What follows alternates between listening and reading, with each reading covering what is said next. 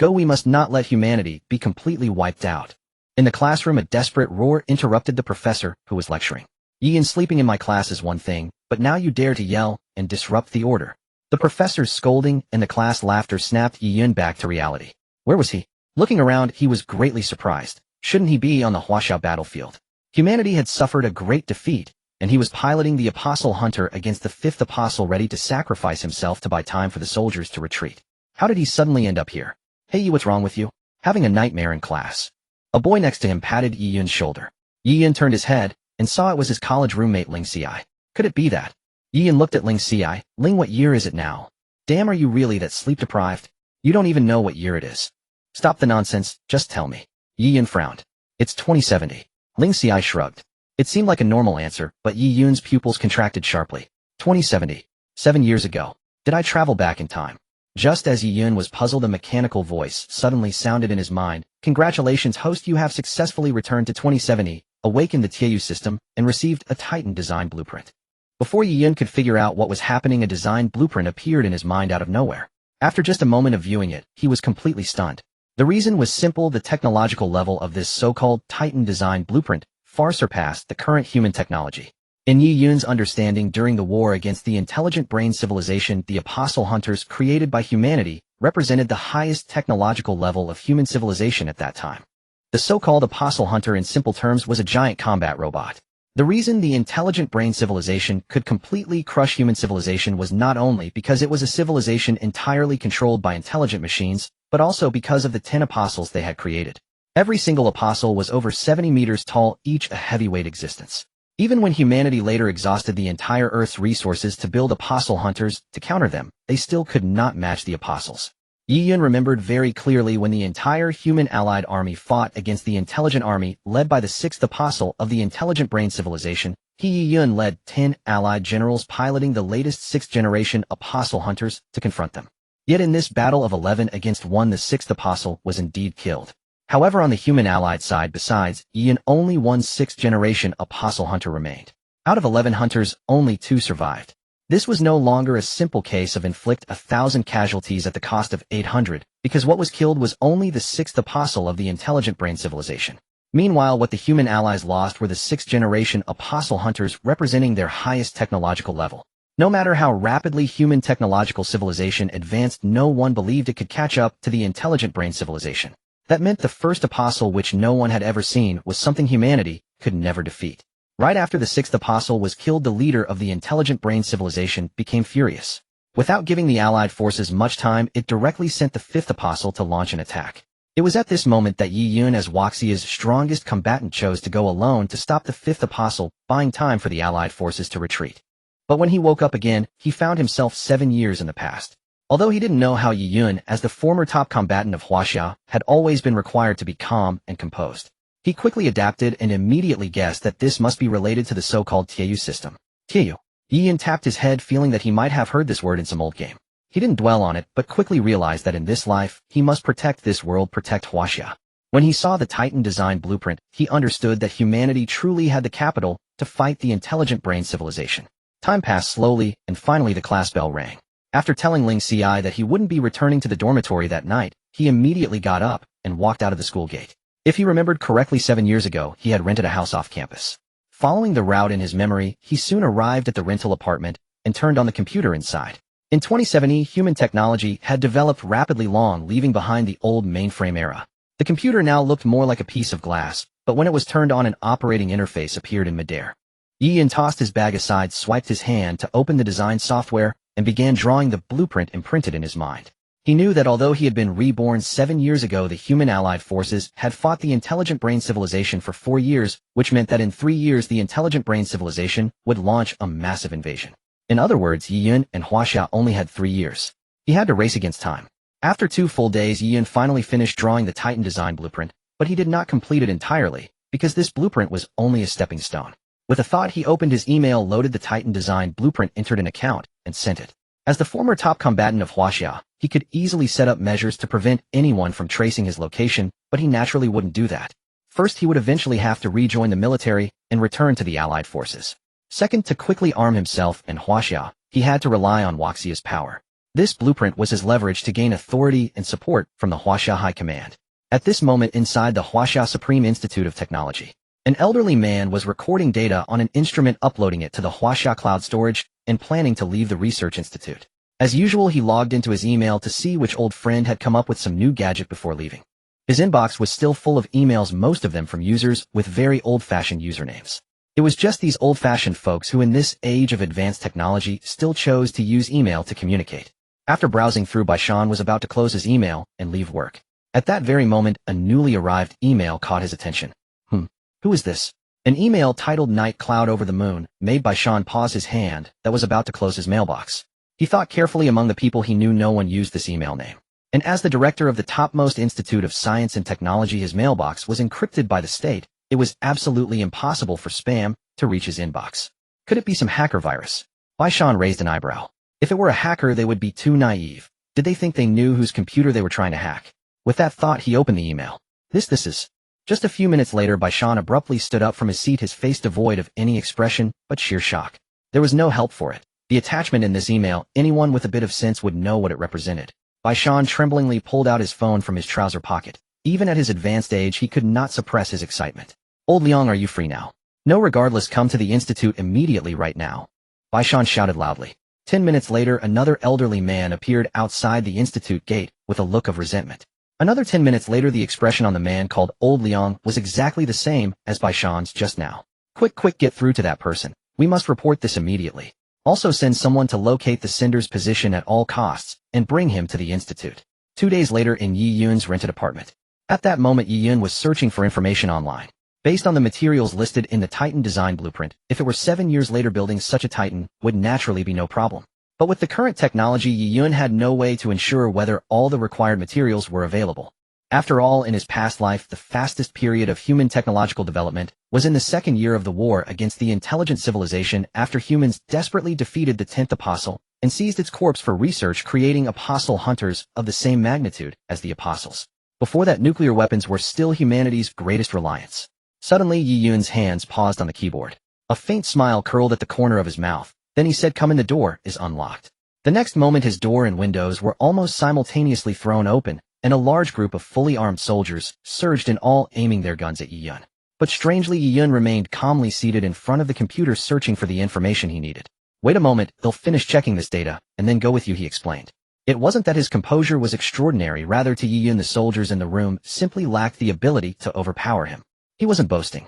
As the former supreme combatant of Huaxia, Yi Yun's physical prowess was far beyond ordinary people. He had earned that title in just a few years, largely because his innate physique was several times stronger than average.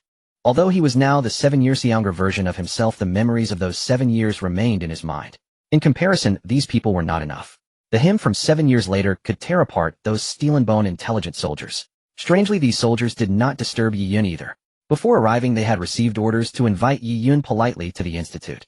The reason for so many soldiers was simple: the design he had sent was something that could change the entire world. Such a precious technical talent needed to be protected layer by layer. This was truly a person whose loss of even a piece of flesh would make half of Huaxia feel heartache. After Yi Yun finished searching, he found that a military officer had already stood beside him. Xiaowu looked at the obviously young man, who seemed only in his early 20s, and asked uncertainly, "You are Night Cloud Over the Moon?" He couldn't help but doubt. If someone casually told you that this young man had designed something that could change the world, not treating him as a fool would already be a sign of respect. Yi Yun nodded. "Yes, it was me. I also sent the design." Hearing the word design, Xiaowu nodded. He hadn't stated his purpose, and the fact that the young man knew about the design was enough to confirm his identity. When Yi Yun went outside, he discovered that the rented apartment building was already surrounded by military vehicles, and Xiaowu had even sealed off 3 nearby blocks. What a grand show of force. A few hours later, Xiaowu brought Yi Yun to the institute. By then, Baishan and the elderly man, surnamed Liang, were already waiting there. Not only them, but the entire institute had been taken over by a crowd of people, both young and old. Obviously, everyone here was waiting for Night Cloud Over the Moon, which meant waiting for Yi Yun. But when Yi Yun actually stood before them, everyone was astonished again. Some even thought Xiaowu was joking. Especially Baishan. How could such an important design be created by a mere young man? Who would believe that? But in the next few minutes, Yi Yun made everyone's jaws drop. With Baishan's permission, he easily transferred the design from Baishan's email to specialized software, and in front of everyone at the institute, he personally filled in the defects in the incomplete design, thus verifying his identity. So that's how it is. That's how it is. The elderly man, surnamed Liang, suddenly slapped his hand. I always felt something important was missing in this part. Now I see with this piece added it's truly perfect. Elder Liang, there's no need for such surprise. If I hadn't completed the design, you probably wouldn't have believed my identity, right? Yi Yun said with a smile, looking at Liang Qingshan. Liang Qingshan was taken aback. Young man, do you recognize me? Yi Yun nodded. You and Elder Baishan beside you are known as the two pillars of the Huaxiao Institute of Science and Technology. Everyone knows you. How could a young man like me not know you? Liang Qingshan nodded, then looked at Yi Yun and asked, young man, introduce yourself. I believe you wouldn't voluntarily hand over such an important design just for fame and attention, right? Yi Yun smiled. You see through me, Elder Liang. My name is Yi Yun, and the reason I came to you is about a matter concerning the safety of all humanity. Everyone present was stunned, obviously confused by Yi Yun's claim of danger to humanity. In this era of rapid human development, what could possibly threaten all of humanity? But the next words from Yi Yun made everyone feel that he must be crazy. In 3 years, the extraterrestrial civilization's intelligent brain will launch an invasion war against Earth. This civilization is led by a leader known as the Supreme Sage, and our Earth will soon be plunged into a world war, Yi Yun declared solemnly. Strangely, after Yi Yun finished speaking, the room fell into an uncanny silence. Everyone stared at him with wide eyes. After a long pause, Liang Qingshan managed to compose himself and said with a twitching mouth, I say, Yi Yun, aren't you being a bit too fanciful? Although our Earth is developing rapidly and has indeed begun to search for extraterrestrial life, saying that an extraterrestrial civilization will invade Earth in just a few years is far too absurd. If it weren't for the fact that Yi Yun was the owner of the design blueprint, anyone else who had spoken such words here would have been thrown out of the Institute of Science and Technology long ago. Yi Yun was taken aback for a moment, then quickly realized he was now 7 years in the past. At this time, Earth was still in the early stages of exploring whether extraterrestrial civilizations even existed, let alone facing an invasion. But he soon explained again, I know you all may find it hard to believe, but this is the truth. If I recall correctly, China currently has a space telescope called Qiwen. Its maximum observation distance should be about 2.0 light-years beyond the Milky Way. If you, Elder Liang and Elder Bai, agree, you could mobilize the Qiwen telescope to investigate these coordinates. Then you will see an enormous interstellar warship, and you will believe me. Yi Yun handed the coordinates to Liang Qingshan. These coordinates were not a figment of his imagination.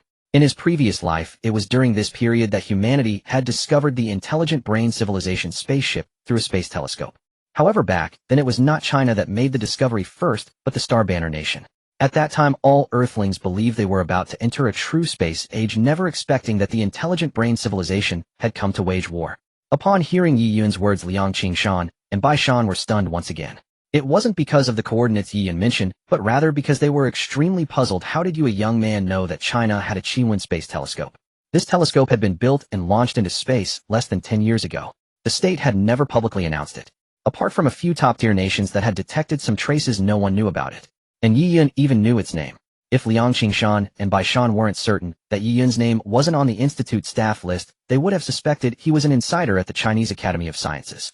Although Yi Yun had provided a verification plan, Liang Qingshan still found it difficult. Yi Yun was right. They could indeed activate the Qiwen space telescope, but doing so would consume enormous amounts of energy. To use the Qiwen telescope for such an intangible claim, even Liang Qingshan, with his status, dared not guarantee he could secure approval. Just as the two elders were caught in a dilemma, the research institute's doors slowly opened. The person who walked in immediately captured everyone's attention. General Secretary Kong.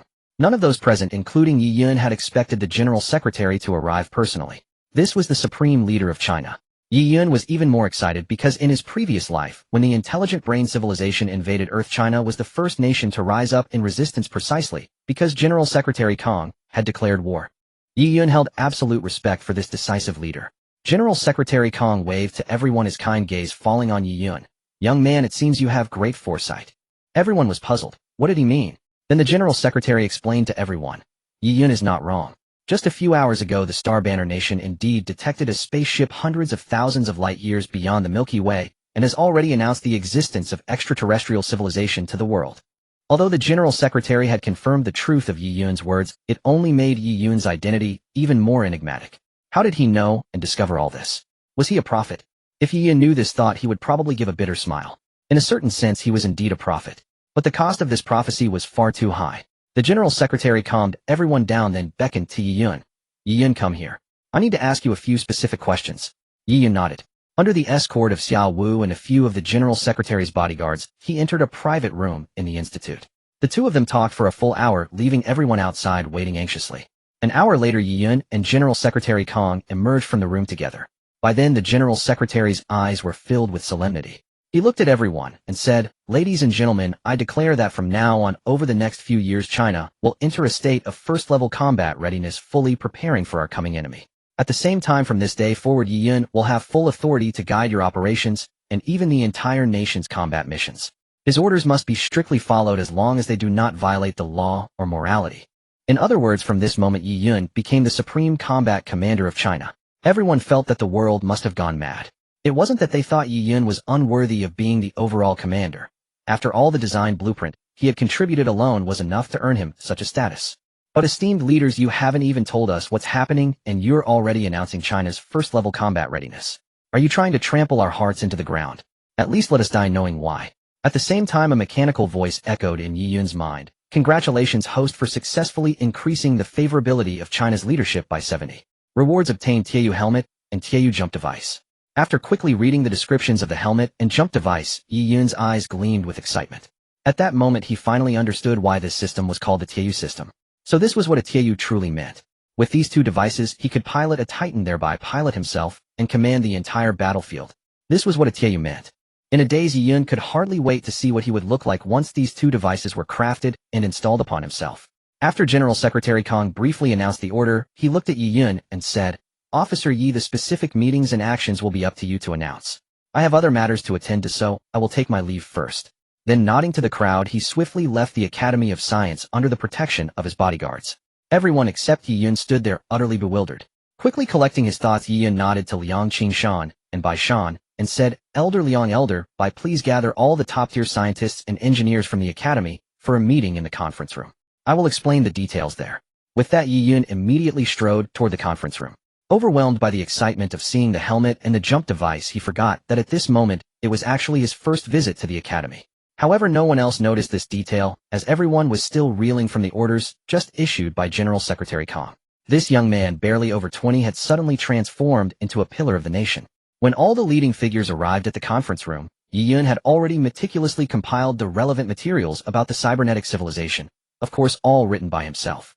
After the assembled dignitaries finished reading the materials Yi Yun had prepared on the cybernetic civilization, especially the section on the apostles, the color drained from every face. Is this really the monster created by that cybernetic civilization? One of the scientists spoke, his voice trembling with fear. Clearly he was terrified. If what Yi Yun said was true, then aside from nuclear weapons, not even the entire Earth possessed any force capable of resisting such a threat. Yi Yun frowned deeply. Yes, so our time is extremely limited. I have already sent a copy of the relevant materials to General Secretary Kong. I believe it won't be long before the entire upper echelons of China understand the formidable enemy we are about to face. Therefore, everyone here, the things you will be building in the coming days are not just what will save China, they are the hope for all of humanity." With these few words, a tremendous sense of responsibility settled upon the shoulders of everyone in the room, and they all became serious. Yi Yun let out a long breath. Among those present, nearly half were people he had known in his previous life. It could be said that all the technological giants of China were now gathered here. With such immense power, if he still could not turn the design blueprints in his hand into reality, it would only mean that humanity was doomed to repeat the cycle of the previous era. But Yi Yun believed that with his past life memories and the system in his mind, he would surely save China and all of humanity. Soon he downloaded the blueprints for the pilot helmet and the jump device. Forging a Titan was undoubtedly time-consuming. No matter how impatient Yi Yun was, he couldn't rush it. However, these two items were currently the ones that could be developed successfully in a short time using China's existing technology, with Yi Yun's assistance, of course. While Yi Yun was busy with the assembled tech giants at the Academy, the Chinese government also began major moves. Within a few hours, the Chinese government swiftly announced a nationwide state of first-level combat readiness, keeping all armed forces on constant alert, and vigorously called upon young people to enlist in the military. Most importantly, this recruitment drive had no upper limit on numbers. The age range was set from a minimum of 16 to a maximum of 40, all eligible for enlistment. At the same time, the Chinese government declared a substantial increase in benefits for the national armed forces, guaranteeing that all funding for these benefits would come from the state. This sent waves of excitement across the entire country. Upon seeing the recruitment terms, many aspiring youths immediately decided to go to their local recruitment offices to sign up. Meanwhile, other nations across the globe received the official announcement from China one after another. While greatly surprised, they too erupted in chaos. The first to speak out was the Star Flag Nation. Facing China, a country so close in both national strength and territory, President Tay immediately objected, issuing a statement claiming that China's actions endangered international security. The Star Flag Nation had reason to suspect that China was planning to start a world war with such large-scale military buildup, and they strongly condemned it. The Chinese government quickly responded, "We simply feel that our country's national strength is lacking, and we wish to provide our citizens with a greater sense of security." President Tay can put aside your conspiracy theories for now. China has always adhered to the principle of we will not attack unless we are attacked, and has maintained a good image as a major power on the international stage. So President Tay, please focus on managing your real estate business. The response was met with cheers at home. It cleverly sidestepped the Star Flag Nation's sharp questions, while implicitly warning them not to meddle in China's internal affairs under the guise of endangering the world. After all, the Star Flag Nation had done such things many times over the past century. And so began an international war of words. Of course, all of this was none of Yi Yun's concern. China had already arranged everything for him. Though he was now the first combat commander of China, this title was only known among the high ranks. The school had no idea about Yi Yun's identity. Thus, by the time Yi Yun finally returned to the dormitory from the Academy of Science, a full week had passed. During that week, he had not contacted anyone. Although his roommates knew he had a rented apartment outside the school, they were genuinely worried about him. "Hey Yunzi, you suddenly disappeared for a whole week. We called, we messaged, nothing. We were this close to calling the police." Upon seeing Yi Yun finally back, Ling Ci gave him a hard punch on the chest. "Damn, take it easy, will you?" Yi Yun rolled his eyes, then explained, "I found an internship outside the school. The company already arranged everything with the school. From now on, I don't have to go back to class." "No way." Zhuomu, another roommate, exclaimed in surprise. "That good? A company that can get your studies waived with just a word. There are only a handful of companies in the capital with that kind of power." Hearing this, Yi Yun couldn't help but smirk. If Zhuomu knew that the so-called big company was actually China's top Academy of Science, what expression would he wear? Yet having been classmates for so many years in college, the brothers in the dorm were naturally delighted that Yi Yun had landed such an excellent job. Zhuomu, ever the straightforward one, bluntly declared that today Yi Yun would have to treat everyone to a lavish meal. Yi Yun naturally agreed. After all, with the order from General Secretary Kong granting him the title of Commander-in-Chief, his current status and position were no different from that of a general. In his past life, he had held the same position, the only general in China under the age of 30. With the support of the Academy of Sciences, Yi Yun's worth had skyrocketed. His bank account now held a staggering 50 million yuan. Treating others to a meal was nothing to him. Over the next 3 months, since he had already fully explained the specifics of the helmet and jump device during that first week, there was no longer any need for him to worry about the manufacturing process. When he had detailed the helmet and jump device, Yi Yun's intelligence had once again stunned the many experts at the Academy of Sciences. They simply could not fathom what kind of knowledge was stored in the mind of this young man barely in his 20s. However, China's sudden announcement of a national first-level combat readiness state had escalated international tensions. Although China had declared it would not engage in any cross-border actions, the instigation of various countries had led many nations following the Xingqi country to launch a relentless barrage of criticism against China. This irritated Yi Yun. Even in his past life, he had never held any fondness for those countries. What lingered most vividly in his memory was that at the onset of the Great War, the Xingqi country had attempted to communicate with the Jinao civilization, only to have the Jinao civilization annihilate an entire continent of its population as a result of such reckless behavior. The actions of the state had made the people pay the price. "Yo, watching the news?" Zhuomu suddenly appeared in the dorm. Yi Yun nodded, and Zhuomu eagerly joined the conversation. "Yunzi, have you heard? The official Chinese announcement said that our country has produced a truly top-tier technological combatant, and they say he's still very young. This time China's declaration of a wartime alert was all because that big shot predicted a crisis years from now." What boldness! Watching Zhuomu's face full of admiration, Yi Yun found it a bit amusing and frustrating. How was he supposed to reveal that he was that person? If he said it, Zhuomu would probably think he had gone mad. Just as he was thinking, his phone suddenly rang. He pulled it out and saw the number, his pupils contracting sharply. It was from the Academy of Sciences. He immediately stood up and answered. Zhuomu was still rambling on, completely oblivious to Yi Yun's phone call. Bai Shan's voice came through the line. "Yi kid, those 2 items have been manufactured. I need you to put the finishing touches on them." Joy surged across Yi Yun's face. "Really, Elder Bai?" "Yes." Bai Shan's tone carried a sense of pride. "I never thought I, Bai Shan, would have the honor of creating such cutting-edge individual equipment. But as you said, these 2 items still lack a soul. They need your finishing touch. The person to pick you up has already arrived. He should be at your school gate by now. Hurry over." His voice was filled with eagerness. "I'm on my way." Yi Yun, equally impatient, told Zhuomu that something had come up at the company, then grabbed his bag and dashed out of the dorm. The scene at the school gate was a spectacle in itself. Dozens of military jeeps were parked outside, with several helicopters circling overhead. The surrounding area had been cleared by soldiers. This sparked wild speculation among the students. Clearly the military was here to pick up a very important person.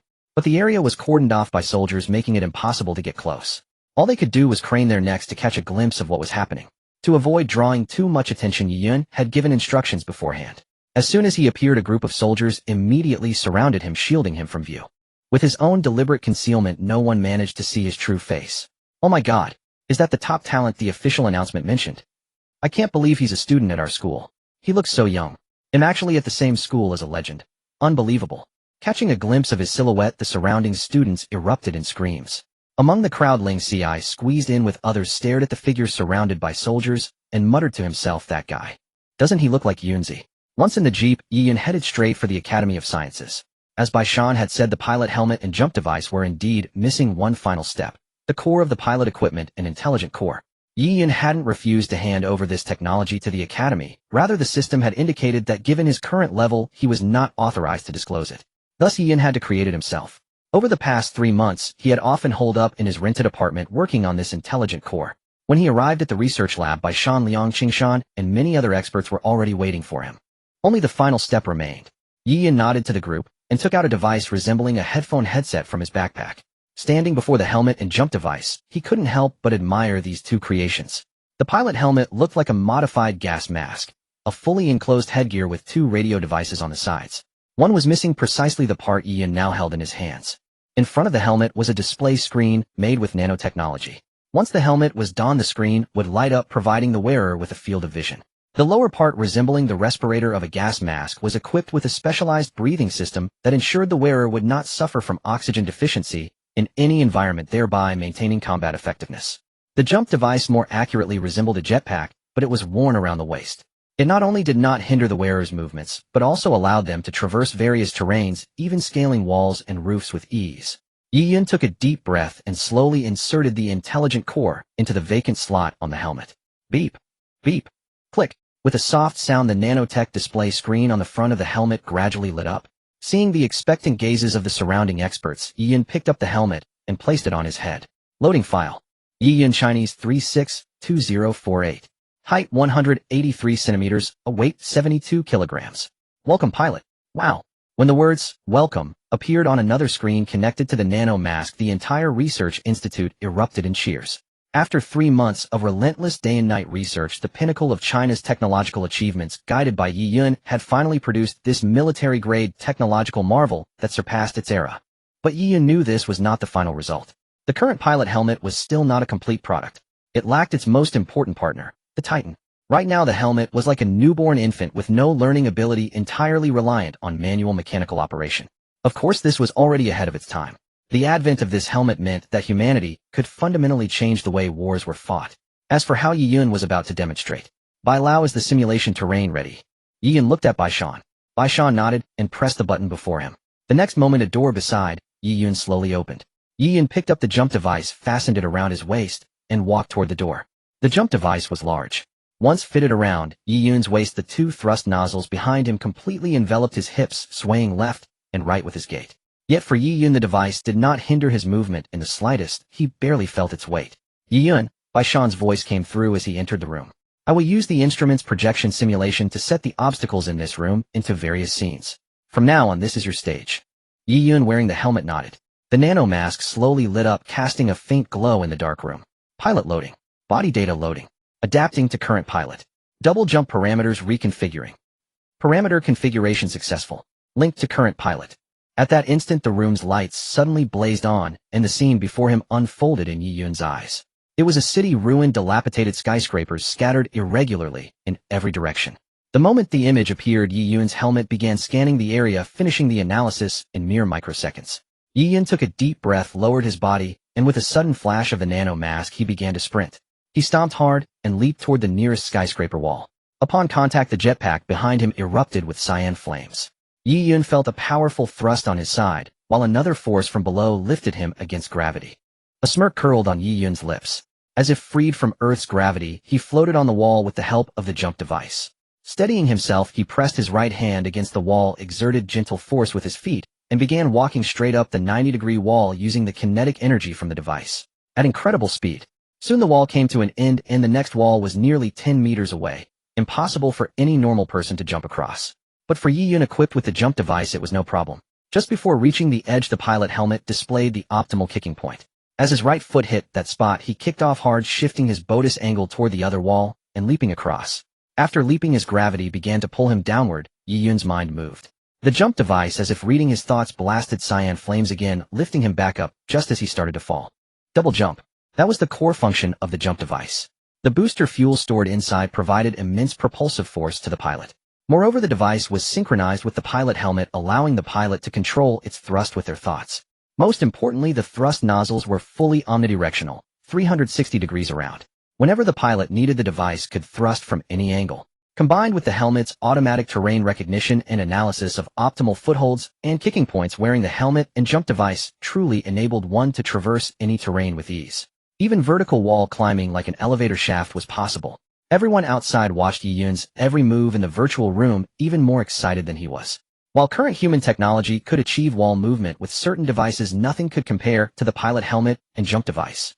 According to Yi Yun, he could even pause on a wall at various angles to perform tactical maneuvers like shooting. Unfortunately, manufacturing such a device was extremely costly.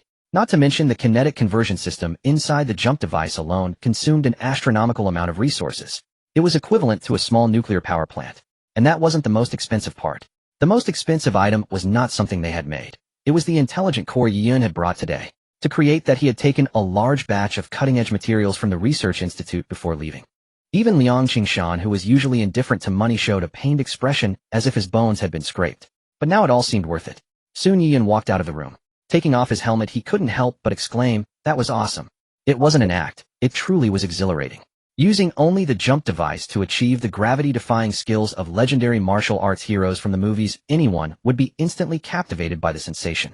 At that moment, the system's voice rang out again. "Congratulations, host. Successfully matched the pilot helmet and successfully utilized the device.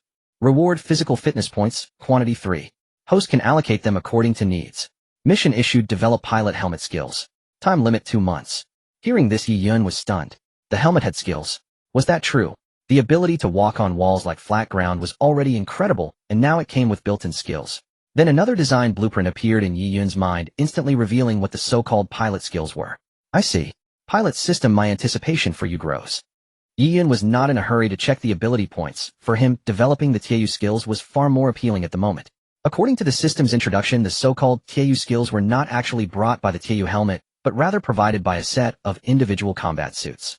However, this combat suit was vastly different from the ones worn by current human soldiers. In normal times, it was no different from an ordinary piece of clothing, but when paired with the Tieyu helmet and jump device, the effect it produced was an absolute military sharp weapon.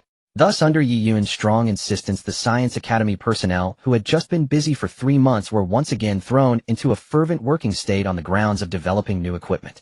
It was not that Yi Yun did not want to give everyone a break, but with only about 2.5 years left before the invasion of the intelligent civilization, if he did not accelerate the pace, he was not confident that he could protect Huaxiao well. Moreover, if Yi Yun remembered correctly, half a year later Huaxiao would suffer an attack from a local force within the Huaxiao land. And this attack was something that Yi Yun could never forgive in his past life.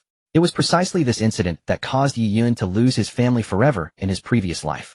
As a result, Yi Yun had abandoned his studies, enlisted in the military, and later, during the invasion of the intelligent civilization, became the supreme combat power of Huaxiao and one of the leaders of the human alliance jointly resisting the invading intelligent civilization.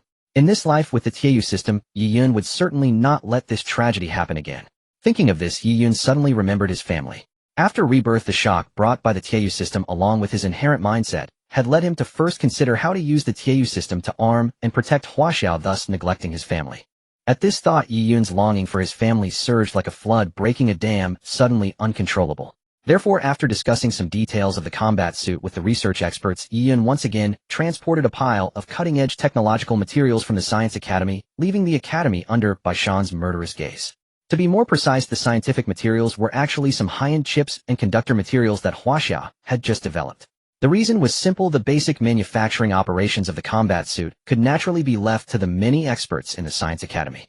But unfortunately, just like with the Tieyu helmet, the most cutting-edge technological parts still needed to be crafted by Yi Yun himself.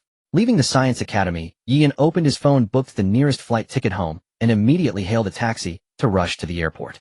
Father, mother, and his younger sister. Thinking of them, Yi Yun's heart instantly burned with warmth. The boarding process was smooth. To avoid being disturbed, Yi Yun directly booked a first-class seat. As for him, now this amount of money was not a problem. As for his own safety, Yi Yun was naturally very assured. After all, since he became the highest tactical commander of Huaxia, his safety had become the top concern of Huaxia. Not to mention this identity, even the equipment Yi Yun had revealed made it impossible for Huaxia to allow any accident to befall him. Consequently, even though countries around the world now knew that Huaxia had produced a top-tier talent, no one was clear about Yi Yun's true identity. After the plane took off, Yi Yun put on an eye mask, seemingly resting, but his mind had already sunk into his thoughts. In the system, he still had 3 ability points unused. Entering the system space, he summoned the system and saw a panel displayed by it. It listed Yi Yun's current physical data. Yi Yun male, physique 5, combat 7, reaction speed 8, intelligence 8, spirit 9, remaining ability points 3. Seeing this row of data, Yi Yun was somewhat surprised. The reason was simple. From childhood to adulthood, Yi Yun had always been described by those around him as a child with innate divine strength. In terms of strength, he had never feared anyone.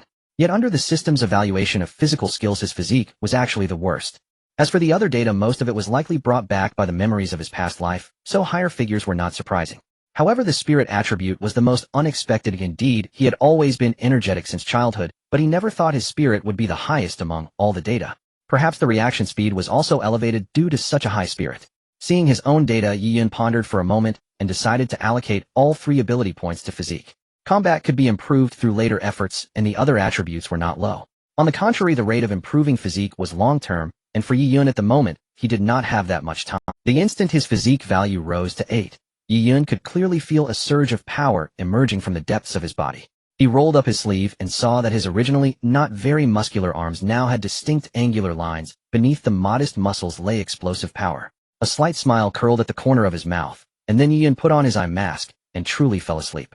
Awakened by the flight attendant's reminder and the bumpy landing of the plane, Yi Yun tidied up and stepped off the plane standing in Suwon International Airport.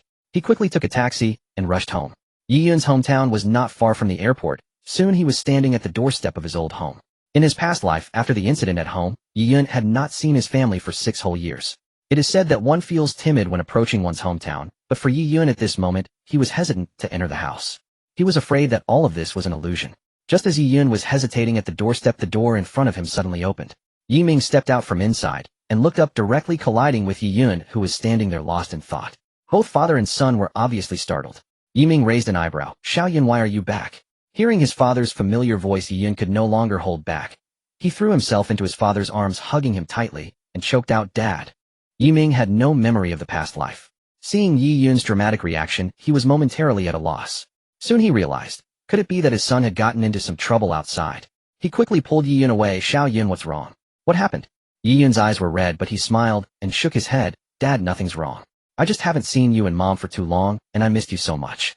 After confirming repeatedly, Yi Ming didn't press further and led Yi Yun into the house. As soon as they entered, Yi Yun caught a familiar scent wafting through the home. His eyes lit up. This was a smell he would never forget in his lifetime. Since childhood, he and his sister had loved their mother's signature braised pork belly, and this aroma was exactly that of the dish made by Ran Yue's mother. "Did you take out the trash?" As he was thinking, Ran Yue emerged from the kitchen, asking Yi Ming whether he had disposed of the garbage. Looking up, she saw her son, who should have been at school, standing right before her. A mother always misses her child. The moment she saw Yi Yun, joy instantly brightened her face. For Yi Yun, however, it had been over 6 long years since he had last seen his mother. Tears he had barely managed to hold back surged forth again. "Mom. Xiao Yun. You child, why did you come back so suddenly without telling us?" Ran Yu walked over, took Yi Yun's arm, and led him to the living room to sit down. "Come, let Mom see you. School must have been hard. You've lost weight." Ran Yu's chattering made Yi Ming twitch the corner of his mouth. "It's only been 4 months. Is it that serious?" Upon hearing this, Ran Yu bristled like a mother cat protecting her cub. "Do you think your son is like you? All day long you do nothing but gain weight. Go away." Watching his parents bicker, Yi Yun's heart, which had grown cold in his past life, warmed once more. He had dreamed of such scenes countless times during those 6 years. He never imagined he would have the chance to experience them again.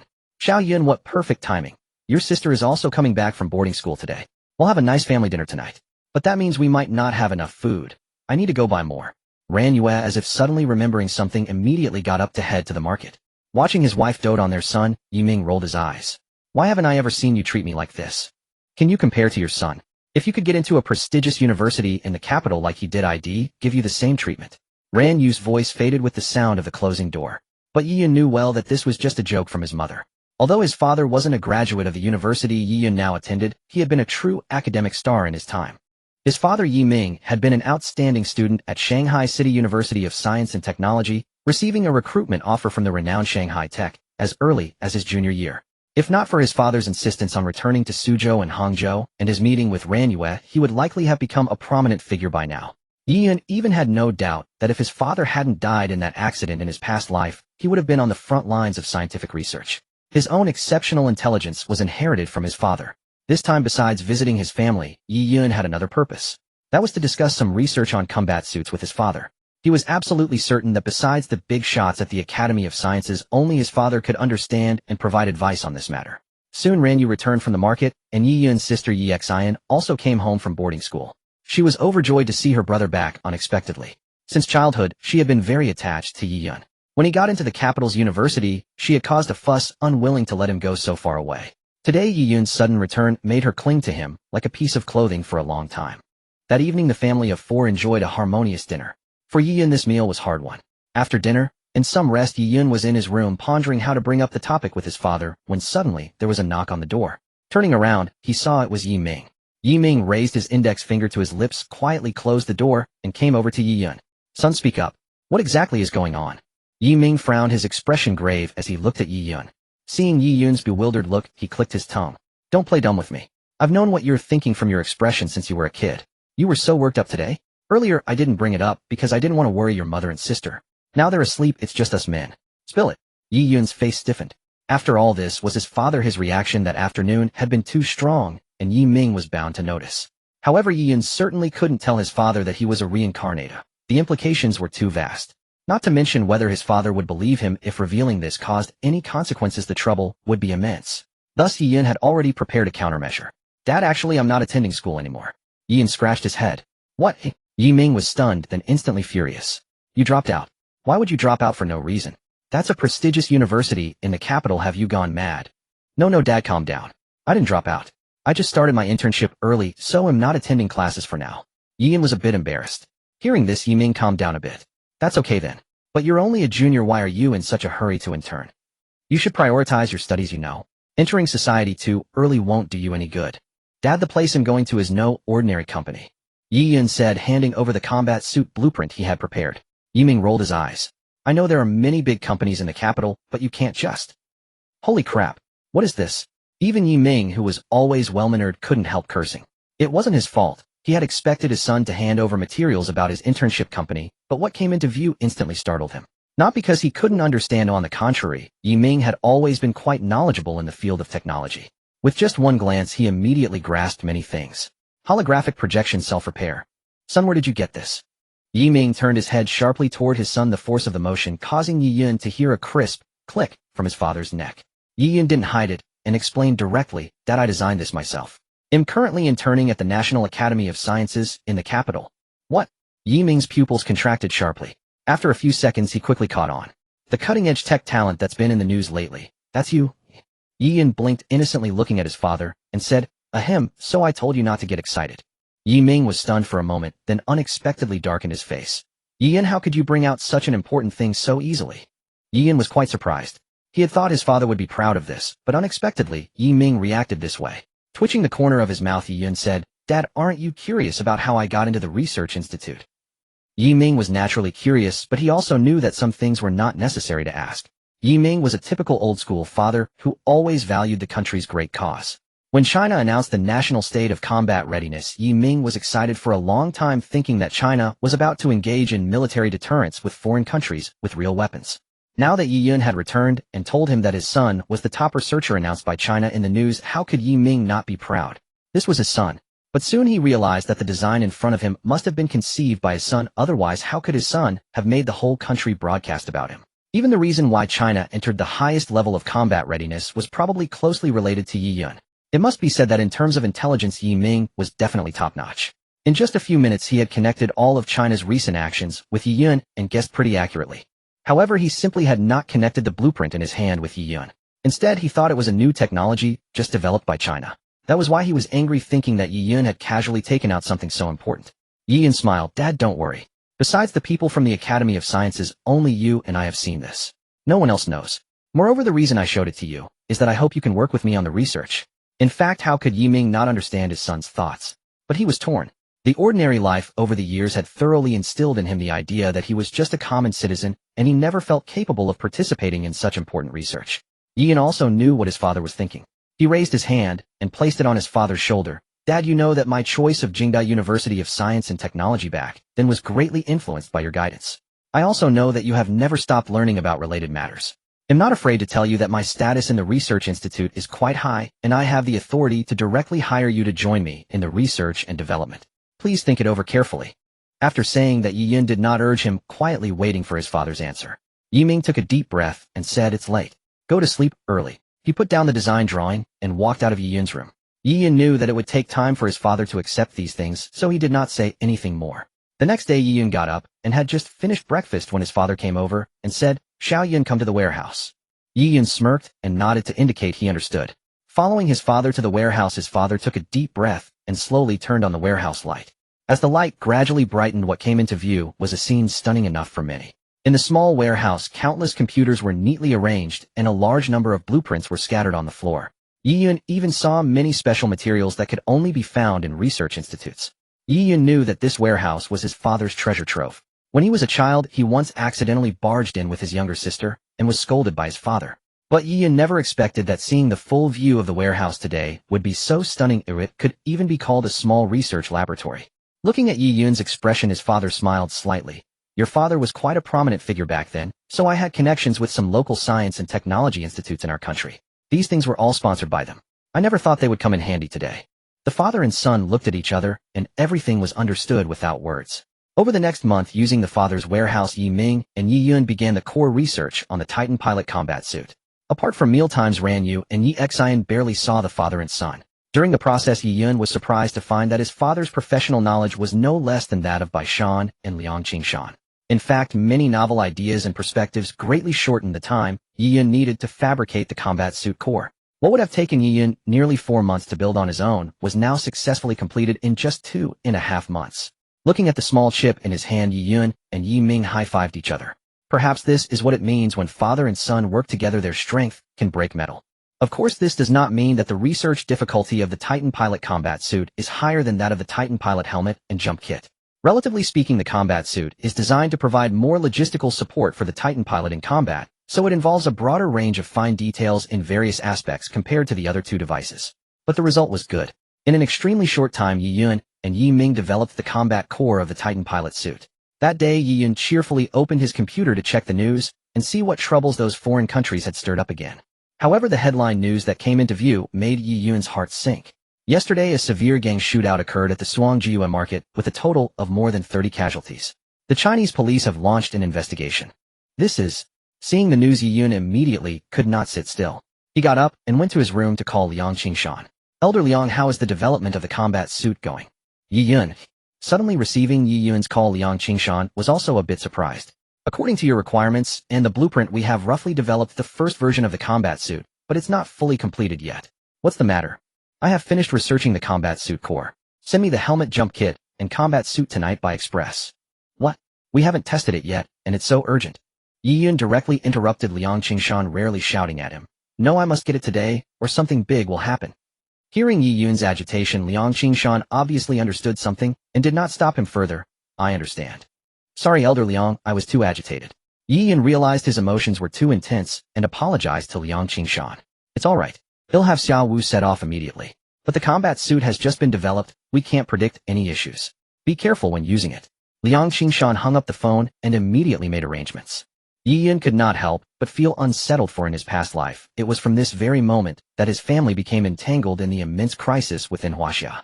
The news report concealed a massive truth. While it was indeed a gang shootout, the forces behind the two gangs were the two most prominent families of Suang, the Tang family and the Yuan family. In his previous life, the conflict between these two families lasted over half a year, involving thousands of people with countless casualties. The so-called police intervention was merely a facade to calm the public. The sheer scale of the confrontation left the police too intimidated to intervene. The reason Yi Yun's family became embroiled in this catastrophe was that on this very night, his sister Yi Xian would die in the crossfire between the two families. His parents seeking justice would pursue the case all the way to the Supreme People's Court in the capital only to be silenced by one of the families. At that time, to avoid disturbing Yi Yun, who was deeply absorbed in his university studies, his parents hid the truth from him, fighting desperately for justice. Yet they ended up losing their lives. Originally this event was months away, but Yi Yun never expected it to come so suddenly in this life. This was why Yi Yun was so agitated. He had to do everything in his power to save his sister in this life. After 2 agonizing hours of waiting, he finally heard the sound of a helicopter above his home. The sudden appearance of the aircraft drew a crowd of onlookers, many of whom had only seen military helicopters on television. Yi Yun ascended to the rooftop.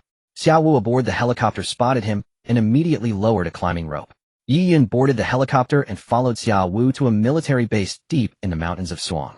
After disembarking, Yi Yun took a case Xiao Wu tossed to him and rushed into the weapons armory. Inside the armory, on an iron table, Yi Yun opened the case. The Tieyu helmet and jump device lay quietly awaiting their master. Beneath them was a strange piece of clothing. It resembled a shrunken padded jacket interwoven with various steel plates at the joints, looking like a complete exoskeleton battlesuit. Without further ado, Yi Yun inserted the combat suit chip he had developed with his father into his chest. As the chip was injected, he saw the Tieyu helmet respond, as if sensing something, its nano display lighting up. Yi Yun knew the chip was working. He quickly donned the combat suit, fastened the tactical belt and vest, and installed the jump device. After his body had been enhanced by the ability points, these movements became remarkably swift. Meanwhile, Yi Yun put on the helmet and picked up the 416 Hong Kong dollars automatic rifle and various ammunition from the iron table. The moment the rifle was in his hand, he saw a rifle icon appear in the lower left corner of the display, along with a fragmentation grenade icon, all indicating the number of tactical equipment he had and the weapon status. This display, constantly present in the lower left corner, allowed Yi Yun to conveniently check his supplies. More importantly, he noticed an icon resembling a small eye next to the rifle icon. If his guess was correct, this was the Tieyu skill mentioned by the Tieyu system. But time was pressing, and Yi Yun had no chance to familiarize himself with the skill. He would have to use it on the go. After preparing, he quickly returned to the helicopter. Xiao Wu, watching from above, was visibly startled, for Yi Yun now looked like a mechanical man. If not for his exposed forearms, Xiao Wu would have thought he had turned into a robot. Yi Yun wasted no time and instructed Xiao Wu to take him to Suang University. By his calculations, the two families had likely already begun their conflict. He had to hurry. Xiao Wu said nothing, fully aware of the gravity of the situation, only asking if Yi Yun needed him to come along. Yi Yun shook his head. It would be dangerous for Xiao Wu to join the chaos tonight, and he did not want to involve him. Soon the helicopter arrived over Suang University. Though no conflict was visible from the helicopter, through his Tieyu helmet, Yi Yun could clearly see a large number of heat sources 2 kilometers ahead. Without waiting for the helicopter to descend, Yi Yun did not even use the rope. He pulled open the cabin door, and to Xiao Wu's astonishment, jumped straight down. Just before landing, the jump device on his back erupted with a burst of flame, instantly canceling the force of the fall, and Yi Yun landed steadily on the grass. Like a seasoned veteran, Yi Yun expertly released the safety and chambered around. Guided by the Tieyu helmet, he sprinted in a certain direction. At that moment, on a street not far from Suang University, Yi Xian and her roommate were trembling, hiding behind a trash can in an alley. The cacophony of shouts and gunfire outside relentlessly assaulted the hearts of the two girls. They deeply regretted their decision. Originally, they had classes tonight, but because a movie starring Yi Xin's favorite actor was premiering, she had dragged her roommate to skip class and watch it. Who would have thought that on their way back to school, 2 groups of people suddenly emerged from both sides of the street and started shooting without a word. The terrified girls fled in panic, managing to hide in this alley. Still, the commotion outside kept them terrified. "Sheena, are we going to die here tonight?" Wang Jie sobbed, already in tears. "I wish I hadn't skipped class. What do we do now?" Yi Xian was also panicked. Though she hadn't cried, her trembling body betrayed her fear. Every gunshot outside made them flinch. Yi Xian tried to comfort Wang Jie. "It's okay, this alley is secluded, they won't find us." But fate seemed to mock them. Despite the chaos outside, Wang Jie's crying attracted the attention of someone beyond the alley. A man in a suit passing by the alley entrance heard the cries. Frowning, he cocked his gun and cautiously ventured into the alley. Huang Jun was an enforcer under the Suang Tang family. His strength had long been valued by the Tang family's high-ranking members. After all, he had retired as a special forces soldier long ago. However, after being taken under the Tang family's wing, prolonged indulgence gradually eroded his integrity, and he had now become the Tang family's most loyal enforcer. A few days ago, the 2 great families of Suhong, the Tang family and the Yuan family, came to blows at the bidding site while competing for the latest development land in Suang. Thus, the long-standing balance between the 2 families was instantly shattered. Starting from last night, the forces under the 2 families engaged in extremely fierce firefight exchanges in the darkness. Even throughout the entire Huaxiao, no one would have anticipated such a situation. As the Tang family's foremost enforcer, he was naturally dispatched immediately. Today's battle was going quite smoothly. The Tang family had always held a slight edge over the Yuan family in both firearms and manpower. Huang Jun was well aware that this firefight would last at most a week and would end with the Yuan family conceding defeat. As a former Special Forces soldier, he naturally stood to gain many benefits. The operation was already nearing its end. Huang Jun had left his squad and was directing his underlings. It was at this moment, passing by an alley, that he heard crying coming from within. How could someone be crying? Huang Jun's instincts had always been sharp during his time in the Special Forces, so he naturally couldn't dismiss it as an auditory hallucination. He raised his pistol and slowly walked into the alley. Meanwhile, inside the alley, Yi Xian and Wang Jie heard that the gunfire on the street outside had subsided. Thinking that perhaps the people had moved on, they wanted to look up and see if they could escape. But just as they looked up, they saw a dark gun barrel pointed directly at their heads. Terrified, both of them instantly lost their voices and collapsed to the ground. Huang Jun was also visibly startled. He had thought it was some Yuan family grunt hiding in the alley, but it turned out to be two young girls. They appeared to be two university students. "You two, are you students from the nearby Suan University?" Huang Jun squinted as he asked. Yi Xian nodded. "Big brother, please let us go. We're just students. We were trapped here by accident today." Watching Yi Xin's delicate and lovely face, and then looking at Wang Jie, who had already gone limp with fear and had no strength to resist, Huang Jun's eyes rolled as a wicked thought arose in his mind. Since joining the Tang family, he had indulged in many women, but he had never encountered a girl-next-door type like Yi Xian before. His lustful heart could no longer be restrained. What's more, there were two of them this time. Since it was a firefight, no one would know if two people died in the chaos. Might as well. With that thought, Huang Jun smirked. "That won't do. How do I know you're not deliberately placed here by the Yuan family?" Wang Jie quickly shook her head. "No, big brother. We don't know anything about the Yuan family. We're just students. Please let us go. Letting you go is not impossible, but..." Huang Jun licked his lips, revealing a lecherous smile. The expressions of Yi Xian and the other girl instantly turned terrified. As Huang Jun approached, suddenly, Yi Xian sprang up and rammed her head into his chin. Despite being a Special Forces veteran, Huang Jun was caught off guard at such close range and was stunned, his vision blurred. Wang Jie run. Ignoring the pain in her head, Yi Xian grabbed Wang Jie to flee. Enraged that a girl had outwitted him, Huang Jun raised his pistol and fired at Yi Xian. Bang! The gunshot shattered the silence of the alley. Yi Xian watched helplessly as the bullet flew closer and closer. Was she going to die here? "Dad, Mom, and brother, I'll never see you again." Just as despair was about to cloud her eyes, suddenly the bullet struck the air with a clang, sending sparks flying. Huh? What's going on? Huang Jun's eyes widened. Something had blocked his bullet. Ahead in the dark alley, a faint light suddenly flickered in midair, and a figure resembling a machine materialized out of thin air, standing between Yi Xian and Wang Jie. Startled, Huang Jun instinctively raised his gun to fire. But the other person was faster. With his right arm, he scooped up Yi Xian and Wang Jie, while his left arm raised, and a grappling hook shot out from his forearm, pulling all three of them into the air almost simultaneously. The jump device on his back instantly activated, carrying the three as they ran along the walls. Despite Huang Jun's decent aim, he couldn't hit them. The man brought Yi Xian and the other girl to the wall near the alley entrance and asked, "Are you all right?" Hearing the familiar voice, Yi Xian rejoiced. "Brother." Yes, the robot that had saved her at the last moment was her brother Yi Yun, who had put on the pilot's suit. "Stay hidden and don't come out. Leave the rest to me." Yi Yun did not rush to comfort his sister. Now that he was here, nothing could happen to Yi Xian. However, the one who dared to shoot at his sister must die. Beneath the pilot helmet, Yi Yun's face had turned terrifyingly cold. Family was his Achilles heel. Anyone who dared to lay a hand on his sister was already on his death list. The temper of the former Huaxiao war god was something no one in the entire human alliance dared to provoke. Without any protective measures, Yi Yun walked out decisively. With this pilot suit, he didn't need any extra defensive actions. Seeing the monstrous figure reappear, Huang Jun fired without a second thought, but before he could act, the man vanished again. Suddenly, the hairs on the back of Huang Jun's neck stood on end.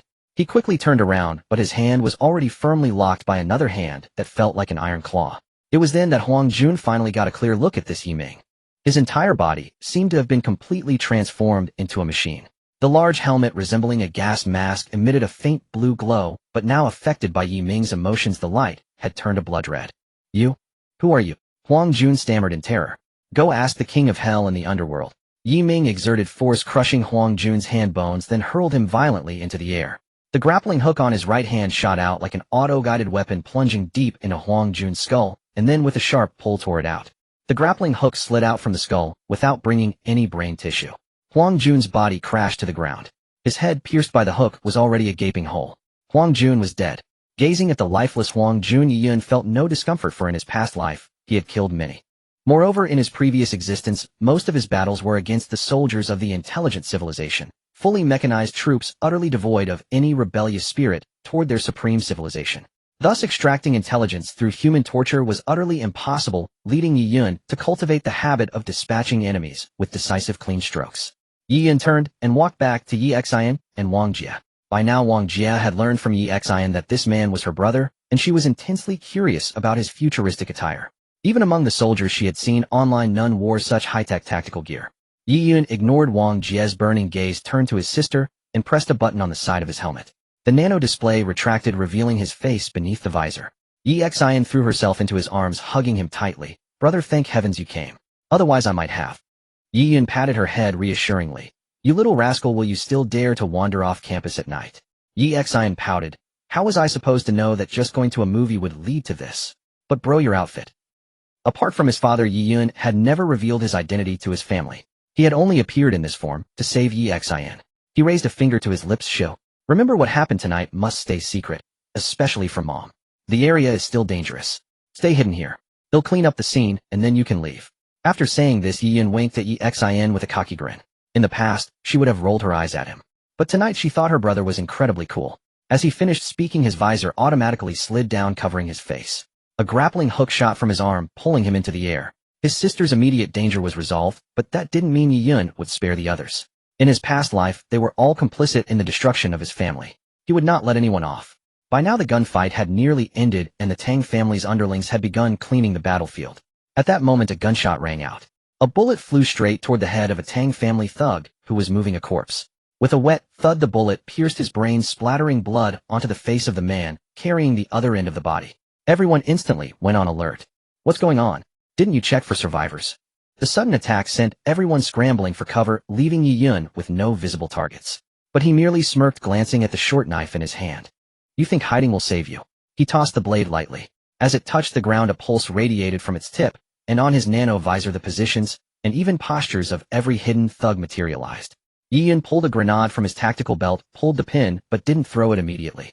To prevent them from fleeing at the sight of the grenade, he chose a tactic: cooking the grenade. Often grenades don't explode instantly like in movies. The typical fuse time is 58 seconds. At close range, throwing it immediately might let everyone escape before the blast. But for Yi Yun this was no problem. The pilot helmet warned him of the grenade's detonation time. When only about 3 seconds remained, he heard a sharp beep in his earpiece. Instantly, he hurled the grenade toward the optimal strike point indicated by the helmet. A thunderous explosion. The thugs hiding behind cover were wiped out before they even knew what hit them. To their dying breath, they never understood where the grenade came from. No warning, not even a sound, before being blown to oblivion. Yi Yun coldly approached, finishing off each blasted corpse with a single shot from his 416 Hong Kong dollars. Then, using his grappling hook again, he swung between the skyscrapers, setting off toward his next prey. That night, Yi Yun moved like a ghost through the gang battlefield, slaughtering nearly everyone. Few even caught a glimpse of him before being sent to hell. When the last bullet entered the final corpse's skull, Yi Yun gazed at the empty magazine, took a deep breath, and swiftly turned to leave. Though the fight was over, his sister was still in that alley. He had to escort her back to school. After Yi Yun left, one of the corpses suddenly stirred. A body was pushed aside, revealing a man beneath. "Death. The Grim Reaper. Huh. The Reaper has come to collect souls. Ha ha ha." The thug babbled, staring in the direction. Yi Yun had gone, clearly driven mad with fear. Yi Yun, after sending Yi Xian back to her dormitory, contacted Xiao Wu and prepared to return to the Science Institute immediately. On the helicopter, despite his calm expression, the fervent gleam in his eyes betrayed his inner excitement. Powerful. So incredibly powerful. That night, Yi Yun had faced nearly 100 gang members alone. Among them, about 30 were armed. Yet with just one gun and his own skill, he had taken them all down. It was all thanks to the might of the pilot system. Ding. Host has developed pilot skills. Count 3. Ding. Host has successfully rewritten the fate of his past life, altering the future trajectory. Reward function points. Count 5. Reward. Due to insufficient pilot skill development, this reward enters accumulation state. Moi. Yi Yun blinked, not because he thought he had lost the reward, but because the pilot skills. There were more than just these 3. Indeed, tonight his devastating rampage had been powered by those 3 skills. And crucially, these skills under his mental command could be swapped at any time. Combined with his exceptionally high mental strength and lightning-fast reflexes, Yi Yun could execute a myriad of tactical variations in combat. Tonight on the block, it was the first time Yi Yun debuted as a Tiayu. The battle he engaged in was broadcast live via the camera inside his Tianyu helmet onto the screens of the Institute of Science and Technology. Apart from Xiao Wu, who was also connected to the screen, only two elderly men Bai Shan and Liang Qingshan witnessed Yi Yun's combat. To be honest, setting aside the Tianyu equipment, what struck the three of them the most was still Yi Yun. Yes, they had once again revised their assessment of him. It was hard to imagine how a young man barely over 20 could be so ruthless in killing without blinking an eye. Both Bai Shan and Liang Qingshan had served in the elite research units of Huaxiao when they were young and had been on battlefields, so killing was nothing to them. But Yi Yun seemed nothing more than a college student. Unlike the two elders, Xiao Wu's understanding of Yi Yun was even more perplexing. Throughout Yi Yun's entire battle, whether in the use of equipment or tactical application, he made no mistakes whatsoever. Even if Xiao Wu himself were to take the field, he could hardly claim he would do better than Yi Yun. It was as if Yi Yun had experienced hundreds of battles, a seasoned veteran. Perhaps there were people of his age in other special forces units, but they had all undergone grueling training before becoming elite soldiers. They could not even compare to Yi Yun. Little did they know that the battles Yi Yun had endured in his past life far outnumbered theirs.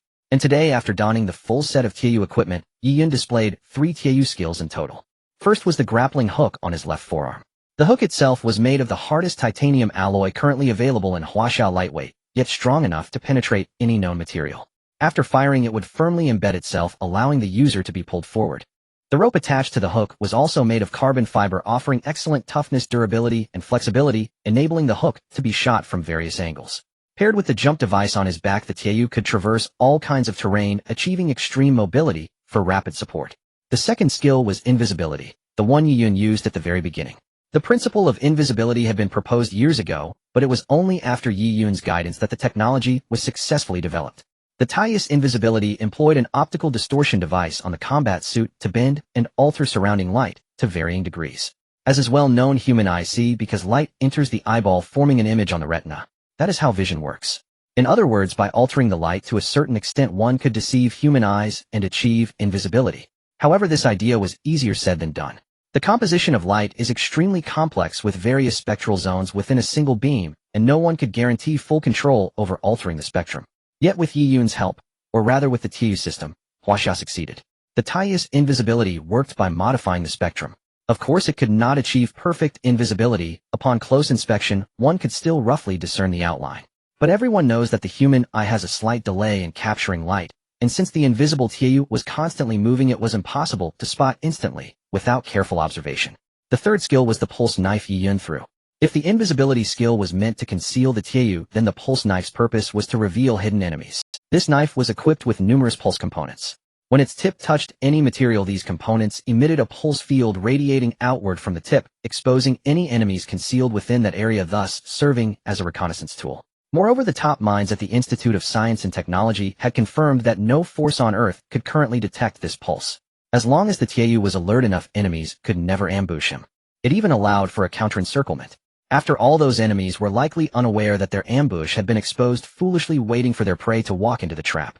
With just these 3 skills, Liang Qingshan dared to assert that the Tianyu equipment Yi Yun had created had fundamentally changed the nature of warfare. Whether it was the 100 gang members Yi Yun faced tonight, or 100 well-equipped troops, even special forces, Yi Yun could take them all down single-handedly. It was only a matter of time.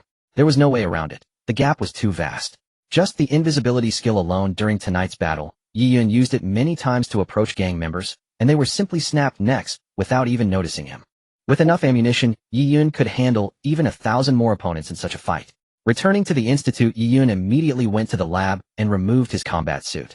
The Tianyu helmet and jump device had been proven combat-ready with no technical issues. However, the combat suit had not been calibrated after production, leading to minor errors during combat. It did not interface well with the Tianyu helmet, causing instability and invisibility, duration, and angle issues with the grappling hook. But these could be fixed with a simple adjustment. They were not major problems. After handing the combat suit to the technical staff, Yi Yun took Xiao Wu to find Bai Shan and Liang Qingshan, explaining why he had been so eager to use the Tianyu equipment. As for how he knew his sister would be in danger, Yi Yun claimed it was just a baseless worry since she was in college, but indeed Yi Xin had encountered danger. Naturally, Yi Yun could not reveal that he was a reincarnator. What Yi Yun intended to do next was a matter of declaring his stance to Huaxia. To that end, he called General Secretary Kong. After Yi Yun explained his thoughts, even General Secretary Kong fell silent for a long time before finally asking Yi Yun to come to the highest executive office in the capital for discussion. At the highest office in the capital, Secretary Kong stared at the young man seated before him, his brow furrowed. Just moments ago, the call from Yi Yun had truly startled Secretary Kong. For Yi Yun had proposed that China should purge all aristocratic families from within its borders. This idea, Secretary Kong had to admit, was exceedingly audacious. He had naturally seen the footage from the previous night, where Yi Yun single-handedly confronted 100 gang members. Yi Yun's exceptional performance had left Secretary Kong deeply astonished and filled with admiration. Indeed, this time he believed that trusting Yi Yun was the correct course of action. With the Iron Pilot technology, China would wield absolute authority on the international stage. Moreover, regarding the impending invasion of the intelligent brain civilization that Yi Yun had spoken of, China would possess the strength to counterattack. Yet these were matters of the future. The present state of China was far from comfortable. Ever since China declared a state of first-level combat readiness, the international pressure had mounted daily. Neither China's greatest adversary, the Star Flag country, nor any other nation could be said to endorse China's actions. After all China's current behavior, beyond gradually imposing restrictions on foreign interactions, its massive military expansion had subtly crossed the red line of the World United Organization. Although Yi Yun had also stated that when the intelligent brain civilization began its invasion, these so-called nations and organizations would be utterly insignificant. But now Yi Yun was proposing to overhaul the numerous aristocratic families within China. This was not only a warning to the world, but also a declaration of war domestically. It was worth noting that China's foreign restrictions had already effectively banned a significant portion of foreign trade, and it had issued a recall order stating that all Chinese nationals abroad must return as soon as possible, or they would be unable to enter China after the deadline. All of this closely resembled the prelude to an external war. Under such circumstances, Yi Yun's actions would undoubtedly invite immense backlash. This was extremely perilous, and even a slight misstep could lead to the downfall of China. After all, many of China's aristocratic families had already gone international. They were not merely domestic forces, they would also seek out foreign powers to suppress China. When Secretary Kong explained the difficulties of Yi Yun's plan, Yi Yun let out a soft sigh. Secretary Kong, I understand your concerns. China is now walking on a razor's edge. One false move, and the entire game is lost. Moreover, as China gradually closes itself off, most of the domestic capital chains rely heavily on many of these great families for support. That is why I have made it clear that I do not intend to purge all families. You must have seen the conflict between the Tang and Yuan families in Suzhou and Hangzhou over the past few days. You are well aware of how detrimental the repercussions were. And I dare assert that if I had not intervened last night, that violent clash would have also claimed the lives of other citizens of our nation. With the power those families wield, ordinary people have no chance to seek justice. Our China was founded by the working class, and the people are the most crucial element in governing the country. Once incidents like those in Suzhou and Hangzhou begin to appear in other cities and more civilians are killed without any recourse for justice, the people's trust in our nation will evaporate instantly. Under such circumstances, how can you guarantee that we can unite as one to resist the intelligent brain civilization when it invades? After this volley of words, every sentence struck a chord with Secretary Kong. Indeed, he who wins the people's hearts wins the world. If the people are not united, a nation cannot continue to develop. Moreover, as China now closes itself off, conflicts between families like the one in Suzhou and Hangzhou, which are vying for domestic resources, will inevitably become more severe. Thus the situation Yi Yun described would indeed come to pass. To resist external threats, one must first secure internal stability. This was an eternal truth. Secretary Kong sighed. But setting everything else aside, even if I support you, I fear the senior figures in China will not.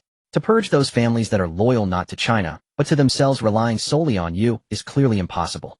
Yi Yun smiled faintly. That is precisely why I did not ask you to reveal my identity so soon. Rest assured, I will convince those people myself. With that, the conversation essentially concluded. Secretary Kong immediately set out to contact those senior figures on Yi Yun's behalf. A few days later, in the conference room of the highest administrative office in the capital, several elderly men were seated inside. They were quite surprised by Secretary Kang's sudden summons. However, after Secretary Kong explained his purpose, even these venerable elders could not contain their fury. General Lin Li of the Chinese military roared, "What in the world is this damned Yi Yun thinking? I have opposed China's isolation from the very beginning. This so-called invasion by the intelligent brain civilization, it's not even a faint shadow, and yet he wants to seal off China. How is that any different from the isolationist policies of a century ago?" Another General Wu Yuan nodded in agreement. Indeed, I was already astonished when Secretary Kong approved the combat readiness proposal. Now this Yi Yun wants to meddle with China's aristocratic families. That's tantamount to shaking the very foundations of the nation. It's pure nonsense. And I've heard that this Yi Yun is only in his 20s. What has come over Secretary Kong to believe the words of a mere youngster? General Wu's ambition does not depend on age, nor does aimlessness yield 100 years of life. To dismiss a young man solely based on his age seems rather hasty, don't you think? A voice suddenly rang out, drawing the attention of everyone in the room. A figure resembling a robot appeared before them, startling the assembled generals. These old men were battle-hardened soldiers from the war era, though aged their senses remained sharp. Yet when had this thing entered the conference room? Please do not be alarmed, honored generals. Yi Yun removed his helmet. I am the Yi Yun you mentioned, General Wu. Only then did the elders relax. Young man, you have quite the nerve daring to frighten us old fellows. Lin Li frowned, clearly displeased with Yi Yun. Wu Yuan, though not as hostile, was not particularly friendly either. Yi Yun, Secretary Kong has explained your intentions to us. If you cannot provide a compelling reason, we old men will not support you, and we will go to Secretary Kong to oppose this. Yi Yun shrugged his shoulders, offering no rebuttal to that statement. Gazing upon the assembly of grand figures before him, Yi Yun did not immediately speak. He was not so foolish as to invoke national righteousness to compel these elders into submission. When it came to the greater good of the nation, these generals understood it far more profoundly than he ever could. After all, though he had been the foremost divine general of Huaxia in his past life, that era had long since dissolved the concept of nations, leaving only a single human alliance.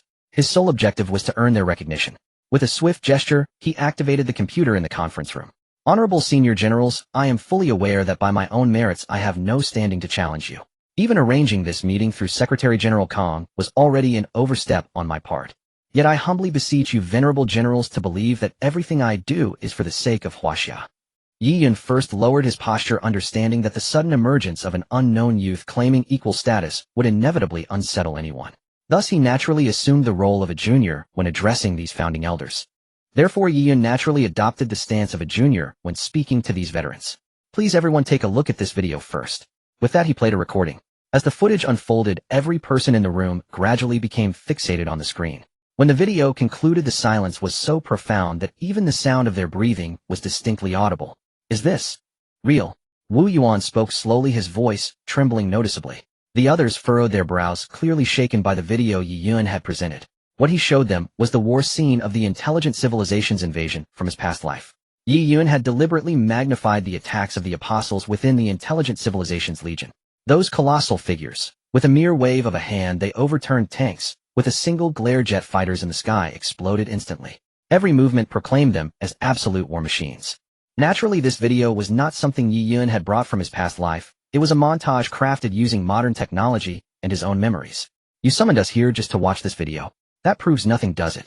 One of the elders voiced doubt, for producing such a video with current technology was hardly difficult, and they had seen similar scenes in films. Yi Yun sighed.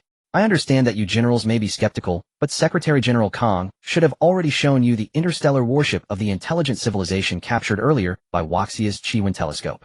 The colossal creature resembling Godzilla in the video is precisely the intelligent civilization's war machine, the Apostle. Lin Liging, who had been cursing Yi Yun earlier, now fell silent. Though he had claimed no such invasion could occur, in truth, every elder present was a seasoned veteran well-versed in the world's ways. They were merely hoping for the best. After all, the photograph was real, and everyone understood that with such an enormous vessel, no one could say for certain what the so-called intelligent civilization intended. Does this apostle really possess such destructive power? Lin Liging looked at Yi Yun. Yi Yun nodded. It is even more formidable than I've shown. What I displayed was only the 10th apostle. The higher-ranking apostles possess exponentially greater combat power, along with technological weapons far surpassing our own. If that is the case, then not only Huaxia but all of humanity may lack the capability to confront this intelligent civilization. Shouldn't we be discussing strategies on the international stage? Why did you have Secretary General Kong seal off the nation? Yi Yun smirked. Because I have a way to save Huaxia. With that he switched to another video. This time it showed the footage of Yi Yun fighting days earlier while wearing the TU suit. Watching Yi Yun's extraordinary prowess on the screen, the generals were stunned once more, though this time their astonishment was directed at Yi Yun himself. Did you create this? Yi Yun felt as if he were seeing Bai Shan and Liang Qingshan again. Naturally. And against the apostles, I have corresponding measures. They are not the only ones with war machines. He then displayed the schematics for the Titan, confirming that it was already under construction. Now the senior generals finally understood why Secretary General Kong had granted such an elevated status to a youth as young as Yi Yun. These two creations alone were sufficient to secure his position. But I still fail to see how this relates to your demand to purge the noble houses, Wu Yuan asked.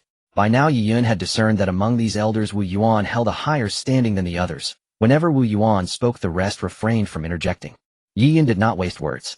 He once again explained the situation he had analyzed with Secretary General Kong to the elders. Seeing the look of dawning comprehension on their faces, he knew his words had gained their approval. But you must know that there are many noble houses within Huaxia. While the state can suppress a large portion, some possess such influence that even the nation cannot easily move against them. Wu Yuan said, deeply aware of the power distribution within Huaxia. He understood the difficulty of this task better than anyone. Then I would ask Elder Wu to prepare for me a map of those houses that the state cannot touch. Since the state cannot act, I will handle them myself. Yi Yun's lips curled into a smile. Lin Ligang was about to call Yi Yun arrogant, but recalling the video he had just watched, he swallowed his words. It seemed that with this young man the impossible might indeed become possible, though they could not explain why that was how they felt. Thus Yi Yun finally gained the recognition of the senior generals, and the campaign against Huaxia's noble houses began to unfold. A great net had been cast awaiting the moment to be drawn in. Meanwhile in Suang, the head of the Tang family frowned deeply, staring at a madman below. Indeed a madman.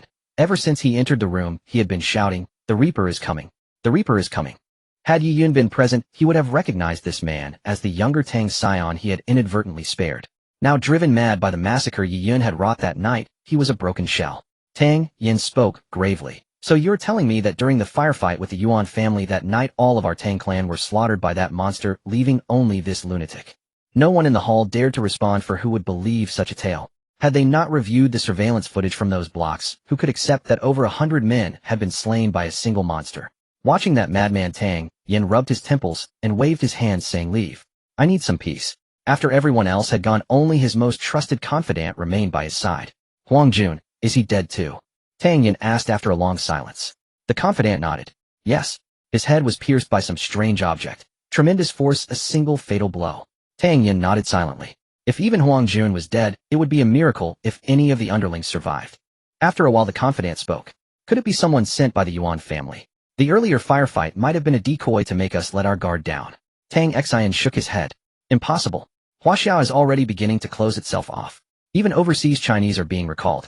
That means something major is about to happen in Huaxia. Under these circumstances, Huaxia must already be scouting for experts among the people. If it weren't for the fact that Huang Jun didn't want to rejoin the military, and I used my connections to suppress the recall, he would have been summoned back long ago. You know Huang Jun's strength. Although he's not what he used to be in the past 2 years, there are only a handful in the Tang family who could match him in a fight. Even outside, he rarely met his equal. Yet he was killed in a single blow. The confidant's voice was filled with surprise. You mean, the military? Tang Xian took a deep breath and slowly rose. The Huaxia military is about to make a major move. As if to confirm Tang Xin's words, the next day the Huaxia authorities issued a public notice that shocked the entire nation. Official announcement in view of the gang firefight that occurred in the Suang area a few days ago causing extremely adverse effects, the Huaxia authorities hereby declare that they will lawfully begin to rectify and eliminate all criminal organizations across Huaxia territory. All relevant organizations are required to surrender at local police stations within 3 days.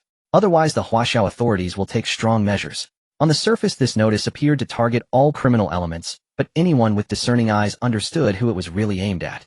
In the Huaxia of today, where were any real criminal organizations? All those who had once tread the underworld had long since integrated into the major families. Thus the so-called criminal organizations were none other than the families themselves. The moment the notice was issued, most families were thrown into an uproar. The few families that remained calm were those loyal to Huaxia, established with its support, and thus not within the scope of the crackdown. Simultaneously with the official announcement, several Huaxia elders led by Wu Yuan had already returned to their respective military districts awaiting orders. But the major families, especially those with the greatest influence within Huaxia, were panicking. They never imagined that after Huaxia declared a state of top-level alert, the next step would be to move against them.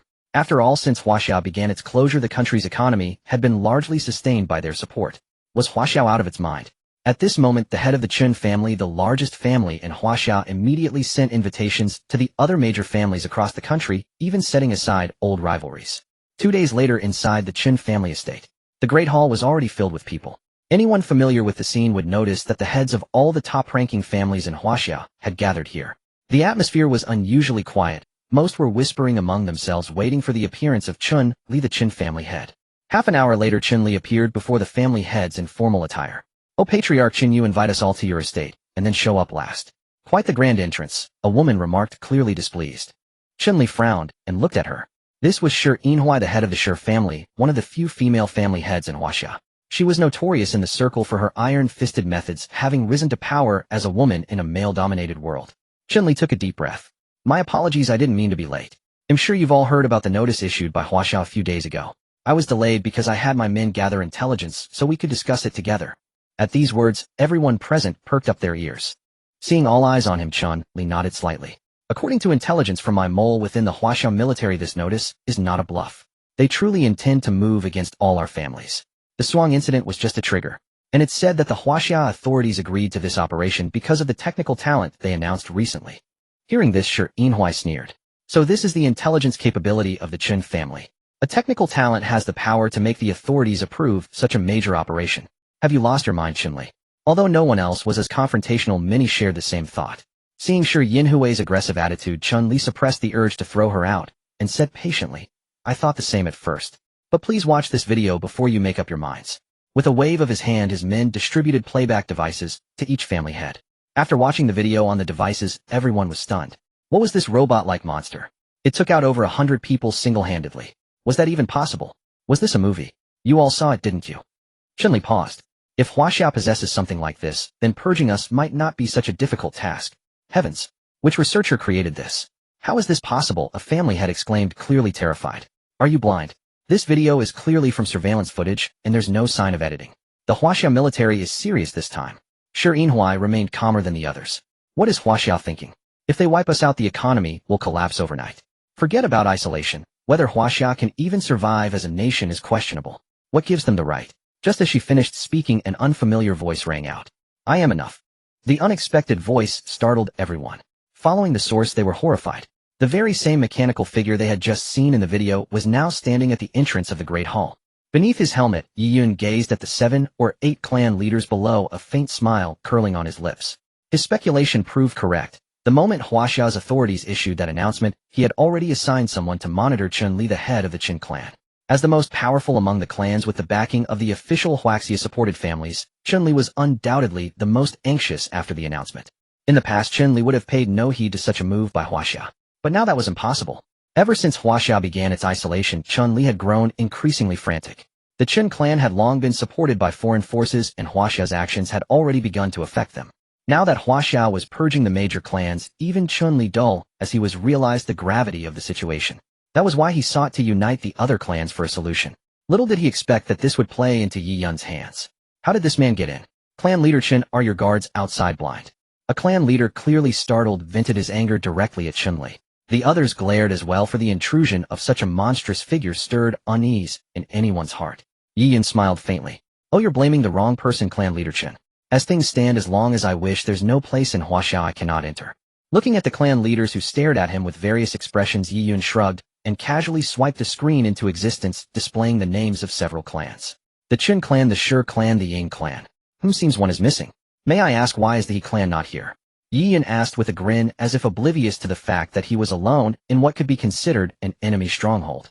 Chun-Li stared at him silently, but it was Shi Yinhuai who spoke. The He clan surrendered to the Huaxiao military 2 days ago. Naturally, they are not here today. Yi Yun's expression froze beneath his mask. He had been monitoring the Chun clan for days and never expected that the He clan, one of the top 10, would voluntarily pledge allegiance. Yi Yun nodded. So there are those who are wise. Very well, I won't beat around the bush. Esteemed clan leaders, I am a negotiator sent by Huaxia. Since you're all gathered here, it saves me the trouble of finding you individually. My demand is simple. You've surely seen Huaxia's announcement. The future world faces a great crisis, and for the sake of national security, Huaxia cannot tolerate any discordant voices from within. Therefore, each of you must pledge allegiance to the Huaxia authorities. You may continue to serve as clan leaders, but from now on you must unconditionally obey Huaxia's commands. At these words, the expressions of everyone present shifted. They had more or less guessed Huaxia's intentions, but they never expected it to aim for such a complete takeover in one go. The words seemed to change nothing, yet they meant that once they surrendered, everything they owned would belong to Huaxia, except for this hollow title of clan leader. What was this? An outright robbery in their faces. Arrogant. An elder among them bellowed. Boy, who do you think you are? When I was carving out the world, you were still sucking your mother's milk. Now with a single sentence you want us to hand over the family we've built over decades. On what grounds? The others nodded in agreement, all believing Yi Yun was indulging in wishful thinking. If not for the formidable armor he wore, they would have already riddled him with bullets. Yi Yun rolled his eyes behind his helmet, though of course no one could see it. What era is this? Carving out the world. Do you still think this is the old society? Clan leaders, I advise you to heed my suggestion. I won't bring up the shady dealings within your families just yet, but I believe the mere possession of illegal firearms alone is enough to put you in a tight spot. Yi Yun's tone carried a veiled threat. By firearms, Yin was not referring merely to pistols. Decades ago, Huaxia's authorities had clearly stipulated that even with a permit for carrying guns there were explicit regulations on the types allowed. But among these clans some possessed far more than pistols. Yin knew well that if a thorough search were conducted, even heavy weapons like rocket launchers could be found. Under such circumstances, the charge of grave threat to national security alone would be enough to confiscate all their assets. Previously, Huaxia's authorities had turned a blind eye, but now things were no longer so simple. However, Yi Yun's words had clearly enraged the assembled clan leaders. Shirin Huai was the first to strike. Boy, don't think we're afraid of you just because you're backed by Huaxia. For now you're alone in this place. Do you think we'll let you leave? Indeed, Yi Yun was alone, and these clan leaders were no saints. Who would venture into another's territory without bringing some protection? Though Yi Yun looked imposing, they could not believe that one man could withstand a volley of bullets from a group. As he spoke, the bodyguard beside Shirin Huai raised his gun, and the others followed suit. In an instant, dozens of gun barrels were aimed at Yi Yun. Faced with this scene, Yi Yun remained utterly unruffled. He said with a grin, "Do you believe that having guns makes you the law?" Shirin Huai nodded with evident confidence. "You are after all a representative of Huaxia's authorities. We don't wish to resort to violence. If you leave now, I can promise not to pursue the matter." If Yi Yun left, the major clans could then form an alliance, and even Huaxia would be unable to touch them for the time being. In that way, as long as they gradually absorbed the smaller families, Huaxia would ultimately be powerless.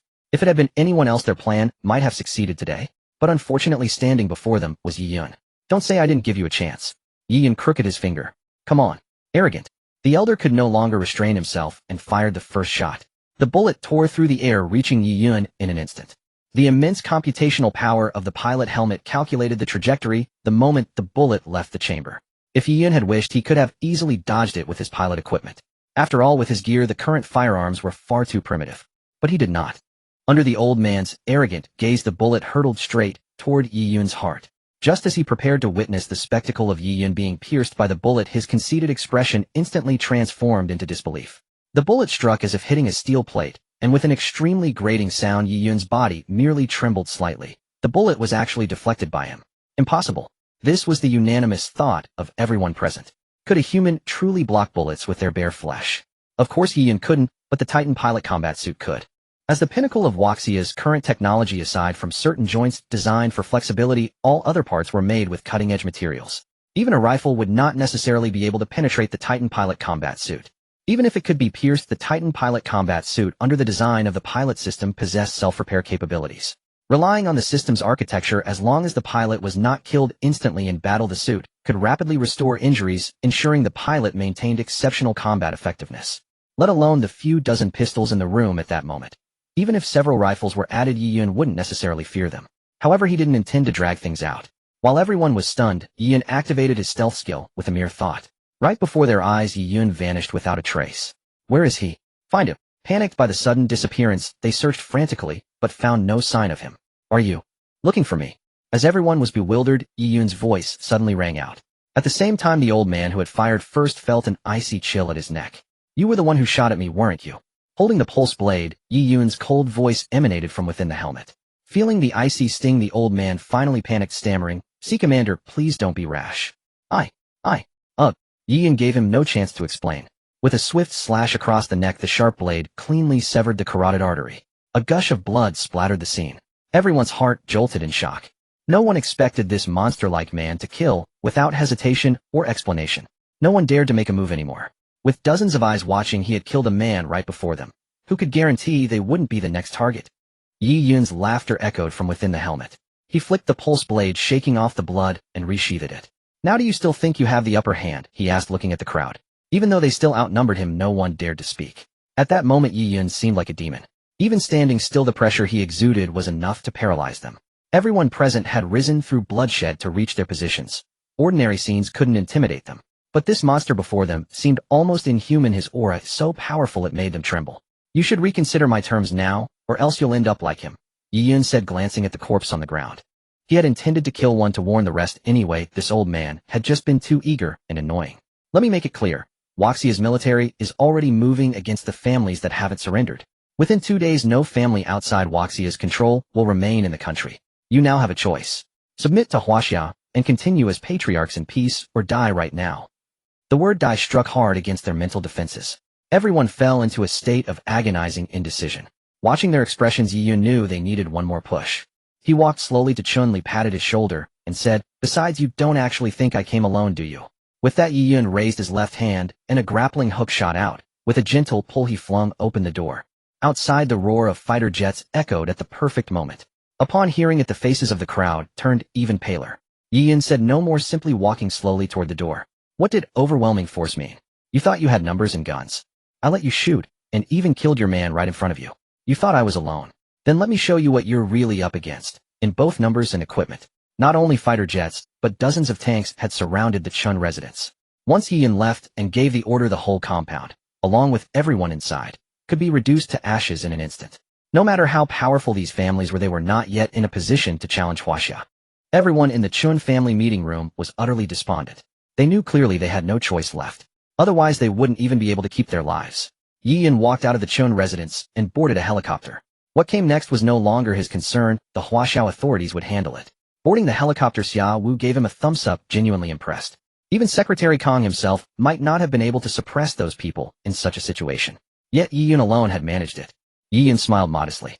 He dared not claim all the credit. Without the equipment provided by the pilot system, he couldn't have subdued them without a single casualty. Meanwhile, across the lands of Huaxiao, all the family clans were thrown into chaos. For those families that had surrendered, Huaxia's military was now inventorying their assets to be transferred to the Yi Yun understood well the economic lifelines of these families. When he had discussed matters with the old generals earlier, he had stated that liquid assets would be fully confiscated into the treasury, while immovable assets, such as company earnings, would be managed by Huaxia. A portion of the profits would still go to the families, but the rest would be seized.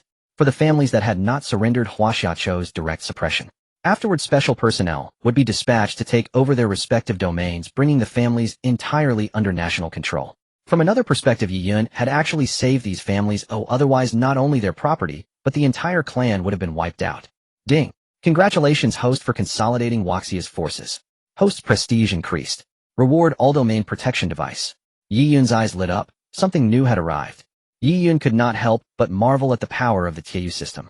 It seemed to know exactly what technologies were scarce in present-day Huaxia, bestowing only the most urgently needed rewards. Now, with only 2 years left before the invasion of the cerebral civilization, as he remembered, Yi Yun had already addressed the greatest internal problem of Huaxia. He had essentially purged all unstable forces. It was time to reveal to the citizens of the nation the impending calamity that would arrive in 2 years. In truth, Yi Yun was well aware that once this news was disclosed, not only Huaxia, but the entire world would eventually learn of it, given the speed of modern communication. And this was precisely why Yi Yun had insisted that no divisive forces could be allowed to exist within Huaxia. Ever since Huaxia declared a state of first-level combat readiness and gradually began to seal itself off, international opposition had been growing louder. There were even hints that some countries were attempting to unite and launch actual interference against Huaxia. Although Huaxia now possessed a game-changer like Yi Yun, the influence this weapon could exert against a major power was at least for now insufficient. He had to divert the international community's attention elsewhere for the time being. Yi Yun immediately went to find General Secretary Kong and explained the situation, earning his approval. As the leader of a great nation, General Secretary Kong understood clearly that as a Huaxian, he would naturally protect his country with his life. Yet at the same time, he was also a human being in the context of Earth. Others might not believe it, but as a major power, he felt that Huaxia had a duty to issue a warning about this matter. At this time, the discovery of extraterrestrial civilization by Xingqigua had already stirred a frenzy internationally, bringing many positive effects to Xingqigua. The president of Xingqigua even used this opportunity to boast about the strength of their technology, and was subtly or overtly suppressing Huaxia. After all, Xingqigua and Huaxia had never been on good terms, so they would not miss such a chance. At the same time, a video was quietly uploaded to a Huaxian video forum one night, and within just a few hours it exploded in popularity. Shock: extraterrestrial civilization revealed to be malicious invaders. Extraterrestrial civilization claims to be the cerebral brain technology, far beyond Earth's. Is Earth in crisis? Is the apocalypse truly coming? Can humanity survive? Such eye-catching headlines quickly drove up the video's view count, and it was soon reposted on foreign forums. This video was naturally the one Yi Yun had produced earlier about the cerebral civilization. Just as it had when shown to the old generals, the reaction within Huaxia was explosive, even more intense than before. When it came to a sense of self-preservation, Huaxia was always more sensitive than any other country on Earth, for its history had been fraught with hardship and suffering that no other nation could compare to. Thus, when the video went viral online, all Huaxian residents immediately posted comments expressing that it was no wonder Huaxia had been making so many major moves lately. It was all to prepare for this imminent crisis. Of course, there were pessimists who were terrified by the colossal apostles and their immense destructive power shown in the video, immediately claiming that Earth currently had no technology capable of countering such creatures. However, more people remained skeptical, and soon so-called internet experts declared the video was a composite, not actual footage, accusing Huaxia of creating panic, and so on. For a time, opinions were divided, and everyone waited for an official explanation from Huaxia. After the video had been left to ferment for an entire day, Huaxia finally issued a statement, and this time General Secretary Kong himself delivered it live. Greetings, fellow citizens of Huaxia. I believe you have all seen that video on the internet. Although we do not know how it was leaked, I can tell you with certainty that this video is indeed real. The extraterrestrial civilization that humanity has observed does indeed harbor hostility toward us. It has not come in goodwill. We humans are already in danger, and according to calculations by the National Academy of Sciences, a great crisis will arrive within 2 years at the latest. Of course, please rest assured, fellow citizens. Huaxia has already developed countermeasures and will do its utmost to ensure the safety of every Huaxian citizen. Do not worry excessively. Following the policies and not inciting panic is the greatest contribution you can make to Huaxia. Upon the statements released, the public was stunned. No one could believe the video was real. Was it not just a movie? However, the fact that Huaxia explicitly had a response plan combined with its previous actions truly calmed many people's nerves. After all, the purge of the aristocratic families had elevated the people's trust in Huaxia to a new level. As time went on, the power of these families had grown in various regions, and many ordinary locals had suffered oppression to varying degrees. Huaxia's swift and decisive elimination of these elements was a cause for celebration among the people. In this way, Yi Yun's prediction came true. These actions caused the public's support for the nation to increase rather than decrease. Now, the disclosure of the cerebral civilization's existence not only failed to incite panic, but actually spurred more people to enlist in the military and support Huaxia's policies. In contrast to the domestic situation, the international reaction to the video was chaotic. The first to respond was still Xingqigua, inevitably, since it was the first to announce the discovery of extraterrestrial civilization and declared that humanity was about to enter an era of space civilization. But then Huaxia jumped out shortly after, releasing an ambiguous video that claimed the extraterrestrial civilization was dangerous and came with hostile intent. Wasn't this a blatant slap in the face? How could they tolerate that? Thus, Xingqigua immediately came out against Huaxia, claiming that this was a conspiracy theory designed to give Huaxia a legitimate excuse to stockpile troops and prepare for war. Xingqigua had reason to do the same and would soon take corresponding measures. And they indeed did so. However, at this stage, Huaxia had already entered a state of nationwide lockdown, with no one allowed in or out. Even the Huaxian aristocratic families that had previously had ties with various Xingqigua forces were now unreachable and seemed to have disappeared. Even if Xingqigua fumed, it was difficult to take any real action. Meanwhile, other countries that were more friendly toward Huaxia sent confidential messages to General Secretary Kong, seeking confirmation of the video's reliability. Zhongxiongguo, in particular, as Huaxia's neighbor, called immediately after the video appeared online. General Secretary Kong, mindful of the long-standing friendly relations between Zhongxiongguo and Huaxia, simply said a few words. "Old friend, we are absolutely not joking about this. If you are willing, quickly find ways to enhance your nation's strength. You will not regret it." Thus far, Huaxia had successfully diverted international attention to the so-called alien civilization, despite the persistent efforts of anti-Chinese nations led by Xingqigua to refocus on Huaxia's alleged warmongering intentions. However, when countries like Zhongxiongguo resolutely adopted the same approach as Huaxia after its announcement, Xingqigua found itself at a loss for a moment. Huaxia's unusual behavior could be explained, but Zhongxiongguo was another matter entirely. Zhongxiongguo had long been known as the fighting nation, its style of handling affairs notoriously fierce. Huaxia had always advocated for peace on the international stage, so no matter how aggressive Xingqigua became, Huaxia would not easily strike. But Zhongxiongguo was different, a nation that would engage in conflict at the slightest disagreement. Better to provoke Huaxia than Zhongxiongguo was a consensus among Western nations. Seeing their actions, even many Western citizens began to wonder if Huaxia's videos might be real. Many started calling for Western powers to act swiftly and provide assurances to their people. This instead gave the leaders of Western nations a massive headache, as they complained that their voters were too quick to change sides. Why couldn't they support their own country? Yet they forgot that this was precisely the human rights, freedom, and independence they themselves advocated. In the meantime, Huaxia's internal situation became more relaxed. The international spotlight was no longer fixed on Huaxia, and at this critical juncture, the most needed strategy was to develop quietly. After all, wasn't it exactly time for Huaxia to grow? As for the full-domain protective device Yi Yun had recently acquired, after examining its description, he felt both fondness and frustration. Was this device powerful? Extremely powerful. Simply put, aside from defense, this device had no other function. Yet it perfectly embodied the concept of absolute defense. The device consisted of 10 parts, each divided into a nanobarrier unit, which could interconnect with each other. When all 10 barrier units were deployed, the interconnected barriers would instantly link and emit a massive nanoprotective shield. The range of the barrier's deployment determined the shield's coverage, and its strength was immense. According to the system, once activated, the shield could withstand a main cannon attack from a large-scale cosmic battlecruiser. What did that mean?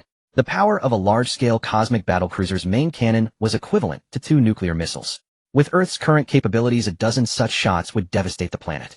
But with this device, Huaxia could directly withstand a large-scale cosmic battlecruiser. How could that not be incredible? But why couldn't it be built? Yi Yun was also frustrated. It wasn't due to a lack of resources. Most of the equipment provided by the Tianyu system was manufactured using existing high-tech materials. Even the AI core of the Titan could be produced with the system's help. However, the core required for this full-domain protective device was located on the damn apostles. Yes, exactly on the apostles, and the higher the apostles rank, the greater the defensive range and level the device would provide. For instance, if the core of the 5th apostle from Yi Yun's final battle in his past life were used to create the full-domain protective device, it could envelop the entire Earth continent. Yi Yun dared to guarantee that if such a device had existed in his past life, humanity would have at least stood invincible. For now, Yi Yun had to find another way. Suddenly, a flash of inspiration struck him. Why not form a Tianyu squad? The moment this idea emerged, Yi Yun was filled with enthusiasm. Indeed, at present, Tianyu equipment was Huaxia's greatest asset against the Ji Now civilization. Whether it was a Tianyu or a Titan, each could counter a large number of ordinary Ji Now soldiers. Leaving aside the apostles, 1 Titan plus 1 Tianyu could handle an entire Ji Now soldier regiment. So why not try to develop it? Yi Yun eagerly returned to the research institute and immediately sought out Bai Shan and Liang Qingshan to discuss the matter. However, no sooner had he voiced the idea than he was harshly scolded by Bai Shan and Liang Qingshan as the exploiter inhuman. Yi Yun was left dumbfounded. Bai Shan pounded the table with anguish. Do you think it costs little to build a set of equipment like yours, big brother? Let alone the rest. The energy system in your jump device alone is equivalent to building a large nuclear power plant, and you want to form a squad. Do you want to drain Huaxia dry? Seeing the 2 elders about to erupt, Yi Yun broke into a cold sweat. Please calm down, elders. I'm doing this for Huaxia R&I. Moreover, when the Ji Now civilization invades, money and resources become meaningless. What we spend now will save lives later. Liang Qingshan sighed. It's not that we don't want to. Huaxia has just consolidated all the family conglomerates, so financial support is available. But in terms of cutting-edge materials, Huaxia cannot produce a Tianyu suit identical to yours, nor a Titan. Hearing that this was the real issue, Yi Yun pondered. Indeed, he had the Tianyu system, so he didn't need Huaxia to handle the core manufacturing. However, he couldn't equip all Tianyu soldiers with gear as advanced as his own. What if we reduce some functions? Yi Yun proposed. For example, manufacture 5 sets of equipment, each with 1 skill. That should significantly cut the budget, right? Upon hearing this, Liang Qingshan's eyes lit up. Seems not impossible. Bai Shan also nodded thoughtfully. If we simply replicate 1 function, it is indeed achievable, and you wouldn't need to craft the core yourself. This idea could also be applied to the Titans. Bai Shan and Liang Qingshan both looked at Yi Yun, sending a chill down his spine. Elders, what are you doing? Liang Qingshan raised an eyebrow. Sometimes I really want to dissect your brain and see how it holds all these strange ideas. Yi Yun's mouth twitched violently. Please don't. My brain isn't worth much. Don't scare me. Huh? The 2 elders burst into laughter. All right, let's get down to business. Then they once again immersed themselves in the painful yet joyous development of the Tianyu device. At the same time, in the Milky Way, a peculiar spaceship was hurtling toward Earth. Report to the sage. We have entered the Milky Way on the correct trajectory, speeding toward Earth. On the ship, a mechanical humanoid entity seemed to be reporting. Good. Remember the task of your vanguard force. You must ascertain Earth's current technological level and report back. Go. Understood. After Yi Yun proposed the idea of forming a Tianyu squad, he had thought he would continue his relentless research life. Unexpectedly, Bai Shan and Liang Qingshan firmly rejected it. Walking out of the technology park, Yi Yun was still pondering over Liang Qingshan's words. Yi Yun, although I don't know what kind of person you truly are, what secrets you carry, or what you have experienced, but I do know that your urgent desire to strengthen China must have extremely important reasons. But you must remember, what is too hard is easily broken, and going too far is as bad as not going far enough. Because of your appearance, China's breakthroughs at this stage have been too rapid. We are very worried that China's current strength may not be able to fully control this power. We need time to transition. Yi Yun was puzzled, but Elder Liang, the Tianyu equipment has been unveiled. We no longer need to fear other countries, right? Liang Qingshan shook his head. You are wrong. Perhaps in terms of combat, no one from any country can match you with the Tianyu equipment now, but you must remember that the power of 1 person cannot withstand an entire nation, even with the enhancement of the Tianyu equipment. You are too impatient. Coupled with the dominance that the Tianyu equipment brings you, you have become a bit carried away. Liang Qingshan looked at Yi Yun.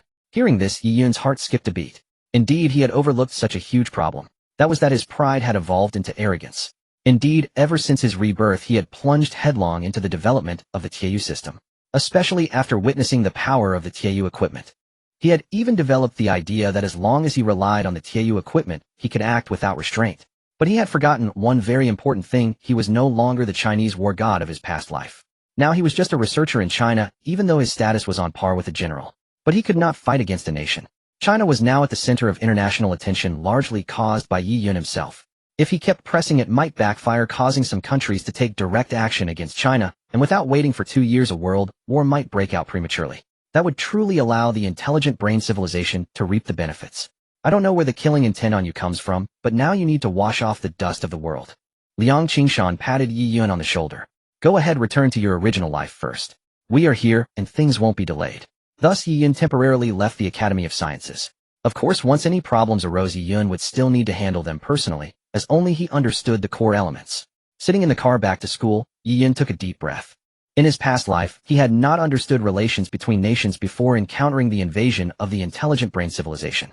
By that time it was already a community of humankind. Oh, where was there any talk of nations? However, after Liang Qingshan's advice, Yi Yun came to understand. In his past life, he was fiery and full of killing intent. When he first obtained the Tianyu equipment, Liang Qingshan and the others had sensed this, but they had been too immersed in the shock of the Tianyu equipment to mention it. Now that everything was on track, Liang Qingshan and his team realized this problem. Obviously, Yi Yun was meant to be a major force against the intelligent brain civilization in the future. If he were injured, or even fell due to his personality flaws, China could not afford that. So it was better to let Yi Yun be a hands-off boss for now. Soon he returned to school. Although China had been in a state of first-level combat readiness for a long time, all systems were still operating stably, and the school had not suspended classes. Feeling the sunlight on campus and the crowd of students coming and going, Yi Yun took a deep breath. The breath of youth. He had not felt it for a long time. He walked into the school and inadvertently saw several roommates playing basketball on the court. A smile curled at the corner of Yi Yun's mouth as he stepped onto the basketball court. Zhuomu and his friends were in a competitive match against some unfamiliar boys. However, judging by the scoreboard nearby, their performance was not very good. Yi Yun arrived at the sidelines. Without greeting the others, he simply watched in silence. But soon his brow furrowed. He suddenly understood why Zhuomu and his team were trailing in the score. Because their opponents were clearly not playing by the rules. Within the referee's blind spots, those players hooked and pushed, causing Zhuomu and his teammates to make significant errors in both dribbling and passing. Under such circumstances, their score naturally couldn't be high. Playing dirty, even in a street game. These guys really can't stand losing. Yi Yun stroked his chin. Just as he was pondering whether to step in and help, he suddenly saw Ling Ci collapse on the basketball court. Ling Ci clutched his calf, his face contorted with pain. Ci? Seeing this, Yi Yun immediately rushed out of the crowd, ran over, and lifted Ling Ci onto his back. Damn it, do you even know how to play ball? Clearly Zhuomu and his teammates had been tolerating the dirty tactics of those guys for a long time. Now that Ling Ci was injured, they could no longer hold back, and started cursing. The leader of the opposing team rolled his eyes. Sorry, how was I supposed to know he's so weak? A little bump, and he fell. If you don't have the strength, don't play basketball seriously. What did you say? Zhuomu erupted in anger, rising to his feet, and ready to charge over. What, want to fight? If you can't stand losing, don't play. Clearly the opponent was not intimidated by Zhuomu's provocation. Seeing the tension escalating, Yi Yun quickly spoke up. Zhuomu, come back first. Zhuomu wanted to say something else, but after a glare from Yi Yun, he could only walk back resentfully. Yun, why did you come back? Zhuomu asked. These guys are so arrogant, why did you stop me? The company has been quiet lately, so they gave me a few weeks off. Yi Yun frowned. Can't you see that Ling Ci's ankle is already swollen? Let's take him to the infirmary first. Zhuomu nodded. Just as they were about to leave with Ling Ci, the guy who had deliberately hurt Ling Ci came over again. Yo, can't handle it. I told you if you can't play, don't play. What's with all the posturing? Originally, Yi Yun was not going to bother with him, but that remark truly infuriated him. Zhuomu, which department are these guys from? Yi Yun asked coldly. Zhuomu replied, resentfully, philosophy department. The leader is called Guo Juancai, whose family is in business, a Fortune 500 enterprise. Though China is now semi-sealed off, their wealth remains substantial. Yi Yun raised an eyebrow. In short, a rich kid. So how did you end up playing ball with him? Zhuomu sighed. He nodded toward a girl in the crowd. That's Yang Fei. Guo Juancai has been chasing her, but she's not interested in the rich boy. They just happened to run into each other today, and Guo Juancai wanted to show off in front of her. We didn't think much of it, and agreed to a pickup game. Who knew these guys were lousy players? When they realized they were losing, and we were stealing the spotlight, they started playing dirty. Now Ling Ci's injured. Hearing this, Yi Yun's anger flared. To chase a girl they'd hurt his dorm brother and act so arrogantly. Yi Yun said to Zhuamu, take Ling Ci to the infirmary first. As for your game, I'll get it back for you. With that he took off his jacket revealing a t-shirt and his muscular arms drawing many glances. Yi Yun looked at his remaining roommate Dashin. Can you still play? Dashin, clearly furious, nodded. Of course. Damn it, I'm going to teach those guys a lesson. He apparently misunderstood and thought Yi Yun meant to start a fight. Don't rush. Whatever we lost on the court we'll win back on the court. Yi Yun narrowed his eyes. Remember, as soon as you get the ball, just throw it to me. Leave the rest to me. Okay, Dashin agreed quickly, then suddenly realized, wait, just the two of us against their 5. Yi Yun smiled slightly. 2 of us against them is more than enough. No joke. Ever since the Iron Rider system rewarded him with 5 ability points, all of Yi Yun's stats had exceeded 10. If anyone tested his physical condition, they'd find that his body had already surpassed the current limits of human capability. In that case, even without Dashin, Yi Yun alone could crush an entire varsity team. But to avoid drawing too much attention, he brought Dashin along. Yi Yun walked slowly to Guijunkai. You're the one who challenged my roommate, right? Guijunkai looked at Yi Yun. You got a problem. Yi Yun pointed at the stunned Dashin. One more game. 2 of us against 5 of you. How about it? Hearing this, Guijunkai froze for a moment, then the 5 of them burst out laughing. What the hell? 2 against 5. Are you serious? What? Too scared to take on a 10-5? Or afraid you'll lose face? Yi Yun sneered. It was a simple provocation, but Guijunkai fell for it easily. Puffed kid, don't show off if you don't have the skills. Whether I'm showing off or not, you'll find out on the court. I'll be waiting for you. Without waiting for Guijunsai's reaction, Yi Yun turned and walked away. Watching Yi Yun's back, Guijunsai's eyes flashed with disdain. He told his underlings, Zhang Lei, you guard that big guy. The other 4 come with me to crush this bastard. 2 against 5. I'll teach him that showing off comes at a price. The 4 lackeys nodded. Then both sides got ready and entered the court. After Ling Ci's injury, the crowd thought the game was over and started to leave. But then Guijunsai's team returned to the court. On Yi Yun's side, after a long wait, only Yi Yun and Dashin showed up. It dawned on the crowd Yi Yun's team was actually going for a Tun 5. Pickup games with 1-player gaps like Tun 3 or 4 and 5 weren't unheard of, but a Tun 5. Most people had never seen one in their lives.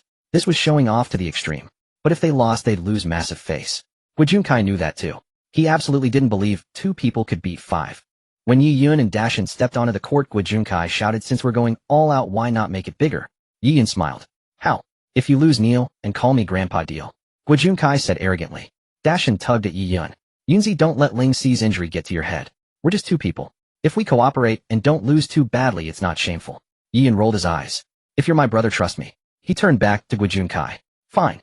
But what if you lose? Guijunkai scoffed. We'll talk about that when you win. With that, the ball was already in Dashin's hands. Seeing the situation was already set, Dashin had no choice but to trust Yi Yun.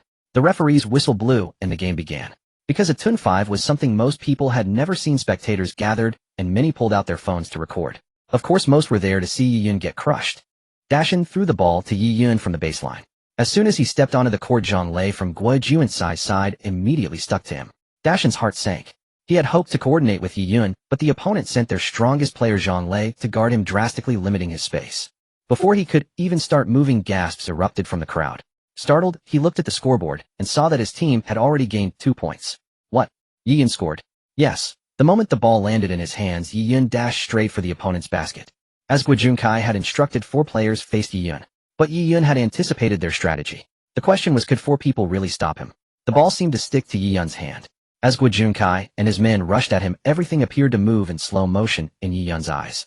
He dribbled past them effortlessly. Before Guijunkai and the others could even react, they saw the ball already sinking through the hoop. And Yi Yun had deliberately slowed down. If he had used his full physical capability, they wouldn't even have caught a glimpse of his shadow. Damn it. How did you guys defend? Guijunkai was furious. 4 against 1, and that one guy got past all 4 and scored. What a huge loss of face. In truth, not just the few defenders guarding Yi Yun, but the entire audience was utterly bewildered as to what had transpired. Even from the best vantage point, one could only see Yi Yun with astonishing speed dribbling through the scant gap in the foreman encirclement and charging toward the basket. By the time he reached the hoop, Guijunkai's 4 lackeys hadn't even registered that Yi Yun had vanished. Was this speed even humanly possible? At that moment, Deshawn finally understood why Yi Yun had insisted on his presence. He wasn't there for teamwork. He was merely there to inbound the ball. After Yi Yun's team scored, possession shifted to Guijunkai's side. Guijunkai signaled one of his cronies, who nodded, and as Zhang Lei blocked Deshawn, he immediately passed the ball. That crony had already stealthily slipped under Yi Yun's basket. Guijunkai had reasoned clearly no matter what, Yi Yun's numerical disadvantage was fatal. If 2 guards each marked one opponent, and the inbound pass was thrown directly toward Yi Yun's half. They could easily steal 2 points. And Guojunkai did exactly that. On such a vast court, he refused to believe that Yi Yun's speed could outpace the ball. Could Yi Yun's speed match that? Of course it could. But for Yi Yun there was no need to waste energy sprinting for the ball. Watching the ball arc through the air, Yi Yun simply smiled. As it approached directly above him, he crouched, leaped, and reached out. A soft thwack echoed, and once again, everyone stood frozen. Yi Yun, with an almost absurdly simple motion, had intercepted the pass midair. Was this for real? The sneaky crony was the tallest on Guojunkai's team. Under normal circumstances, a pass to him would be easily caught. Guojunkai had deliberately adjusted the trajectory, certain that Yi Yun could never reach it. Moreover, there was another player blocking him below. But Yi Yun defied expectations. You thought I couldn't catch it? He'll show you I can. Even the spectators were stunned. Good heavens, how did he do that? Is he a high jumper? He must have jumped over 2 meters high. Only pole vaulting could achieve that, right? How can you compare? He took off from flat ground. They're not even on the same level. Yi Yun, however, paid no heed to their astonishment. In an instant, he scored another 2 points. Guojunkai's face was already losing composure. 5-on-2, and the opponent had scored consecutively. Wouldn't this be a laughingstock? With a flicker in his eyes, his lackeys understood. They were about to resort to dirty tricks again. Surrounding one player left more blind spots, making it harder to detect. Zhang Lei, the most physically imposing of the group, was dribbling. He charged toward the basket, but Yi Yun caught up instantly. Seeing Yi Yun, Zhang Lei narrowed his eyes. Leveraging his robust physique, he executed an abrupt stop, subtly adjusting his stance. His right foot jutted outward. This way the pursuing Yi Yun would inevitably trip over his foot and crash face first onto the ground. That was exactly how he had tripped Ling Ci earlier. But unfortunately for him, the man before him now was not Ling Ci. It was Yi Yun. Yi Yun noticed Zhang Lei's sneaky move, but acted as if he hadn't, stepping directly onto it. With a crisp crack, searing pain shot through Zhang Lei's foot. He howled in agony, instantly losing control of the ball. Yi Yun snatched the ball, charged back to Guojunkai's half, and sank another 2 points. Zhang Lei meanwhile collapsed to the ground. Oh, playing dead on the floor. Out of gas. After scoring, Yi Yun turned back and taunted. The step had been so swift that to outside observers, Yi Yun hadn't even touched Zhang Lei. So no one understood why Zhang Lei was lying there. Zhang Lei, what's your problem? Guojunkai roared. How dare he play dead in front of him? Boss Guo, I'm not. Zhang Lei tried to defend himself, but the pain in his foot was too intense. Can you play or not? If not, stop pretending to be tough. Yi Yun said with a faint smile, returning Guojunkai's earlier words. Damn it, you useless waste. Guojunkai smacked Zhang Lei's head hard. Can you still play, eh? I really can't, Boss Guo. My foot hurts like hell. Zhang Lei moaned, clutching his ankle. Get out, get out. Guojunkai kicked him. Don't get cocky. Even with 4, we'll still crush you. These words drew a chorus of snickers from the crowd. Thick-skinned indeed. Who's crushing whom, I wonder? Exactly. 5-on-2, and they've let in 3 or 4 straight faking injuries, and still have the nerve to talk about crushing others. Guojunkai clenched his teeth so hard they nearly cracked, forcing out continue. Thus the rest of the game became a solo show for Yi Yun. No matter how Guojunkai's four defended, Yi Yun always found a way to break through their triple coverage and score. The ball seemed attached to him. Even when they tried to steal, they couldn't even touch it. And even if they all packed the paint, it was useless. Whenever Yi Yun saw them refusing to leave the three-point line, head stop at half-court jump and launch the ball. It would curve into the net like it had an autopilot, a perfect swish. With a powerful slam dunk, the game ended. The final score was rather amusing, 830. Yes, Guojunkai's team had been shut out, not a single point. And Yi Yun alone had achieved the feat of scoring 83 points. This seemingly impossible feat unfolded on this very court. And it was a 2-versus-5 game. By now Guojunkai's face was as black as pitch. Throughout the entire game his team hadn't even glimpsed the rim. His lackeys wished they could crawl into a hole. Saying it was 2-versus-5, Deshawn had only served as the inbounder. They had been utterly dominated by Yi Yun alone. Losing like this was a massive humiliation. Yi Yun rolled his neck, grabbed his jacket, and looked at Guojunkai. Didn't you say the loser would kneel and call the winner grandpa? He pointed at the concrete floor. I'm waiting. Guojunkai's face turned the color of liver, dark with a tinge of red. That was the penalty for if you lost. I never said what would happen if I lost. With that too ashamed to stay, he turned and fled, leaving his jacket behind. As he ran out of the court, he heard laughter echoing behind him. Guojunkai gritted his teeth. Yi Yun, just you wait. This isn't over. Watching Guojunkai's retreating figure, Yi Yun rolled his eyes dramatically. Deshawn came over to him and said, You talk about others being sore losers, but you can even swallow your own shit. As they were grumbling, someone suddenly tapped Yi Yun on the shoulder. Turning around, he saw a girl with starry eyes and a certain grace. Classmate, the way you played basketball just now was so cool. Can I add you on WeChat? Deshawn raised an eyebrow at the sight. Oh, a little fangirl has arrived. Go for it, go for it. At that moment, Yi Yun noticed that the court had fallen strangely silent since the game ended. Everyone's eyes were fixed on him, their sparkling gazes almost blinding him. Damn, I overdid it. Yi snapped back to reality, grabbed Deshaun, and prepared to flee. Hey, why are you running? Deshaun teased. With all those adoring fans giving you such tender looks, how can you refuse? Yi laughed and cursed. Let's hurry to the infirmary and check on CI. Half an hour later, Yi and Deshaun arrived at the school infirmary. As soon as they entered, Zhuamu and Ling Sis gazes locked onto Yi like a camera tracking its target. Oh, why are you two staring at me like that? CI, how's your foot? Yi had a bad feeling. Sis' foot is fine, but you, my friend, are in trouble. Zhuamu squinted, lunged over, and grabbed Yi's shoulder. Spill it, you bastard, where did you steal that martial arts secret manual from? Yi was stunned. What martial arts secret manual? Have you lost your mind? I wish I had, Ling Ci chimed in, pulling out his phone and opening a video. Take a look for yourself. Yi took it and immediately understood what was going on. The video showed a boy performing a very cool layup. It was Yi on the court just moments ago. He hadn't expected that within half an hour his basketball video would already be online with over 1,000 views and climbing. You bastard, we've been roommates for over 2 years, and we never knew you could play basketball, let alone that your physique is so inhuman. Are you still going to claim you haven't practiced some martial arts secret manual? Zhuamu gritted his teeth. If I'd known, I wouldn't have brought Ling Ci here first. I missed such a great show, and I might have even gotten a chance to show off on the court. Come off it, Deshaun waved his hand. Showing off? I was a complete ghost on the court the whole game, just passing the ball to Yun. I didn't get a single glance. You have no idea how everyone in the gym looked at Yun after the game. Pure envy and admiration. I reckon if we'd left any later, Yun would have been swamped by those senior and junior girls. Alright, enough, stop teasing me, you bastards. CI, how's your foot? Yun asked with concern. It's fine, just a sprain. You got your revenge this time, but I heard Guo Junkai's family isn't simple. You need to be careful. Ling Ci said. Yun shrugged. Just a spoiled rich kid. Besides, China's anti-crime measures are very strict now. He won't dare do anything. Exactly, Deshaun agreed. Even if he does dare with Yun's physique, he probably can't do anything to him. They all burst into laughter, teasing each other. Yun smiled quietly. In his past life, he had fought for years, and his heart had long been frozen. Now reborn, he not only had the power to change everything, but also felt the warmth of family and friendship again. Suddenly, Yun felt something new in his heart. Just then his phone vibrated. He took it out and saw an unfamiliar number. Glancing at his roommates who were still playing around, he stepped out of the infirmary and pressed the answer button. Is this young friend Yun? A middle-aged man's voice came through the phone. Yes, may I ask who this is? I am Tang Yin, the head of the Tang family in Suong. Yun raised an eyebrow, somewhat surprised. What head of the Tang family? You must have the wrong number. Tang Yin sighed. Young friend, we both know what happened in Suong recently. Let's not beat around the bush. I'm calling to invite you to visit the Tang family. Please do me the honor. Although in his past life it was not the Tang family, but the Yuan family that shattered his family, Yun didn't hold much goodwill toward the Tang family either. But since it had come to this, he didn't intend to hide anything. What's the reason? When you come to the Tang family, I will explain everything to you, Tang Yin said with evident sincerity. The plane to pick you up is already waiting at the Beijing airport. Please do me the honor.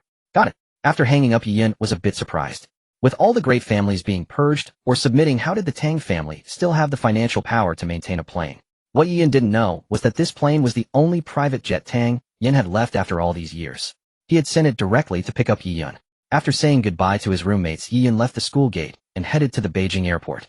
At the airport, a man who looked like a bodyguard was already waiting. As soon as Yin appeared, he approached. Mr. Yi, the paperwork is done. Please follow me. Marveling at how well Tang Yin handled things, Yin nodded and boarded the plane. Of course, Yin had already informed the authorities about this matter. Besides, the great families were now basically under control, and given Yun's current physical condition, even if he went to the Tang family alone, they couldn't keep him there. So Yun naturally felt no fear. Since it was a private plane with no restrictions from other flights and a direct route to the Tang family, just a few hours later Yun was already in Suhong, standing on the Tang family's turf. As soon as he got off the plane, Yun saw a middle-aged man waiting on the tarmac. He smiled slightly and walked up to him. The head of the Tang family personally coming to pick me up? I'm truly honored. Yun had long studied most of the great families, especially the Tang family, which had deep ties with him in his past life, so he knew them well. Tang Yin sighed. Young friend, please don't mock me. Now most of China's great families are under state control, and we're no different from ordinary people. You must know that. Yun shrugged, non-committal. Let's go. These old bones of mine can't stand the wind out here, Tang Yin said with a slight smile. Please, young friend. Yun extended his hand as well. Then I shall follow your lead. As they entered the Tang residence, the moment Yun sat down, the butler served tea. Tang Yin gestured. Young friend, this is premium Longjing from Suhong, an absolute fine tea. Please do taste it. Yun smiled, picked up the teacup, and took a sip. The tea is indeed good, but I suspect Patriarch Tang that you didn't invite me just for tea, did you? Watching Yi Yun's amused gaze, Tang Yen sighed and raised his hand. Someone nearby handed Yi Yun a video player. When Yi Yun turned it on, his brows suddenly lifted. Displayed on it were several photos and a surveillance video.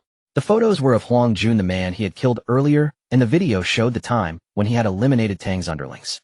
However, at that time Yi Yun was wearing his Taiyu equipment, so his true face was not revealed. Yi Yun knew that he hadn't revealed his true face, and on the second day after returning to the Science Academy, he had Liang Qingshan and the others erase all surveillance footage from that block. Yet who would have thought that the Tang family would be so swift and already obtained the video? Watching the machine-like figure of himself in the video, Yi Yun placed the player back on the table. Patriarch Tang, what is the meaning of this? Young friend, you must know the identity of this person in the video, Tang Yin said, staring at Yi Yun. During the conflict between our Tang family and the Yuan family, this person alone wiped out over 100 of my Tang members. Truly a ruthless killer. When it comes to ruthlessness, shouldn't you, Patriarch Tang of a noble family, be even more skilled? Yi Yun sneered, clearly still unable to let go of his past life. Young friend, you stop pretending. The person in the surveillance is none other than yourself. Tang Yin stopped beating around the bush and directly revealed Yi Yun's identity. Yi Yun narrowed his eyes. How can you be so sure, Patriarch Tang? One can eat carelessly, but words cannot be spoken carelessly. Huang Jun, the man in the photo, was originally a capable enforcer of our Tang family. That night during the confrontation with the Yuan family, Huang Jun contributed a great deal. After searching through all the surveillance footage, we discovered that at the very beginning of the conflict, 2 students broke into this block. Among those 2 students, I presume there is a relative of yours, young friend Yi. Tang Yan's words had just fallen. With a whoosh, a pulse blade shot out, grazing Tang Yan's face and embedding itself deep into the wall behind him. Tang Yan was stunned. He never expected Yi Yun to strike without warning. Several bodyguards immediately reached for their guns, but just as their hands touched their holsters, Yi Yun abruptly stood up, and in the blink of an eye was back in his seat. Only now on the table lay several completely disassembled pistols. The speed was astonishing. At that moment, Tang Yin finally realized that he might have been too hasty. Although he had concluded that Yi Yun was the mechanical monster from that night, he had assumed that Yi Yun's abilities relied entirely on that equipment. Now that Yi Yun was in his physical form, he thought, even a lean camel is bigger than a horse. Without his gear, Yi Yun might pose no real threat. He had forgotten that Yi Yun dared to come alone to the banquet precisely because he had absolute confidence. Moreover, the Tang family was now effectively under Wuxia's control. Given his status, if he could actually be threatened by Tang Yan within the Tang residence, then the Huaxiao personnel might as well resign. I warn you. Yi Yun stared at Tang Yan like a fierce tiger. Don't think that just because this is your territory you can threaten me. Besides, it's not solely your territory anymore. If he wanted with a single word, he could make the Tang family disappear completely. This was Yi Yun's confidence. I was reckless. Tang Yan finally lowered his head after a long standoff. He was well aware of the situation. He had originally intended to use Yi Yun's incomplete strength to pressure him, but it turned out to be a fantasy. When Yi Yun drew the pulse blade, he had already tacitly admitted his identity, so he decided to stop concealing it. So, Patriarch Tang, if you call me here today to seek revenge, I'm afraid these few people aren't enough for me to fight. No, young friend, you please don't misunderstand. Tang Yin, aware of his position, no longer dared to put on the airs of the Tang family patriarch. Huang Jun dared to lay a hand on your sister, it was his own doing. I am not here to seek revenge. To be honest, I came to seek your help this time. Tang Yin finally revealed his purpose. Yi Yun raised an eyebrow. Tell me. It's a shame to say, Tang Yin sighed and began to recount. It turned out that ever since the Tang family took root in Suhong, apart from their own strength, they had also relied on the support of foreign forces behind the scenes. This was normal after all, unless they were truly old established families. The Tang family alone could not have risen to become the top family in a major city like Suhong. But some time ago, Huaxia suddenly changed. Not only did it implement first-level combat readiness, but it also restricted the movement of people in and out of the country. And coincidentally, to ensure the Tang family's development, Tang Yin had married his daughter Tang Xini to the eldest son of a major local power in Xingqi country. This would have been fine, but now Huaxia had purged the family powers, resulting in the Tang family being completely under Wuxia's control. Tang Yin had lost all real authority. Naturally, that foreign power could no longer contact the Tang family. But his daughter was still abroad. Now, because they couldn't contact the Tang family, that power simply refused to let Tang Xini return, imprisoning her in Xingqi country, causing her to miss Wuxia's latest deadline for return. Tang Yin was frantic and sweating profusely. He had thought of asking Huaxia for help, but he couldn't even get a meeting with the higher-ups. In utter desperation, Tang Yin finally remembered the surveillance from that night, and eventually traced it back to Yi Yun. So you went through all this trouble to find me just to ask me to go abroad and rescue your daughter. When Yi Yun heard that Tang Yin had used his daughter as a sacrifice for the family's development, he was already deeply displeased. These old family patriarchs are all the same. For the sake of family development, they completely disregard their children's lifelong happiness. This is perhaps the sorrow beneath the glamorous facade of great families. What makes you think that if even your family can't leave the country I can? Yian asked. Tang Yin sighed. I may be old in years but my mind hasn't gone dull yet. With such powerful equipment in your possession the country couldn't possibly fail to detect it, nor would they leave you alone. They'd even forcefully recruit you if they had to. I even suspect that the high-end tech talent the country mentioned earlier is none other than you young friend Yi. With such connections if you want to go abroad to save someone I think the country would grant you that favor. Yi Yun smiled. You're clever, but I refuse. Why? It's not a difficult task for you. Tang Yin hearing Yi Yun's words said urgently, anything you want I can give it to you. What do you have left to give me? The friendship of the Tang family. Don't forget Tang Yin, the Tang family no longer belongs to you. Yi Yun slammed the table hard, and the rosewood table actually cracked from his slap. The people beside, Yi Yun's eyes contracted sharply. Was this the power of a human? If this hit a physical body, it would probably be crushed into a pulp. Moreover, you know the current international situation.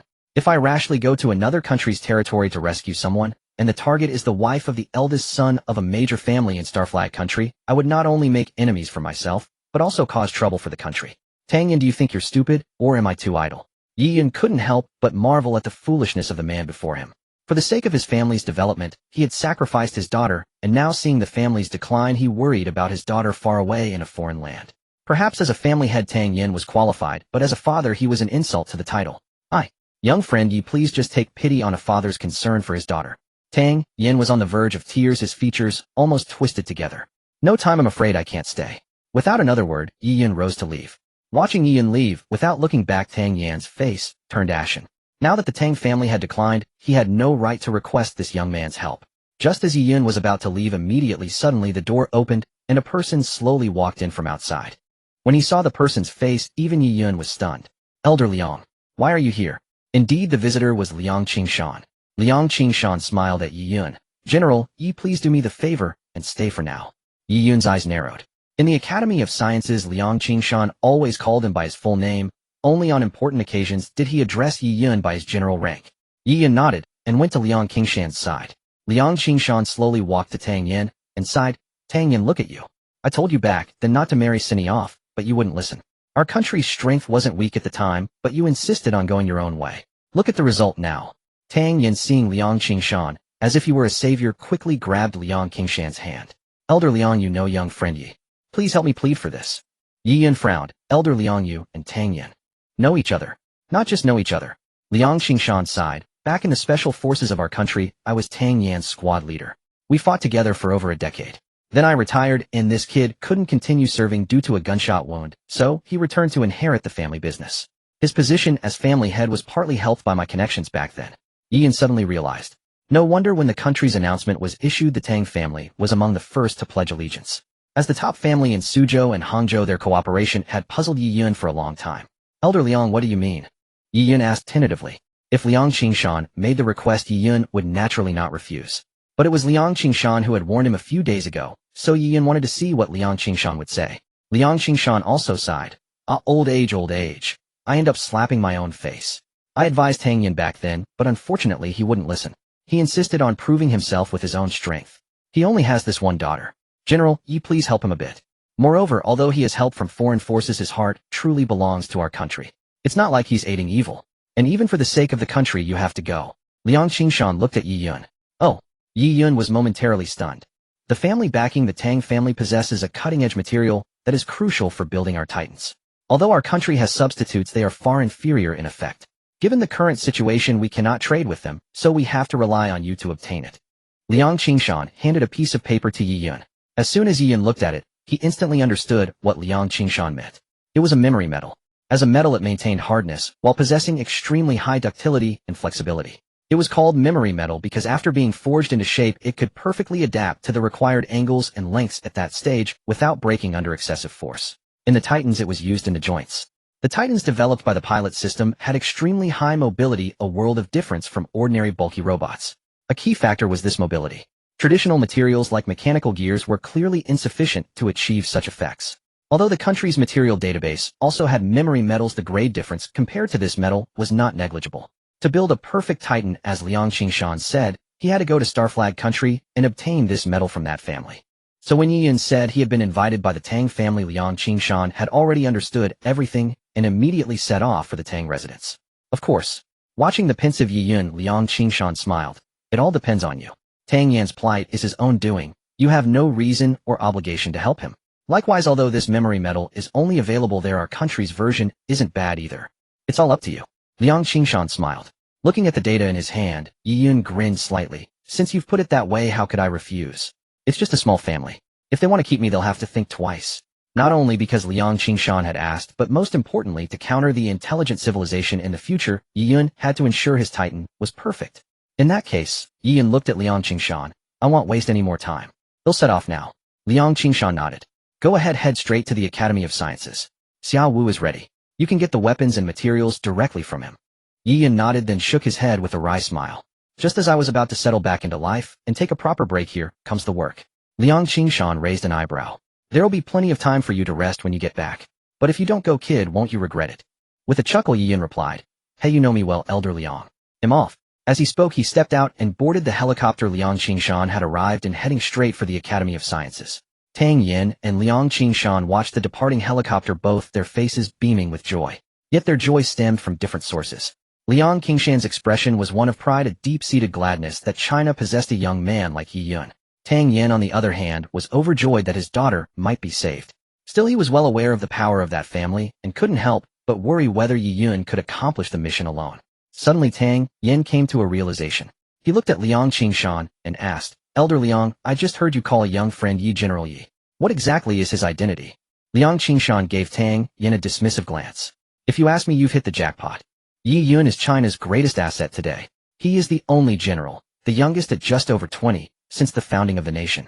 That equipment you saw on the surveillance footage, he developed it himself. Granted, without the help of the Chinese Academy of Sciences, he wouldn't have been able to gather all the materials. But Liang Qingshan knew very well that the core of the Titan pilot project was entirely Yi Yun. From the original design of the Titan gear to the soul of the equipment, the core components, none of it could have been done without him. What? A general? Tang Yin was utterly stunned. A general in his 20s, what did that mean? Never in history had such a thing occurred. Every one of China's current generals guarding the nation was a veteran. The mere fact that he could become a general at such an age and receive the nation's recognition and trust was enough to prove how invaluable Yi Yun was to China. By the time Yi Yun arrived at the Academy of Sciences, it was already afternoon. Without any small talk, he went straight to collect his equipment. Xiao Wu had everything ready and simply handed the package to Yi Yun. But Yi Yun didn't rush off. Instead, he first studied the dossier on that family. Sharpening the axe doesn't delay the cutting of wood. Understanding the enemy is the first step to defeating them. The records showed that the family was a long-established mafia clan in the Star Flag Nation. Their business empire spanned various industries, and they had connections in the political arena, even holding a significant sway over the current presidential election. This is a tough nut to crack, Yi Yun mused. He raised an eyebrow. The Jack family wielded absolute power in the Star Flag Nation. To take something from their clan, and even kidnap a person, only Yi Yun could pull it off. Patting his Titan gear, he prepared to depart immediately. It was a long journey. Yi Yun would first travel from China to Indiana, then enter the Star Flag Nation as a legitimate businessman. As for the equipment, Xiao Wu and the others had initially planned to seal it and drop it into international waters for Yi Yun to retrieve later, since the Titan gear had a built-in communication signal and wouldn't be lost. But Yi Yun saw no need for that. Not long ago, he had discovered a new function of the Titan system, a 3 square meter space within the system itself. Had it not been for his recent frequent completions of the system's tasks, he wouldn't have unlocked this feature so soon. Now it was incredibly convenient. He stored all the equipment in the space, saving the trip to international waters and bypassing security checks. After all, not just firearms, but the high-tech Titan gear could easily be confiscated at the airport by the Star Flag Nation authorities. If that happened, the consequences would be disastrous. Everything ready, Yi Yun boarded the helicopter and headed for the Star Flag Nation. 2 days later, at Angel City Airport. Welcome to the Star Flag Nation, Mr. Yun. We wish you a pleasant journey. The visa officer smiled as she handed back his passport, and Yi Yun returned a charming smile, making the officer's heart flutter. Yi Yun was a bit surprised. The identity prepared for him by the Chinese side was that of a renowned and wealthy merchant. He even flew first class, which led to frequent and unintended attentions from other passengers, leaving him both amused and exasperated. But now that he was in the Star Flag Nation, he had to rely entirely on himself. This operation was illegal and would receive no support from China. However, what happened next caught Yi Yun completely off guard. No sooner had he stepped out of the airport than a luxury car pulled up right in front of him. As Yi Yun was momentarily stunned, the person who stepped out of the car made him even more surprised. Wasn't this Wolf, the second son of the Jack family? Are you Mr. Yun Yi? Wolf asked, polite and gracious. Yes, I am, Yi Yun replied, feigning ignorance. Mr. Wolf. Oh, Mr. Yin actually knows me. Wolf looked genuinely surprised. Hey, you flatter me, Mr. Wolf. As a prominent family in Angel City, the Jacks are well known in business circles, Yi Yun said with a smile. May I ask what brings you here? Let's talk in the car, Wolf replied, opening the door. We've come to see you with sincere intentions. Yi Yun nodded, thinking to himself, speak of the devil. This saves me a lot of trouble. As he got into the car, he couldn't help but admire the sheer luxury of the wealthy. He recognized the car, a Maybach. Over the years, the Maybach had undergone many technological reforms, and the rear space was not only extremely spacious, but also equipped with a full holographic projection system. Apart from the driver's seat, the rear could accommodate 7 or 8 people with all kinds of entertainment facilities at hand. It was clearly designed for pleasure, and Wolf had spared no expense in the modifications. As soon as Yi Yun sat down, a blonde woman in very revealing attire handed him a glass of wine. Yi Yun took it with a polite smile and thanked her. Yi Yun had just settled into his seat when a sultry blonde woman offered him a glass of wine. He accepted it with a courteous smile and a word of thanks. Wolf then gave a meaningful smile. Mr. Yun, these women have been carefully selected and trained to satisfy any of your desires. You may relax here. After all, we still have a long journey ahead.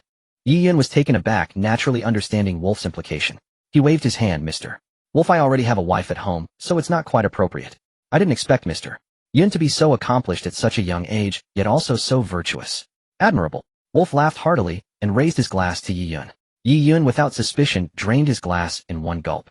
Wolf laughed loudly and began chatting freely with Yi Yun. Soon the car arrived at a mountain villa. As Yi Yun stepped out, he exclaimed, as expected of the Jack family, such a magnificent villa could only be worthy of the Jack family's stature. Mr. Yin has a keen eye. Wolf's eyes were full of laughter. Please.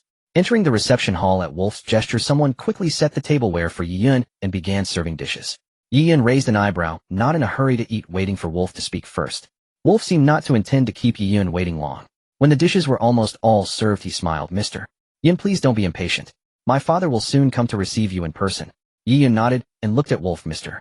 Wolf, although I greatly admire the Jack family, this is our first meeting. Such hospitality, I would appreciate it if you could give me a clear indication. Wolf's eyes flickered and he sighed. Mr. Yin, you have become such a successful businessman at a young age, you are no fool. I can't believe you don't have an inkling of why we've sought you out. Yi Yun let out a breath. Fortunately, he had thoroughly researched the Jack family before coming, so he spoke. If I'm not mistaken, your family has summoned me for the sake of business in the Middle East, right? Ha ha ha, Mr. Yin, you are truly brilliant for your age. Your intelligence is indeed exceptional. As he spoke, the reception hall door suddenly opened, and a man in casual clothes walked in. My child, have you invited Mr. Yun Yi? Yes, father, he is here. Wolf stood up to introduce him, but Yi Yun rose first. Esteemed Mr. Jack, I have long admired your reputation. Seeing you, I understand why you have raised such a courteous son. This compliment not only flattered old Jack, but also subtly praised Wolf, instantly boosting Wolf's favorable impression of Yi Yun. Old Jack was not actually named Jack. The Jack family had a tradition where only the current head of each generation could inherit the name Old Jack, which would accompany him until his death. Mr. Yin, you are indeed a merchant. Your silver tongue is quite impressive. Although Old Jack's words did not accept Yi Yun's flattery, Yi Yun caught the slight raise of his eyebrows. Yi Yun knew the first step was achieved. The three soon sat down. Yi Yun ate quietly, while Old Jack occasionally glanced at him, observing. Seeing that Yi Yun's table manners were impeccable, without any mistake, Old Jack finally nodded slightly. Yi Yun understood well that these old aristocratic families placed great importance on such etiquette. To secure a partnership, one must first demonstrate proper manners to be judged as a person of integrity. For Yi Yun, this was not a challenge. Since his physical abilities had improved, learning such things was extremely fast. He had mastered these manners during the flight, and now his performance was flawless. Thus Old Jack finally spoke. Mr. Yin, I apologize for the abruptness of inviting you here right after you landed. We were eager to reach an agreement with you, so please forgive the haste. You flatter me. Being personally invited by the Jack family is my honor. But may I ask what business Mr. Jack wishes to discuss? Mr. Yin, as you know, China has inexplicably closed its borders. Many of the Jack family's businesses in China have lost contact. Our family's origins lie in arms dealing, and we have substantial resources tied to the Chinese aristocratic families. With China's sudden seclusion, Mr. Yin, as a Chinese national, do you have any information? Although Yi Yun loathed the term seclusion, he pretended to be ignorant and shook his head. You jest. I did not grow up in China. My family emigrated abroad long ago. To me, China is merely a region for business. To be honest, its closure has caused me no small loss. Old Jack nodded. The same goes for us. Hence I have come to you today regarding this matter. As you know, our Star-Striped nation has always meddled in the Middle East, but due to the United Nations the conflict there has remained lukewarm. Now with China's closure the Middle East situation is turbulent again. This is a golden opportunity for us to profit from arms sales. So, Ian suddenly set down his knife and fork, resting his chin on his hands. Mr. Jack wants to use my channels to transport arms. That is no legitimate business. If anything goes wrong, decades of my hard work would be wasted. Of course I know that. Old Jack chuckled. But merchants always chase profit. Your refusal only means the offer isn't high enough. We can negotiate the price, all you need is to agree. Such a major decision cannot be made lightly. Ian shook his head. Old Jack understood that such matters could not be settled overnight. He smiled gently. Of course. Mr. Ian, you may stay at our estate during this time, contemplate the matter, and come to me whenever you wish. As you said, this is no small sum, is it? With that they stopped discussing business and enjoyed a harmonious meal. If not for Yi Yun's Chinese appearance, they would have looked like a family. For Yi Yun this was a good thing. It meant he had successfully infiltrated the Jack family. Similarly, old Jack needed time to investigate Yi Yun's identity more thoroughly. Although China had perfectly covered his background, Yi Yun knew it was only a matter of time before he was exposed, so he had to act quickly. Before being discovered, he must find Tang Xini and the memory metal, then seize them and escape. In the days that followed, Yi Yun settled down in the Jack family's manor. Through several days of interaction, he became familiar with most of the terrain of the estate. However, what puzzled him was that despite the time passed, he had yet to lay eyes on the eldest son of the Jack family, Blaine. Time was pressing. If he remained ignorant of Blaine's whereabouts, then he would have no way to trace Tang Xini's location, let alone discover the whereabouts of the memory metal. That's it. He suddenly thought of the memory metal, and a plan began to form in his mind. The pilot helmet possessed terrain scanning capabilities.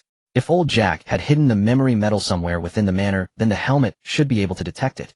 As long as there was any underground structure on the estate, Yi Yun would be certain to find it. However, retrieving the pilot helmet in broad daylight was obviously impractical. Thus Yi Yun had no choice but to wait until nightfall. At midnight his eyes snapped open as he lay in bed. He pricked up his ears, and a multitude of sounds began to converge into his hearing. The manor was situated on a remote hillside with no other human habitation nearby. Far from the city, the night brought only the chirping of insects rather than the sounds of human activity. Of course there were footsteps, those of the bodyguards patrolling the grounds. Yi Yun narrowed his eyes, sprang up from the bed, and gently opened the window, poking his head out to survey the surroundings. A few bodyguards were stationed below his room, but he paid them no mind. With his abilities, avoiding their notice was more than possible. Perhaps because the manor was already remote and the Jack family's reputation loomed large in Angel City, and even across the Xingqi country the guards were not particularly vigilant during their patrols. This naturally worked to Yi Yun's advantage. He opened the window, gripped the sill with both hands, and with a single powerful swing, he vaulted outside. Free climbing was no challenge for Yi Yun. Even if the wall offered only the slightest crevice, his formidable finger strength could support his entire weight. If the flame from the jump device hadn't been so conspicuous in the darkness, he wouldn't have needed to go through such trouble. As he climbed, he deftly avoided all the windows to prevent detection by those inside, then chose a landing spot and dropped down without making a sound. He retrieved the pilot helmet from his spatial storage, and under the command of his will began scanning the entire manor. But to his disappointment, the helmet's readings indicated that the structure was solid with no sign of any underground chamber or hidden room. Just as he was puzzling over this, he heard the faintest sound of footsteps approaching from behind. Yi Yun's pupils contracted. In an instant, he withdrew the helmet back into his storage space. This demonstrated his shrewdness. He had chosen a landing spot amid a tangle of bushes which not only provided cover, but also allowed him to sense anyone approaching. After stowing the helmet, he pretended to be lost and wandered toward the direction of the sound. "Who's there?"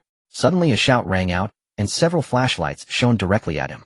Though the blinding lights had little effect on him, he feigned being dazzled, raising his hands and calling out, "It's me. I'm a guest invited by Mr. Jack." When the flashlights were switched off, Yi Yun found himself surrounded by a group of bodyguards in black suits, their gun muzzles blocking all his escape routes. The commotion inevitably roused the manor's residents. Lights flicked on in rooms that had been dark moments before, and windows were thrown open as people peered out. This once again deepened Yi Yun's impression of the Jack family. The mere sound of a shout had mobilized everyone, simultaneously showcasing the family's extraordinary execution. It was no wonder the Jacks were hailed as the first family. Wolf's room also lit up. He leaned out, and upon seeing that the detained person was Yi Yun, immediately called out, "Mr. Yun, is that you?" "It's me, Master Wolf. It seems I've been mistaken for something." Yi Yun replied with an innocent expression. "You idiots. This is a distinguished guest invited by Father. What are you doing? Put down your guns." With that, Wolf prepared to head downstairs. However, the bodyguards exchanged glances, but showed no sign of lowering their weapons. Only when a voice from behind said, Lower your weapons. Did the guards finally holster their guns? Yi Yun squinted, and through the gaps between the bodyguards caught sight of a foreigner with black hair and blue eyes. Blake Jack, Yi Yun murmured. So you finally appeared, he whispered. Indeed, the foreigner who had emerged in the dead of night was none other than Blake, the eldest son of the Jack family. And one of Yi Yun's targets, Tang Xinyi, was Blake's lawful wife. Blake puffed on a cigar, silently appraising Yi Yun. Yi Yun in turn studied him. Though they had never met before, their gazes locked like those of arch-rivals, a profound silence hanging between them. Yet in their eyes a fierce blaze had already ignited. Yi Yun narrowed his eyes. This Blake was no ordinary man. Far from it. Even though Yi Yun's physical abilities had already surpassed human limits, he had to admit that he sensed a dangerous aura emanating from Blake. Even old Jack did not exude such an air.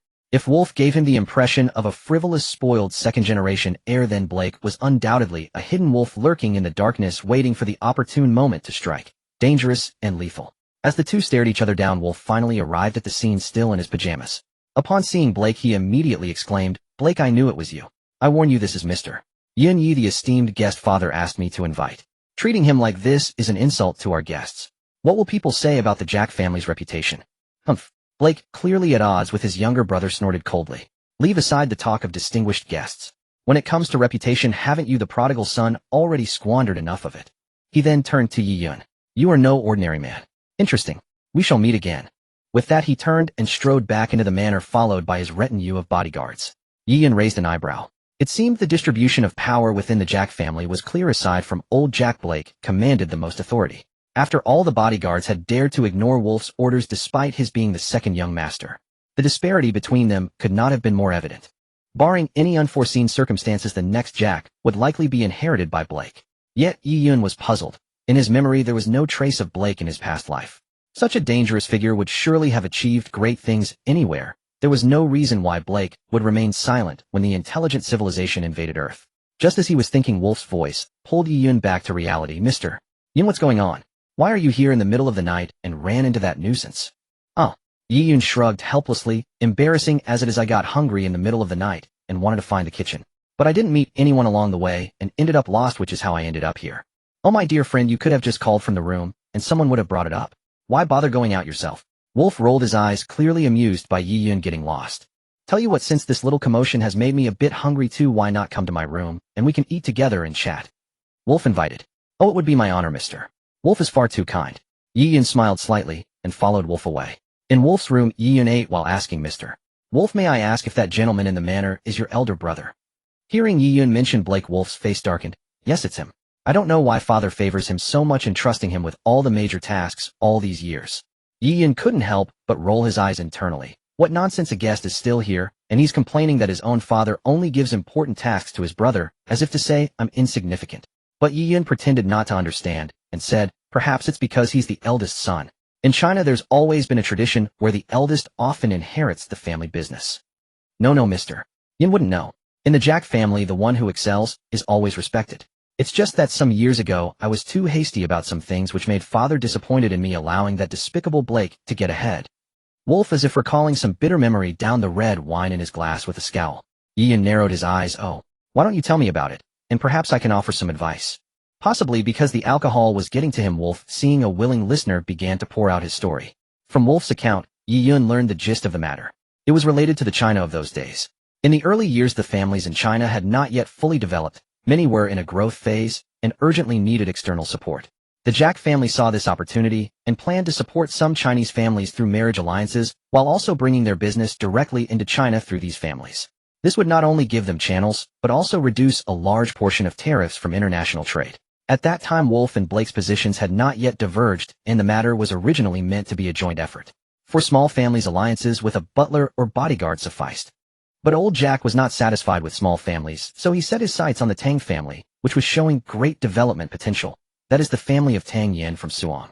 At the time, the Tang family was already competing with the Yuan family and had made a name for themselves in Suan. With the Jack family's support, they would likely surpass their rivals. But for such a family, a marriage alliance would require either Wolf or Blake to participate. The trouble came when Blake and Wolf visited the Tang family. Wolf immediately fell for Tang Xinyi. He was determined to make Tang Xinyi his wife. So, forgetting his father's teachings, Wolf repeatedly lowered the terms during negotiations just to secure the marriage with Tang Xinyi. Naturally, old Jack intervened and scolded Wolf harshly. But Wolf, refusing to repent, came up with the idiotic idea of forcing Tang Xinyi into a situation where she had no choice. In the end, the Jack family not only had to lower their terms, but also saw Tang Xinyi marry Blake. Otherwise, if everything had gone smoothly, old Jack had intended for Wolf to marry Tang Xinyi. After all, Blake was the eldest son, inherently higher in status than Wolf. His marriage was naturally more important. From then on, Wolf's standing plummeted, and with old Jack's subsequent training of Blake's reputation rose accordingly. Wolf, on the other hand, was branded as someone who would lose his mind over a woman. After hearing the story, Yi couldn't help but roll his eyes internally. If he were in their shoes, he'd think so too. But after hearing it, an audacious idea struck him. Since Wolf and Blake were so at odds, perhaps he could exploit that. Then Yi looked at Wolf and smiled. Mr. Wolf, what if I told you I have a way to help you restore your image in front of Mr. Jack? Would you trust me? Wolf was taken aback, then said, Mr. Yin, are you serious? Yi nodded slightly, but didn't say more. Seeing Yi Yun's half-finished words, Wolf grew anxious. Mr. Yin, please don't keep me in suspense. I'm all ears. To rebuild your image in your father's eyes, you'll need to follow my lead from now on. Yi Yun curled his lips into a meaningful smile. The next day, Yi Yun got up early and saw old Jack and his two sons having breakfast downstairs. Even though breakfast in the Xingqi country usually consisted of cereal and sandwiches, Yi Yun could tell the luxury. After all, a sandwich with a large chunk of lobster meat was not something an ordinary family could afford. Old Jack noticed Yi Yun and smiled. Mr. Yin, come down and join us for breakfast. Hearing this, Blake raised an eyebrow, but said nothing. Instead, Wolf spoke up. Father, this is a family meal. Isn't it inappropriate to have an outsider at the table? Wolf's words left the three present momentarily stunned. Yi Yun was naturally feigning surprise, while Black and old Jack were genuinely taken aback. For if Wolf had acted according to his former nature, since old Jack had instructed him to invite Yi Yun, and in Wolf's eyes Yi Yun was a figure of great importance to old Jack, then given Wolf's disposition, he would have at least shown Yi Yun special consideration. In the scene just now, it would have been perfectly normal for Wolf to bypass old Jack and directly invite Yi Yun to breakfast. Yet this time it was old Jack who extended the invitation, and Wolf flatly refused. This was practically defying old Jack. How did he dare? Old Jack was taken aback, but Black glanced at Wolf, then at Yi Yun, and a meaningful smile curled at the corner of his mouth. Wolf, is that how you speak to a guest? Old Jack frowned, visibly displeased. Wolf, however, replied unhurriedly, Father, I have no intention of disrespecting Mr. Yun. If it were an occasion like yesterday's, I would naturally welcome him warmly. But today is merely a breakfast among the three of us, father and sons. Including Mr. Yun seems somewhat inappropriate, don't you think, Father? Humph. Old Jack, not expecting Wolf to be so assertive, scolded him for lacking tact, and set down his utensils before leaving. Black, on the other hand, finished his meal, leisurely wiped his mouth, and rose unhurriedly to depart. To be honest, Wolf was also somewhat nervous. This was the method Yi Yun had taught him yesterday, and Wolf had initially been horrified. Because Yi Yun had said that the first step to redeeming his image was to change the perception of Wolf that old Jack held in his mind. All along, Wolf had been completely obedient to old Jack, never expressing his own thoughts. Now, by suddenly choosing to oppose old Jack, he could instantly capture old Jack's attention. Yi Yun had not deceived Wolf. This was indeed the only viable course of action. However, judging from Black's expression just now, it seemed he had sensed something. But Yi Yun was unconcerned. Yesterday, Wolf had protected Yi Yun. Out today, he opposed him. Unless Black were a fool, he would naturally discern the issue. Yet Yi Yun was clearly presenting an open stratagem. See how you confront me. Soon after, old Jack summoned the butler to invite Yi Yun to his chambers for a discussion. Yi Yun naturally accepted the invitation, but he did not expect to find Black already present when he entered old Jack's room. Yi Yun smiled slightly. Mr. Jack. Old Jack nodded, gestured for Yi Yun to sit, then glanced at Black. Mr. Yin, allow me to introduce my eldest son, Black. Yi Yun smiled at Black, rose, and extended his hand. With his father present, Black could hardly refuse Yi Yun's gesture, and shook his hand perfunctorily. Mr. Black is truly a man of distinguished bearing. It seems Mr. Jack has considerable insight into the upbringing of his children. Ha! Old Jack waved his hand. What do you think of our business proposal, Mr. Yun? Yi Yun pretended to ponder for a moment. Mr. Jack, to be honest, I am quite tempted. You must be aware of Yuntian Corporation's shipping channels. Though we are not well known in the Star Banner State, you can easily verify our reputation in the Middle East. It is absolutely reliable. So it all depends on how much sincerity you can offer me. I believe our sincerity is more than sufficient. Old Jack smiled faintly and signaled Black to hand over a document. Yi Yun opened it and saw the details regarding arms transportation. When he noticed the profit margin, he frowned. Mr. Jack, offering our company only 3 points per deal seems somewhat inappropriate, don't you think? 3 points naturally meant 30% of the profit, meaning 70% of every transaction would go to old Jack. Black snorted coldly. Mr. Yin, I hope you understand that a 30% profit margin already demonstrates the full sincerity of the Jack family. Regardless of the annual volume of arms we ship, a 70-30 split is unprecedented in our family's dealings. The implication was clear: we have already shown you great courtesy. Old Jack remained silent, indicating that Black's words reflected his own stance. Yi Yun feigned reluctance. Given the current international climate, arms trafficking is universally condemned. Every channel our company has painstakingly developed over the years is a product of blood and sweat. If even one route is exposed, it would be equivalent to losing that entire pathway, a loss that cannot be measured in mere currency. So, without a 40% share, I will not agree to this deal. Black frowned. I advise you not to be so greedy. 40% is an astronomical sum. How can you be so avaricious? Yi Yun laughed heartily. Mr. Black, I hope you remember that I am a businessman. No businessman ever thinks he has earned enough. To put it bluntly, if China were not under lockdown, the Jack family would never have sought me out. You invited me because you are certain that my shipping channels are absolutely secure and can guarantee the profits from arms. So please understand, in the end this deal requires my consent. If you are unwilling, I can simply forego this cooperation. At worst you can find another partner. But you also know that in the Middle East, aside from our Yuntian Corporation's routes, no other company can compare with us. Arrogant, exceedingly arrogant. But Yi Yun dared to be so arrogant for a simple reason: Yuntian Corporation truly existed in the Middle East as a transport company. Moreover, Yi Yun's identity was crafted to match the company's owner, so in the short term, he had no fear of being exposed. This time, Yi Yun truly stunned both Old Jack and Black. Yi Yun could clearly sense the barely restrained fury in Black. Had Old Jack not been present, Black would likely have resorted to violence. Old Jack was also in a dilemma. Yi Yun's words struck precisely at his vulnerability. The delivery channels of Yuntian Corporation were well known, and they had the leverage to negotiate with him. If he were to abandon the partnership with Yuntian, as Yi Yun had pointed out, Old Jack could not rest easy. After a long silence, Old Jack sighed. Mr. Yin, may I have some time to think it over? Yi Yun nodded. Of course. As he turned to leave, he glanced at Black. Mr. Black, you seem to be around my age. Are you married? I have a younger sister still at home. Old Jack was taken aback and waved his hand. Unfortunately, he is already married to a Chinese woman. Oh, Chinese. Yi Yun emphasized the word Chinese before leaving the room. After Yi Yun left, Blake glared at Old Jack with fury. Father, that arrogant man. Do you think he is worthy of cooperating with the Jack family? Old Jack, though equally repulsed by Yi Yun's attitude, remained composed. Blake, calm down. You must understand his words are not wrong. The Yuntian Group's transportation capabilities in the Middle East indeed give them the leverage to be arrogant. If we want to close this deal, they are the safest option. But he even insulted my wife. A man like that shows no sincerity for cooperation. Enough. Old Jack fixed a stern gaze on Blake. Blake, do you even realize what you just did? How many times have I told you over the years? Never let emotions ruin a business deal. Have I taught you nothing? Scolded by Old Jack, Blake snapped back to his senses and quickly bowed his head in apology.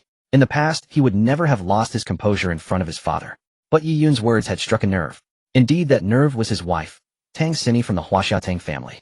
Years ago, because of that idiot Wolf, Blake had been forced to tie himself to the Tang family and ultimately marry Tang Xini. That marriage was the shame of Blake's life. It was also why he had always been at odds with Wolf. So when he saw Wolf mingling with Yi Yun, his aversion to Yi Yun grew exponentially. That was why he had lost his composure again in front of his father. This only deepened his hatred for Wolf and his resentment toward Yi Yun. Little did Blake know Yi Yun was counting on exactly that emotion. All right, leave now. Let me think this over. Old Jack waved his hand, dismissing Blake. Blake wanted to say something more, but the words died on his lips. He could only leave in frustration. As he closed the door and descended the stairs, he spotted an unexpected figure. None other than Yi Yun, the man they had just been negotiating with. Seething with rage, Blake felt the urge to strike. What are you doing here? Come to gloat. The door upstairs had been open, so Yi Yun could have overheard from the staircase. To his surprise, Yi Yun merely smiled. I have no interest in your misery. I was actually waiting for you. Waiting for me? Blake laughed bitterly. Waiting for me to kill you. Mr. Blake, please don't be agitated. Yi Yun remained unruffled. I'm here to cooperate with you. Cooperate? I have nothing to discuss with you. Get lost. Blake's eyes were icy. He feared he might draw his gun and shoot Yi Yun in the next moment. Oh, what if I told you this cooperation could drive your younger brother Wolf out of the Jack family? Wouldn't you be interested? Yi Yun raised an eyebrow, looking every bit the carefree young master. What do you mean? That comment indeed made Blake pause. He was puzzled. Wasn't Yi Yun on Wolf's side? Yi Yun did not elaborate. Tomorrow you will come to me on your own. With that, he sauntered away, leaving a bewildered Blake behind. Soon Blake would understand why Yi Yun had claimed he would come looking for him the next day. And indeed, he had no choice but to go. His spy planted beside Wolf reported that in the afternoon Wolf had visited Old Jack. The father and son had seemed to converse happily, and Old Jack had even praised Wolf. Unable to enter, the spy didn't know what Wolf had discussed, only that it seemed to involve the Middle Eastern deal. This made Blake uneasy. He knew better than Wolf how crucial this arms deal in the Middle East was to his father. If Wolf seized the initiative, it would be extremely disadvantageous for Blake. Under such circumstances, he really had to meet Yi-Yun and find out what game he was playing. Meanwhile, in Yi-Yun's room, he was texting Wolf on his phone. Yi-Yun was well aware that Wolf was surrounded by Blake's informants, so they had to use their phones to relay messages discreetly. On the other end, Wolf was enthusiastically telling Yi-Yun about his meeting with their father that afternoon. His words were filled with gratitude toward Yi-Yun for everything was orchestrated by him. The reason Yi-Yun had insisted on a 40 profit margin that morning was to lay the groundwork for Wolf's later visit to Old Jack. He had instructed Wolf to tell Old Jack that Wolf had met with him and successfully reduced the profit from 40 to 20. He also told Wolf to say that he would let Old Jack give Wolf 20 of the profits and Wolf would then secretly hand that 20 back to Yi-Yun. Once the contract was signed, Wolf could claim that his father had reneged on the 20 promise. The contract would clearly state 20, and Yi-Yun would have to abide by it. Given the Jack family's power, Yi-Yun would have to swallow the loss. Old Jack was overjoyed at this news. He had always seen Wolf as merely obedient, never expecting his second son to possess such cunning. Not only had Wolf avoided lowering the profit, but he had also increased it by 10 above the original 30. In this matter, Old Jack clearly saw the contrast. Although it didn't immediately shake Blake's position, in his heart Old Jack's impression of Wolf had indeed improved somewhat. That was why Wolf was so full of praise for Yi-Yun. As for Yi-Yun, he glanced at the messages on his phone and smiled faintly. The fish had taken the bait. He only needed to wait for Blake to come to him the next day. Sure enough, early the next morning Yi-Yun received an invitation from Blake, not to the manor, but to a restaurant in Angel City. When Yi-Yun arrived, it was already noon. Blake was displeased with his tardiness. Mr. Yun, being late is not a quality of a gentleman. Yi-Yun shrugged nonchalantly. Mr. Blake, I am no gentleman, so spare me the lecture. I assume you've invited me because you've received some news, haven't you? Blake frowned. What exactly did you make Wolf tell my father? Yi-Yun smiled faintly. It's nothing much really. I just reduced the price I offered Mr. Jack from 40% to 20% and let it slip through Wolf's mouth. What? Have you lost your mind? Blake was stunned for a moment. You're not a fool. If you think you can help Wolf by taking kickbacks, that won't fly with the Jack family. Of course I know that, Yi-Yun said with open hands. But it seems this has already touched your interests. Otherwise, why would you come to me? What exactly are you after? It's definitely not just about the arms money. Blake wasn't stupid. From the first time he met Yi-Yun, he knew the man's aura was far from that of a mere merchant. Now are you willing to discuss what I mentioned yesterday, the matter of driving Wolf out of the Jack family? Yi-Yun's grinning face made Blake want to slap him. But he held back. I'm listening. I'm well aware that within the Jack family your standing is nowhere near Wolf's. If I want to achieve my goals, working through Wolf is impossible. Since you already wanted to oust him, why don't we join forces? As he spoke, Yi-Yun laid out his plan to Blake in detail. Even Blake was startled when he heard it. This was indeed a brilliant scheme. Not only would it credit Blake entirely for the deal, but it would also completely trip up Wolf. A win-win. It is indeed a good plan, Blake said after a long silence. But what do you get out of it? Mr. Blake, are you underestimating your own power? Yi-Yun laughed heartily. Through this I gain the friendship of the future head of the Jack family. To me that alone is a massive benefit, isn't it? Of course, just that isn't enough. Yi-Yun sighed, pulling a photo from his pocket. Blake took it and saw a smiling young woman. What does this mean? Blake frowned. This is my sister, Yi-Yun said with a smile. My condition is that after you succeed, Mr. Jack, you divorce your current wife and marry my sister. Blake stared at Yi-Yun as if he were insane. Do you have any idea what you're saying? Of course I do. To be honest, Mr. Blake, my trip to Xingxi country was originally aimed at your family. Mr. Jack's invitation did surprise me, but my ambitions extend far beyond the Middle East. Yi-Yun fixed his gaze on Blake. Blake's pupils contracted. You want to extend your reach into the West? Yes, Yi-Yun nodded. But the obstacles are immense.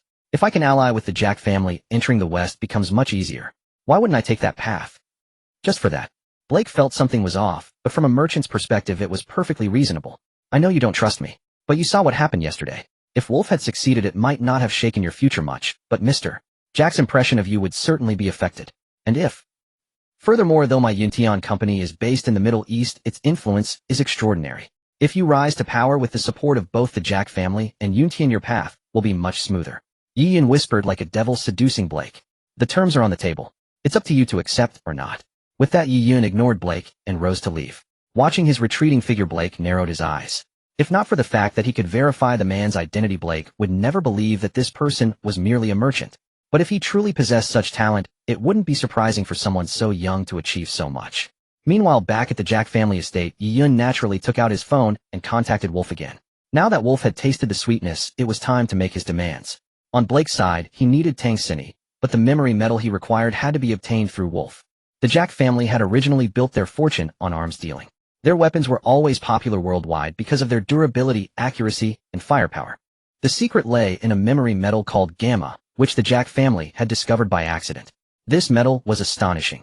Adding a small amount to any alloy dramatically improved its forgeability and ductility, and most importantly, it was renewable. By placing the metal into a steel-aluminum alloy and storing it for a period, the alloy would transform into memory metal Gamma. If not for the low yield and the 2-year storage time required, the Jack family's achievements would be even greater, or they would have been destroyed long ago by envy over the metal. Yet even so, the Jack family remained a target of envy. Wolf naturally knew the importance of this metal, but had no access to it. However, he did give Yi-Yun a crucial piece of information: only his father, Old Jack, could ever come into contact with memory metal Gamma. This meant that the memory metal Gamma must be stored somewhere Old Jack frequented. After several days of observation and his powerful mental calculations, Yi-Yun quickly narrowed down the possibilities: Old Jack's room, the manor, and his only weapons factory. The manor was ruled out first. He had already searched it thoroughly with no success. As for Old Jack's room, Yi-Yun hadn't checked it, but given Old Jack's caution, it might be there, though getting inside would be extremely difficult. Thus, the only viable option was the weapons factory. The final step was to locate Tang Sini. And since Blake had already taken the bait, this step was not difficult for Yi-Yun. During his morning meeting with Black, Yi-Yun had already secretly acted, planting a nano tracker on Black. This tracker was specially crafted by the Academy of Science and Technology at Liang Qingshan's request before leaving the country. It was not only extremely compact and inconspicuous, but could also adjust its hiding position autonomously through the target's various movements. It could not be detected by scanners, and was also unlikely to be accidentally discovered or fall off. Because of Yi-Yun's constant hints toward Black over the past few days, Black had clearly begun to pay increasing attention to his wife. Yi-Yun knew that tonight Black would inevitably seek out Tang Sini. This was human psychology. When those around you start mentioning something to you deliberately, or not, even if you didn't care initially, you'll feel compelled to look into it. So Black would certainly go to Tang Sini tonight, and Yi-Yun only needed to follow the tracker's signal to find her. Late at night, Yi-Yun awoke from his bed. His hearing, which surpassed human limits, caught the sound of a car engine starting outside the manor. He knew that Black had risen. Yi-Yun swiftly donned his TAU equipment from his storage space, opened the window, and shot a grappling hook from his left hand. Unbeknownst to anyone, Yi-Yun had already left the manor. At that moment, a small red dot was pulsing within the TAU helmet. This red dot marked Black's current location. He was moving away from the manor, heading into the Tianshi Chengxiu district. Yi-Yun gave chase using his TAU equipment. With the aid of the jump device and grappling hook combined with his own extraordinary stamina and endurance, even though Black was in a car, Yi-Yun could still keep up. After about an hour, Yi-Yun finally saw Black's car stop in a villa residential area. Clearly they had arrived. Being like a Spider-Man, the villa's security guards naturally could not detect Yi-Yun moving through the air. So he easily evaded the guards, and looking at the red dot inside his visor, he quickly located the highest point in the area, gazing toward the red dot's position. Through the TAU helmet's functions, Yi-Yun could clearly see the villa Black had entered. At that moment, Black was staring at the woman before him. This woman was his wife, the eldest daughter of the Tang family from Huaxia, Tang Sini. However, as far as Black was concerned, he had never acknowledged Tang Sini as his woman. After all, Black had never recognized the Tang family. A mere regional clan from Huaxia, and now Huaxia had even sealed its borders. So although Tang Sini was still the daughter of the Tang family, she could not even return to Huaxia now. In Xingqi country, Tang Sini was utterly alone. What did this mean? It meant that even the Tang family's leverage, which had brought some benefits to the Jack family, was now gone with Tang Sini. In fact, if Black wished, he could throw Tang Sini out to starve to death, and there would be no real consequences. Such was the curse of great families. Where there is profit, you have a reason to exist. Without profit, there is naturally no reason to exist. At this moment, Tang Sini was sneering at Black. Oh, a rare guest. My dear husband, Black actually has the time to come see me today. Since Huaxia had sealed its borders and completely restricted entry and exit, Tang Sini's status in the Jack family had plummeted to the extreme. Black had even moved her out of the Jack family manor to live here. The conditions weren't too bad, if not for Black's surveillance and his occasional beatings. Tang Sini hated her husband to the bone, but she knew very well that without Black, she would be nothing. Rather than resenting Black, she blamed her father. Why had he sacrificed his own daughter as a pawn for marriage for the sake of the family's development? Tang, I don't have time to waste with your lip service today, Black said coldly, looking at Tang Sini. You're lucky. Someone has come to the Jack family, and you can leave the Jack family now. Leave? Then let me starve to death in this damn place, right? Black, you've finally shown your true colors. Tang Sini was stunned for a moment, then snarled. You're right. Our marriage was a transaction from the start. Don't act so pitiful.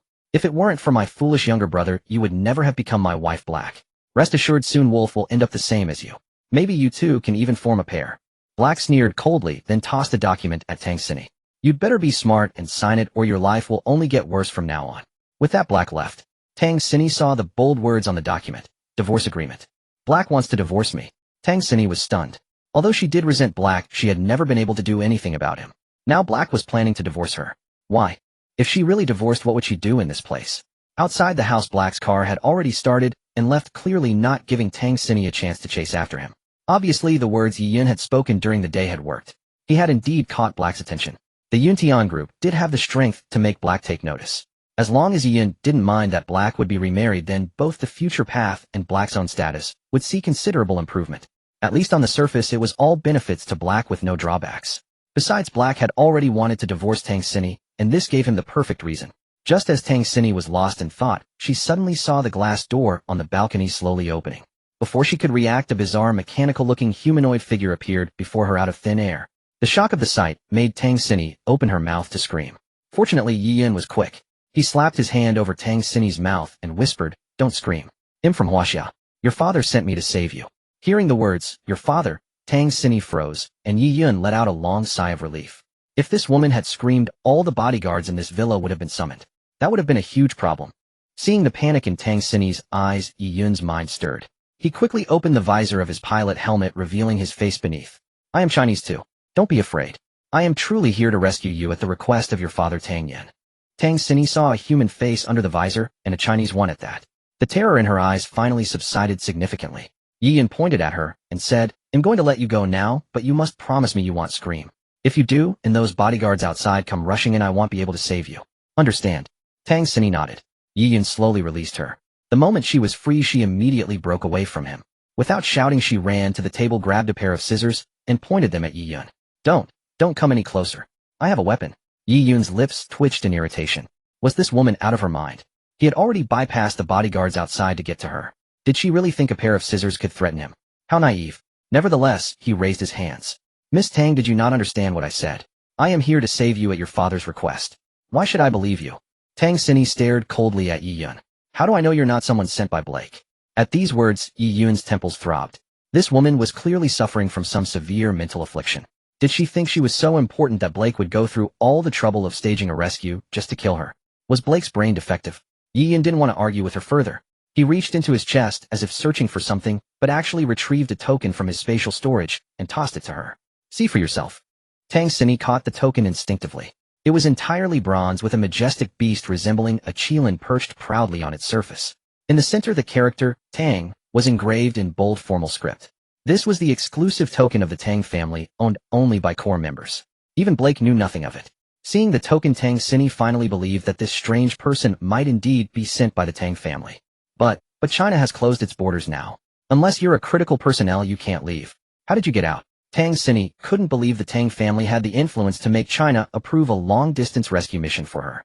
Especially someone as high-tech as this. "You don't need to worry about that." Yi Yun waved his hand.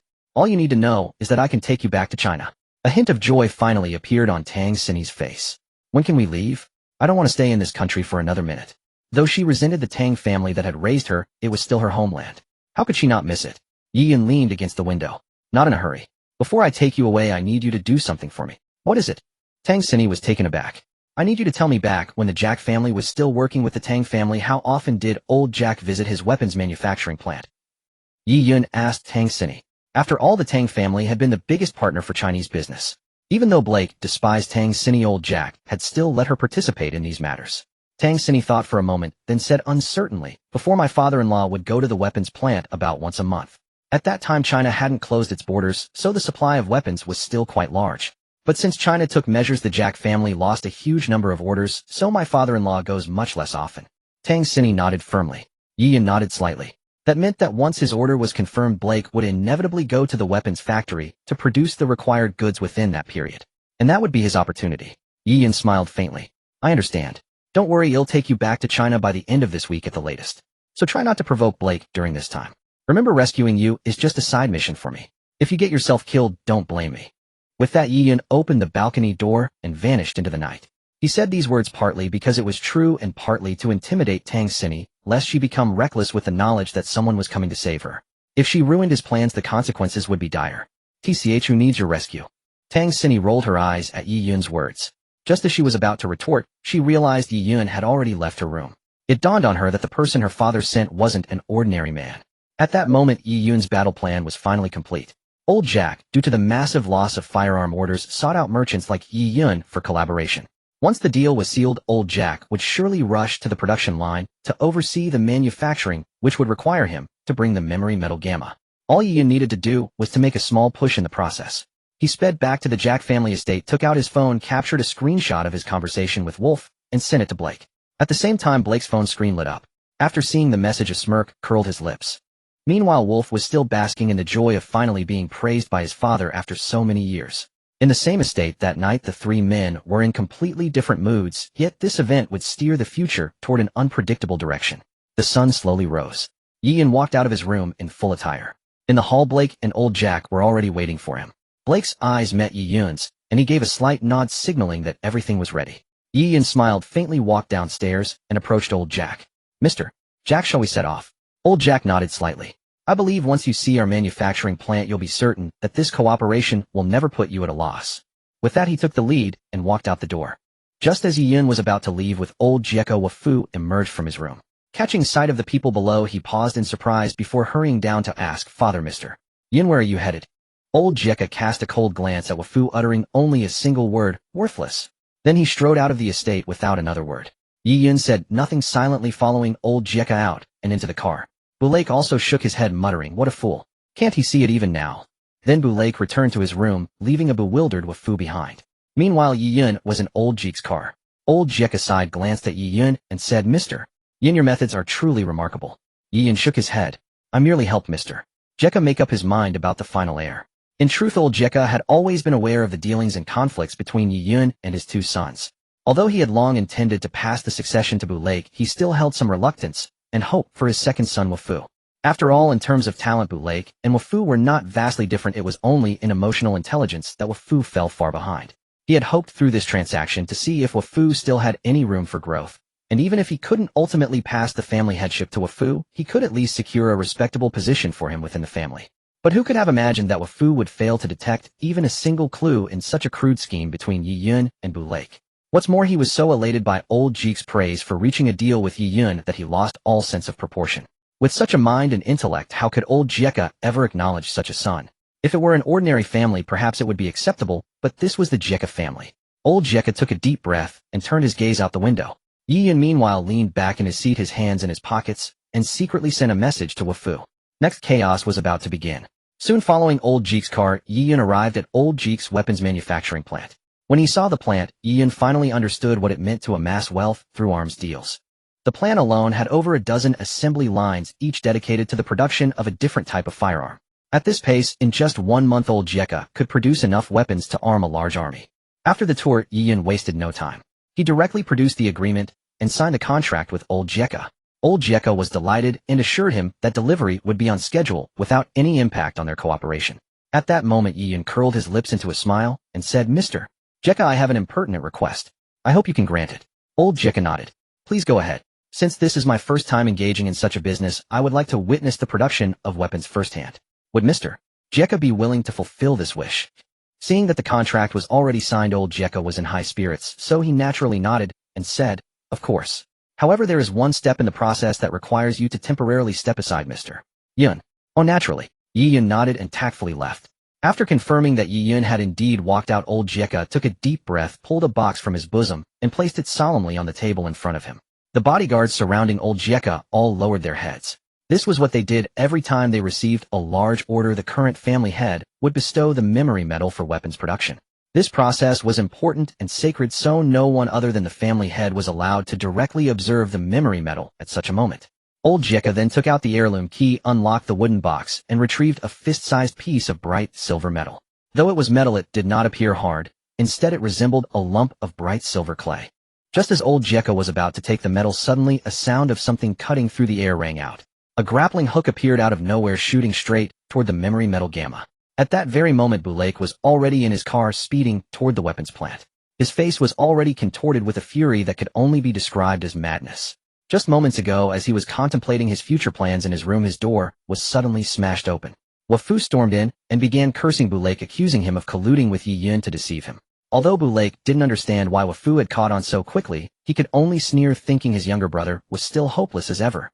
But to his surprise, Wafu's next words sent a chill straight to his heart. I never imagined that for the sake of your future you would divorce your current wife Tang Xini and marry this merchant's sister. I despise you. A merchant colluding with another merchant to cheat me. You despicable liar. I will tell father. Bulake grabbed Wafu and pulled him close. What did you say? How do you know this? How could you know? He hadn't even told his father about this. It should have been a secret deal between him and Yi Yun. Humph, still pretending. You deliberately had that merchant tell me this news, just to show off that what I yearn for day and night you Bulake can discard like a worn-out shoe, right? You succeeded. Are you happy? Satisfied? At this, Bulake was stunned. He finally realized that it wasn't just him. The entire Jika family had been played. And it was the most fatal blow. You idiot. Bulake slapped Wafu hard, then sprang up and rushed out. Quick. Gather everyone and head to the weapons plant immediately. Now. Meanwhile, at the weapons plant, chaos had erupted. A monster that seemed to come out of nowhere directly snatched the memory metal gamma from old Jeek's hand from a distance. Then a flashbang blinded everyone in the plant. Old Jeka reacted quickly, shouting on the spot, quick! Someone's stealing the metal. Kill him. However, before anyone could even raise their gun, the flashbang exploded. This mechanical figure was none other than Yi Yun. After leaving the plant, he had put on his Iron Rider equipment in a corner, and with his invisibility skill returned to the plant within minutes. And when old Jeka took out the memory metal gamma, all the bodyguards happened to lower their heads. If Yi Yun still couldn't snatch the memory metal under these circumstances, he would be insulting the Iron Rider equipment he wore. The moment the grappling hook seized the memory metal gamma, Yi Yun immediately stored it in his system space. Unless he chose to retrieve it himself, the metal would remain buried in that space forever. Seizing the opportunity while everyone was blinded, he activated his invisibility and slipped out of old Jeek's weapon factory, right under their noses. When the crowd finally came to their senses, old Jeka roared, "What are you doing? Go after him at once." The bodyguards snapped into action and dashed outside. But how could they possibly fathom the might of pilot equipment? By the time they gave chase, Yi Yun had already vanished without a trace. Just as everyone was at a loss, Blake's car came into view. Hurrying to his father, he saw the ashen pallor on his face and understood everything in an instant. That damned bastard. Blake slammed his fist onto the table, the sheer force splitting the wooden desk in two. After recounting the whole story to old Jeka, the old man could no longer contain his fury, his eyes rolling back as he fainted. He never imagined that he himself had led the wolf into the fold, nor that under such layers of protection Yi Yun could snatch the memory metal right before his eyes, and now even the man himself was nowhere to be found. Seeing his father collapse, Blake frantically called for help to carry him to the hospital. At the same moment, Yi Yun was racing toward Tang Xini with all his might. From this point on, the true escape began. He knew all too well that once Blake discovered the mastermind behind it all, he would not let him leave so easily. With the resources of the Jeka family, sealing off every port and airport in Angel City was no difficult task. Moreover, for the sake of convenience, Yi Yun had made no alterations to his face, appearing in his true form. Had it not been for the advanced technological network of Huaxia, which allowed him to perfectly modify his identity, pulling off this feat would have required an enormous amount of effort. Soon Yi Yun arrived at the villa where Tang Xini was being held. Since Blake had summoned most of his men to old Jeek's weapon factory, the number of guards watching over her was relatively small. Yi Yun abandoned all pretense. Drawing his weapon from the space, he gunned down several guards in the blink of an eye and stormed into the villa to take Tang Xini away. She was already prepared, having received his message before he acted, and had dressed in clothes suitable for quick movement. However, when Yi Yun saw her in a fitness outfit, he couldn't help but break into a cold sweat. Tang Xini blinked. "What's wrong? Isn't this outfit convenient enough?" "No, it's very convenient," Yi Yun said with a roll of his eyes. "Convenient, yes, but don't you think it's a bit too revealing?" Though time was pressing, Yi Yun didn't have the luxury to gripe. They had no way of leaving Angel City by any means of transport. They would have to travel on foot to the coastal area, then swim across the shallow waters to the high seas, where a Huaxia aircraft would be waiting to pick them up. Swimming from Angel City to the Pacific high seas sounded like a fantasy. But for Yi Yun it was no problem. "What are we taking to get out of here?" Tang Xini asked curiously. Yi Yun smiled faintly. "Who said we're using any transportation?" "Then how do you plan to leave?" Tang Xini was stunned. Yi Yun gave a mischievous grin, pulled her clothes, and said, "If you don't want to fall, hold on tight." Before she could react, his left hand shot up, releasing a grappling hook. The immense force launched Yi Yun's body forward. Poor Tang Xini, suddenly struck by weightlessness, let out a loud scream. What was once Yi Yun holding her slender waist turned into her clinging desperately to his midsection.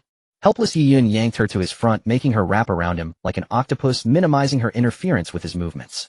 Thus, amidst the towering skyscrapers of Angel City, a remarkably tantalizing and astonishing spectacle unfolded. A woman clung to a mecha-clad man in an extremely intimate posture, darting between the high-rises without any external aid. The moment Yi Yun seized Tang Xinyi, Blake received the news. After all, Blake had kept a close watch on Tang Xinyi. The instant Yi Yun burst into the villa and killed the guards, Blake was alerted. His seething rage finally found an outlet. Mr. Yun, kidnapping Tang Xinyi is undoubtedly the worst mistake you could make. In Blake's view, Yi Yun intended to use Tang Xinyi as leverage, which would be futile. On the contrary, Tang Xinyi carried a special tracker. As long as Yi Yun kept her within Angel City, Blake could pinpoint his location in real time. But when he saw Yi Yun and Tang Xinyi soaring between the skyscrapers, Blake was dumbfounded. Were they flying in the sky? For real? Spider-Man. Yet time was short, and he couldn't dwell on it. The direction they were heading pointed to a port under the control of the Jekka family. Blake immediately drove there. The jumping device provided kinetic energy that rivaled a motorcycle's speed, and since it practically ignored terrain, he reached the port quickly. Because there were few buildings around, Yi Yun had to set Tang Xinyi down in a corner. Before entering the port, his pilot helmet had already detected a large number of heat sources inside. Clearly, the Jekka family's men had already arrived. He had to find a way to eliminate them first.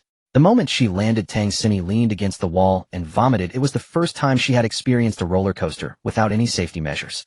Throughout the entire ride, she hadn't dared to open her eyes, clinging to Yi Yun for dear life. Seeing her bosom heave with the aftershocks of vomiting, Yi Yun coughed awkwardly. Hide here for now.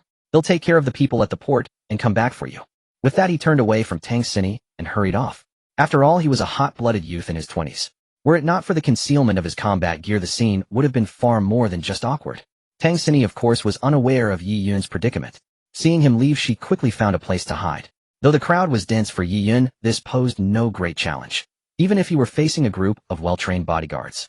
Yi Yun pulled a sniper rifle from his spatial storage and expertly fitted a silencer. Although the warehouse where he now stood was some distance from the dock, he had full confidence in the sniper rifle manufactured by China. He quickly aimed at a bodyguard and pulled the trigger without hesitation. A soft thud sounded as the bullet instantly pierced the bodyguard's head. Because the warehouse was a good distance from the dock, the muffled gunshot from the silencer went unnoticed by the bodyguards on the pier. The sudden death threw the dock into chaos. Though they could roughly judge the direction of the shot from the bullet's trajectory, Yi Yun's position on the warehouse roof kept him hidden. However, these bodyguards, chosen by the Jack family, were no pushovers.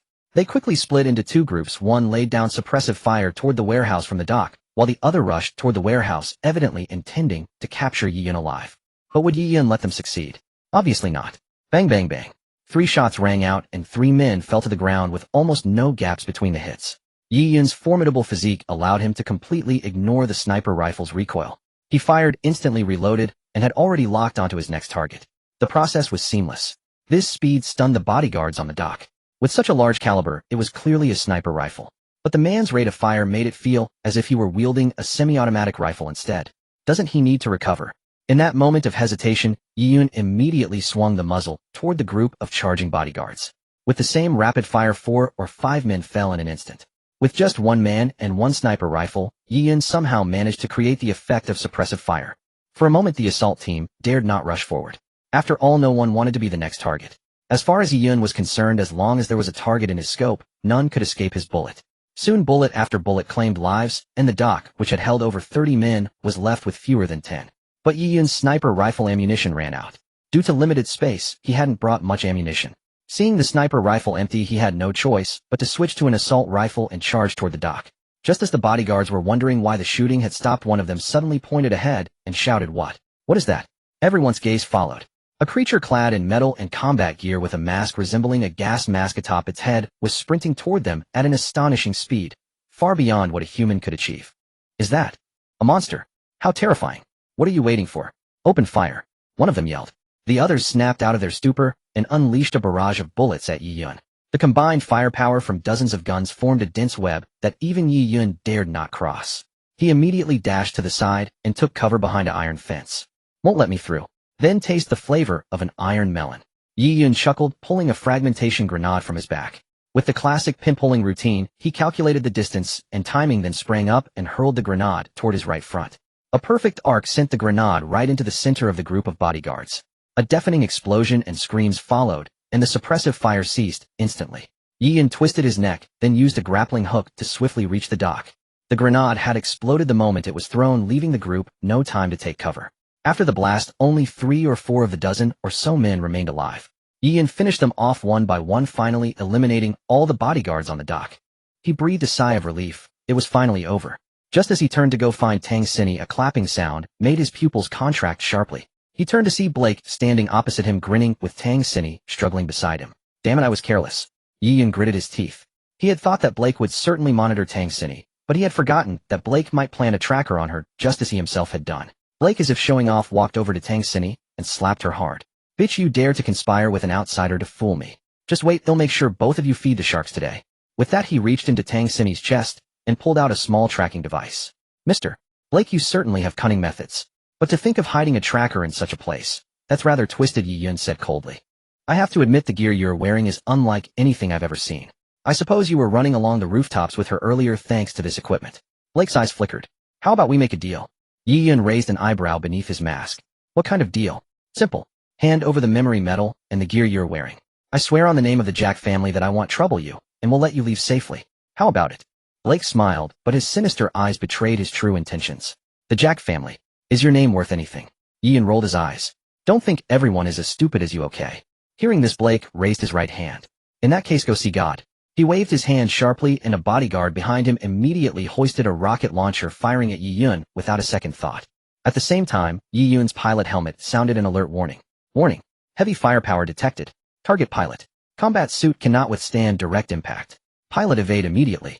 Yi Yun cursed loudly. Can't play fair. Using rockets instead of guns. Despite his complaints, Yi Yun didn't stand still waiting for death. He stomped his right foot, and the jump device on his back ignited with a burst of flame. A thunderous explosion sent dust flying. When the dust cleared, Yi Yun's figure had vanished from the dock. On the dock, aside from the bodies of the bodyguards that Yi Yun had just eliminated, there were no other scattered limbs or flesh. Most critically, the equipment Yi Yun had worn was nowhere to be found. Though Blake was aware of the rocket launcher's devastating power, he also understood that Yi Yun had not perished from the attack. Quick search for him, dead or alive. Blake roared as the bodyguards rushed toward the dock. He was well aware of the immense profit that Yi Yun's equipment could bring. Blake had arrived just as Yi Yun was dealing with the dock guards. He had never witnessed any gear capable of such effects, not only neutralizing the recoil of firearms, but also unleashing such explosive strength and speed. Most importantly, moving freely between skyscrapers with the help of equipment. What gear in the world could achieve such a feat? Even if Yi Yun's equipment ended up destroyed, Blake was determined to get his hands on it. Of course, although Yi Yun hadn't been blown to pieces, Blake firmly believed he was either dead or severely injured. Who could survive a direct rocket launcher hit unscathed? Just as Blake was gleefully waiting for his men to drag Yi Yun before him, several muffled groans suddenly sounded from behind. Blake turned curiously, and his pupils sharply contracted. There stood Yi Yun, who should have been on the dock, now behind Blake, holding a blade resembling a kunai in his right hand. The bodyguards behind Blake had already been silenced by the pulse blade. Tang Sinny had already hidden behind Yi Yun, long accustomed to his ability to vanish and reappear. Blake narrowed his eyes. So your equipment even has stealth capabilities. Seeing the fervent greed in Blake's eyes, Yi Yun took a deep breath. To be honest, I should kill you here. It's not in my nature to spare a tiger that returns to the mountain. But I also know the consequences of killing you. So thank the Jack family behind you, or you'd already be a corpse. With that, Yi Yun took Tang Sinny's hand and prepared to leave. He knew that stealing goods was one thing, but killing Blake, the heir apparent to the Jack family, would force old Jack to pressure the Star Flag government for justice. That would bring trouble to China that wouldn't be easy to resolve. Blake, aware that at this distance he posed no threat to Yi Yun, couldn't bear to let him go. He gritted out, I don't know your real name, but just wait. We'll find you. And when I do, no matter how you beg, you and your family will be utterly destroyed. Hearing this, Yi Yun stopped, turning his head slightly to glance at Blake from the corner of his eye. What did you just say? Even through the helmet, Blake could sense the icy chill in Yi Yun's gaze. The next second, a black shadow flashed. Blake felt a cold sensation on his right hand, followed by a searing, agonizing pain. Yi Yun flicked the blood off his pulse blade, glanced at Blake's missing right hand, and said without emotion, threatening me was the biggest mistake of your life. Just then the bodyguards who had been searching noticed the commotion and saw Yi Yun beside their young master.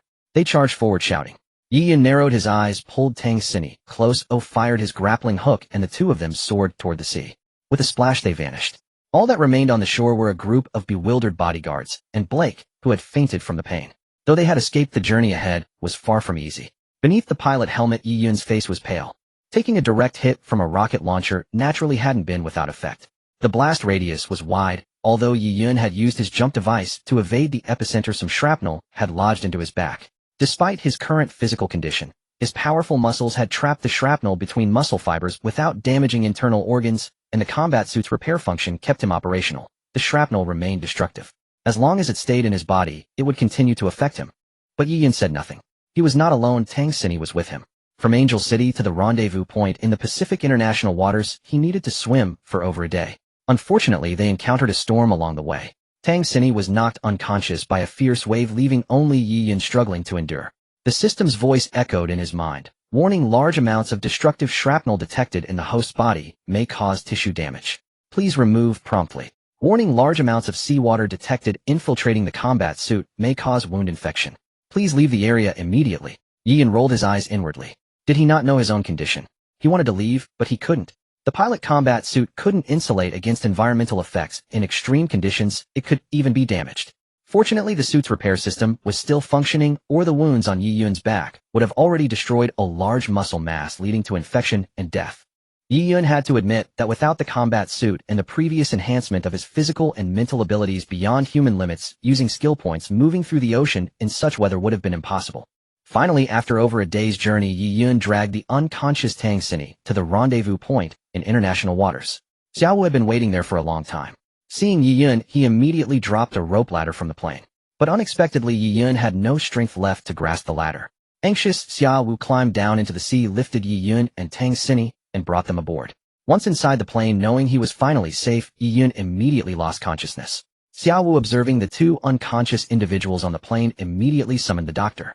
Although he felt that with Yi Yun's strength, even swimming across using sheer physical prowess would be no issue, he had nonetheless brought a military physician as a precaution. Unexpectedly, it proved necessary. Having been immersed in seawater for over 20 hours, the limbs of Yi Yun and Tang Xini had become somewhat swollen. Tang Xini's condition was relatively mild, despite the extensive skin exposure leading to some ulceration and redness. Due to the corrosive sea water, Yi Yun's protection had prevented any life-threatening harm. In contrast, Yi Yun's physical state was alarmingly dire. The military physician, upon a single glance, discerned that his condition was far more severe than it appeared, and immediately instructed Xiao Wu to remove the strange-looking equipment Yi Yun was wearing. When the pilot equipment was detached from Yi Yun's body, everyone finally understood the true extent of his injuries. The front of his body, aside from being pale from prolonged immersion, seemed relatively unharmed. But when they turned Yi Yun over, even a man as hardened as Xiao Wu was visibly moved. The sight of Yi Yun's back was unbearable. 5 or 6 festering wounds were visible, with the surrounding necrotic flesh already white, clearly indicating that prolonged exposure to seawater had caused severe infection. The physician knelt and gently pressed around the wounds. Though unconscious, Yi Yun's brow furrowed in pain at the touch. There are numerous shrapnel fragments embedded in his wounds, likely from yesterday's battle. Apart from the external infection, the internal tissues are also compromised. He needs immediate surgery, or his life will be in danger. The physician promptly assessed Yi Yun's condition. Xiao Wu, acutely aware of Yi Yun's importance to Huaxia, ordered the pilot to increase speed. Meanwhile, the physician began emergency treatment, deftly disinfecting the wounds with saline and antiseptic from the medical kit. The back is densely packed with nerves. Any misstep could damage the spinal cord, leading to permanent paralysis of the lower body. Performing surgery on an unstable aircraft was clearly unwise. Thus, the physician opted to treat the wounds temporarily, striving to keep Yi Yun alive until they reached the hospital. Watching the physician work, Xiao Wu's gaze lingered on the unconscious Yi Yun with mixed emotions. He had to admit that since Yi Yun joined the Huaxia military, Xiao Wu had harbored a measure of resentment. Despite witnessing Yi Yun's prowess, his promotion to a 5-star general at such a young age, barely over 20, had always felt unjust to Xiao Wu. Xiao Wu had earned numerous military honors and had only reached the position of military region commander through years of distinguished service. Yi Yun, however, had secured the rank of general merely by developing a few pieces of equipment and eliminating some gangsters. Though he acknowledged Yi Yun's strength, Xiao Wu could not help but feel aggrieved. But today Xiao Wu realized he had no right to feel that way. Could he, if Huaxia had assigned him this mission, accomplish it? Perhaps, but he lacked the confidence to guarantee bringing another person back safely. Swimming in the sea for a whole day and night alone was beyond his capabilities. After all, a human can survive at most 10 hours in seawater. Yi Yun had not only surpassed that limit, but had also brought Tang Xini back alive. The difficulty of this feat was akin to scaling the heavens. Yi Yun truly possessed such capability. Finally, after a rushed journey, the plane landed directly at the military hospital. As soon as Yi Yun was offloaded, he was wheeled into the operating room. Liang Qingshan and Bai Shan, both elderly, arrived at the military hospital, waiting anxiously outside the operating room. Meanwhile, in Angel City, old Jack stared at Blake, whose right hand had been severed, his heart filled with fury. He never imagined that within a few short days not only had the family heirloom, the memory medal, been stolen right under his nose, but his beloved son's right arm had also been severed. Now old Jack knew Yi Yun's true identity, but what could he do? Huaxia had already sealed its borders. They had no concrete evidence, and could not ask the Zinquiguo to intervene on their behalf. Yi Yun, just wait. The Jack family will not let this go, old Jack muttered through gritted teeth. Suddenly the lights in the ward flickered a few times, and the next moment a figure in a black robe stood before old Jack. Old Jack's eyes narrowed, and he drew his gun in an instant. Who are you? What were the guards outside doing? How could someone enter without their knowledge? Whoa, old Jack, don't be so hasty. I'm not your enemy. A thin, raspy voice emerged from beneath the robe. Old Jack squinted, clearly unconvinced. What if I told you that I can restore your son's arm and elevate your family to unimaginable heights? Would you be interested in participating? The mysterious figure said. What do you mean? Old Jack was taken aback. The figure did not elaborate, but simply extended his hands. The hands, though appearing human, exuded an inexplicable sense of wrongness. The next moment, a brilliant blue light shot from the hands directly into old Jack's eyes. Minutes later, old Jack fell to his knees, exclaiming, "Oh heavens, this must be the Lord's will. I am willing to follow. Please save my child. Your master cannot help you. Remember, your master is called the Sage." After 8 hours of surgery, the operating room light finally went out, and a nurse emerged. Liang Qingshan and the others hurried forward to ask, "Nurse, how is the young man, Yi?" The nurse nodded. "Rest assured, the shrapnel has been successfully removed. Dr. Su is inside performing final disinfection. Honestly, this man's physique is simply superhuman. The shrapnel only penetrated his muscle tissue, causing no organ damage. If not for his incredible resilience, not even 10 doctors could have saved him." Liang Qingshan let out a long sigh of relief. That's good, that's good. Thank you for your hard work." When the surgery was completed, Liang Qingshan and Bai Shan could barely suppress their laughter as they watched Yi Yun being wheeled out of the operating room. It wasn't that they lacked respect for him, but his posture at that moment was simply too comical. Because Yi Yun had injured his back, he was pushed out lying on his stomach after the operation. More importantly, during the surgery, after the doctors had removed all of Yi Yun's clothing, they discovered that he also had wounds on his buttocks. Consequently, after treating the wounds, his entire posterior was wrapped in a large bandage, making it look as though he was sticking his bottom out if one didn't look closely. To keep the wounds ventilated, the bandages could not be covered immediately after the operation, so Yi Yun was wheeled out almost completely naked. A keen observer might even catch a glimpse of his private parts swaying in the breeze. Fortunately, he was moved into a ward right after leaving the operating room, avoiding too much attention. This later became a lifelong embarrassment for Yi Yun. Thanks to his almost superhuman constitution, he regained consciousness just 3 hours after the surgery. Damn, it hurts like hell. He cursed as soon as he woke up, feeling the sharp pain in his back. The timing was unfortunate. The anesthesia had just worn off. "Awake are you, lad?" Liang Qingshan had been keeping vigil by Yi Yun's side, and naturally noticed his return to consciousness. "Master Liang, you've gone to so much trouble." "Huh?" Yi Yun immediately realized his awkward position, and looked at Liang Qingshan in confusion. Liang Qingshan coughed twice, and pointed at Yi Yun's rear. Following the direction, Yi Yun turned his head, and saw his own flirtatiously raised buttocks. "What the?" Yi Yun's face darkened. "How did that doctor learn to bandage? This is way too ugly." "Ugly? Not really," Liang Qingshan winked. "It's just that the location of your wounds is rather awkward. The doctors couldn't damage the TAU equipment, so you were stripped completely for the operation." Only then did Yi Yun realize he was naked, but he wasn't particularly bothered by that. "That's fine. We're all men here, no need to be shy."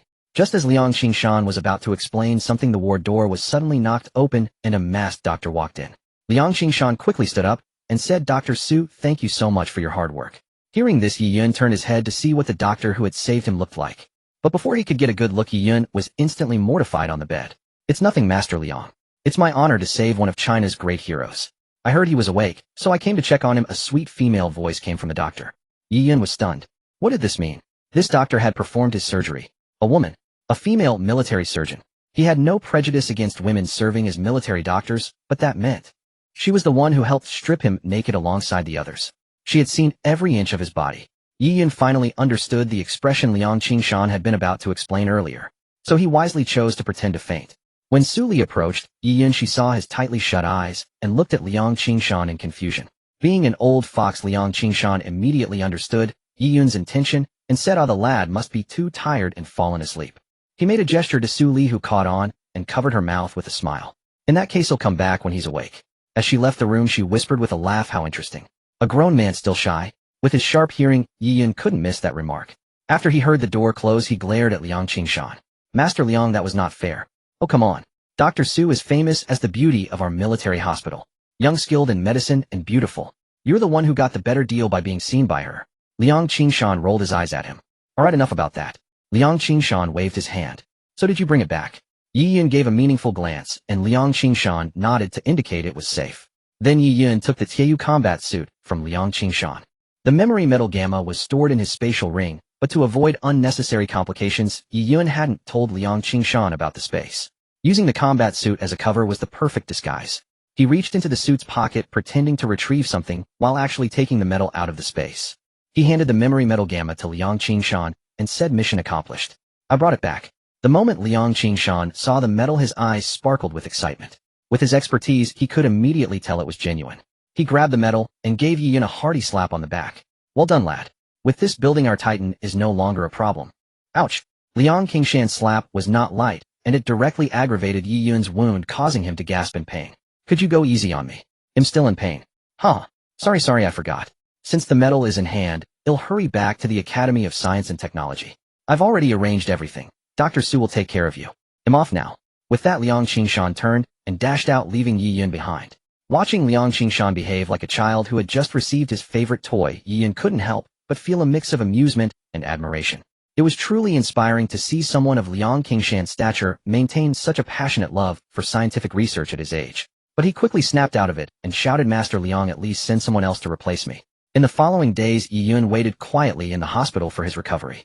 The recovery period wasn't long. Thanks to his astonishing physique, the wounds on his back had healed in just 2 days. If not for Su Li's insistence on keeping him for a few more days to ensure he was completely fine, he would have been discharged sooner. The news that Yi Yun had recovered from a severe injury to full health in just 2 weeks spread throughout the military hospital, making him a minor celebrity once again. Yi Yun found this somewhat amusing. Everyone called it a medical miracle, but only he knew that it was all thanks to the Tiayu system. Otherwise, humanity in this era would have followed the same path of destruction as in the previous life. In the military hospital, however, Yi Yun discovered an unexpected person. That person was none other than the doctor who had performed surgery on him, Su Li. That day, because Yi Yun was pretending to be unconscious, and Su Li was wearing a mask, he had not recognized her. In his past life, Su Li was renowned far and wide. After humanity formed a community of shared destiny, the resources of all nations were integrated, and medical resources were no exception. When doctors from all countries were brought together, Su Li began to shine brilliantly on the medical stage. Not only was she highly skilled in medicine, but she was also beautiful with a sweet voice. Even Yi Yun, the war god of Huaxia, had been pulled back from the brink of death by Su Li several times after battles. Therefore, Yi Yun held great admiration for Su Li, and in the subsequent examinations Su Li conducted on him, he was very cooperative. It was not until she confirmed that Yi Yun was fine that Su Li finally let him go. After leaving the hospital, Yi Yun first called his family to report that he was safe, since he had indeed narrowly escaped death. Then he took a taxi straight to school. The guys in the dormitory had probably been worried for quite a while after all he had left without saying a word. He wondered how Ling Sis' injury was doing, since he hadn't been back for so long. It should have healed considerably, right? Getting off the car, Yi Yun leisurely walked toward the dormitory. Coming toward him, however, was a familiar figure. Yo, class monitor, good to see you. Yi Yun waved at the other person. The newcomer was none other than the class monitor of Yi Yun's class, Mu Yunhan. Mu Yunhan smiled upon seeing Yi Yun. Yo, isn't this our class advanced scout? How's the internship at the big corporation?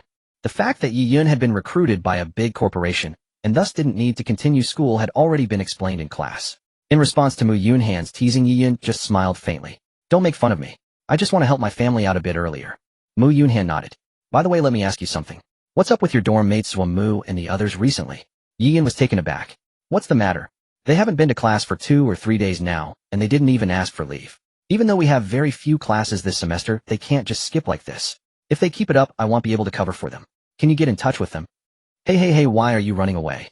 Before Mu Yunhan could finish, Yi Yun immediately dashed into the campus. He was no fool. Although Mu and the others were carefree and easygoing, they wouldn't go completely silent for days. Others might think they were skipping class, but Yi Yun knew that something must have happened.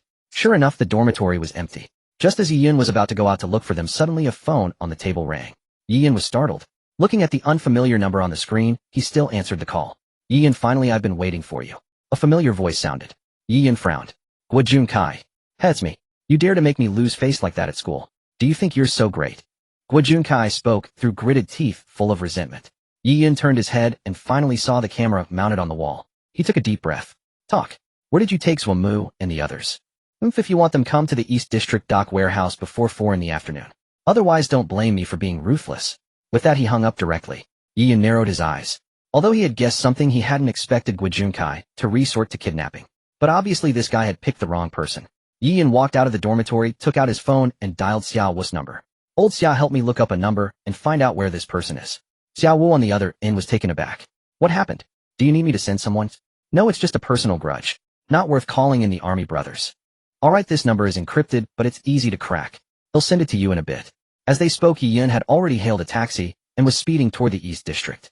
At that moment, inside a dim small room at the East District dock warehouse, Zuomu, Ling Ci, and Deshan were sprawled in the room, looking battered and bruised. Damn it, Zuomu gritted his teeth. That Guojunkai is something else. Just because we embarrassed him, he dares to pull this kidnapping stunt. Deshan angrily pounded the ground. Once I get out of here, I'll beat him until he can't even take care of himself. Ling Ci, on the other hand, looked the calmest, speaking flatly. I hope that Yunzi doesn't fall for it. This place isn't safe. He'll probably be at a disadvantage alone. After all, there were a dozen thugs waiting for Yi Yun outside the room. The three of them were just unlucky. They had gone out to eat, and before they had gone far from the school gate, they were knocked out and dragged away. By the time they came to, they were already here. Later Guojunkai came, and the three of them realized it was his doing. They had been locked up here for 3 days, taking quite a few beatings. Ling Ci's foot injury, which had not yet healed, was further aggravated. And at this moment Yi Yun had already arrived outside the warehouse. Yi Yun naturally knew what Guojunkai was up to, but within the borders of Huaxia, no one could threaten him now. So Yi Yun naturally saw no need to pull out his Titan pilot equipment to deal with people. He kicked open the door and walked in slowly, saying, I set him here. Aren't you going to come out and greet your guest? Huh? Deshan was startled. Listen, doesn't that sound like Yunzi's voice? Damn, it really is. Zuomu immediately stood up and shouted, Yunzi, run. Why did you actually come, you idiot? Although the small room had good soundproofing, Yi Yun still heard their voices and shouted back, Don't worry, I'm coming to save you right now. Save them? Just you alone? Guojunkai's voice sounded. Yi Yun looked around, and the next scene left him somewhat speechless. It was indeed Guojunkai's voice, but he was not present in person. Suddenly, a dozen men appeared around him, one of them holding a monitor on which Guojunkai's holographic projection was displayed. Yi Yun looked at Guojunkai with utter contempt. You're really something else. This is the first time I've seen someone who sends his underlings to fight while hiding behind a screen. You're impressive, really impressive. Guojunkai's arrogant expression appeared on the projection. Yi Yun, go ahead and act tough. You won't be able to act tough soon. I've got over a dozen men here, and you're just one person. What makes you think you can fight me? Guojunkai laughed heartily. Oh really? Then I'm so scared. Yi Yun raised an eyebrow. Are these dozen men professional fighters? Seeing Yi Yun's fearful expression, Guojunkai was delighted. Do I need professional fighters to deal with you? Waiting to die, eh? Hearing this, Yi Yun immediately dropped the fearful look. I thought it was something impressive. Turns out it's just a bunch of petty thugs. With his current strength, even 10 professional fighters wouldn't be a match for him. His question, aside from a bit of mischievous fun, was more about worrying for his 3 roommates who were locked up. If they were professional fighters, they might know how hard to hit, but they might also suffer more. Seeing Yi Yun's demeanor, Guojunkai was stunned for a moment. Still trying to fool me. Acting, huh? He'll make sure you never act again. Get him, boys. No matter if he lives or dies. With the order from their boss, the gang was ready to act. Except for the one holding the holographic projector, the others picked up steel pipes, wooden clubs, and some even donned knuckle dusters. Yi Yun raised an eyebrow. Thugs were thugs after all, whether in his past life or this one. These weapons were still so outdated. Allowing the dozen men to surround him completely, Yi Yun twisted his neck and looked at Guojunsai. I hope your boss reimburses you for the medical bills. Damn it, still being cocky. Brothers, attack. Some thugs shouted, and the group howled as they rushed forward. Screams rang out one after another. Because the warehouse was cluttered with all sorts of things, the fight stirred up dust everywhere. Guojunkai couldn't clearly see what was happening and couldn't tell if the screams were from his men or Yi Yun. But still, with so many people, even if Yi Yun had a freakish physique, it couldn't be that over a dozen men couldn't beat him, right? Thinking this, Guojunkai's heart relaxed, and he gleefully awaited the scene where his men would present Yi Yun trampled underfoot, eating dust. However, a minute later, a figure slowly walked out of the dust. Hearing footsteps, Guojunkai said curiously, only one person. Is Yi Yun really that strong? The only remaining thug holding the holographic projector sensed something wrong and stammered, Boss, something's off. What's off? Before he could finish, both of them froze on the spot. The reason was simple, they had seen the face of the approaching figure. By then the dust had finally settled, revealing a scene of utter chaos in the warehouse. Of course that referred to the thugs who had just surrounded Yi Yun. Not a single one of them was still standing, they all lay on the ground, seemingly unable to even groan. The ground was littered with broken wooden clubs, and more terrifyingly, several steel pipes were bent. Good heavens, was this the result of a dozen people fighting one? Guojunkai felt his world had turned surreal. Could Yi Yun be a martial arts expert with some secret technique? At this moment, seeing Yi Yun step out slowly like a king, the remaining thug was trembling with fear, unable to even hold the holographic projector steady. Yi Yun cast a cold glance at him. What? Still planning to fight me for your boss, or? Yi Yun looked back at the unconscious thugs lying on the ground. Do you want to end up like them? Monster. Finally, the thug was terrified by Yi Yun's gaze, dropped the holographic projector, and fled, leaving Guo Junsai, whose face was frozen in the holographic image, looking dumbfounded. Damn it, a bunch of useless idiots. Yi Yun, just wait, this isn't over. Guo Junsai, snapping out of it, started cursing. But before he could finish, Yi Yun stomped on the holographic projector, shattering it. Don't worry, it'll be coming for you soon. On the other side, Guo Junsai, hiding at home, wore a ferocious expression, his hatred for Yi Yun growing. But he wasn't stupid. The holographic projector that Yi Yun had stomped on had cost a lot of money. With current technology, such electronic products were not only lighter, but also extremely durable. Even a hammer would struggle to break that projector. Yet Yi Yun had crushed it with a single stomp. Now Guo Junsai finally began to take Yi Yun seriously. He knew that Yi Yun must possess some real strength. Unfortunately, Guo Junsai still hadn't realized that Yi Yun was not someone to be trifled with. Back to Yi Yun, he kicked open the door to the room where Zhuomu and the others were locked up. Seeing the three of them collapsed on the floor, Yi Yun leaned against the doorframe and grinned. Three big brothers still alive. Yunzi, you're okay. Zhuomu's eyes widened in shock. Yi Yun rolled his eyes. You really wanted me to get beaten up, didn't you? It wasn't totally Zhuomu's fault. They knew how many people were on the other side. Could Yi Yun really have taken on a group by himself? When Yi Yun helped the three of them out of the dark room, and they saw the scene outside, Zhuomu and the others finally believed it. At the same time, they looked at Yi Yun with a gaze that said monster all over again. But Yi Yun had grown used to that. He took it as admiration. He put the three of them into a taxi, told the driver to take them to the city hospital, and was about to close the door. Ling Xiai was startled. Yunzi, aren't you coming with us? Yi Yun smiled faintly. You three are adults. Going to the hospital doesn't require a chaperone, does it?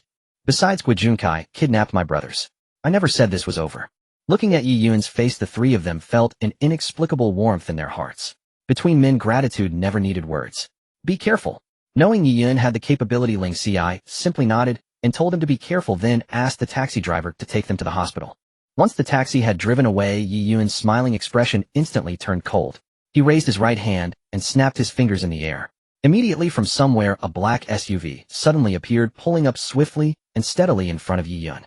The license plate showed it was a police vehicle. Yi Yun tossed his phone to the driver. Go to the address on this.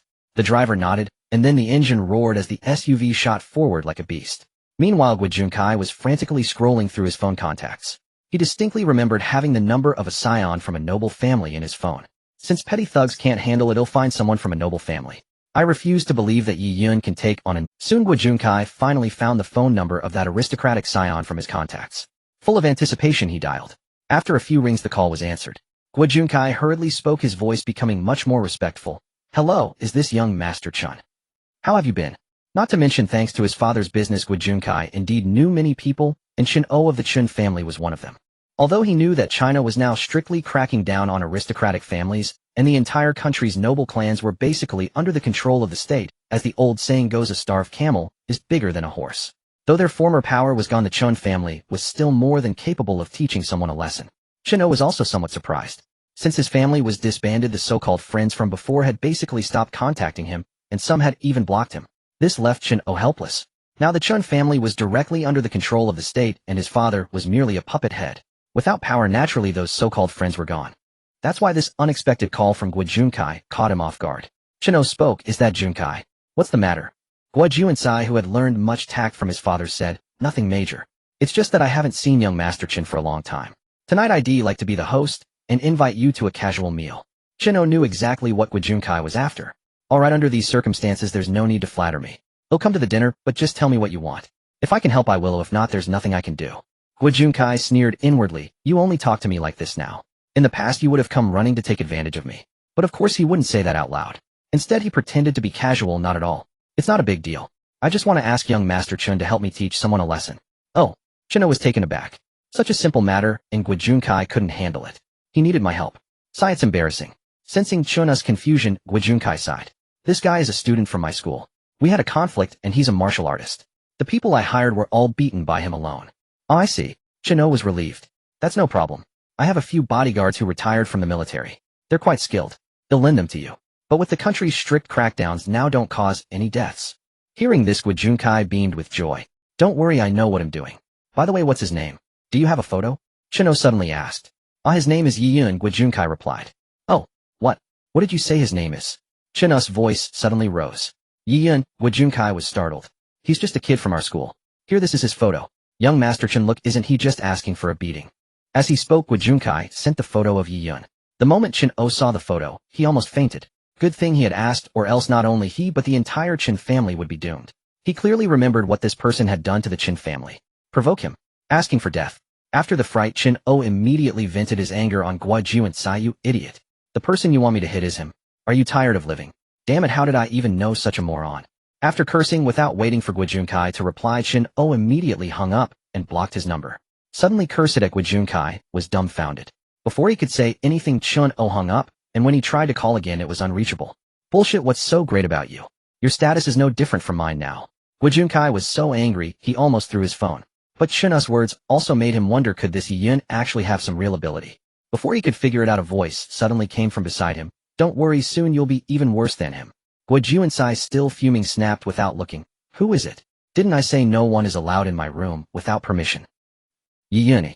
He looked up and saw Yi Yun smiling at him.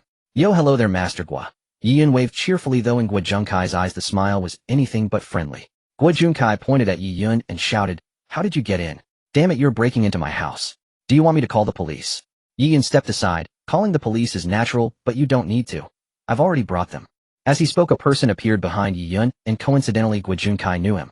It was the police bureau chief Xiao Wan. Guijunkai was overjoyed. His father had once specially invited Xiao Wan to a banquet to secure his favor for their business. Xiao Wan had naturally also seen Guijunkai before. There is a road to heaven, but you don't take it. There is no door to hell, but you barge in. Yi Yun, you're dead. Uncle Xiao, Guijunkai quickly tried to claim kinship in Junkai. My father once specially invited you to a banquet.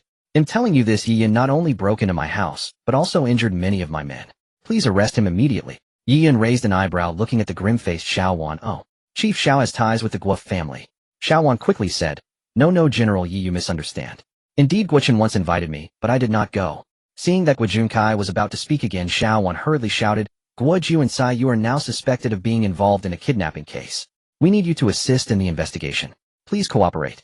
As he spoke, the two police officers behind Xiao Wan stepped forward and subdued Guijunkai, clamping a pair of silver handcuffs on his wrists. Uncle Xiao, how can you do this? Guijunkai shouted, unable to understand why Xiao Wan was pretending not to know him at all. Just as they were about to take Guijunkai away, the door suddenly opened and Guichen appeared. Guijunkai cried out as if seeing a savior, Dad, save me. What? What is going on? Guichen was stunned. Seeing Xiao Wan, he immediately asked, Chief, Xiao, what are you doing? What crime has my child committed that you need to take him away? Xiao Wan said coldly, Guijunkai is suspected of involvement in a kidnapping case and needs to be investigated. I hope you will not obstruct. Guichen was taken aback. Before he could speak, Yi Yun interjected. His chief, Xiao, the Guo family's business is so big. Do you think there might be something fishy going on? Xiao Wan understood the implication immediately. He nodded and said, I will immediately arrange for an investigation. Rest assured, General Yi. Hearing this, Guichen collapsed on the spot. The Guo family was finished. Though he had no idea where this so-called knight general had come from, or what his son had done, Guichen knew one thing well: in the business world, no one could claim to be completely spotless. In this era, any enterprise required extensive management of all aspects, and the entanglements involved were far more numerous. As for Guichen's company, he was well aware that while most of its income came from legitimate sources, a thorough investigation would be more than enough to have it shut down. In a daze, the police had already escorted Guijunkai out the door, and Guichen finally snapped back to reality. Both Guijunkai and Guichen had made a mistake. Because Xiao Wan was the police chief of the general district, they had instinctively assumed he held the highest authority there. Only at that moment did Guichen realize that the real person in charge among them was Yi Yun, a man who looked no older than his own son.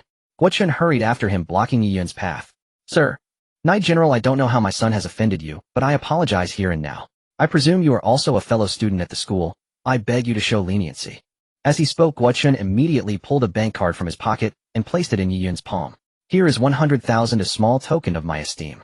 If you could show mercy, I will personally visit to pay my respects. Yi Yun looked at the card in his hand, a playful smile curling at the corners of his mouth. Seeing that expression, Guichen's heart leaped with joy. Could it be working? But the next moment, Yi Yun's words chilled him to the bone. Chief Xiao, isn't this behavior considered a public bribe to an official? Aren't you going to do something about it? Yi Yun turned to Xiao Wan. Xiao Wan let out a long sigh, thinking that father and son were truly cut from the same cloth. Originally, only Guijunkai would be spending time in jail, but now the two of them would be going in together. Another officer behind Xiao Wan immediately stepped forward and handcuffed Guochen. Guochen, you are suspected of bribing an official. You are now under lawful arrest. You have the right to remain silent, but anything you say can and will be used against you in a court of law. In a daze of despair, Guochen and his son were both escorted into the police car. Watching the departing vehicle, Yiyan clapped his hands and said, "All right, Chief Xiao, the matter is settled. I assume you don't need me to follow up on the rest." "Rest assured, General Yi," Xiao Wan replied with an air of righteousness. "Our bureau will handle it according to the law and will inform you of the outcome." Yiyan nodded without further reply, turned, and got into his car to leave. 2 blocks from the school gate, Yiyan had the car stop and decided to walk the rest of the way. Since it was a police vehicle with official plates, he chose to get out and walk to avoid causing a commotion. Back in the dormitories, Zhuomu and the others had not yet returned. Yiyan sat on his bed lost in thought. As dusk approached, the voices of Zhuomu and his friends finally sounded from outside the door. "Damn, that hurts. I need a good meal tonight to make up for it." When the door opened, they saw Yiyan sitting on the bed, apparently waiting for them. "Yunzi, you're back." Zhuomu laughed heartily, plopping down beside Yiyan. "Man, treating my wound today hurt like hell." Ling Xiai shot him a disdainful look. "You just had a minor scratch and you screamed like a stuck pig. Don't tell anyone you know me." "Hey, who was it that cried and begged not to get a shot?" "That was Deshawn, not me." Deshawn's voice rang out. "What the hell does it have to do with me? Why drag me into this?" Though the noise was loud, they all tacitly avoided mentioning how Yiyun had rescued them.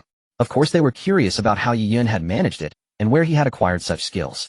But after the basketball game and the kidnapping incident, Zhuomu and the others were convinced of one thing: their roommate must have some special identity or background, otherwise he couldn't have that kind of strength. Yet given their long-standing friendship, they knew that the bond between them would not change because of this. So they had agreed on the way back not to bring it up with Yiyun and to keep things exactly as they were before. After a long while of roughhousing, they finally noticed that Yiyun had remained silent, simply watching them. This puzzled them. Deshawn frowned and asked, "Yunzi, what's with the silent stare?" Hearing this, Yiyun seemed to have made up his mind. He stood up and said, "I know you're all curious about who I really am, how I have such abilities, and how I can take on a dozen people without a scratch." "Yunzi, don't," Ling Xiai quickly interrupted, as if sensing what Yiyun was about to say. "Some things don't need to be said so plainly. No, this isn't just for me. It's for you too. Before that, I want to ask you a question." Yiyun slowly closed the door, his gaze burning as he looked at the three. "I want to ask you, do you want to become like me? At least able to fight multiple opponents alone?" "What do you mean?" Ling Xiai was taken aback. "Are you telling us to enlist?" He couldn't think of any other way to improve one's physique to Yiyun's level in such a short time. You could say yes and you could say no. Yiyun smiled mysteriously. "You know, China recently issued a statement that human civilization will be attacked by an extraterrestrial civilization in less than 2 years. The nation's current tension is all in preparation for this." The three nodded. They had known this for a while. "Now I'm telling you," Yiyun took a deep breath. "I was the one who had China's official announcement made. I discovered this crisis. The top scientific and technical personnel mentioned in the news, that's me. But now I am one of China's 5 elements generals in charge of all matters concerning this attack." When Yiyun finished, a hand was placed on his forehead. Zhuomu frowned. "He doesn't have a fever. Why is he rambling?" Ling Xiai chimed in. "Maybe he got hit on the head too hard." Deshawn quickly added, "Should we take him to the hospital?" Gazing at these 3 clowns, Yiyun's face darkened with exasperation. He slapped Zhuomu's hand away. "You sons of bitches are the ones who got your brains scrambled. That's no way to insult someone." Zhuomu twitched the corner of his mouth. "I'm not insulting you. The point is, you've got to say something that's even remotely believable. You've been rambling on telling us that the current state of China is all you're doing. Even if you told that to anyone, no one would take it for the truth." Yiyun rolled his eyes. "So he speaks the truth and no one believes him." Left with no choice, he had to produce evidence. "You know about that gang war in Suhang a while back and how China subsequently cracked down hard on the great families, right?" All 3 nodded in unison. Such national affairs were naturally clear to them. Yiyun pulled up a video on his phone. "Take a look first." It was the same footage of Yiyun clad in the Tiayu armor, single-handedly fighting the entire gang. But this was the first time Zhuomu and the others had seen it, and watching it filled them with excitement. After all, that Tiayu armor was just too cool. After watching for a while, Zhuomu turned to Yiyun and asked, "Yunzi, where did this video come from? This is so damn cool. Holy shit." His voice suddenly shot up an octave, startling Ling Xiai and Deshawn.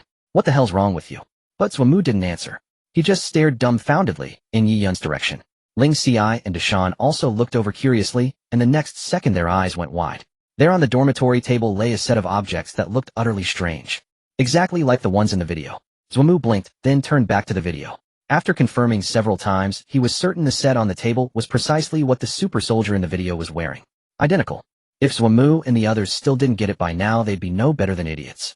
Zhuomu pointed at the video with trembling fingers. "Yunzi, that super soldier in there, it's not you, is it?" Yiyun shrugged. I told you, but you wouldn't believe me, so I had to bring it out to prove myself. With that, Yi Yun patted the combat suit. This thing is officially called the Tieyu armor. Once you put it on, you become the Tieyu in the video, the so-called super soldier. I was wearing it when I fought. And Yi Yun added, as if the impact wasn't enough, I designed this thing. Fuck. After Yi Yun spoke, the air froze. After a long pause, Wamu and the others could only spit out that one curse word. They had never imagined that the tech expert the Chinese government had mentioned was actually Yi Yun. They had always thought he had been recruited by some big corporation. Now thinking back, wasn't the time Yi Yun had disappeared exactly when China had started to undergo its dramatic upheavals? Seeing that his three brothers finally believed him, Yi Yun leaned down and stared straight at them. Now it's your turn to choose. 1 year from now, an extraterrestrial civilization will attack Earth. With Earth's current technological level, we cannot confront that civilization heathen. But that doesn't include China, because this suit of armor will be the key to China's resistance, even turning the tide of the war. However, with just me alone, the numbers are far from enough. So China is now speeding up production of the remaining sets of Tieyu armor. At the same time, we need people who can pilot them. That means I need teammates, people who can also become Tieyu. Now this opportunity is right in front of you. I'll ask you just one thing, do you want to join us? Hearing Yi Yun's words, and being hot-blooded young men themselves, Wamu and the others were easily stirred up. What true man doesn't yearn to step onto a real battlefield and experience the thrill of life and death amidst a hail of bullets? With such a huge opportunity presented before them, it was impossible not to want to join. But Ling Ci pondered for a long time, then sighed. But with such advanced equipment, what makes you think we three are qualified to use it? Not to mention anything else. The three of us couldn't even handle those dozen thugs. How can we face people stronger than them? Ling Ci's words struck like a bucket of cold water, dousing their enthusiasm. Yes, not to mention anything else, even a fresh recruit straight out of boot camp probably had better physical fitness than them.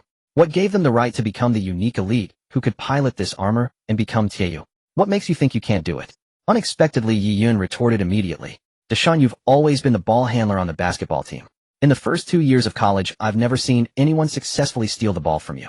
Your body's flexibility and coordination are top-notch. Zoumu, don't think I don't know. Your family has been blacksmiths for generations.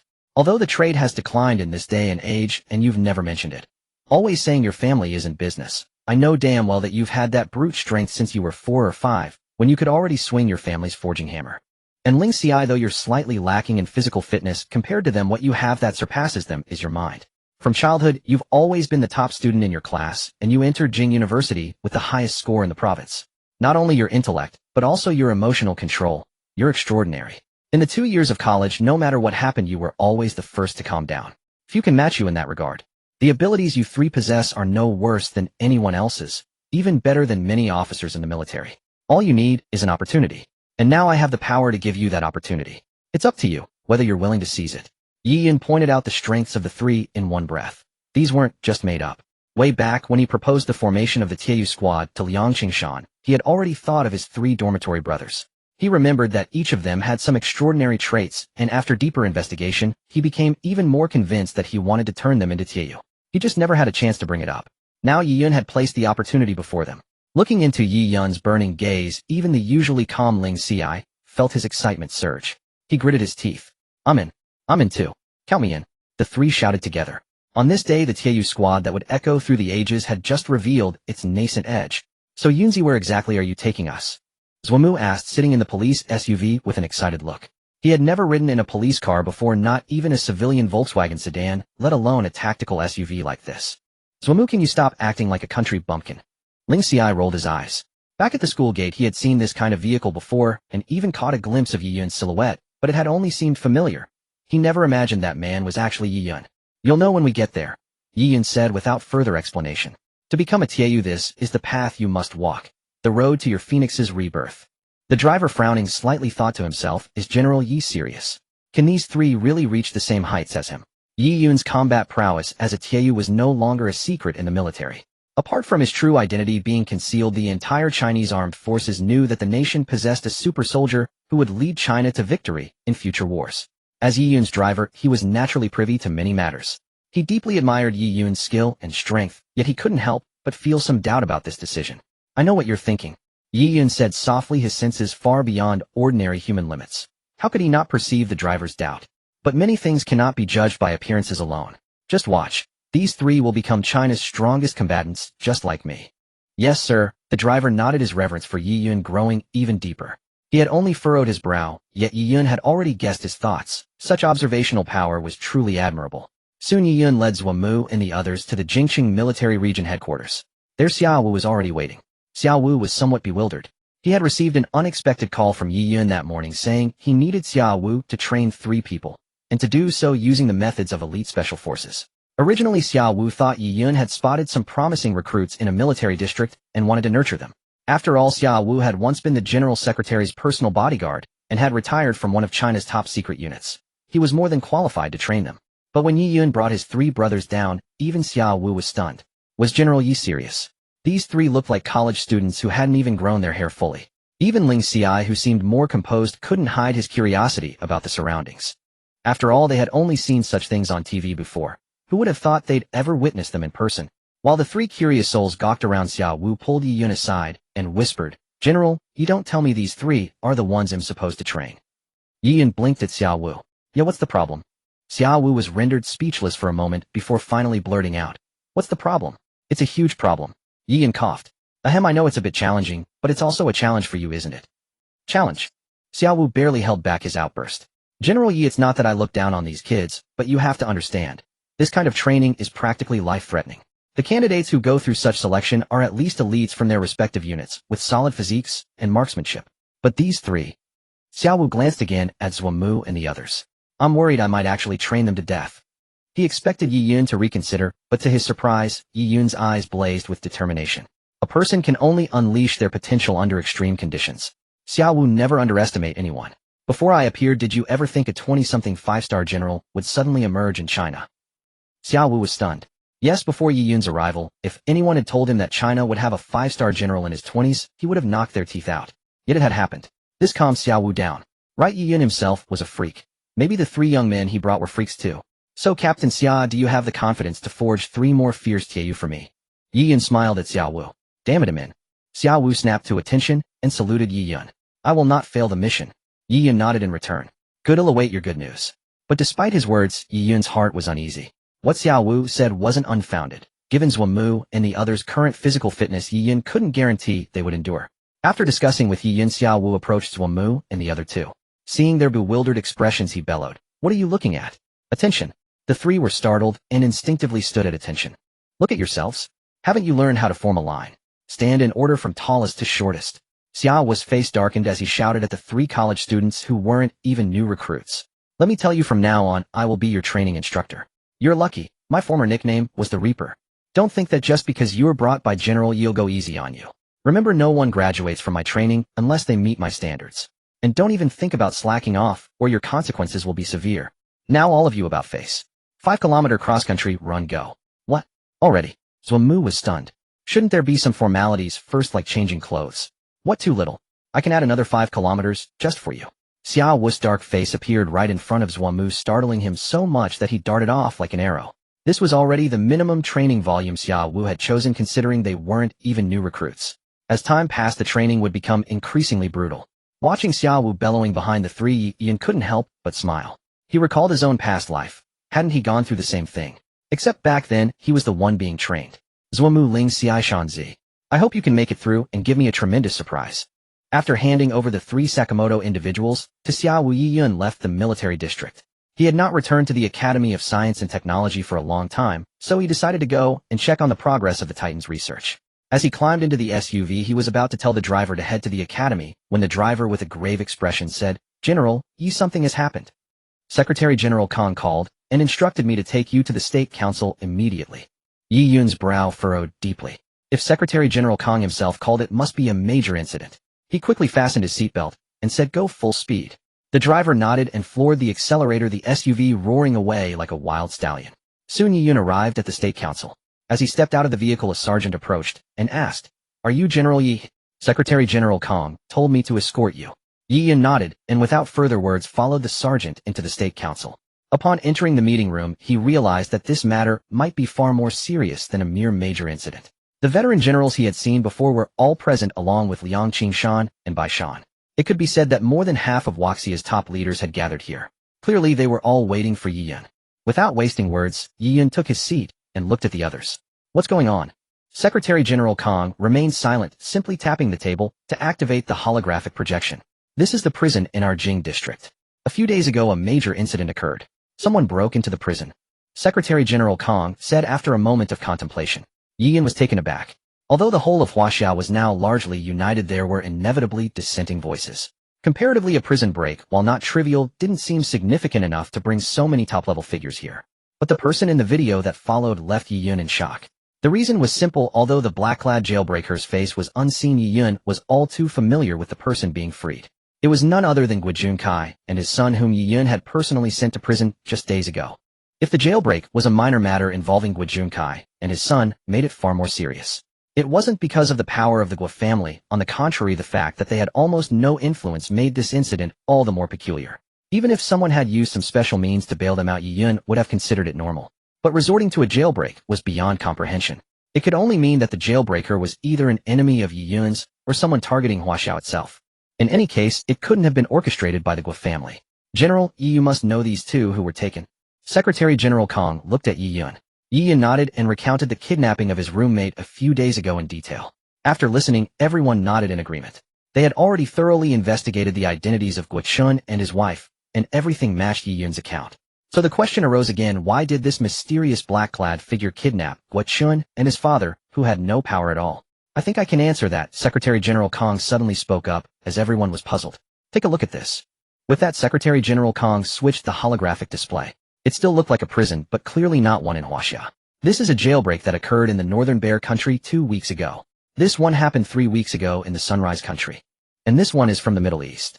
As Secretary General Kong cycled through the holographic projections, everyone's expressions grew increasingly grave. These projections showed not only prison break-ins, but also cases where people were openly snatched away. But they all shared a common feature. In every case, the perpetrator was this same black-clad figure. Or rather, it was the work of the same organization. This meant that the jailbreak in Huaxia was not specifically targeting Yi Yan, but rather that this group was abducting people all over the world. Did this organization have bases all over the world? Such a scale was truly terrifying. For Secretary General Kong and the others, this might be the angle of their thoughts. But for Yi Yan, he had a different perspective. Based on his memories from 2 lifetimes, Yi Yan knew that such a terrorist organization might exist on Earth. But there was another possibility. He slowly spoke. I think it might be the intellect civilization. As soon as he said this, the entire meeting room fell silent. They stared intently at Yi Yan. General Yi, are you referring to the intellect civilization that is supposed to attack Huaxia in a year? Yi Yan nodded. But shouldn't they be coming a year from now? Secretary General Kong frowned. Even so, I'm not certain, but we must prepare for the worst. Yi Yan took a deep breath.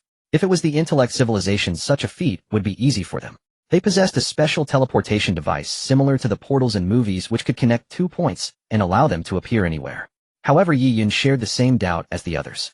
According to his past life memories, the intellect civilization was supposed to begin their assault on Earth over a year later. But in this life, due to the variable of Yi Yan's existence, the system had previously stated that history had already been altered by him. Thus, Yi Yan couldn't be sure whether his presence had already influenced the course of history. If so, would certain major battles in the coming attack also be affected? For the first time, Yi Yan felt that things were starting to deviate from his expectations. As everyone was thinking, Secretary General Kong suddenly received a phone call, and his face changed drastically. This is bad. After hanging up, he looked directly at Yi Yan. A large group of invaders has appeared on Shalai Island at the southern sea border. Our station soldiers have suffered a major attack with heavy losses. What? Everyone, including Yi Yan, was shocked. Since Huaxia sealed its borders, the military presence along the border had been greatly strengthened. Now, any powerful military nation would have to think twice before attempting an invasion from the border. Yet now such a situation had occurred, and with heavy casualties. It should be noted that there was an aircraft carrier stationed at Shalai Island. What exactly had happened? The video has been sent. Soon after the phone call, Secretary Kong received the video from the military headquarters on Shalai Island. Upon hearing this, the anxious Yi Yan bypassed Secretary Kong and directly played the video, an action that could be seen as highly disrespectful to Secretary Kong. Yet no one present found it inappropriate. Given the urgency of the situation and Yi Yan's standing, he could indeed override Secretary Kong to issue certain orders. Although he was merely a 5-star general, his authority had long been on par with Secretary Kang's. As the video played, the first thing that met their eyes was a barrage of artillery fire, the cacophony of gunshots, and the shouts of soldiers. For a moment it was impossible to discern what had attacked Shalai Island. Quick over there. Open fire.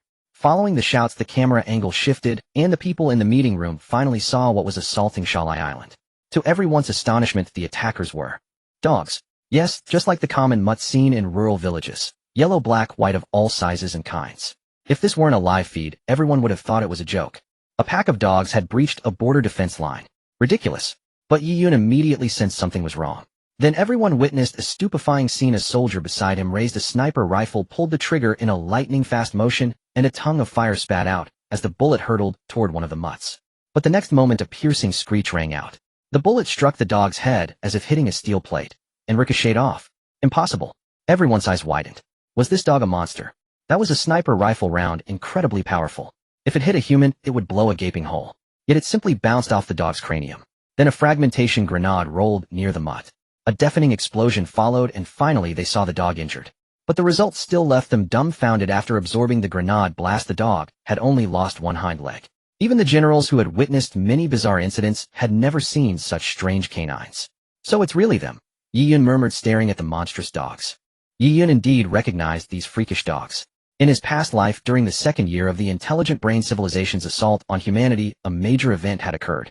At that time, humanity had barely managed to organize all national forces into a unified front ready to wage full-scale war against the intelligent brain civilization. Suddenly, vast numbers of animals began pouring into human bases. Initially, humans paid them no heed. Animals like humans possessed the instinct to seek safety and avoid danger. When the intelligent brain civilization descended, it indiscriminately slaughtered all life on Earth. So when humans established strongholds, the appearance of these animals drew little attention. Everyone assumed they were merely seeking refuge. But no one anticipated that in a later battle, while humans were fully engaged with the enemy, these animals would suddenly charge from the rear, frenziedly attacking all humans without discrimination. In that battle, the strongholds attacked by these animals, combined with the assault from the intelligent brain civilization, nearly wiped out the human soldiers. The few survivors who brought back the news sent shockwaves through the entire human alliance. Consequently, for a long time afterward, the human alliance conducted a massive purge. Apart from the livestock secretly bred by the Resource Department for consumption, no non-human creatures were allowed to exist within the alliance. This was known in the past life as the animal spy incident. Later, after humans developed the apostle hunters, the truth came to light. It turned out that those animals were not real, earthly creatures at all. They were mechanical animals manufactured by the intelligent brain civilization, mimicking Earth's fauna with such perfect camouflage. Even human scanners at the time could not distinguish them. The only difference was that these mechanical beasts were programmed solely for slaughter, by any means necessary. They were impervious to bullets and blades, and could continue fighting even after decapitation. Even if you tore them to pieces, they would detonate their cores just before death, taking you with them. They were nothing more than quasi-intelligent life forms created by the intelligent brain civilization, so no matter how many were lost, the civilization felt no remorse. But for humans, eliminating these mechanical animals came at a terrible cost: massive amounts of ammunition, and above all, the lives of soldiers. It wasn't until later, when humans seized the corpse of the 10th apostle and extracted a wealth of advanced technology from it, that these mechanical animals gradually disappeared. Eventually, they were reduced to mere cannon fodder in the intelligent brain civilization's battles against humanity. But Yi Yun knew that was in the past. For the current human civilization, the emergence of such mechanical animals meant a catastrophic war. From the holographic projection, he could already see that this was a one-sided massacre. Only this time, the ones being crushed were the Huaxiao soldiers. When Yi Yun revealed the nature of these mechanical animals, the people in the meeting room were incredulous. How could such weapons exist? Yet the intelligent brain civilization's technology far surpassed Earth's. These seemingly high-tech weapons were merely cannon fodder to them. What concerned Yi Yun most at the moment was not the origin of the mechanical animals, but the soldiers on Shalai Island. According to Secretary Kong, the mechanical beasts had retreated for now, but the ones destroyed on the island accounted for only 3 out of 10, while the island's defensive forces had already been halved. We can't wait any longer. Yi Yun suddenly stood up. Our soldiers can't withstand these animal weapons. I have to go. Secretary Kong, please ask the brothers on Shalai Island to hold on. If I'm not mistaken, the next wave will come in 10 minutes. Also prepare a Pegasus fighter jet for me. I need to reach Shalai Island as fast as possible.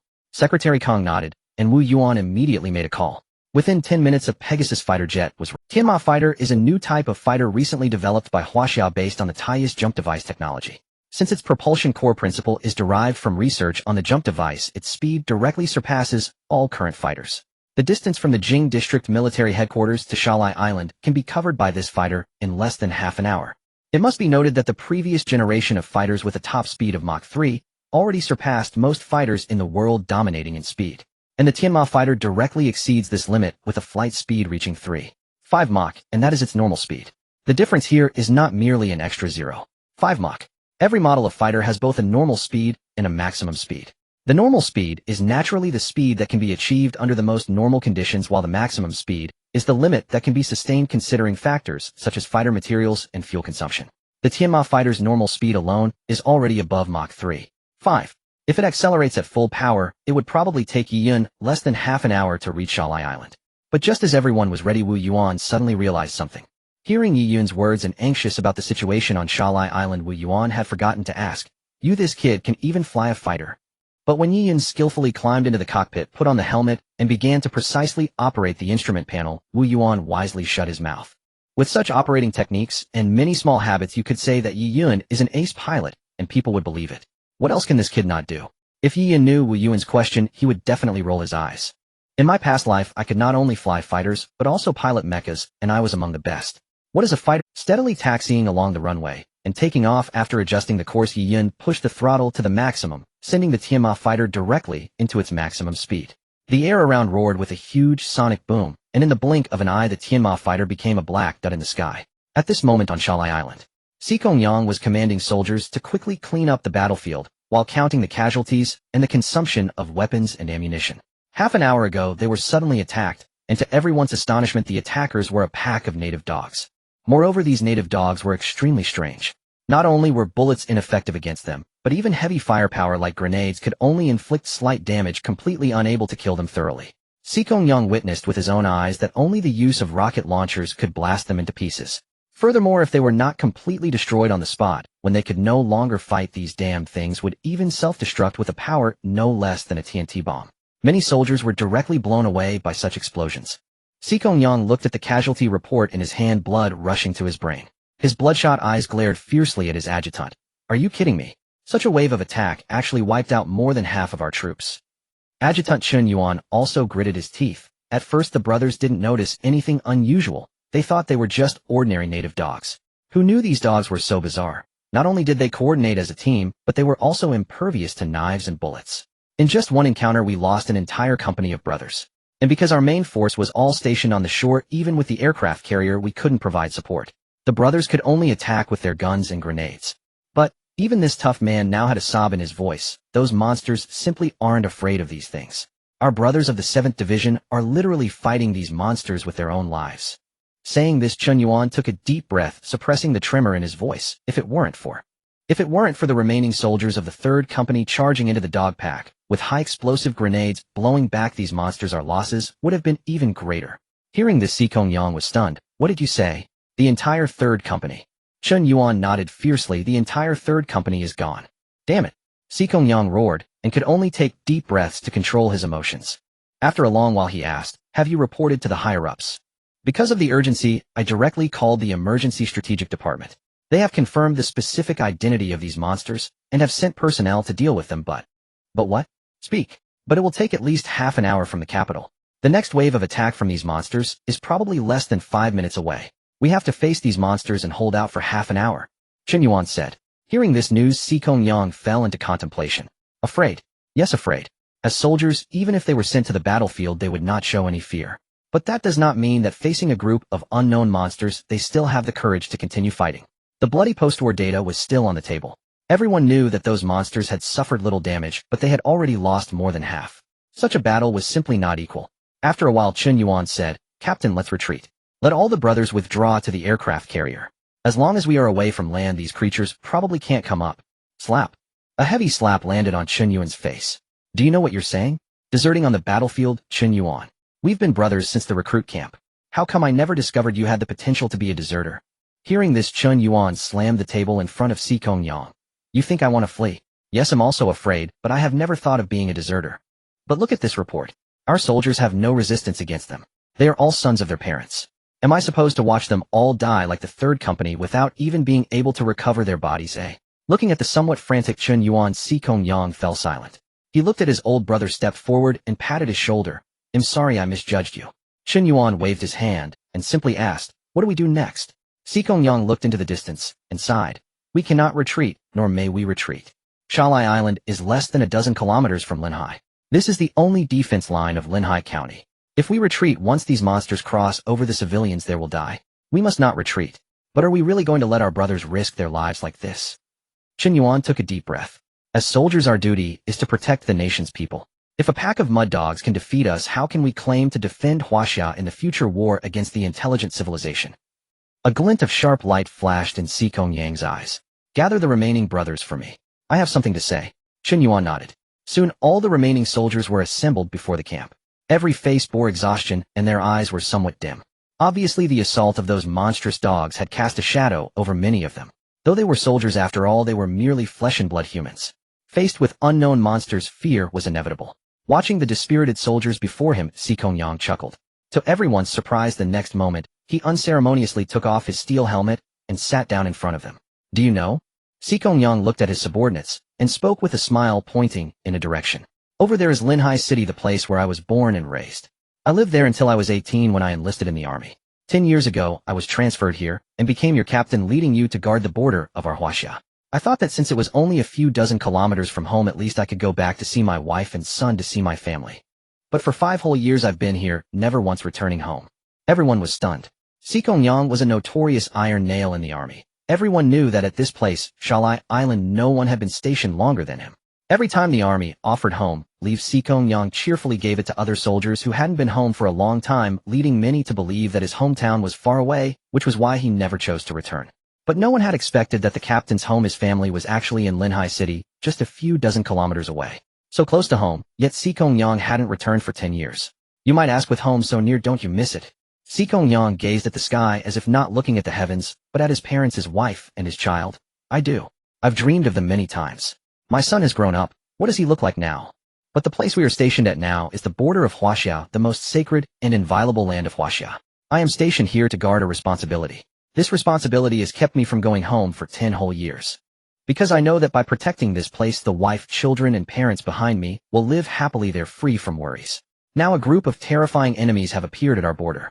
They are impervious to bullets and blades, and even grenades have little effect on them. Compared to them, we are like lambs facing hungry wolves. But brothers, behind us is Linhai, where our wives, children, and parents live peacefully. We are their guardians. Now their lives are about to be threatened. What should we do? Should we retreat and let these monsters easily pass through and slaughter our loved ones? Should we abandon the parents who gave us life and raised us for the sake of our own lives? Tell me, do you want that? Hearing this, the soldiers, whose eyes had been dim, now clenched their fists and roared in unison, no. Compared to the captain, what were they? He hadn't entered his home for 10 years, almost forgetting what his own son looked like. Such a responsibility. The captain could bear it, why couldn't they? Then what should we do? Kill. Kill. Kill. The 3 cries of kill pierced the clouds like a sword that cut through the entire sky. Excellent. You haven't let me down. You little bastards are no cowards. Xikong Yang laughed heartily. Those monsters are about to launch their next attack. The nation hasn't abandoned us. Reinforcements are already on the way. Our mission is to hold out until help arrives. Now, haste the plan. The remaining personnel will form a defensive line along the trenches. If those mud dogs try to break through, pick up your guns, shoulder your rocket launchers, and blast them into nothing. Also, I need 50 men to form a suicide squad. Since our firearms and ammunition are ineffective against them, well, fight them hand to hand. So anyone without parents, wife, or children, and those with siblings, step forward. As soon as the words fell, instead of the planned 50, nearly 100 men stepped out of the ranks. Xikong Yang looked at them with tears in his eyes. He knew his company too well. How could so many be without family ties? In this era, most people were only children. You? For a moment he was speechless. Captain, let us go, shouted a dark-skinned young man at the front. They're just a pack of mud dogs. Our division isn't afraid of them. The more men, the easier to fight. I don't believe our hand-to-hand combat is worse than these beasts. Good. If we survive this, we'll drink and eat meat together. Everyone prepare for battle. The soldiers roared. Those who invade Huaxia, though far, shall be punished. There is no peaceful time, it's just that someone carries the burden for us. This is the military soul of Huaxia. Watching his subordinates busily preparing below, Xikong Yuan rarely put on his combat uniform and picked up his standard-issue bayonet. Captain, what are you doing? Chen Yuan was taken aback. Nonsense. My brothers are about to go fight the enemy. Do you think it's appropriate for me, the captain, to stay behind and command? I've already discovered that although these mud dogs are tough, their joints are the weak points compared to other areas. Pass this weakness down. We might have a chance in close combat. Also command the trench as well. If any mud dog breaks through the suicide squad's line and charges toward you, don't spare any bullets. Blast them to death, got it? But captain, let me go instead. You command the defensive line. Stop your nonsense. Xikong Yang glared at Chen Yuan. Your family only has your sick mother left. Do you want the gray-haired to send the black-haired? With that, Sikong Yang put on his helmet, giving Chen Yuan no chance to argue, and rushed straight out. Watching his captain's retreating figure, Chen Yuan clenched his teeth. No matter what, he would never allow a single mongrel dog to breach his line in this battle. If the Suicide Squad was the first line of defense, then his was the final line. At this moment, all the troops had assembled, with most of them arranging an extremely long defensive line along the trench. Ahead of them, nearly 100 soldiers gripped their bayonets tightly, standing at attention. As Sikong Yang had said, although these mongrel dogs possessed astonishing defensive capabilities, their greatest weakness was the lack of long-range attack methods. While close combat seemed to relinquish the soldiers' only advantage, it was quite the opposite. Once the weakness of these mongrel dogs was identified, close combat proved to be more effective than using firearms. At this moment, numerous short figures began to appear on the distant shore. Upon closer inspection, these shadows turned out to be dogs. Though they were dogs, their eyes were exceptionally fierce and remarkably human-like. They glanced at the soldiers standing at attention around the trench. At the howl of some mongrel, a great horde of them instantly charged toward the soldiers. Everyone prepare. Sikong Yang roared, gripping his bayonet tightly. Kill them all, don't let a single one through. Charge. Sikong Yang led the charge, and the Suicide Squad members behind him surged forward in a wave. The moment the two sides clashed, they were locked in a fierce struggle. Despite the soldiers' bravery, how could bayonets inflict harm on mongrel dogs that even bullets could not penetrate? Thus, with just the first engagement, the Suicide Squad suffered casualties. Fortunately, Sikong Yang was a battle-hardened veteran. He thrust his bayonet into the leg joint of a mongrel dog and pried it upward with force, instantly severing the leg. This surprised him. A grenade was needed to blow off a leg before, but now a bayonet worked remarkably well. This gave Sikong Yang hope for victory. He immediately shouted, "Everyone pay attention. Protect your vital points. Focus on attacking the joints of these monsters. Try to incapacitate them without triggering explosions." Upon receiving the order, all Suicide Squad members immediately executed it. They were intelligent, employing every combat skill they had learned in the military with a clear objective to strike at the joints of these creatures. Even if their legs were bitten or their fingers severed, they endured the pain and continued fighting. These mongrel dogs were like machines, relentlessly attacking their necks and hearts, making their assaults blockable with careful attention. Some soldiers even discovered that if they thrust a bayonet into the neck of a mongrel dog and decapitated it quickly enough, the massive explosion would not be triggered. Seeing this key, the Suicide Squad's killing intent intensified. For a time, nearly 100 members of the squad managed to suppress the mongrel dogs tactically. Even if a small number of mongrel dogs broke through the front line and rushed toward Chen Yuan, they were met with an overwhelming barrage of gunfire grenades and rocket launchers, as if they were being thrown without restraint. They would be blown to pieces before reaching the final line, triggering self-destruction. Just as Sikong Yang saw the glimmer of hope, a sudden howl, half-wolf, half-dog, echoed through the air. The mongrel dogs that had been locked in a death struggle with the Suicide Squad suddenly retreated en masse, converging on a nearby rocky shore. What's going on? Chen Yuan frowned from afar. Why are they retreating? Sikong Yang was also perplexed, but he knew these mongrel dogs would not retreat. He bellowed, "Everyone stay alert. Rear defense line, quickly pull the seriously wounded and fallen comrades back." Several people swiftly emerged from the defensive line to begin treating the severely wounded, acting quickly to avoid disrupting the Suicide Squad. In just that one engagement, the Suicide Squad had over 30 casualties, including both the severely wounded and the dead. Had Sikong Yang not discovered the weakness in time, the losses would have been even greater. But now Sikong Yang's heart pounded violently. He felt something was about to emerge. The next moment, his suspicion was confirmed. On a nearby rock, a strange canine suddenly appeared. It resembled a dog in some ways, but its physique was much larger than that of an ordinary dog. Yet it also had the features of a common mongrel, like a wolf. Regardless of what it was, Sikong Yang could clearly sense the oppressive aura emanating from it. This creature could not be lumped together with the other mongrel dogs. When the wolf dog looked at Sikong Yang, his pupils contracted. In that instant, he felt as if he had been seen through. Had he been seen through by a beast? What kind of strange feeling was this? Then Sikong Yang noticed a sinister smile on the wolf dog's mouth. His heart skipped a beat. Watch out. The next second, the wolf dog howled at the sky, and all the mongrel dogs, as if receiving orders, immediately reorganized and charged at the Suicide Squad. Sikong Yang keenly observed that the mongrel dogs had now formed pairs of four, moving with uncanny coordination like robots. Attention, remaining personnel formed two-man teams and fight with full force. Sikong Yang immediately deployed a new strategy. But this time, Sikong Yang's strategy clearly no longer worked. Despite the two-man teams, the mongrel dogs attacked with extraordinary speed and precise division of labor. Two would entangle one soldier, one would kill, and the last would occupy the other member of the pair. In no time, they were able to kill the weaker Suicide Squad members. The tide turned once again, and now the Chinese soldiers were at a disadvantage. Screams continued to ring out and the number of Suicide Squad members rapidly decreased with casualties occurring every moment. What had been a back-and-forth struggle now became a one-sided slaughter. Blood splattered across the shore, and everywhere lay the bodies of Suicide Squad members, their eyes filled with reluctance. The rear defensive line was also filled with grief and indignation. These were their brothers fighting ahead. How could they bear to watch their brothers die while they hid in the trenches? Chen Yuan's eyes were bloodshot. "Deputy Captain, let us go." Yes, the brothers up front can't hold on much longer. The soldiers around him kept urging, unable to stand by and watch their comrades die. Finally, seeing Si Yang surrounded with another soldier already killed, and the next target being Si Yang, Chen Yuan roared, "Damn it. Fire team, hold the line. Anyone still breathing, grab a bayonet and charge with me. Kill." A thunderous roar erupted. A large number of soldiers from the defensive line grabbed their bayonets and joined the fray, fighting against the mongrel dogs. "Chen Yuan, what the hell are you doing? Get back!" Si Yang shouted in fury. "I'm not cold-hearted enough to watch you die and do nothing." Chen Yuan kicked aside a nearby mongrel dog and rushed to Si Yang's side. "When we both survive, you can punish me all you want. Rest assured there are still brothers guarding our defense line. They won't let these beasts break through either." Chen Yuan, coordinating with Si Yang, repeatedly repelled the numerous attacks from the 4 Earth Dogs.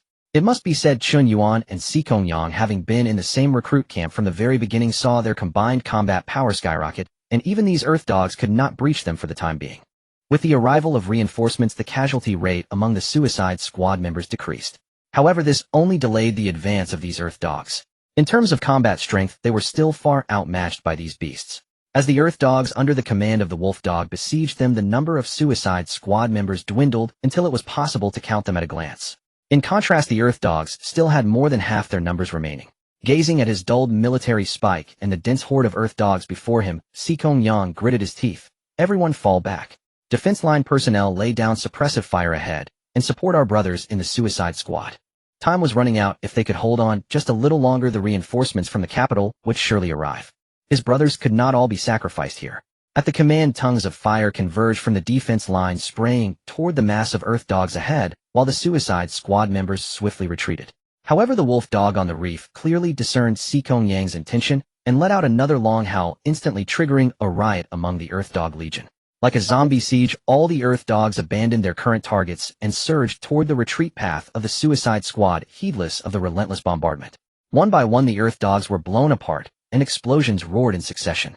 Witnessing the rampaging Earth Dog Legion, everyone was stunned, their eyes filled with despair. Under these circumstances, there was no way they could retreat back to the defense line.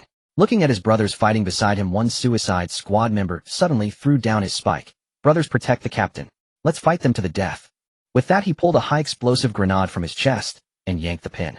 "Damn it, let me see how tough you really are," he shouted, grabbing an Earth Dog and charging straight into the pack. A thunderous explosion sent a large group of Earth Dogs flying. The combined blast of the grenade and the Earth Dog's own explosion cleared a small patch of ground. Seeing that it worked, the remaining Suicide Squad members began to follow suit.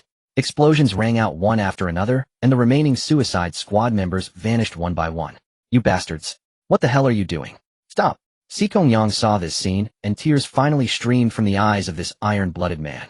"Captain, being your soldier in this life has been worth it." With that farewell, the last Suicide Squad member pulled the pin and charged out. Thus, aside from Si Yang and Chen Yuan, all the Suicide Squad members were annihilated. Agonized roars erupted from Si Yang and Chen Yuan. Even the Earth Dog Legion paused their attack. The Wolf Dog on the reef stared at the two men with confusion, wondering why these humans would stop them with such suicidal methods. Were they all so unafraid of death? Just then, a deafening roar filled the sky, drawing the attention of every creature, including the Earth Dog Legion. A black dot appeared on the distant horizon, growing larger by the second. Si Yang and the others immediately recognized it as a fighter jet. But when had China ever built a fighter jet of this unknown model? The Wolf Dog also saw the fighter, but was not particularly agitated. The reason was simple: the fighter's angle was indeed heading straight for them. However, given its angle and speed, instead of landing, it would likely crash directly into the sea. And that was exactly what happened. The Tianma fighter streaked across the beach at tremendous speed and slammed into the ocean not far away. With a deafening crash, the Tianma fighter exploded in the sea, reduced to scrap. Yet seconds later, several black dots fell from the sky, scattering among the Earth Dog Legion. A few seconds later, several explosions accompanied by piercing electrical discharges rang out, and the Earth Dogs howled in agony, collapsing to the ground. The Wolf Dog, which had been sitting on the reef, widened its eyes and leaped to its feet. In the instant the electrical sound erupted, a large number of Earth Dogs, no mechanical Earth Dogs, were disconnected from its information network, and even their critical self-destruct chips were rendered useless. What was happening? As far as current Earth technology was concerned, no weapon could generate such a powerful voltage to invade these mechanical Earth dogs and destroy them on the spot. The wolf dog stared intently ahead, and in the center of the fallen mechanical Earth dogs a figure descended from the sky. The figure looked like a robot with a prominent gas mask-style helmet glowing with a sapphire blue light. Look, it's the Iron Pilot. It's the nation's super soldier, the Iron Pilot. We're saved. My God, what did he drop? Electronic bombs. No wonder he's a super soldier. We couldn't suppress these monsters with all our heavy firepower, but he took them down with just a few gadgets. Looking at the Iron Pilot, Si Kong Yang and Chen Yuan's despairing eyes finally lit up again. The Iron Pilot had arrived. Their savior was here. But in contrast to the cheering soldiers of the 7th Division, Yi Yun's heart was filled with rage. He was furious at the carnage on the beach. The shore was nearly drenched in blood littered with shattered Earth dog corpses and the mangled limbs and scattered flesh of the soldiers. The mechanical Earth dogs had no blood. All this blood was the hot blood of China's warriors. No one knew better than Yi Yun the power of these mechanical Earth dogs, and he understood that the soldiers' firepower was on an entirely different level from these beasts. What desperate measures had they taken to hold back these mechanical Earth dogs before he arrived? Yi Yun fixed his gaze on the wolf dog on the reef. He kicked aside the scrapped mechanical Earth dog at his feet and tossed his gun to the ground. You who so lightly regard our Chinese soldiers and slaughter them wantonly. I will make you pay. Blood debts must be paid in blood. Yi Yun understood clearly that with the current firepower there was no particularly effective weapon available. However, that did not mean he was helpless against the wolfhound. He drew his pulse blade, glaring coldly at the beast. The wolfhound also sensed that Yi Yun was not on the same level as the soldiers. Yi Yun could see caution in its eyes. But if he could not even handle a low-level mechanical creature like this, he would not be worthy of being called a Taiyu. To be honest, dealing with you would only take one arc grenade. But you commanded these mechanical mongrels to kill our soldiers. If you walk away scot-free today, I would be failing in my duty. Die! Yi Yun roared, an imposing aura bursting forth from him. He raised his hand, and the grappling hook on his left arm shot out like a bullet. Before the mechanical wolfhound could react, the hook pierced through its chest. The hook retracted swiftly, dragging the wolfhound toward him. Simultaneously, Yi Yun leaped forward, charging at the beast. As he closed in the wolfhound's core word, its back split open, and a massive cannon extended from its right side. Blue light gathered, and a laser beam fired directly at Yi Yun. Still these childish tricks. Yi Yun snorted. At the moment the laser was fired, the jump pack on his back adjusted its angle, cyan flames erupting to lift his body and perfectly evade the shot. The mechanical wolfhound was stunned. How could this be? That was a laser cannon. How could any human dodge a laser beam in an instant? Before it could comprehend, Yi Yun had already reached it via the grappling hook.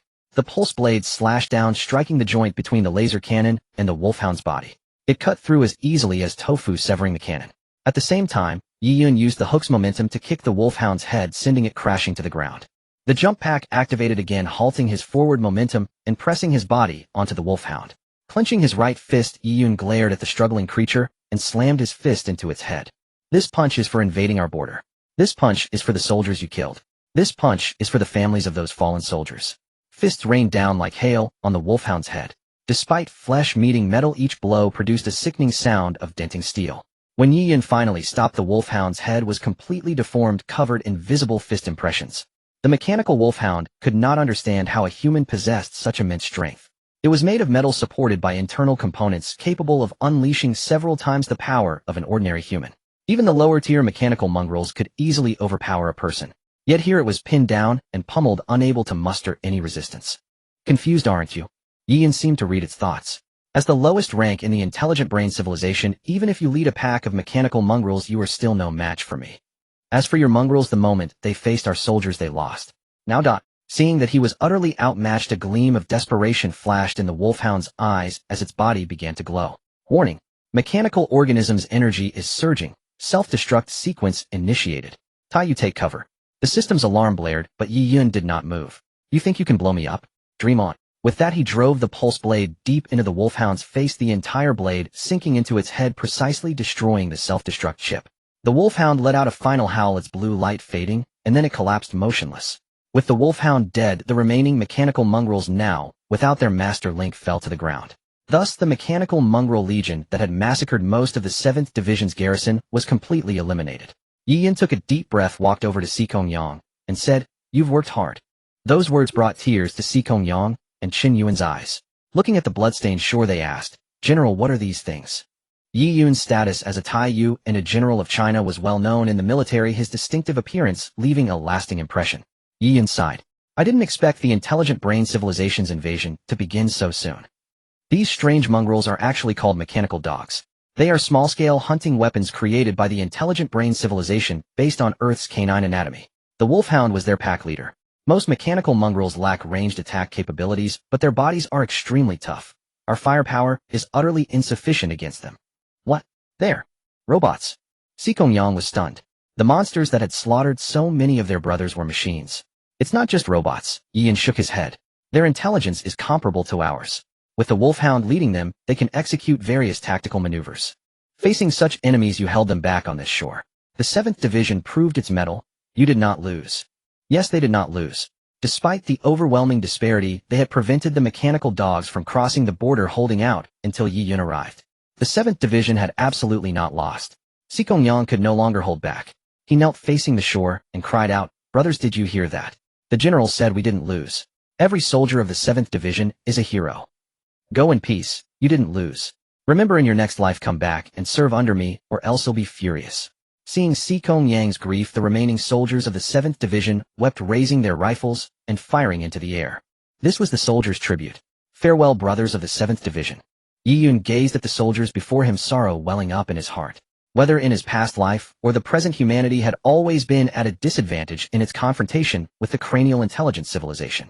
It was merely the backwardness of technology that allowed the cranial intelligence civilization to suppress humanity without restraint. After all, a single person could not contend with a machine of steel and bone. No matter how much one improved human physical fitness, it was impossible to confront machinery heat. He must find a way to elevate humanity's external strength. Ding.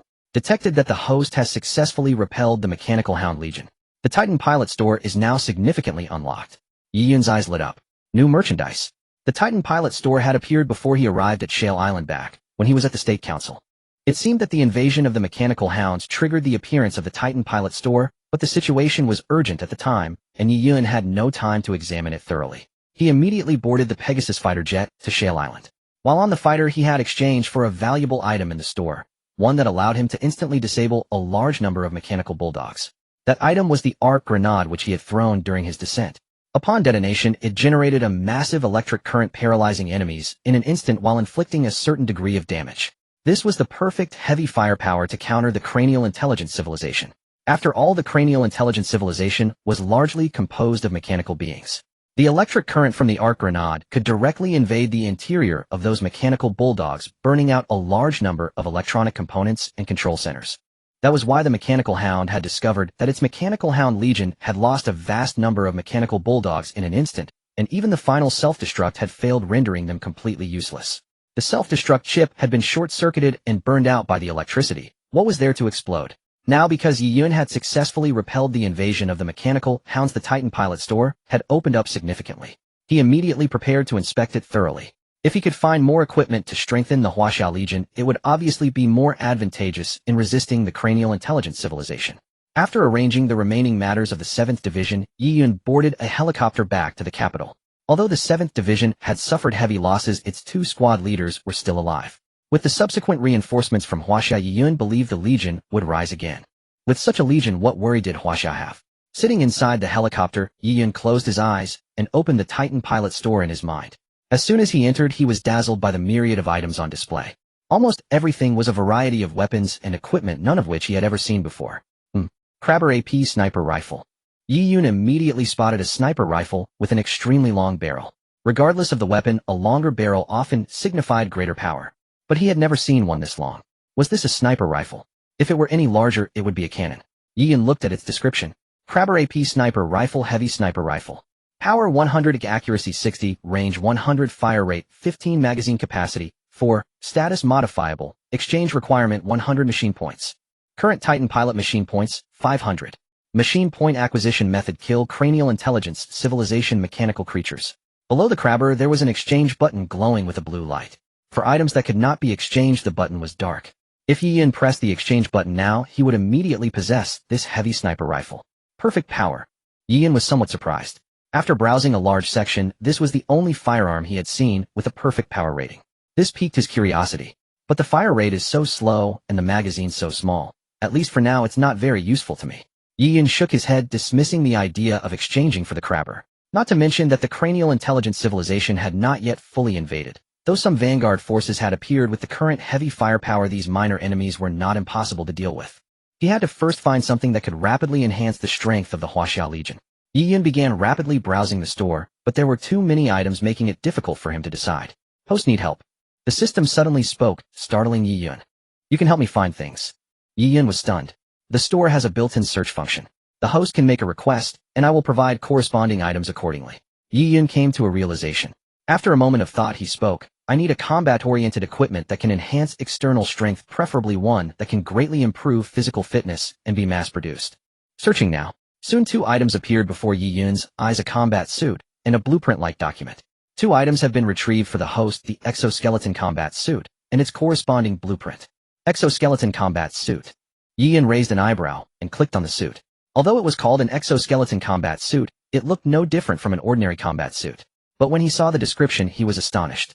Exoskeleton combat suit contains a high-fiber skeletal frame that automatically adapts to the wearer's physical condition. It can double the wearer's current physical attributes. The suit also possesses high defensive capabilities, able to withstand most gunfire. A great item. Yi Yun immediately labeled the combat suit as such. He had seen exoskeletons before. Even present-day Huaxia had exoskeleton technology. However, exoskeletons had severe limitations. They were difficult to move in, and if the central control unit malfunctioned, the exoskeleton, originally designed to enhance efficiency, would instantly become a large lock, trapping the wearer. In his past life, humanity had suffered greatly from exoskeletons. Exoskeletons controlled by smart chips were easily invaded by the cranial intelligence civilization. This combat suit, however, was different. Not only was the high-fiber skeleton wrapped inside the suit, but like the Titan pilot combat suit, its built-in chip was a proprietary smart chip from the system, immune to external invasion. If it could be mass-produced, it would greatly enhance the strength of the Huaxia Legion. Yi Yun quickly looked at the exchange conditions. 1 combat suit, 20 machine points. Very cheap. It was indeed cheap, but Yi Yun currently had only 500 machine points. That would only exchange for 25 suits. Not enough to equip even a single company. Helplessly direct exchange was clearly unrealistic. Given the current number of soldiers in China, even squeezing Yi Yun dry would not be enough to fully equip them with this combat suit. Yi Yun could only turn his gaze to another item. After examining it, the sharp gleam in his eyes finally brightened once more. The description was simple: the blueprint of an exoskeleton combat suit. Exchange condition: 1500 mechanical points.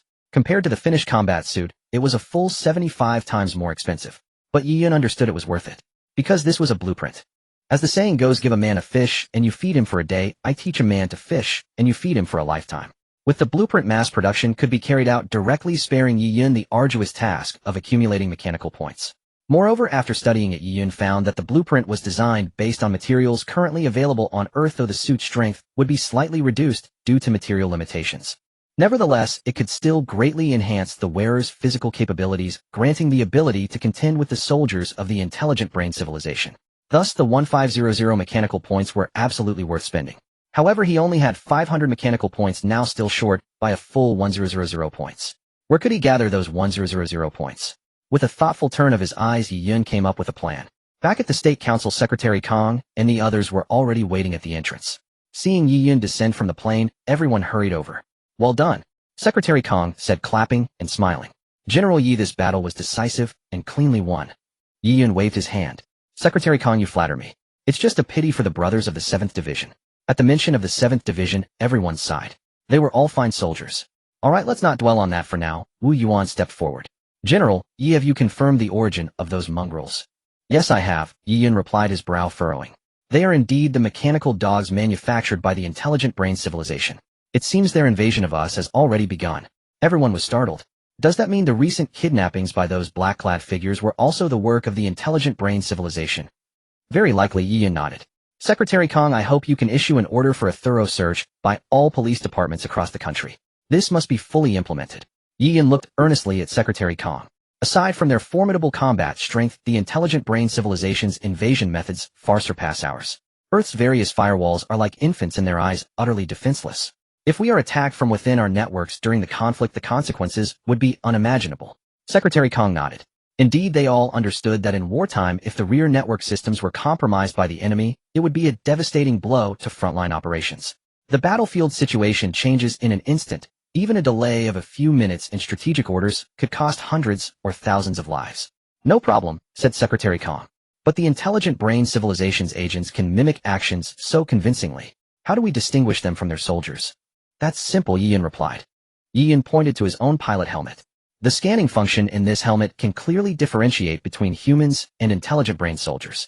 If we ask Elder Liang and Elder Bai to expedite the work, we can extract this function to create a detection device. Secretary Kong nodded, then raised another question. But how do we eliminate them? Even those mechanical dogs caused us such heavy losses, let alone the intelligent brain soldiers themselves. Yi Yun smiled faintly, then tossed an arc grenade toward Liang Qingshan. Seeing the grenade, everyone cried out in alarm, but when Liang Qingshan caught it, they realized the pin had not been pulled. Yi, you little rascal, do you want to scare me to death? These old bones of mine can't take such shocks.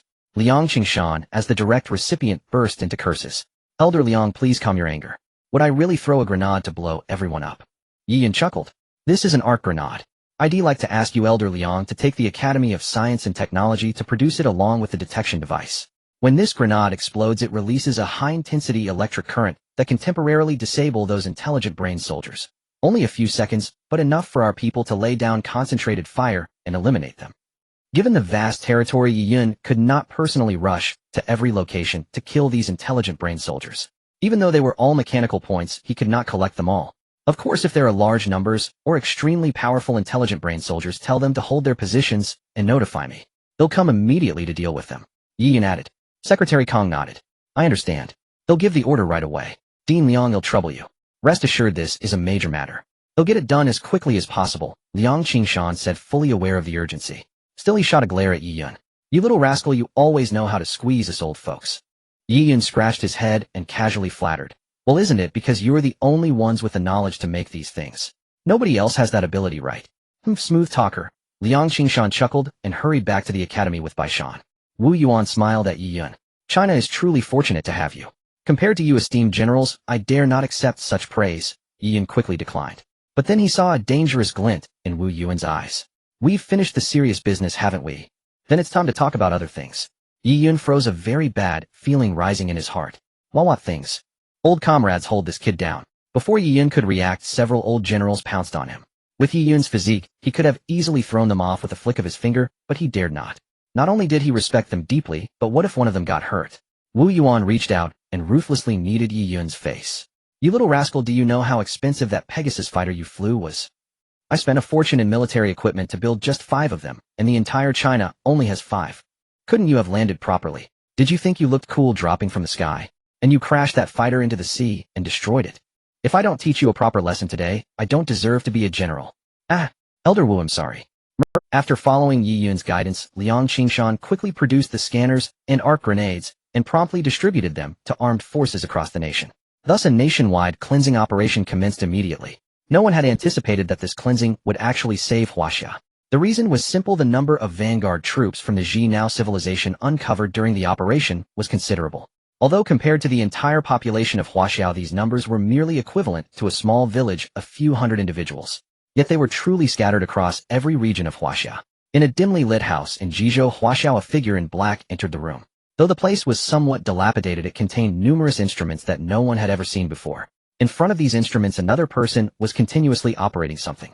The figure in black removed his hood, revealing a middle-aged face beneath. This face was extraordinarily ordinary, the kind that would disappear completely in a crowd. He looked at the other person and asked, "How is it? Still no connection?" "Yes," the other nodded. "Since yesterday, all our soldiers deployed across Huaxia have been dropping offline one after another, and almost all of them lost contact in an instant.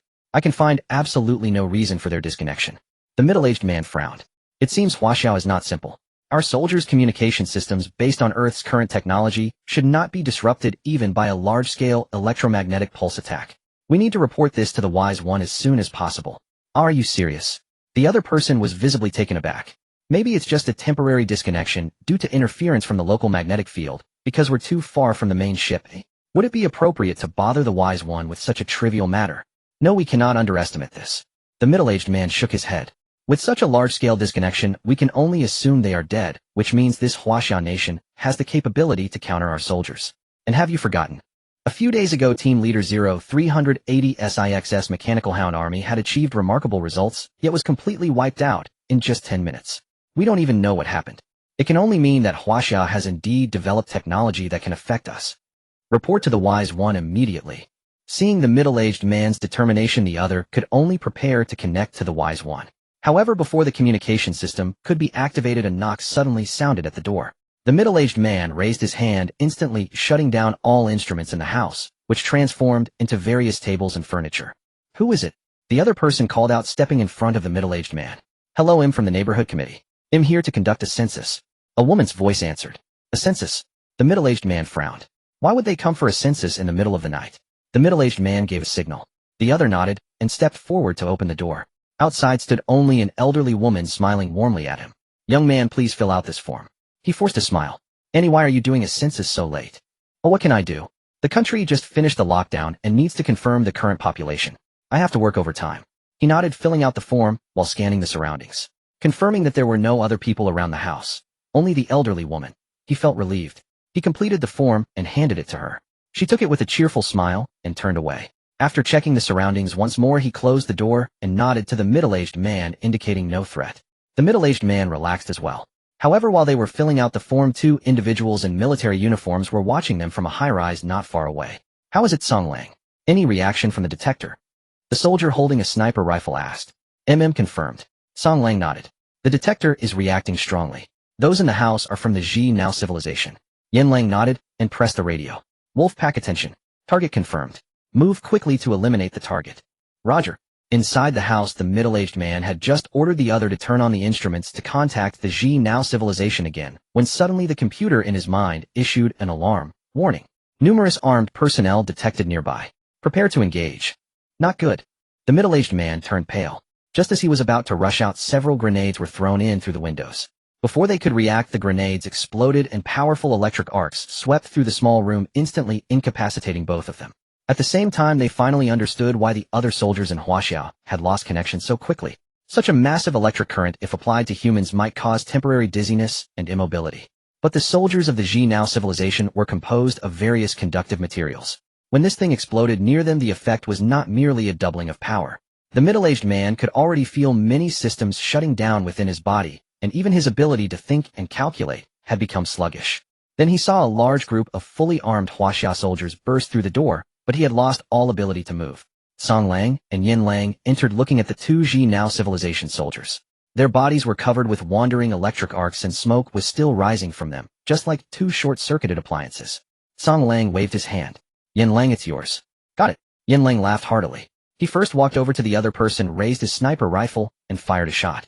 Indeed, the sniper rifle in Yin Lang's hand was specially modified. Its barrel was extended, and its caliber was huge. If Yin were here, he would probably think it resembled a small kalebo. Despite the rifle's weight, Yin Lang could lift it with ease. A single shot blasted a hole through the other's head, instantly disabling him. The powerful recoil sent Yin Lang's body leaning back, but he simply tapped his right foot lightly to stop the recoil. Yin Lang then turned to the middle-aged man. This time he shoved the sniper rifle barrel directly into the man's mouth. Go to hell. Staring at Yin Lang's wolf-like grin, the middle-aged man recalled a phrase from Earth. So this is what they mean by feeding the barrel into my mouth. Song Lang, what about all these instruments in the room? Yin Lang asked after dealing with the middle-aged man. Same as before, load them up and send them to the general for research. Yin Lang nodded, then directed the soldiers to start moving the equipment. Meanwhile, after Song Lang had thanked the elderly woman for her assistance and vaguely deflected her gossipy questions, Yin Lang appeared beside him. Done? Song Lang asked. Taking out two stationary targets with no difficulty. Do you think I could miss? Yin Lang shrugged, hoisting the conspicuously large sniper rifle onto his shoulder. But seriously, who exactly is this general? Not only did he predict the alien civilization's invasion, but he also developed all these bizarre weapons. If it weren't for those arc grenades, taking down those robots would have cost us a lot more effort and many more of our brothers. Song Lang gazed at the sky, silent for a long moment, then said, maybe he really can lead our Huaxia to victory. Yin Lang nodded, then caught up with Song Lang as he walked ahead. Hey Captain, do you think we could ever become super soldiers like the general? If I could scale walls and leap rooftops, that would be pretty cool. Hey Captain, can't you drop that sour face for once? Captain, say that one more time, and he'll beat you to death, you hear. The cleanup operation proceeded methodically, with reports continuously flowing in. With the help of scanners and arc grenades, the average soldiers of the intelligent brain civilization stood no chance against the well-prepared Huaxia legionaries. Even in areas where the numbers were too high for absolute certainty, local forces would immediately report the situation. Within half an hour at most, Yi Yun would appear in that region and eliminate every last intelligent brain soldier. But for Yi Yun this was becoming a headache, because each intelligent brain soldier was worth only 10 mechanical points.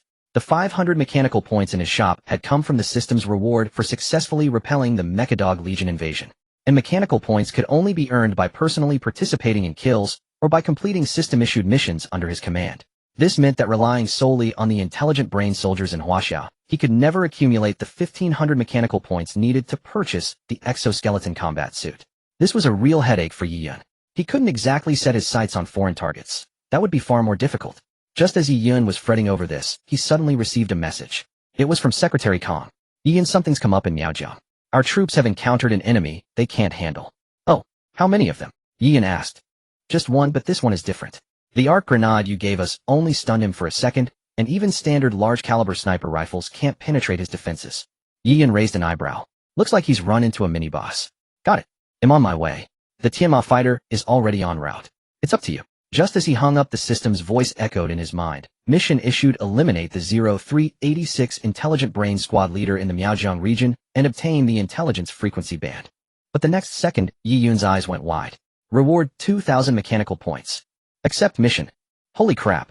Yi Yun jumped to his feet. This squad leader was worth 2,000 mechanical points. So valuable. With this one kill, he could not only purchase the exoskeleton combat suit blueprint, but also keep 1,000 mechanical points for other items. Accept. Accept immediately. As soon as he accepted the mission, the Tianma fighter sent to pick him up arrived. Ever since Yi Yun totaled the Tianma fighter on Shalai Island, Wu Yuan had absolutely refused to let Yi Yun pilot a fighter himself again. To that end, Wu Yuan had even spared no expense to redesign a two-seat Tianma fighter exclusively for Yi Yun's transportation. This left Yi Yun a bit helpless. Having a driver for his car was one thing, but now he even had a personal fighter pilot. Still, it was convenient for him. Now that he knew the mission's reward points, Yi Yun decided not to save the 500 mechanical points in the shop. He quickly entered the shop to exchange for items that could boost his combat power. Although an ordinary squad leader posed no difficulty for Yi Yun, he was well aware that the true importance of this mission lay not in the squad leader, but in the so-called intelligence frequency band. All intelligent brain soldiers shared a common trait: their body data could directly interface with various intelligent instruments. While they couldn't operate devices remotely, they could trigger a remote destruction function. So Yi Yun had to find a way to deliver a single fatal blow as quickly as possible, preventing 0386 from destroying the relevant information. Soon Yi Yun had exchanged the items he needed and stored them temporarily in the system space. By then the Tianma fighter had brought him to the incident site. Since 0386 had already been spotted by Huaxia soldiers, it had immediately changed its hiding place. However, because the Huaxia soldiers couldn't harm it, and because intelligent brain soldiers had the ability to alter their appearance at will, it hadn't left the area entirely. This actually worked in Yi Yun's favor. After all, 0386 had no idea that Huaxia had a Taiyu like him. Upon arriving in Miaojiang, Yi Yun immediately contacted the team that had engaged 0386. Fearing the arc grenades in the hands of Huaxia soldiers, 0386 hadn't confronted them. It had inflicted some damage and then quickly retreated. But its movements were still tracked by the Huaxia soldiers. General. The squad leader saluted Yi Yun as soon as he saw him. Sorry to trouble you with this trip, General. It's my duty. Yi Yun nodded. How is it? Do you still have the location of that intelligent brain soldier? We have the general area, but it's clever. It's hidden deep in the mountains. We didn't dare to push in, so we've sealed off the zone and waited for you to handle it. Good work, Yi Yun nodded. Leave the rest to me. Soon Yi Yun followed the squad leader to the area. Without wasting words, he pulled a firearm from his space and charged straight in. Watching Yi Yun's back, a soldier next to the squad leader leaned in and asked, "Hey Captain, have you ever seen that gun the general was holding? It looks really weird." The squad leader tapped him on the head. Don't ask about things you shouldn't. Do you think the general's equipment is the same as ours? Get back to your post. The firearm Yi Yun held was naturally not a weapon found on Earth, but a rifle exchanged from the Taiyu Mall. The R201 carbine. Power 55, accuracy 90, range 65, rate of fire 80, magazine capacity 24. Although its power was not exceptional, and among the assault rifles Yi Yun had seen in the Taiyu Mall, the R201 carbine boasted the lowest power. Its balance was unmatched among all rifles. It could adapt to various environments and terrains while delivering respectable damage. Crucially, its mechanical points cost only 50, making it an affordable and well-balanced weapon perfectly suitable for the moment. At the same time, several shuriken-like darts reminiscent of those used by ninja from the land of Neon appeared at Yi Yun's waist. It was no wonder the soldier had remarked that Yi Yun's equipment looked peculiar, for his weapons were not of earthly origin. Yi Yun swiftly loaded a magazine, and then used his Taiyu helmet to scan the entire area. Soon the nanovisor displayed a region with extremely high energy reactions. Yi Yun narrowed his eyes. Found it. Under the Tieu helmets scanned the electromagnetic energy field of the Jinao civilization soldiers was impossible to conceal. No matter how much they mimicked Earthlings, their intrinsic magnetic field could not synchronize with Earth's. However, the Tieu helmet could not pinpoint the exact location of the target. But what the Tieu helmet could not achieve, the pulse blade could. With the aid of the jump device and grappling hook, Yi Yun traversed the mountainous terrain as if on flat ground, encountering no obstacles, and easily reached the area most affected by the magnetic field. Gazing at the dense forest around him, Yi Yun curled his lips, drew the pulse blade from its sheath, and lightly tossed it toward the position on the visor where the magnetic field was strongest. Instantly, a pale yellow pulse radiated from the blade's tip, spreading outward. Soon Ling 380 SIXS form materialized within the pulse ripples. Yi Yun smiled faintly. I said there's no need to hide. It's just me here. Why not come out and fight fair and square? Ling 380 SIXS figure did not move, evidently suspecting Yi Yun was bluffing. Yi Yun wasted no more words. He raised the R201A, and the distinctive tat-tat of the carbine echoed through the forest, bullets shredding the leaves around Ling 386. What? Ling 386 was astonished. This human had actually spotted him. How? Even the soldiers of the Jinao civilization could not detect the pulses emitted by the pulse blade, so he could not fathom how Yi Yun had found him. Unconvinced, he rapidly shifted positions, but Yi Yun's sights had already locked onto Ling 386. No matter where he fled, the R201's bullets would instantly catch up. Oh, so the Jinao civilization only produces turtles to invade. Yi Yun taunted as he fired, the scene resembling a cat toying with a scurrying mouse. Realizing he had indeed been discovered, Ling 386 roared in fury, seized his concealment, and appeared openly before Yi Yun. However, when he saw Yi Yun, he was visibly taken aback. The reason was simple: Yi Yun's entire set of Tieu equipment was too conspicuous. In comparison, it seemed as if Yi Yun was the soldier of the Jinao civilization. How do you know of our Jinao civilization? This was Ling 380 SIX's greatest doubt.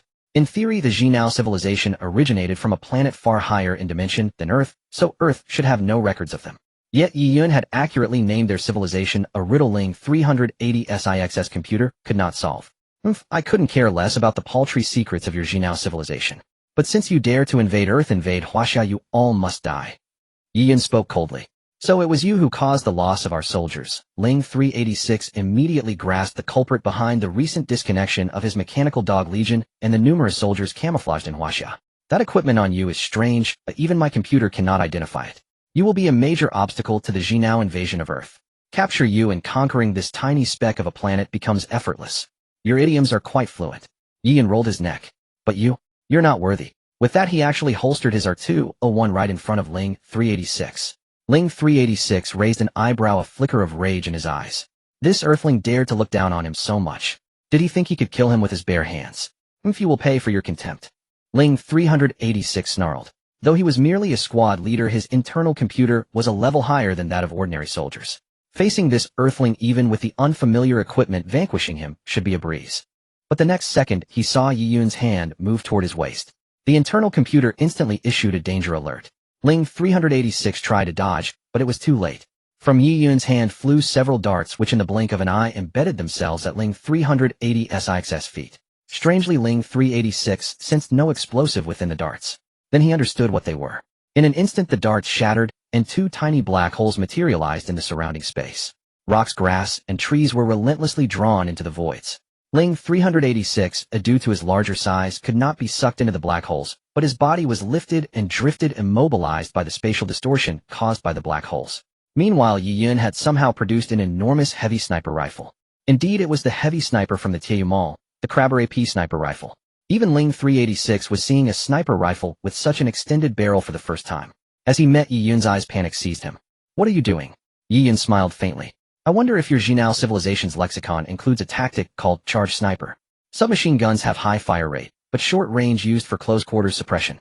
As the name implies, charge sniper is a point-blank playstyle that uses a sniper rifle as if it were a submachine gun. Yi Yun slowly and forcefully pulled the bolt of the Celebi, chambering around. I know that all the functions of your cyberbrain civilization's instruments, both usage and destruction, lie in your hands. So as long as I disable your hands, I can obtain what I need. And you will be immobilized for 4 to 5 seconds. In that brief moment, you can simply die. After hearing Yi Yun's explanation, 380 SIX's expression instead calmed, even a disdainful smile spreading across his face, revealing the effective time of such tactical equipment to the enemy. Was this fool insane? Even a rocket launcher couldn't breach his mechanical armor, which had the same hardness as those mechanical hounds. Did this guy think an Earth-made sniper rifle could do anything to him? Even if it could damage part of the outer armor, harming his core was nothing but a joke. Unfortunately, when the Celebius gunshot rang out, 0386 realized he was wrong. Terribly wrong. The Celebius large-caliber sniper round instantly pierced through 0380 SIX's palm, and the impact even sent a fragment of his forearm flying. The soldiers of the cyberbrain civilization were mechanical beings, so no blood flowed, and no pain was felt. In 0380 SIX's computer, only a message appeared. Warning: hand system has suffered catastrophic damage. Instrument usage functions lost. Before he could react, another thunderous gunshot rang out. Bang! Warning: both hands have been destroyed. Instrument destruction functions lost. Please proceed to a safe location for repairs. How is this possible? 0386 was astounded. What kind of insane gun was this? 2 shots had obliterated his hands. By now the 2 black holes were nearly gone, and 0380 SIX's body was slowly descending. But Yi Yun clearly had no intention of letting him live. He smiled slightly. As 0386 lifted his head, the massive barrel of the Celebii pointed directly at his forehead. The visor of the pilot helmet automatically retracted. Their eyes met, and Yi Yun raised an eyebrow at 0386. Bye-bye. Boom. Muzzle flame and flying parts erupted. 0380 SIX's had vanished. Finally, the 2 miniature black holes compressed to their limit and exploded. The blast propelled Yi Yun backward a distance, and also sent 0380 SIX's corpse flying. Looking at the scattered parts, Yi Yun scratched his helmet. What a pity. I was hoping to turn him into a toy robot. Still, 0386 was dead, meaning no one could destroy the instruments left in his previous base. Ignoring the corpse that had flown off somewhere, it held no value anyway. Yi Yun stowed the Celebii, retrieved his pulse blade, and left the place without looking back. Soon he emerged from the forest and saw the soldiers stationed outside. The former squad leader immediately approached. General, is it resolved? Yi Yun nodded. Are you still guarding that guy's previous base? The squad leader nodded, and promptly led Yi Yun to the destination. A few soldiers behind whispered, as expected of the general. We chased that guy for nearly a day without success, and the general took just 10 minutes. That's why he's the general. It's pure strength. I wonder what the general really looks like. I'd love to see him take off his helmet. Whoa, are you crushing on the general? Stay away from me. Get lost. Under the squad leader's guidance, Yi Yun soon arrived at a wooden cabin. Inside the cabin was filled with all sorts of strange instruments. With 0386 dead, their camouflage had vanished. The squad leader tactfully led the men outside, giving Yi Yun space. Yi Yun wasted no time. In his past life, he had studied many such cyberbrain civilization devices. After a few manipulations, he quickly restored the instruments that had been short-circuited by the high voltage of the arc grenade. He then located the communication equipment, connected the data cable to his pilot helmet, and began acquiring intelligence bands. Using the core chip computer of the pilot helmet, Yi Yun successfully obtained the cyberbrain civilization's intelligence band, and immediately displayed on the helmet the locations of all cyberbrain civilization soldiers currently on Earth. On this map, the region of Huaxia showed no red dots, indicating that all invading cyberbrain civilization soldiers in Huaxia had been eliminated. Clearly, Yi Yun's tactical approach was highly effective. Within just a few days, he had wiped out all infiltrating soldiers in Huaxia. From another perspective, this also demonstrated Huaxia's unparalleled execution and mobility. Any other country would likely be incapable of such efficiency. Since the instruments are here, let me see what these vanguard forces are up to. Yi Yun immediately searched the instruments and quickly found a plan labeled Mechanical Modification Plan. He instinctively clicked on it, eager to delve deeper, but the screen suddenly flashed red. Warning: system intrusion detected. Initiating deletion. The next second, boom, a massive explosion erupted. The squad leader outside was startled and rushed in with his men. The person inside was a key general of Huaxia. If something happened on their watch, they would have no way to account for it. However, upon entering, a thick cloud of smoke billowed out, choking everyone severely. Cough. General, are you all right? The squad leader croaked, tears streaming down his face. Amid the smoke, a faint blue glow flickered. Yi Yun emerged coughing, and find the instrument just exploded. Damn it, even dead, he played a trick on me. Fall back. With that, Yi Yun waved his hand and left the area. Meanwhile, on a massive battleship far beyond the Milky Way, a message lit up on a mechanical being's screen. What's happening? Another being, clearly of higher rank, stood up and asked. General, a human on Earth touched our instruments and tried to access the mechanical modification plan. Oh, which instrument? It was from the 0386 unit. Could it be that Earth has discovered us? Impossible. According to the data transmitted back by the soldiers, Earth should have no technology capable of detecting the cyberbrain civilization. Continue monitoring. I will report this to the Sage. Yes. The mechanical being nodded and resumed operations. The general swiftly exited the cockpit and boarded the elevator to the highest deck of the warship. When the elevator doors slid open, what greeted him was a dim, elongated corridor. He advanced slowly but with deliberate force, each step measured and resolute. Though the corridor was not long, he traversed it with utmost solemnity. At the end of the corridor stood a door. The general bowed low, crossing his hands over his chest, and said, "Great sage, your most loyal subject 021 requests an audience." No sound came from within the room, but as his words faded, the door before him began to emit a golden radiance, gradually illuminating the entire corridor. Slowly the golden door swung open. The general bent even lower, eyes shut, murmuring something under his breath. At last the door fully opened, and the golden light bathed his entire body. As if guided by an unseen force, he rose and stepped inside. But still he kept his head bowed. As his form vanished into the golden light, the door slammed shut, plunging the corridor once more into darkness. Inside the chamber, the general remained with his head lowered, as if awaiting something. Suddenly, a mechanical female voice resonated around him. "Raise your head, 021. Thank you for your grace, great sage." 021 lifted his head and beheld at the highest step of the chamber a figure. The figure was completely silver-white, unlike 021's full mechanical body. Except for the head, it bore a striking resemblance to a person from the Central Plains. Its form was graceful and curvaceous, skin as white and smooth as jade, and a pale blue gown draped over a figure that could stir the blood. Of course, if one saw its head, any such thoughts would vanish instantly. The reason was simple. Though its face was alluring and lovely from the forehead upward, the entire back of the skull was completely hollow. In other words, it had no brain tissue whatsoever. Filling that void was a pale blue energy orb, like a miniature, beautiful planet embedded in its head. This was the supreme leader of the intelligent brain civilization, the 1021 called the Sage. Though it appeared to be a woman, it was an unyielding, intelligent computer endowed with immense wisdom and power. In fact, the entire intelligent brain civilization had been created by it. "Speak, my child. Why do you seek an audience? Has the reconnaissance of Earth been completed?" The sage's pale blue eyes fixed on 021. "Supreme Sage, the reconnaissance of Earth is proceeding in an orderly fashion, but a small problem has arisen." "Oh." The sage gazed at him, indicating for him to continue. "Our mechanization plan on Earth allows only squad leaders of each region to access the data. Should anyone outside our civilization attempt to view it, an automatic self-destruct procedure is triggered. Just now the machine of our squad leader 0386 in the Central Plains region was destroyed. Furthermore, all soldiers in the Central Plains region have lost contact entirely. So the Vanguard force has been discovered." The sage's voice rose slightly, as if a ripple of emotion stirred within it. 021 immediately knelt. "The specific situation is still unclear, so I have come to request your decision, great sage." That mere hint of emotional fluctuation had already made 021's expression shift drastically. This showed how deeply the sage was revered in the hearts of the intelligent brain civilization. The sage fell silent. The glowing orb at the back of its head flickered, revealing that it was now deep in thought. According to the data transmitted back by the Vanguard Force, Earth's current technological civilization still relies on nuclear weapons as its primary means. Therefore, they should pose little hindrance to us. Order the soldiers in other regions to accelerate the plan. Once the mechanization plan is complete, immediately send word back and prepare to launch a dimensional strike against Earth. The sage looked at 021. "Understood." 021 nodded, then prostrated himself once more and slowly retreated backward, leaving the chamber. After 021 departed, a voice suddenly spoke in the room. "Mother Sage, why must we be so complicated? Let us directly assault Earth's continent and wipe out the humans there. Isn't that enough? Yes, these humans are nothing to fear. Crushing them is as easy as crushing a mechanical bug." The sage sighed. "You take Earth too lightly. In the vast cosmos, no planet that has given birth to advanced intelligence can be underestimated. Though their development lags far behind ours, these Earthlings have accomplished in merely a few hundred years what it took us nearly 10,000 years to achieve. Their evolutionary cycle is far more rapid than ours.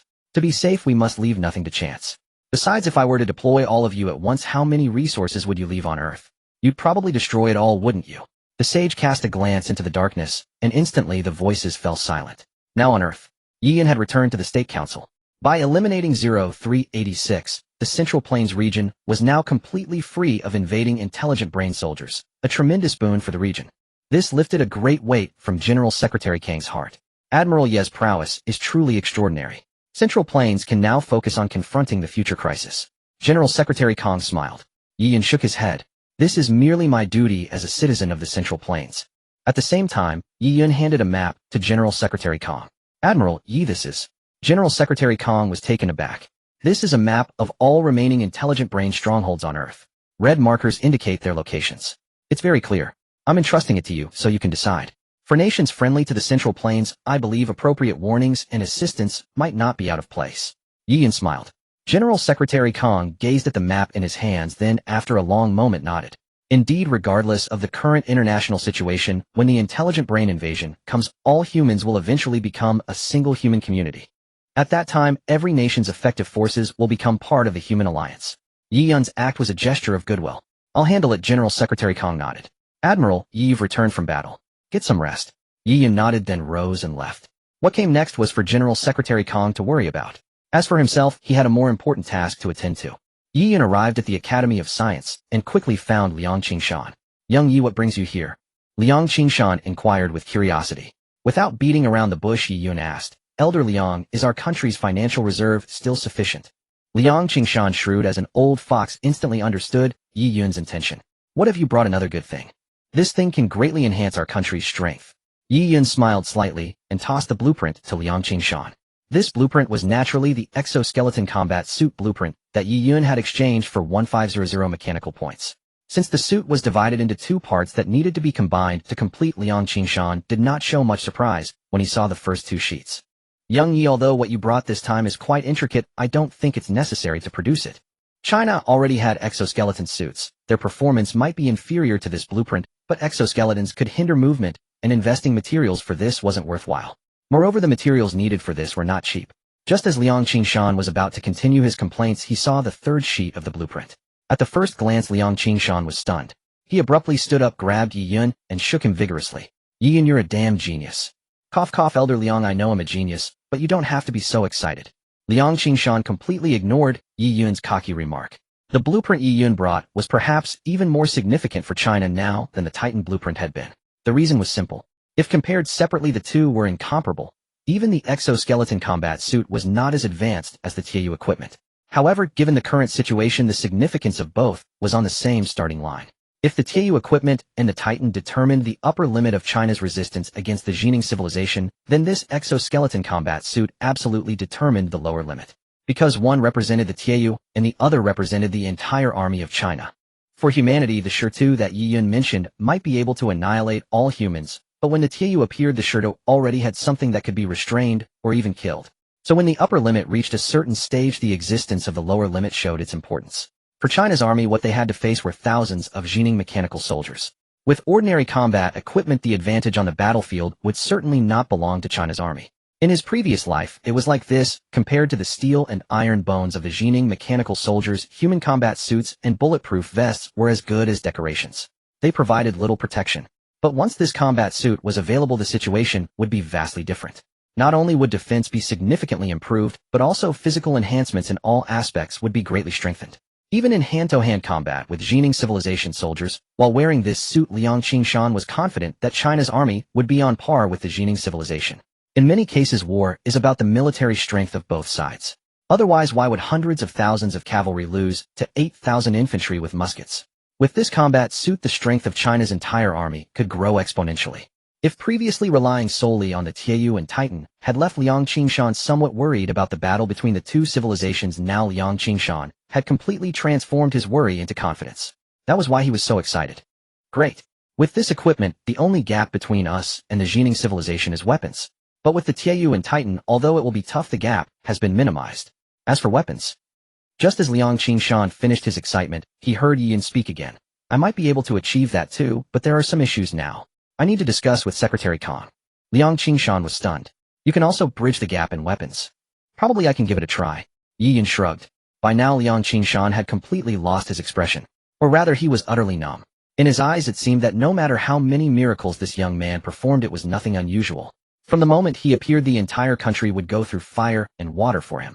Yi Yun's words were not unfounded. Because just now the system had issued another mission. Ding! Emergency mission issued. Eliminate all remaining Jining civilization forces on Earth.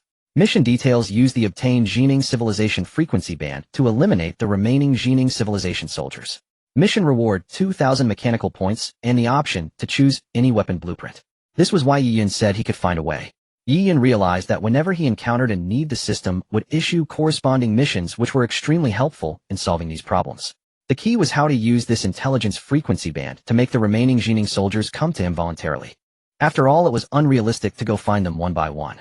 So Yi Yun immediately asked Liang Qingshan for a room to study the intelligence frequency band thoroughly. Liang Qingshan quickly arranged it. Soon a room equipped with the highest information processing instruments in China was vacated for Yi Yun.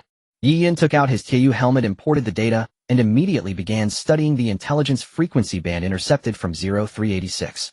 The more he studied, the more he realized that the Jining civilization was extremely cautious. If not for his Tianyu equipment, intercepting this intelligence frequency band would have been impossible.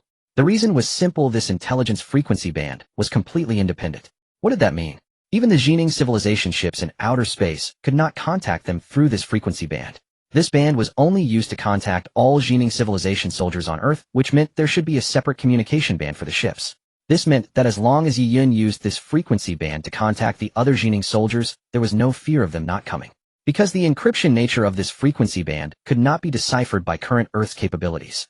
Naturally, they were reassured. They never expected, however, that Yi Yun with his Tianyu equipment could decrypt it. For the vanguard forces of the brain-computer civilization on Earth, it was naturally utterly impossible to believe that anyone on Earth possessed such decryption capabilities. This gave Yi Yun's plan a premise for implementation. Consequently, Yi Yun once again sought out Secretary Kong. Secretary Kong was also taken aback, for Yi Yun had just said that China should decide for itself whether to inform other countries about the soldiers of the brain-computer civilization. In the blink of an eye, Yi Yun now expressed his desire to eliminate all remaining brain-computer soldiers, leaving Secretary Kong somewhat bewildered. Yi Yun, of course, could not explain that this was a task issued by his system. He could only state that the two matters were not actually in conflict. In Yi Yun's view, the invasion of the brain-computer civilization was inevitable. Even if there were early warnings, most countries on Earth aside from China remained unwilling to believe that a great crisis was imminent. Weighing the pros and cons, Yi Yun decided to make the matter public. As for what those countries would do afterward, that would be their own choice. In this way, Yi Yun achieved his goal, and also fulfilled the responsibility he and China had undertaken. Thus, after finalizing the plan with Secretary Kong, Yi Yun named this operation the Pitfall Plan.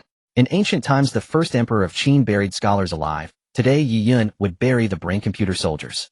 The former was to consolidate imperial power, the latter was to defend the nation and protect its people. Yi Yun was well aware of the characteristics of the brain-computer soldiers. Although he now possessed many items that could restrain them, most had not yet entered mass production. The only truly effective weapon was likely the arc grenade. If this were a battlefield, Yi Yun would not have to worry so much. But war had not yet begun. Yi Yun pondered how to eliminate all the brain-computer soldiers without letting a single one escape. When discussing the plan, everyone was stumped. This was indeed a major problem. The arc grenade, though effective, had a limited range. If it failed to electrocute all the brain-computer soldiers at once, some might escape. That would risk exposing the secret of the Tianyu. The Tianyu were China's ace in the hole, best kept hidden until the outbreak of war. Just as everyone was at a loss, Yi Yun suddenly conceived a brilliant plan. In his past life, humanity had fought a small-scale skirmish with the brain-computer civilization. That skirmish was one of the rare victories for humanity. And in that battle, humanity had not used any heavy firepower to eliminate that batch of brain-computer soldiers. The key to that victory was a type of bomb. A bomb that had been phased out by human civilization over a decade earlier, the graphite bomb. The graphite bomb, also known as a graphite filament bomb, consists of specially made high-purity carbon fibers with diameters measured in microns. Originally, its primary target was various power systems. Upon detonation, it releases a large amount of graphite fibers that adhere to electrical circuits, causing short circuits. The short circuits generate arcs and vaporize carbon, which coats the equipment itself, creating conductivity and thereby causing long-term damage that is difficult to repair. This is especially devastating for precision instruments and large-scale power supply systems. Unlike electromagnetic pulses, graphite bombs are cheap to produce and highly effective, and were widely used in military operations decades ago. However, as time passed and technology advanced, the manufacturing cost of electromagnetic pulses decreased, and the technology became more mature. Moreover, unlike graphite bombs, electromagnetic pulses did not cause severe aftereffects. Thus, gradually, electromagnetic pulses replaced graphite bombs. But electromagnetic pulse bombs were almost entirely ineffective against the soldiers of the brain-computer civilization. Instead, the obsolete graphite bomb proved remarkably effective. This was because the graphite bomb's principle relied on the destruction caused by its graphite fibers. The carbon fibers with diameters measured in microns were impossible for even the brain-computer soldiers to defend against. After all, they were machines themselves. Moreover, their weapon databases contained no concept of graphite bombs, so they had no idea of the harm they could cause. Consequently, when the graphite bomb took effect, all the programs inside the brain-computer soldiers began to short-circuit and burn out. If not for their advanced technological civilization and their strong combat and endurance capabilities, they would have been incinerated on the spot. Unfortunately, humanity thought it had found the weakness of the brain-computer civilization. But after that battle was discovered, the brain-computer civilization simply took one action that rendered the graphite bomb useless. In just one day, the brain-computer civilization developed a special coating that could resist graphite bombs. It was quickly applied to all their soldiers, causing the graphite fibers to be destroyed before they could contact the conductive components inside the soldiers. Thus, the graphite bomb lost its effectiveness. Although the graphite bomb could no longer be used later, it was the perfect choice for the present. Upon hearing this suggestion, everyone expressed their approval. Meanwhile, good news came from the Academy of Sciences. Under the efforts of the research team, the development of the exoskeleton combat suit was progressing smoothly, and 10 suits had already been produced. Thus, Wu Yuan immediately decided to dispatch the wolf pack squad equipped with the exoskeleton combat suits and special graphite grenades to join Yi Yun in intercepting the remaining brain-computer soldiers. Next, Yi Yun would need to lure all the brain-computer soldiers into a trap. Several days later, in the country of Goryeo, Ling 339, the squad leader of the brain-computer soldiers lurking in Goryeo, suddenly received a communication from Ling 386 in the China region. Ling 339, this is Ling 386. All my strongholds in the China region have been discovered by the Chinese military. I am exposed and urgently need reinforcements. The weaponization plan in this region has achieved significant progress. However, the Chinese have developed a bomb I have never seen before. It can immobilize our soldiers for a short time. My forces in the China region have suffered heavy casualties. For the sake of the wise one, I request assistance. Ling 339 was shocked by the news. But upon hearing that the weaponization plan had made great progress, he immediately contacted all his soldiers preparing to rush to Ling 380's exit. At the same time, squad leaders of the brain-computer civilization in the land of Neon and various regions of the Middle East received distress signals from Ling 386 almost simultaneously. They all gathered their soldiers and headed for the China region. In an instant, nearly all the vanguard forces converged on China. Yi Yun was well aware of the hierarchy within the Cerebrum civilization. To them, anything deemed useless was simply discarded. If he had merely sent a plea for help to other Cerebrum soldiers, not a single one would have come. The reason was simple: he had been discovered in the Huaxia region, and his entire squad had been wiped out while he alone survived. What use was a squad leader of such incompetence? He was left to die. However, Yi Yun cleverly leveraged the mechanical transformation project, which he had glimpsed from the 0386 instrument. A plan that compelled Yi Yun to self-destruct upon mere inspection was evidently of utmost importance to these vanguard forces. Thus, when he threatened their support by invoking the mechanical transformation project, they were bound to come. Completing this mission would be akin to achieving a great feat before the wise ones. Every soldier in the Cerebrum civilization yearned to make their mark in front of the wise ones. Consequently, a vast number of vanguard troops from the civilization surged toward the location marked in the message. A day later, on Huaxia Shalai Island, several figures descended from the sky and landed neatly on the sandy beach. 0339 raised his weapon and scanned the surroundings warily. Strangely, the area was eerily quiet, with no sign of the overwhelming army and hail of bullets he had imagined. Nor did his computer detect any signal from 0386. Had he escaped the Huaxia military's pursuit and gone into hiding? Just as 0339 was about to order his men to search for 0386, he suddenly sensed something and turned around. There in midair, several more figures descended slowly. 0357. 0339 was taken aback, clearly surprised by 0357's appearance. 0357 was equally surprised. "What are you all doing here?" "I was about to ask you the same," 0339 replied. "Did you also receive 0380 SIXS distress signal?" "Yes," 0357 nodded. "That guy is utterly useless. Out of all of us, he was the one discovered in the Huaxia region. Indeed, compared to us, he was far better equipped. He had the most soldiers in Huaxia, and even a pack of mechanical dogs. Who would have thought he'd be the first to be discovered? And judging from the message, all his soldiers have been eliminated, and even his own communication was cut off." 0357 frowned. "Could it be that Huaxia possesses some technology that can expose our hidden soldiers?" "That's a real concern." 0339 nodded. "According to the intelligence I gathered in Goryeo, Huaxia is no ordinary country on Earth. Not only has its technology caught up with other nations in just a few decades, but its military strength is also among the top ranks. I can't say for sure whether Huaxia has some black technology we don't know about." Thus, the two squad leaders conferred and decided to search for 0386 together. But suddenly, as if they sensed something at the same time, they both stopped again. The reason for stopping was simple: another squad leader from a different region had just landed. The three exchanged bewildered glances and asked in unison, "Did you receive the message too?" What did 0386 mean by this? Could the bastard have sent it to everyone? In the following moments, they finally understood that the message was indeed group sent.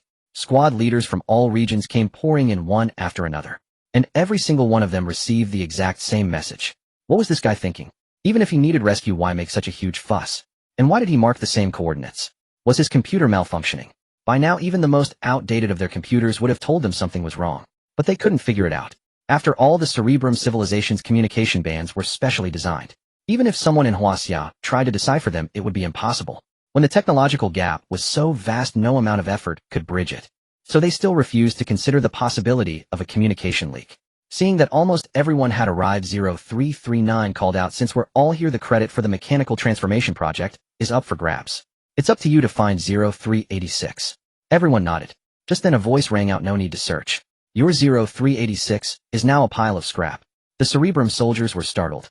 Before they could react, a dozen Huaxia soldiers in black combat uniforms burst out from the surrounding jungle. What caught their eyes most was the figure in front wearing a gas mask-like helmet. He looked eerily similar to a Cerebrum soldier, but it was obvious he could not be one of them. While the Cerebrum soldiers were still stunned, Yi Yun's subordinates Songlong and Yinlong suddenly pulled out 2 grenade launchers and fired 2 rounds into the open area where all the Cerebrum soldiers were gathered.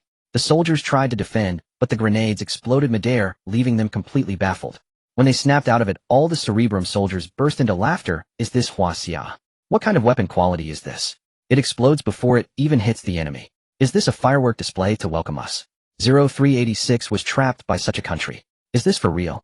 Looking down at the Cerebrum soldiers, a cold glint flashed in Yi Yun's eyes beneath his helmet. "Laugh away. You won't be laughing for long." As the soldiers roared with laughter, smoke suddenly began to rise from one of them. His laughter became intermittent. The anomaly quickly caught the attention of nearby soldiers, but before they could ask, they were horrified to find themselves suffering the same symptoms. Their internal electronic components and systems began short-circuiting, and the malfunctions were beyond repair. In an instant, their combat systems went haywire, but no one knew why. "It's that grenade." Someone finally realized, but it was clearly too late. Yi Yun gazed at the paralyzed Cerebrum soldiers below, then took the caliber from his back. "Wolfpack squad, hear my command." He aimed the barrel at the soldiers on the shore. "Leave none alive." The Wolfpack squad received the order and charged forward with their weapons. The only firearm among them that posed a lethal threat to the Cyberbrain soldiers was the heavy sniper rifle in Yin Lang's hands. The rest of the firearms were far less effective than close-quarters combat. As the humans rushed toward them, the Cyberbrain soldiers' eyes betrayed a flicker of panic, but little fear. Subconsciously, they still believed that these humans' attacks could not breach their iron armor, and thus they were not particularly worried. The only thing they needed to watch out for was the mechanical man who had not yet made a move in the distance. The sniper rifle in his hand, which looked no different from a small cannon, posed a great threat to the Cyberbrain soldiers. If they were completely trapped here and unable to move, they would likely be picked off one by Yi Yun. In the past, perhaps the Cyberbrain soldiers' reasoning would have been correct. After all, the Cyberbrain soldiers were not like the mechanical dogs.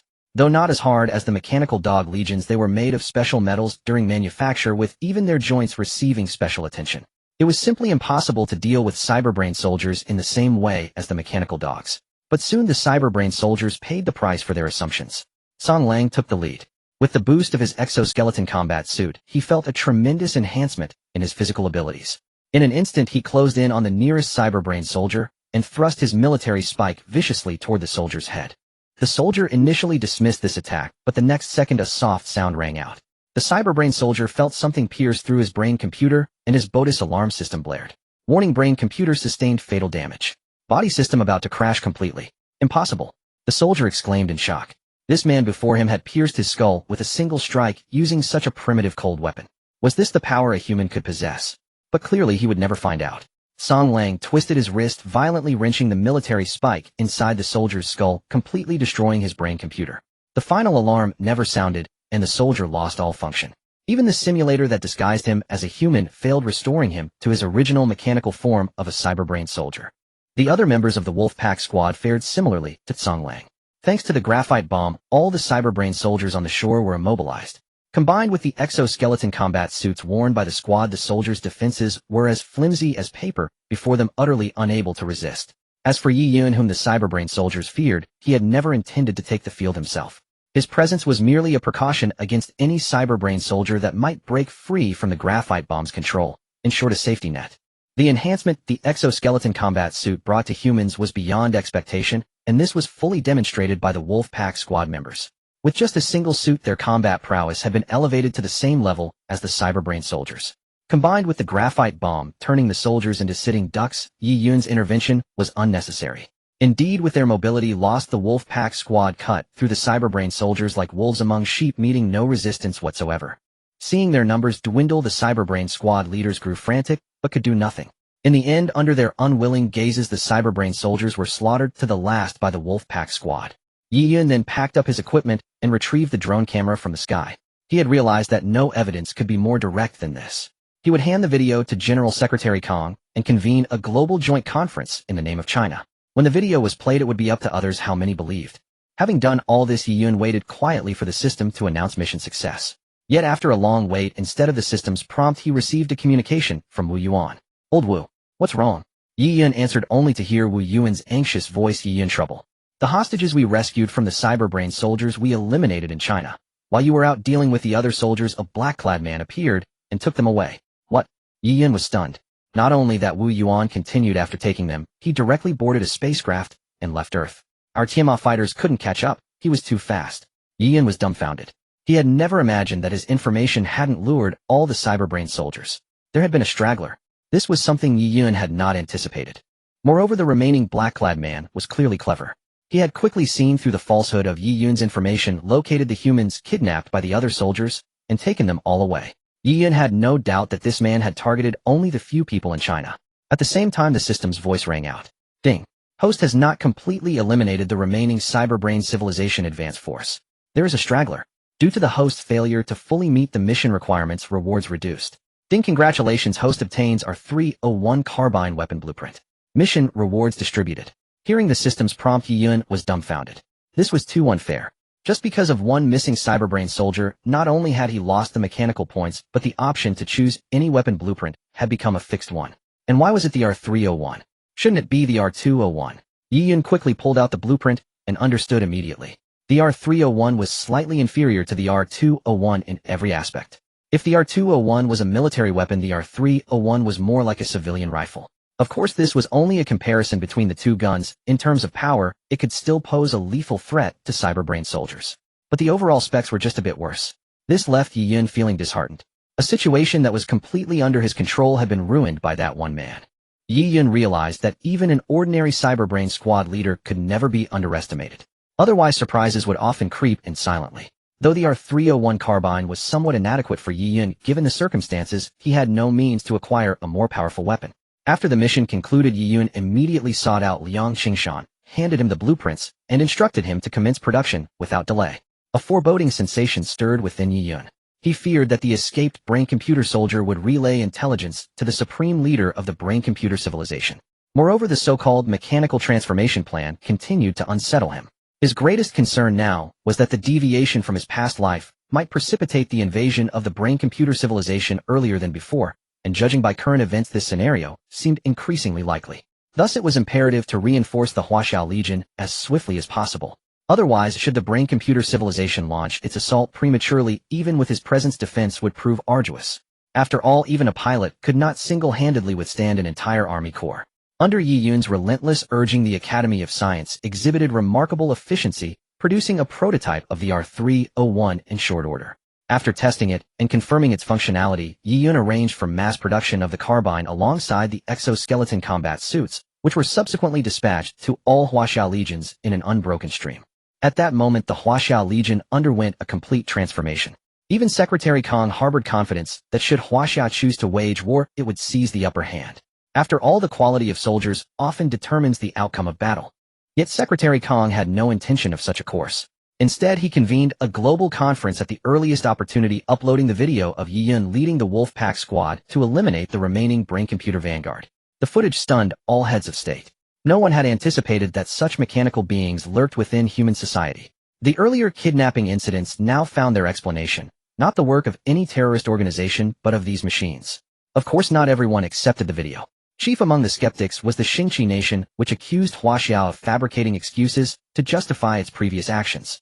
Secretary Kong offered no further explanation, simply stating, "Believe it or not," before terminating the communication. Indeed, though Huaxiao had convened the joint conference, it did not even attend, yet merely broadcast the information via holographic projection. For Huaxia, its own security now took precedence over all else. Preparations proceeded at a feverish pace. Nations that heeded the video began bolstering their own capabilities, with some even consulting Huaxia for countermeasures against the brain-computer civilization. Yet Yi Yun declared that until a human alliance was formed, no related technology would be shared. Thus Secretary Kong turned down all such requests. After all, while one must guard against malice, one must also guard against trust. Everything was being readied for the invasion of the brain-computer civilization. Meanwhile, beyond the Milky Way galaxy, a spaceship slowly descended onto a colossal cosmic warship. The hatch opened, and a swarm of brain-computer soldiers surged into the ship, carrying out the unconscious humans. From the cockpit emerged a figure in black robes who peeled off the garment. Damn, this robe is so uncomfortable. I'd rather wear nothing at all. With that, the figure deactivated his simulation device, revealing his true mechanical form. The very brain-computer soldier Yi Yun had missed Ling 302. Striding through the warship, Ling 302 addressed a nearby soldier. Take me to the general immediately. I have critical intelligence to report. The general is already waiting for you in the command room, replied the soldier. Ling 302 nodded and proceeded to the command center. Upon entering, he saw the general awaiting him, Ling 21. Ling 302 immediately prostrated himself. General Vanguard Squad Leader Ling 302 reporting. Ling 21 waved a hand and asked, Ling 302, what happened? Why have all the Vanguard's location signals vanished, leaving only you? Ling 302 trembled, reporting to the general of the Vanguard forces dispatched to Earth, I am the sole survivor. All other machines have been destroyed. What? The general roared. Are you telling me that you, advanced beings, were annihilated by those primitive humans who lagged so far behind us? In the eyes of the brain-computer civilization, humans still reliant on nuclear weapons were little different from savages. Forgive me, General. Ling 302 hastily apologized and immediately transmitted the final message from Ling 386 to Ling 21. After receiving this message from Ling 386, they headed to Huaxia, and then we lost all contact, Ling 302 reported. The general frowned deeply. Huaxia, again this nation. Earlier, when the mechanical transformation plan had been breached, the intrusion location had also been traced to this country. Now the entire Vanguard had been wiped out within its borders. Could this nation truly possess technology capable of opposing the brain-computer civilization? What about the mechanical transformation plan? How far has it progressed? The general asked, shifting topics. The mechanical transformation plan is proceeding smoothly. A large number of humans have already been brainwashed. They only need to receive the sage's blessing to be fully converted, Ling 302 replied promptly. At least you bring me one piece of good news. Ling 21 gave a cold snort, then waved his hand, dismissed. I need to contact the sage immediately. Yes. Ling 302 exhaled in relief and quickly departed. Ling 21 promptly sought an audience with the sage, relaying everything Ling 302 had reported. After hearing the account, the sage showed rare curiosity. Oh, it seems Huaxia is a nation worthy of thorough study. But sage, we are still unclear about the extent of their capabilities. How should we proceed? They merely eliminated a few of our Vanguard squads. What is there to fear? The sage gave a contemptuous smile. Bring the humans from the mechanical transformation plan to me for the blessing. I do not wish to be disturbed in the coming days. Once the blessing is complete, it will be time for our civilization to descend upon Earth.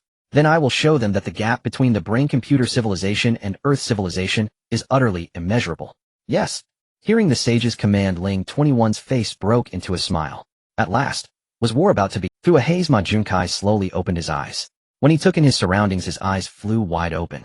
Where was he? He was bound to something resembling an operating table surrounded by robots. They moved ceaselessly around him, and several mechanical claws hovered over his head, shifting across his body. In his daze, fragmented memories slowly resurfaced. In a Chinese prison, a figure in black had suddenly materialized, abducting both him and his father. Later, he was rescued from that black-clad figure by the Chinese military. Just when he thought everything had settled, no sooner had he returned to prison than he was snatched away again by another person in black. When he regained consciousness, he was already here. Ma Junkai suppressed the terror in his heart, straining to lift his head and look around. But when his gaze fell upon his own body, the fear he had held back finally erupted, and he let out a heart-wrenching wail, my hand, my hand. Indeed, his entire arm was no longer human. From the shoulder downward, it had been transformed into a mechanical limb. Not only his arm, but his lower body had been completely replaced by mechanical legs, and even the symbol of his masculinity was gone. The surrounding machines seemed utterly deaf to Ma Juntsai's cries, continuing their relentless work. He was locked firmly to the operating table, capable of nothing but screams. Just then the door slid open slowly, and a robot with a cross-shaped mark on its head entered. The other machines immediately saluted General 036. 036, one of the generals of the intelligent brain civilization, was not a combat unit, but specialized in the biological field. Though the intelligent brain civilization boasted technology far surpassing that of many other planets, there was an immutable truth about their world. As mechanical life forms, they possessed highly advanced intelligence systems capable of independent thought and action, yet they were utterly incapable of mental domination over other beings. In simpler terms, they had no idea how to brainwash organisms from other planets. Though brute force could subdue the intelligent brain civilization was not content with that approach. What they truly desired was to completely brainwash an entire civilization, transforming it into their own and erasing its original identity. Otherwise, no matter which colonized planet, there would always be those unwilling to submit rising in rebellion. The intelligent brain civilization had encountered this many times before. So this time they resolved to undergo a transformation, to enable their civilization to thoroughly brainwash others. 030 SIX's mission was precisely this. As time passed, 036 gradually mastered the technique of brainwashing organisms. However, there was a crucial prerequisite: the target race must undergo a certain degree of mechanization. Subsequently, the leader of the intelligent brain civilization, the sage, would perform the final brainwashing. This process was called the baptism, and the mechanization of other beings was termed the mechanization project. Earth's humans were the first target of this project, chosen by the intelligent brain civilization. Though the reason for targeting Earth remained unclear, judging by Guajunsai's current state, the mechanization project had evidently succeeded. 036 frowned, glanced at the screaming Guajunkai on the table, and turned to a nearby android soldier. How is his condition? What's the compatibility rate? The soldier immediately transmitted a data hologram. The mechanical heart is functioning well, but this human's physique is poor. Excluding the mechanical heart, the overall mechanization rate can barely reach 50. If we proceed further, his body will likely collapse. 036 nodded. 50 meets the threshold. Use this as the baseline. Destroy all those who fail to meet it, and send those who qualify to the sage for the final baptism. Understood. The soldier nodded, then turned and pushed Ma Junkai out of the room. Only then did Ma Junkai realize he was apparently in space. As he passed through a corridor, he glimpsed the pitch-black void outside and drifting meteoroids. Moreover, when the soldier brought him into another room, he discovered there were many humans whose bodies had been partially transformed into machinery. Yellow, white, and black. Every race was represented. With a clang, Ma Junkai was released from the surgical bed. The moment he was unbound, he tried to escape, but his newly mechanized legs refused to obey his commands. No matter how hard he strained, they remained utterly immobile. Just as he was about to try again, the door suddenly opened and two android soldiers entered. Without a word, they picked up a device resembling a remote control and pressed a button. Instantly, Ma Junkai felt his mechanical legs, which had resisted all his efforts, begin to move, carrying him forward. Not only him, but the other humans in the room also started filing out their expressions, clearly showing that they, like Ma Junsai, were acting against their will.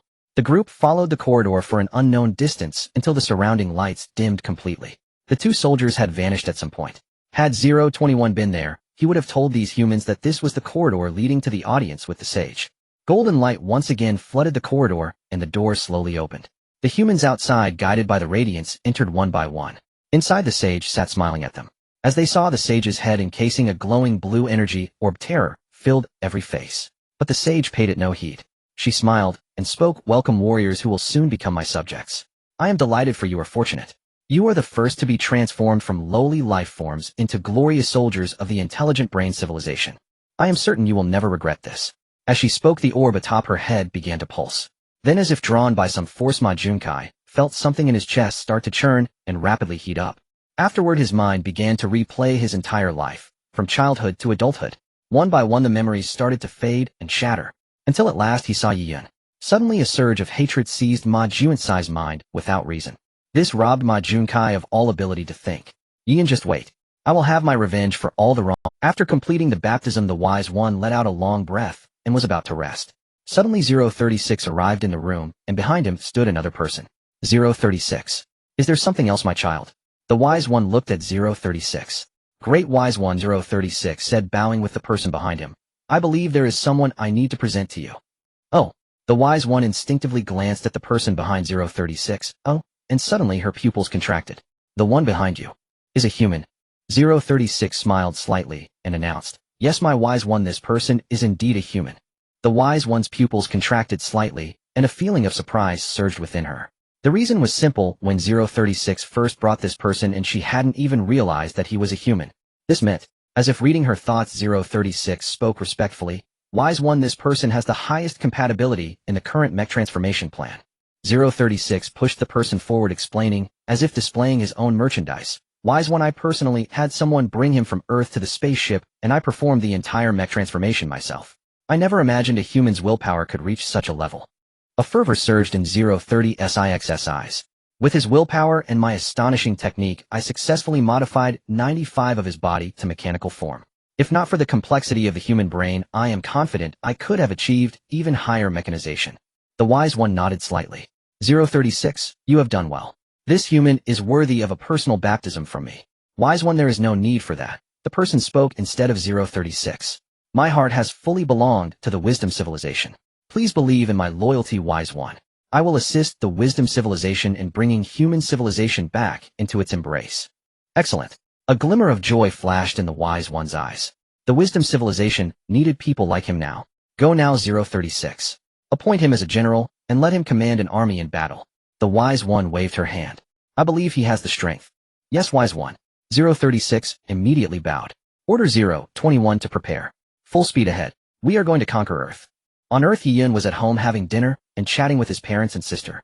It had been a full 6 months since the last time they wiped out the Wisdom Civilization's vanguard force. During these 6 months, China had been operating at full throttle, turning the blueprints obtained from Yi-Yun into batches of weapons rapidly transported to various Chinese military corps. They also vigorously organized everyone to quickly adapt to these two types of tactical equipment. Through the joint efforts of Yi-Yun and China, the strength of all Chinese soldiers had now reached an unprecedented level. Moreover, thanks to Yi-Yun's earlier warning, China actively recruited soldiers. At this moment, China's total military force had reached a terrifying 50 million. With such troops equipped with exoskeleton combat suits and our 301 carbines, unifying the entire Earth was no longer just talk. The video China had released 6 months ago was now known to everyone. All were aware that in the near future Earth would be invaded by an extraterrestrial civilization. The attitudes of various countries toward this matter remained diverse. Some nations panicked, crying out that the end of the world was coming. Some, like China, vigorously developed their capabilities, hoping to have a chance to defend themselves when the crisis arrived. Some completely disbelieved the video, continuing to live in peace and prosperity. Only China, though also peaceful, had no worries at all from top to bottom, because they already knew that within China there were countless soldiers who would fight desperately to protect them. It was like the anti-Japanese war back then, the entire nation united as one. Under such circumstances, the difference between them and other countries was far from trivial. Just as Yi-Yun was enjoying a happy time with his family, suddenly a sharp alarm sounded in his mind. Warning, warning. Cosmic-level warships detected above Earth. Quantity 3. Warning, host, the Wisdom Civilization fleet has appeared. The invasion of Earth has begun. Host, prepare to face the enemy immediately. Hearing the system's warning, Yi-Yun showed no excessive expression, simply gently setting down his chopsticks. Brother, you haven't finished eating yet. What are you doing? Yi-Xin was startled. Yi-Yun smiled slightly, just looking at his father without speaking. Meeting Yi-Yun's gaze, Yi-Ming blinked, paused for a moment, then asked, "They're here." Yi-Yun nodded. Yi-Ming picked up a piece of egg and put it into his mouth. Go. I have no other requests. He swallowed the egg and looked at Yi-Yun. Come back alive. I will. Yi-Yun nodded solemnly, then slowly walked toward the balcony. Yi-Mu looked at the father and son, bewildered, not understanding their cryptic exchange. What are you two talking about? Have you lost your minds? As soon as she spoke, Ranyu suddenly saw a massive spaceship roaring into the sky, covering half the heavens. Ranyu was instantly stunned. Yi-Yun stood on the railing, turned back, and smiled at her. Mom, I'm sorry I kept this from you. But your son is going to the battlefield. Don't worry, you'll take good care of myself. You, Dad, and my sister. This time I will give my all to protect you.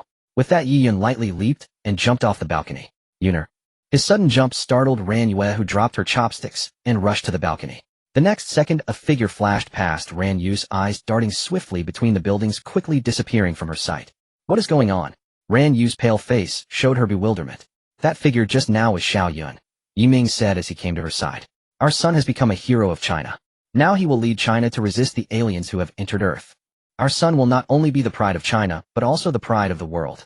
Yi-Ming's eyes glistened with tears, but a deep sense of pride surged in his heart. Come on, this kid's story can't be told in just a few words. Yi-Ming chuckled, taking Ranyu back into the room. After putting on the pilot equipment, Yi-Yun quickly arrived at the military district and boarded a Tianma fighter jet to swiftly head to the capital theater of operations. Here Wu Yuan, General Secretary Kong, Liang Qingshan, and others had all already assembled, evidently waiting only for Yi-Yun. Below, the commanders of all divisions of the entire Huaxiao Legion, along with all officers, had also arrived. Yi-Yun first approached General Secretary Kong, who nodded at him, and said, "The words you spoke have now come true. The cerebral civilization has indeed appeared. Therefore, General, you must remember. The fortune of Huaxiao, the survival of Huaxiao, I now entrust entirely into your hands. I do not ask that you make Huaxiao rise amid the chaos, only that you preserve Huaxiao, allowing it to stand firm in the turbulent times, and let the people have no worries behind. Yi Yun nodded, then turned to Liang Qingshan. Understanding Yi Yun's intent, Liang Qingshan stepped forward and said, "The exoskeleton combat suits and carbines have been fully equipped to all officers and soldiers. The production of the Titans is also nearing completion. On the logistics front, Huaxia is fully prepared. Rest assured, once the war begins, the rear will never delay any frontline demands." Good. Yi Yun took a deep breath and stepped before the generals. Apart from the officers in front of him at that moment, Yi Yun's holographic projection also appeared before all soldiers at the assembly points of every military district. Not only in the military districts, but in all regions of Huaxia, in every household, this scene was being broadcast live to all viewing devices. Yi Yun took a deep breath. Soldiers. Over 2 years ago, I first appeared before you in this very form. Everyone knew that Huaxia had a super soldier, but at that time most of you probably didn't know why our country was making such large-scale moves. Later the news spread, extraterrestrial beings would invade Earth, vowing to destroy human civilization. Earth is also the mother of Huaxia. Our Huaxia civilization spans 5,000 years. We were born on this planet, and we grew up on this planet. Our history and culture have all grown on this planet, on this land. Now foreign invaders want to annihilate human civilization. Huaxia will not be an exception. The age of chaos has finally arrived. As the passionate sons of Huaxia, can you tolerate foreign powers flaunting their might over us? No. The roar shook the heavens and earth. Then what should we do? Those who offend Huaxia will be punished no matter how far. Excellent. Facing the high-spirited Huaxia legion, an overwhelming sense of pride surged in Yi Yun's heart. Proud to be a Huaxian. Proud to be in Huaxia. No matter how powerful the enemy, this nation of Huaxia will always confront them with the toughest stance. Better to be a shattered jade than an intact tile. Whether in the past or now. This is the soul of Huaxia. This is the root of Huaxia. As the only surviving ancient civilization among the 4 great ancient nations, this is Huaxia's pride. So if we do not fight, it is nothing. But if we fight, we must win. Yi Yun took a deep breath. I believe everyone has always wanted to know my appearance. As the widely known super soldier of Huaxiao, what does the general under the helmet actually look like? Today we are about to march to the battlefield. As your commander, I naturally cannot continue to appear in this guise. Saying this, Yi Yun raised his hands to his helmet, and under the expectant gaze of the crowd slowly removed the pilot helmet. Yi Yun's face was finally fully revealed to Huaxia, to everyone's eyes. Not only the soldiers, but everyone in Huaxia watching this live broadcast was astonished. No one had expected that the supreme commander of Huaxia, the highest authority in the fight against the cerebral civilization, would be such a young man.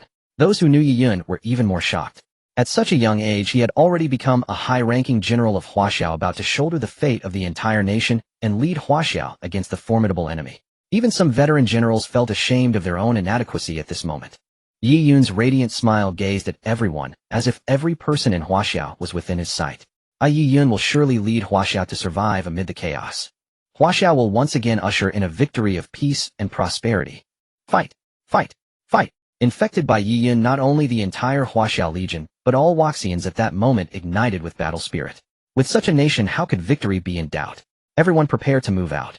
Yi Yun put his helmet back on and strode forward first.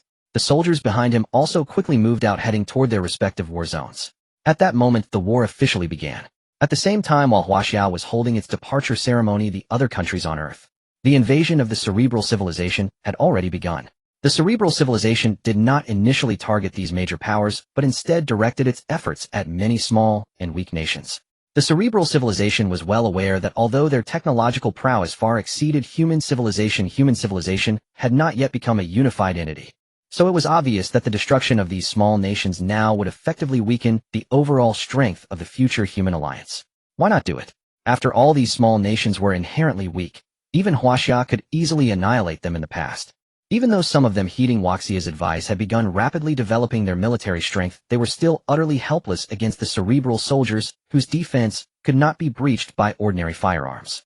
In just 1 week, nearly 60 small nations had been permanently erased from the face of the earth.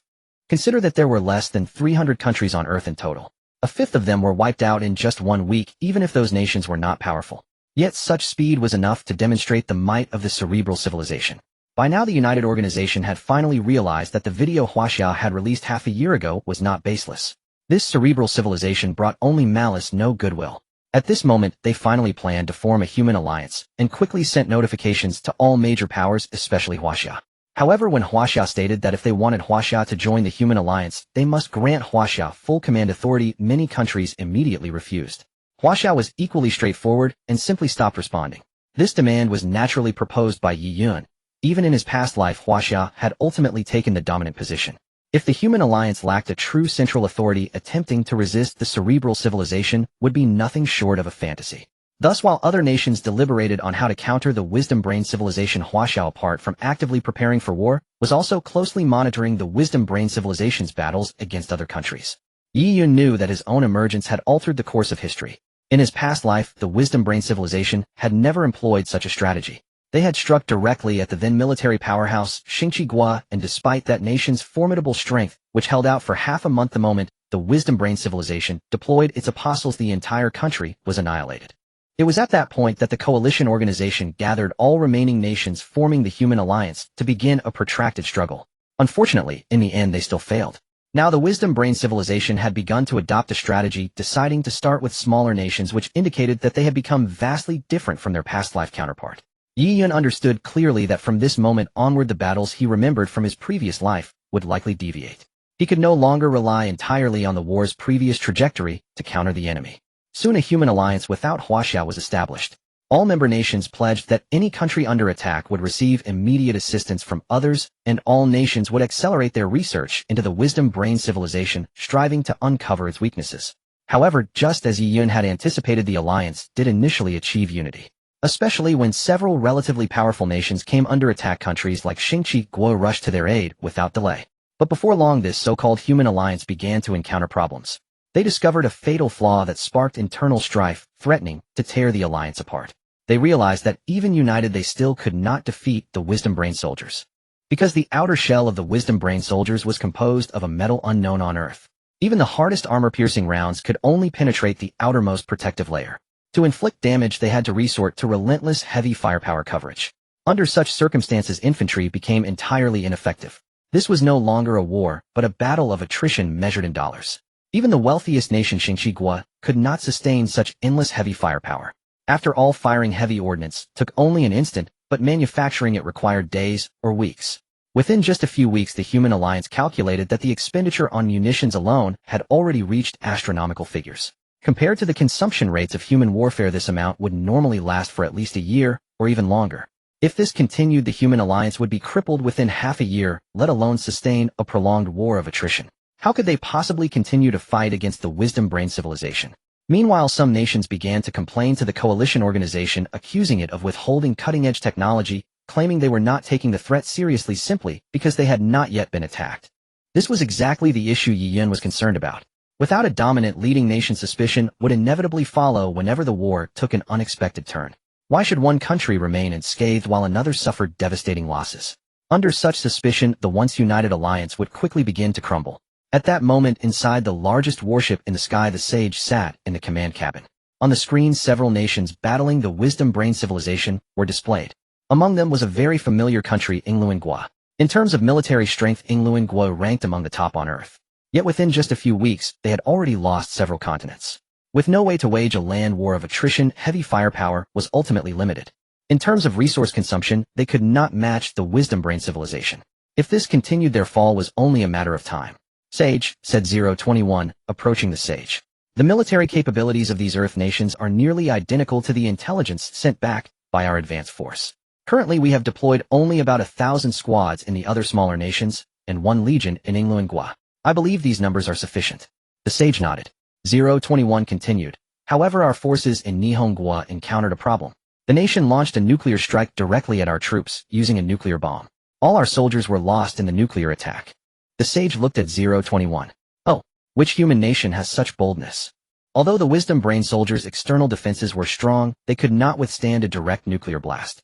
However, Nihonggwa also paid a price. The city where the bomb was dropped became a dead city, much like Hiroshima and Nagasaki of old. Even many of the civilians had not managed to escape and perished along with the city in the sea of fire. In that case, the Sage said, swiping the screen before him and rising, have a battleship deliver a direct strike against Nihonggwa as a warning to other nations. If any nation dares to use nuclear-level strikes recklessly, Nihonggwa will be their fate. Understood. 021 acknowledged. By the way, suspend the advance on other nations for now. the sage added as if struck by a thought. Send 050 with the Karma Fire Legion to the border of Huaxia. Let me see what is so special about this nation that annihilated our advance force. In early 2073 AD, the Wisdom Brain Civilization used the main cannon of a cosmic warship to strike Nihonggwa in the Pacific Ocean. On that day, the moment the main cannon fired a blinding light, turned the night into day. On that day, Nihonggwa vanished completely from Earth's map, leaving not even an island behind. This time, humanity finally understood that even nuclear strikes could not truly contend with the Wisdom Brain Civilization. A single shot had annihilated an entire nation, leaving nothing behind. How could they possibly fight such an existence? It would be better to surrender sooner. One could say the Wisdom Brain Civilization's deterrence was highly effective, causing many nations to waver. But Huaxia was not among them. At that moment in Huaxia, Yiyun was watching the video of Nihonggwa's destruction together with Wu Yuan. Even Yiyun had not expected the Wisdom Brain Civilization to deploy a warship's main cannon so quickly.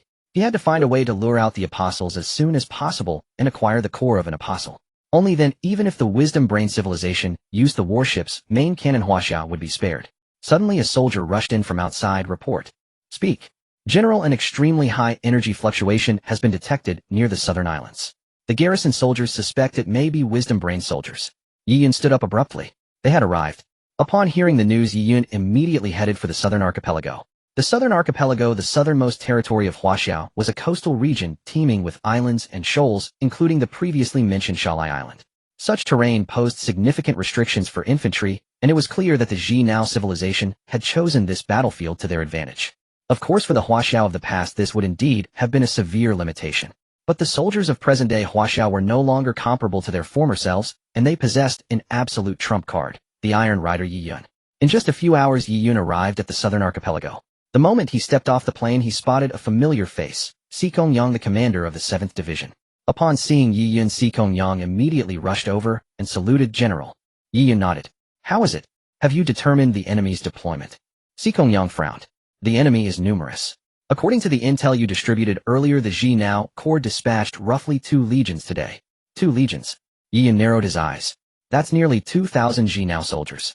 The Jinao civilization certainly thinks highly of us, sending such a force for the first battle. Though only 2,000 soldiers, it must be noted that in terms of combat effectiveness, Jinao soldiers surpassed ordinary humans. Under this premise, the Jinao civilization still dispatched a full 2,000 soldiers, clearly showing great respect for Huaxia. Moreover, during our reconnaissance, we spotted some creatures of enormous size. We couldn't determine what they were. Sikong Yang said. Oh. Yiyun raised an eyebrow. Could the Jinao civilization have sent apostles? That seemed unlikely, didn't it? Is there a high point for observation? Let me take a look. Yiyun asked immediately. Yes. Sikong Yang nodded, and promptly led Yiyun up a cliff. At the top, Yiyun took the thermal imaging telescope Sikong Yang handed him. General, the Jinao civilization landed on K-13 Island about 3 nautical miles from us, and quickly set up a defensive position without launching an immediate assault, Sikong Yang said, pointing in the direction. Yiyun quickly looked through the telescope, and a vast thermal image appeared before him. Although Jinao soldiers were mechanical beings, their functional cores still emitted immense heat, making it easier to determine their exact numbers. Within the thermal image, there were over a dozen massive heat sources, starkly contrasting with the Jinao soldiers. Yiyun immediately recognized the identity of these large mechanical creatures. So they're mechanical beasts, he remarked, raising an eyebrow. Mechanical beasts. Sikong Yang was taken aback, then his eyes flared with anger. Are they the same as those mechanical dogs that attacked our 7th Division on Shalai Island last time? No, Yiyun shook his head. These mechanical beasts are enormous in size, possess immense strength, and are equipped with numerous thermal energy weapons. They will pose a considerable challenge to our soldiers. Do we have enough heavy firepower? Yiyun asked. Rest assured, General. Huaxia's ammunition supply is currently abundant, and logistical support is continuous. Even if the Jinao civilization fights for days on end, they can't exhaust us. Yiyun nodded. Then it's simple. Although these mechanical beasts have thick hides, their fatal weakness is their lack of self-awareness. Each beast has a corresponding controller. If we can locate the controllers, the beasts will become direct targets. Then we can blanket them with firepower and take them down easily. Give me the sea chart. Yiyun extended his hand, and Chun Yuan, standing nearby, immediately handed him the chart. Like this? Yiyun began to lay out his strategies swiftly. Meanwhile, on K-13 Island, 050 sat in the center of the control room, examining the data board before him. How is it? Has there been any movement from the Huaxia humans? A soldier immediately responded, reporting, General. A few minutes ago, a fighter jet seemed to have flown in from Huaxia's interior. After landing, there has been no further activity. They appear to be waiting for something. Oh, 050 nodded slightly. It seems they've sent a commander. How does the general know? Use your rusty computer to think. We've been deployed here for nearly an hour, and their interior has shown no activity until that fighter jet arrived. If they were sending reinforcements, a single fighter would hardly affect the battle. So it must be transporting personnel. And at this moment sending a person. Who else could it be but a commander? 050 shot the soldier a stern look. So that's it. The general is brilliant. The soldier quickly lowered his head. They'll make a move soon. 050 stood up. Have the intelligence soldiers keep a close watch. Report any action immediately. Yes.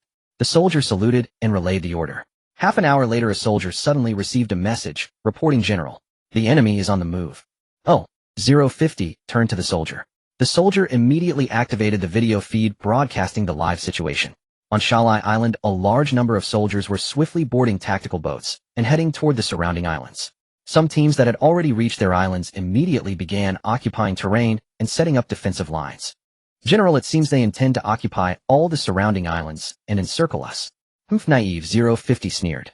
If they were facing other human soldiers, this tactic would indeed be effective. Surrounding the island would make the Legion struggle to defend on all fronts.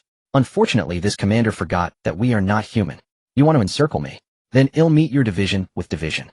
050 immediately issued orders. Prepare all soldiers to deploy in batches to the surrounding islands, and each island must be equipped with a mechanical beast. Yes. The soldier obeyed. 050 sneered inwardly. Facing us, they dare to make such a foolish move as splitting their forces, weakening their overall strength. Why wouldn't I accept such a generous gift? At the same moment in the command center, Yin also received word of the Ji Now soldiers' movements. He smiled slightly. The fish had taken the bait. General. Sikongyang looked at Yi Yun. Is everything ready? Yi Yun asked. Sikongyang nodded. Awaiting your orders. Good. Yi Yun stood up. Tell all the brothers. We are going to war. Soon the soldiers from both sides were all deployed across the surrounding islands. These islands, which had seen few human footprints for decades, now witnessed such a multitude for the first time. All Chinese soldiers stood ready in full alert. The same was true for the opposing Ji-brain soldiers. From the rear, 050 gave a faint smile and gauge. Swish. The moment the order was received, a Ji-brain soldier pressed the trigger on his target. A laser bullet burst out of the barrel and shot straight ahead. Like a fuse, as that soldier fired, the entire battlefield was instantly ignited. Bullets began to crisscross in the air, continuously roaring toward the enemy. Behind the lines, Yi Yun was watching the battlefield, lost in thought. Soon Yi Yun smiled faintly. By now the Ji-brain civilization must have noticed something amiss. Meanwhile, 050 was somewhat surprised. Based on the battles with other countries, soon after the fighting started, the human side would rapidly begin to withdraw their infantry and launch full-scale fire coverage. There was no choice. Bullets couldn't penetrate the armor of Ji-brain soldiers. What else could humans do? They had to rely on heavy firepower. It couldn't even be called suppression, it was purely for the purpose of killing. But now, a full 10 minutes into the war, the Ji-brain soldiers on each island were still engaged with the human infantry. What's more, 050 soon discovered with astonishment that the red dots representing Ji-brain soldiers were continuously decreasing. What was happening? At the same time, an intelligence soldier delivered a report. General, something is wrong. Moi. Speak quickly. The soldier hurriedly brought up a video. These Chinese soldiers' tactical gear is completely different from what we've encountered in other countries. Their rifles have devastating power against our soldiers. If aimed at the head, they can shatter the computer brain in just 3 shots. Moreover, their combat suits are also entirely different from those of other nations. Our soldiers' attacks hit their helmets or bodies, but cannot penetrate them in one shot. Their defensive capacity is astonishingly high, the soldier explained. In fact, 050 could see it on the video without the soldier's explanation. On the human side, though they were behind cover amid the dense laser bullets, some Chinese soldiers inevitably got hit. But 1 or 2 shots couldn't kill them. Their helmets or combat suits seemed to absorb the power of the laser bullets, causing at most a few seconds of stun with no further effect. On the Chinese side, however, the situation was different. Because the Ji-brain soldiers were obvious targets and the Chinese soldiers had a numerical advantage, their bullets were denser. Just 2 or 3 shots to the Ji-brain soldier's head could instantly destroy that soldier. It could be said that the battlefield situation was leaning toward the Chinese side. This completely caught 050 off guard. How is this possible? He was utterly stunned, even forgetting to scold the intelligence soldier for not reporting this battle report sooner. The sage was right. This Chinese civilization was indeed abnormal. They actually possessed tactical weapons capable of countering the Ji-brain civilization. 050's eyes widened, and his brain computer began to operate at full speed. The fact that China had developed tactical equipment to counter Ji-brain soldiers seemed to have caused his processor to stall. I must report this to the sage immediately. 050 slammed his fist on the table. Quickly. Order the operators on each island to activate the mechanical beasts and reverse the situation. We must seize these islands. China has vast territory and abundant resources, and we must ensure we don't cause large-scale destruction on the Chinese mainland. Clearly 050 was panicking. He hadn't expected that China, which should have been an easy conquest, would turn out to be such a tough nut to crack. At the same moment, the crimson eyes of the mechanical beasts on each island suddenly flashed, and they began to move with heavy steps. They let out a long roar, opened their chests, and the armor plates on their chests quickly parted, releasing a barrage of laser beams into the sky. The beams smashed directly into the Chinese soldiers' positions. Take cover, the squad leaders on each island immediately ordered. But obviously the mechanical beasts were of a different magnitude, and were not to be trifled with. After just one volley, the Chinese positions began to suffer a certain scale of casualties. Although the exoskeleton combat suits provided substantial defense, the laser beams were not the same as the laser bullets from G-Brain soldiers. The originally compact Chinese positions quickly fell into disarray. This made 050, watching the battle, heave a long sigh of relief. Fortunately, these Chinese soldiers weren't tough enough to withstand the mechanical beasts. Yet at that moment, a gunshot rang out from the sky, bang. At the same time, on one of the islands, an operator perched atop a mechanical beast, fully focused on controlling it, hadn't even realized what was happening before a bullet pierced through his skull. The computer brain was shattered instantly. No, it wasn't just the computer brain. The operator's entire head was blown apart. How is this possible? 050's eyes widened. What had he just witnessed? One must know that the operator's position was extremely concealed. In fact, the operator was part of the mechanical beast itself. They only exposed a portion of their head behind the mechanical beast's neck, with the rest fully encased. Even a blanket of fire coverage might not have hit the operator. Yet someone had shot him right in the head. Who fired that shot? If it weren't for the fact that he had clearly heard the gunshot, 050 would have suspected a traitor among his own soldiers. On the highest cliff of Shalai Island, Yi Yun was holding the still smoking barrel of a Kleber and smiling faintly. The last time he used the Kleber, it was at close range. Now Yi Yun realized just how powerful the Kleber was as a heavy sniper rifle. The target he had chosen for this shot was K03 Island, 1 nautical mile away. At nearly 2 kilometers, most Chinese heavy sniper rifles would have exceeded their effective range by now. Even if they hadn't, their power would have dropped significantly.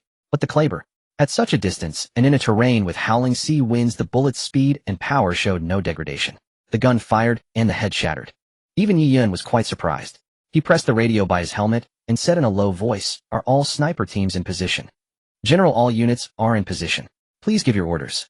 "Good." A cold smile curled at the corner of Yi Yun's mouth. "Aim for the junction behind the mechanical beast's neck where the spine connects. Blow the hell out of those operators on top." The moment Yi Yun gave the order, the sound of intense gunfire erupted from the high points of every island. That was the roar of sniper rifles. Listening to the relentless gunfire, Yi Yun laughed heartily. G-Brain civilization, this is the first gift I'm sending you. Underling 50's nearly despairing gaze, sniper rifles on the various cliffs mercilessly blasted through the ammunition in their magazines.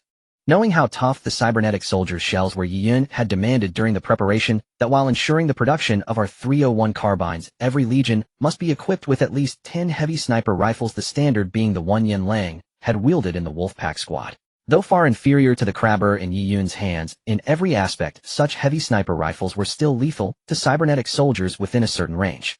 Moreover, Yi Yun had specifically sought out all the snipers in the Legion before the battle, each of whom had been a renowned marksman in their original unit. Yi Yun had only one demand: aim at a single spot and fire relentlessly. Under this directive, all snipers concentrated fully their bullets like harbingers of death. Even though the operators were hidden inside the mechanical beasts, bolstered by their own defenses, they could not withstand this onslaught. On every island, the operators inside the mechanical beasts were successively shot dead, their computer brains destroyed. All the mechanical beasts, before they could truly unleash their power, froze in place, completely offline. Ling 50 began to feel genuine fear. He hurriedly shouted, "Quick! Have other operators in the Legion immediately replace the operators on the mechanical beasts on each island. We must not let the mechanical beasts be harmed." The cost of manufacturing a single mechanical beast was more than 10 times that of an ordinary cybernetic soldier, and training an operator also consumed considerable resources. An ordinary effect could be achieved by just one Legion plus one mechanical beast, showcasing the beast's power. But if on the battlefield of Huaxia Ling 50 not only failed to defeat Huaxia, but also lost over a dozen mechanical beasts, he would not only lose face, but also risk his life. As one of the top 100 generals, this battle should have been a walk in the park for him. Receiving Ling 50's order, over a dozen cybernetic operator soldiers immediately flew out from Island K13, swiftly heading toward the stalled mechanical beasts on each island. Their speed was indeed impressive. Amidst the gunfire-riddled islands, they quickly reached the mechanical beasts and began the replacement. But then something strange happened. The Huaxia soldiers who had regrouped and resumed their assault suddenly halted their attack. To the cybernetic civilization, this was clearly good news, and the operators immediately started the replacement work. At that moment, the squad leaders on each island, after confirming that their snipers had returned to formation, smiled slightly and ordered, "Everyone attention. Withdraw from the battlefield, entirely dive into the sea, and do not linger on the islands." It must be said, every Huaxia soldier once again marveled at the benefits of their combat suits. This was especially true for the dozens of snipers. After eliminating the operators on the mechanical beasts, their mission was complete. They swiftly left their sniper positions and returned to the main force. From the cliffs to the main force, it took them less than 2 minutes.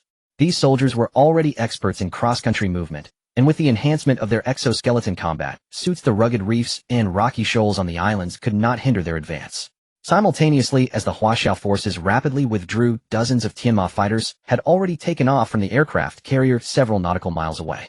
Report: we have detected enemy fighters launched from the carrier several nautical miles away, heading toward us. On Island K-13, Ling 50 suddenly received this intelligence. What? Ling 50 hastily ordered, "Quick, have everyone withdraw." But it was too late. They could already hear the roar of the fighters. At this moment, all Huaxia soldiers on the islands had already retreated beyond the island boundaries. They didn't even board the tactical boats. They simply jumped into the sea. A dozen seconds later, the Titan Mech fighters now above the islands began their performance. A massive volley of missiles was launched, targeting all the cybernetic soldiers left as sitting ducks on the islands. Moreover, on Sari Island, all the heavy tanks and the carrier fleet several nautical miles away also pressed the launch button. Countless shells rained down relentlessly upon the islands in this sea area as if they were free. The explosions briefly illuminated the region like daylight. Ling 50 burst out of the command post, stared at the surrounding islands, and collapsed to the ground in despair, muttering, "It's over. It's all over." Yes, it was all over. After the artillery barrage, the islands finally revealed their form. Some smaller islands had been bombarded out of existence. The larger ones were now disfigured beyond recognition. The scene on the islands was even more appalling. All the cybernetic soldiers were destroyed, with countless mechanical parts scattered in fragments. Even the most heavily armored mechanical beasts had been torn apart. If the mechanical beasts could still move, activating their defense systems would have kept them intact and even protected a certain number of cybernetic soldiers within a small area. Unfortunately, the mechanical beasts had a flaw. When their operator was killed and needed replacement, the process was extremely cumbersome. The replacement took as long as over 10 minutes. Such a time frame was more than enough for the Huaxia side, whether for withdrawal or subsequent bombardment. The infantry who had fled into the sea had already covered a great distance completely out of the bombardment range. In fact, from the moment the cybernetic civilization chose to split their forces to face the Huaxia Legion, they had fallen into Yi Yun's trap. Yi Yun had calculated that the cybernetic civilization was still unaware of Huaxia's capabilities and treated Huaxia the same as other nations. So Ling 50 would certainly believe that with equal numbers, the cybernetic legion's combat power would be higher than Huaxia's. And Yi Yun, while dividing his forces to occupy the islands, had assigned a sniper of marksman level to each squad, who immediately headed to the high ground upon landing. Their target was the mechanical beasts. Once the mechanical beasts were activated, Yi Yun directly ordered all snipers to aim at the operators on the mechanical beasts. With the R301 carbines and exoskeleton combat suits, the only threat to the Huaxia Legion in this battle was the mechanical beasts. So after the operators inside the mechanical beasts were killed, Yi Yun immediately ordered everyone to withdraw from the islands. What followed was a full-scale fire coverage. Although the Fictional soldiers surpassed humans in defense, their resilience was ultimately limited. Even under the relentless bombardment of what they deemed primitive human weapons, their defenses could not withstand the onslaught. Moreover, they had confined themselves to such a densely packed island that escape was impossible. In this battle, the Huaxia Legion achieved a resounding victory, not only because they possessed tactical equipment that could rival the Fictional civilization, but also because they triumphed through the Fictional civilization's underestimation of the Huaxia civilization. Had it not been for this, Yi Yun would have faced far greater difficulties in orchestrating their defeat. On K-13 Island 050 still could not believe the scene before him. The 2,000 Fictional soldiers he had brought not only failed to seize the southern islands of Huaxia, but now only a few hundred remained by his side. Worse still, the dozen or so mechanical beasts he had transported were utterly destroyed, not a single one left. The loss of Fictional soldiers was negligible. The Fictional civilization could produce several legions in mere minutes. But the mechanical beasts were a different matter. Even the value of 2 legions might not rival a single mechanical beast. And now dozens had been obliterated in one fell swoop. How could he return to the mothership and face the sage? Suddenly, as if struck by a thought, 050 rushed back into the command room and replayed the video footage of the battle. He paused at the moment the first mechanical beast's operator was killed, the instant of that gunshot. Though the entire battlefield was filled with gunfire, 050 knew that this single shot was utterly distinct from the chaotic noise. The crisp, decisive crack echoed as his computational mind raced, slowing the image to the exact moment the bullet was about to pierce the operator's skull. Tracing the bullet's trajectory, 050 adjusted the perspective and zoomed in, finally identifying the shooter 2 nautical miles away. It was the pilot, who seemed as mechanical as the Ji-Now civilization themselves, Yun. In a single glance, 050 knew this human was his adversary today, the commander specially dispatched by the Huaxiao Legion. Both sides understood the importance of this first battle, which outcome would heavily influence the morale of subsequent engagements. Yet the equipment adorning this man, 050, with his status and knowledge, could not even identify what he was wearing. 050 dashed out of the command room again, peering in the direction from the video. His eyes worked like magnifying lenses, rapidly enlarging the distant view until on the highest cliff of Shalai Island, he spotted a faint blue figure. Simultaneously, as if sensing 050's gaze, Yun planted his crabber sniper rifle upside down on the ground. Without raising his helmet, extended his fist toward 050, raised his thumb, and then turned it sharply downward. "You have lost," Yun murmured. "Warning, warning. Emotional energy exceeds safe levels. Chip overheating. Please calm down immediately. Please calm down immediately." Watching this gesture, 050, though lacking a blood system, felt a surge of heat rushing to his mind. His internal systems worked frantically. Had Yun been nearby, he would have seen smoke rising from 050's forehead due to system overheating. 050 gritted his teeth. Fine, I have remembered you. This battle will be the shame of my life, and I will repay it 100-fold. Order the remaining soldiers to prepare immediately, pack everything without omission, and return to the mothership via spacecraft. With that, 050 abandoned any thought of turning the tide and swiftly led the remaining forces away from the southern islands. He knew that even dozens of mechanical beasts had been destroyed under Yi Yun's command by the Huaxiao Legion, with only a few hundred Ji-Now soldiers left to come back was a fantasy. It was better to report these developments to the sage and let him decide. Meanwhile, as Yi Yun saw the Ji-Now spacecraft take off, he received a radio message from Sikong Yang. "General, those bastards are running. Should we pursue?" Yi Yun shrugged. "No need. We can't catch them anyway. Tell the brothers, this battle we have won a great victory." "Yes, sir." From the start of the war, Yi Yun had not set 050, the Ji-Now commander, as his target, because he knew that the Ji-Now civilization was equally aware of a commander's importance on the battlefield. When they occupied K-13 Island as a temporary command post, their defensive systems were already fully prepared. Though K-13 Island appeared no different, the Ji-Now civilization had erected an energy defense field. With the current firepower of the Huaxiao Legion, it was impossible to break through. Hence, Yi Yun had abandoned K-13 Island. Unless he personally intervened, killing 050 was impossible. For this first battle, leading the Huaxiao Legion to defeat the Ji-Now Legion was far more significant than killing their commander. Now Yi Yun's objective was achieved. As the saying goes, do not corner a desperate foe. Even if these Ji-Now spacecraft were transports, their mounted weapons would force the Tianma fighters into a grueling fight, possibly resulting in their destruction. Naturally, Yi Yun would not undertake such a thankless task. After a victory, the battlefield must be cleared swiftly, ready for the next engagement. Of course, there was also another major event today, the celebration feast. A victory celebration for the first battle would further ignite the army's morale. At the same time as Huaxia cleared the battlefield and prepared for the feast, the Earth-Human alliance was in an uproar. The reason was simple: Huaxia had won. Since the Ji-Now civilization's invasion, among all the wars, large and small, Huaxia was the first to claim a victory. When the Ji-Now civilization set its sights on Huaxia, every nation on Earth quickly focused on this conflict. When they saw the scale of the Ji-Now forces deployed against Huaxia, most countries were pessimistic about Huaxia's chances, especially those that had experienced war themselves. They knew the strength of the Ji-Now civilization. Some even gloated, believing Huaxia was on the verge of annihilation. This was the consequence of refusing to join the human alliance. But what followed struck them like a resounding slap across the face. Not only did Huaxia withstand the invasion of the cyberbrain civilization, but it also held its ground in direct confrontation. Moreover, it ultimately annihilated 2 legions of the cyberbrain civilization. Throughout the entire battle, the only instance of chaos on Huaxia's side was when the mechanical beasts attacked, disrupting Huaxia's formation and causing minor casualties among its soldiers. But that was all. Compared to the wars of other nations, the losses Huaxia suffered were negligible. The damage incurred was even less than that of a human conflict. This casualty ratio was utterly unacceptable to the human alliance. Some smaller nations were utterly baffled. A single massive robot dispatched by the cyberbrain civilization had nearly annihilated their entire country. Yet Huaxia, facing over a dozen such machines, managed to halt them in their tracks with just a few snipers. How could this be? Every nation on Earth was perplexed. Soon the Starflag nation discovered the anomaly. The equipment on Huaxia's soldiers was extraordinary.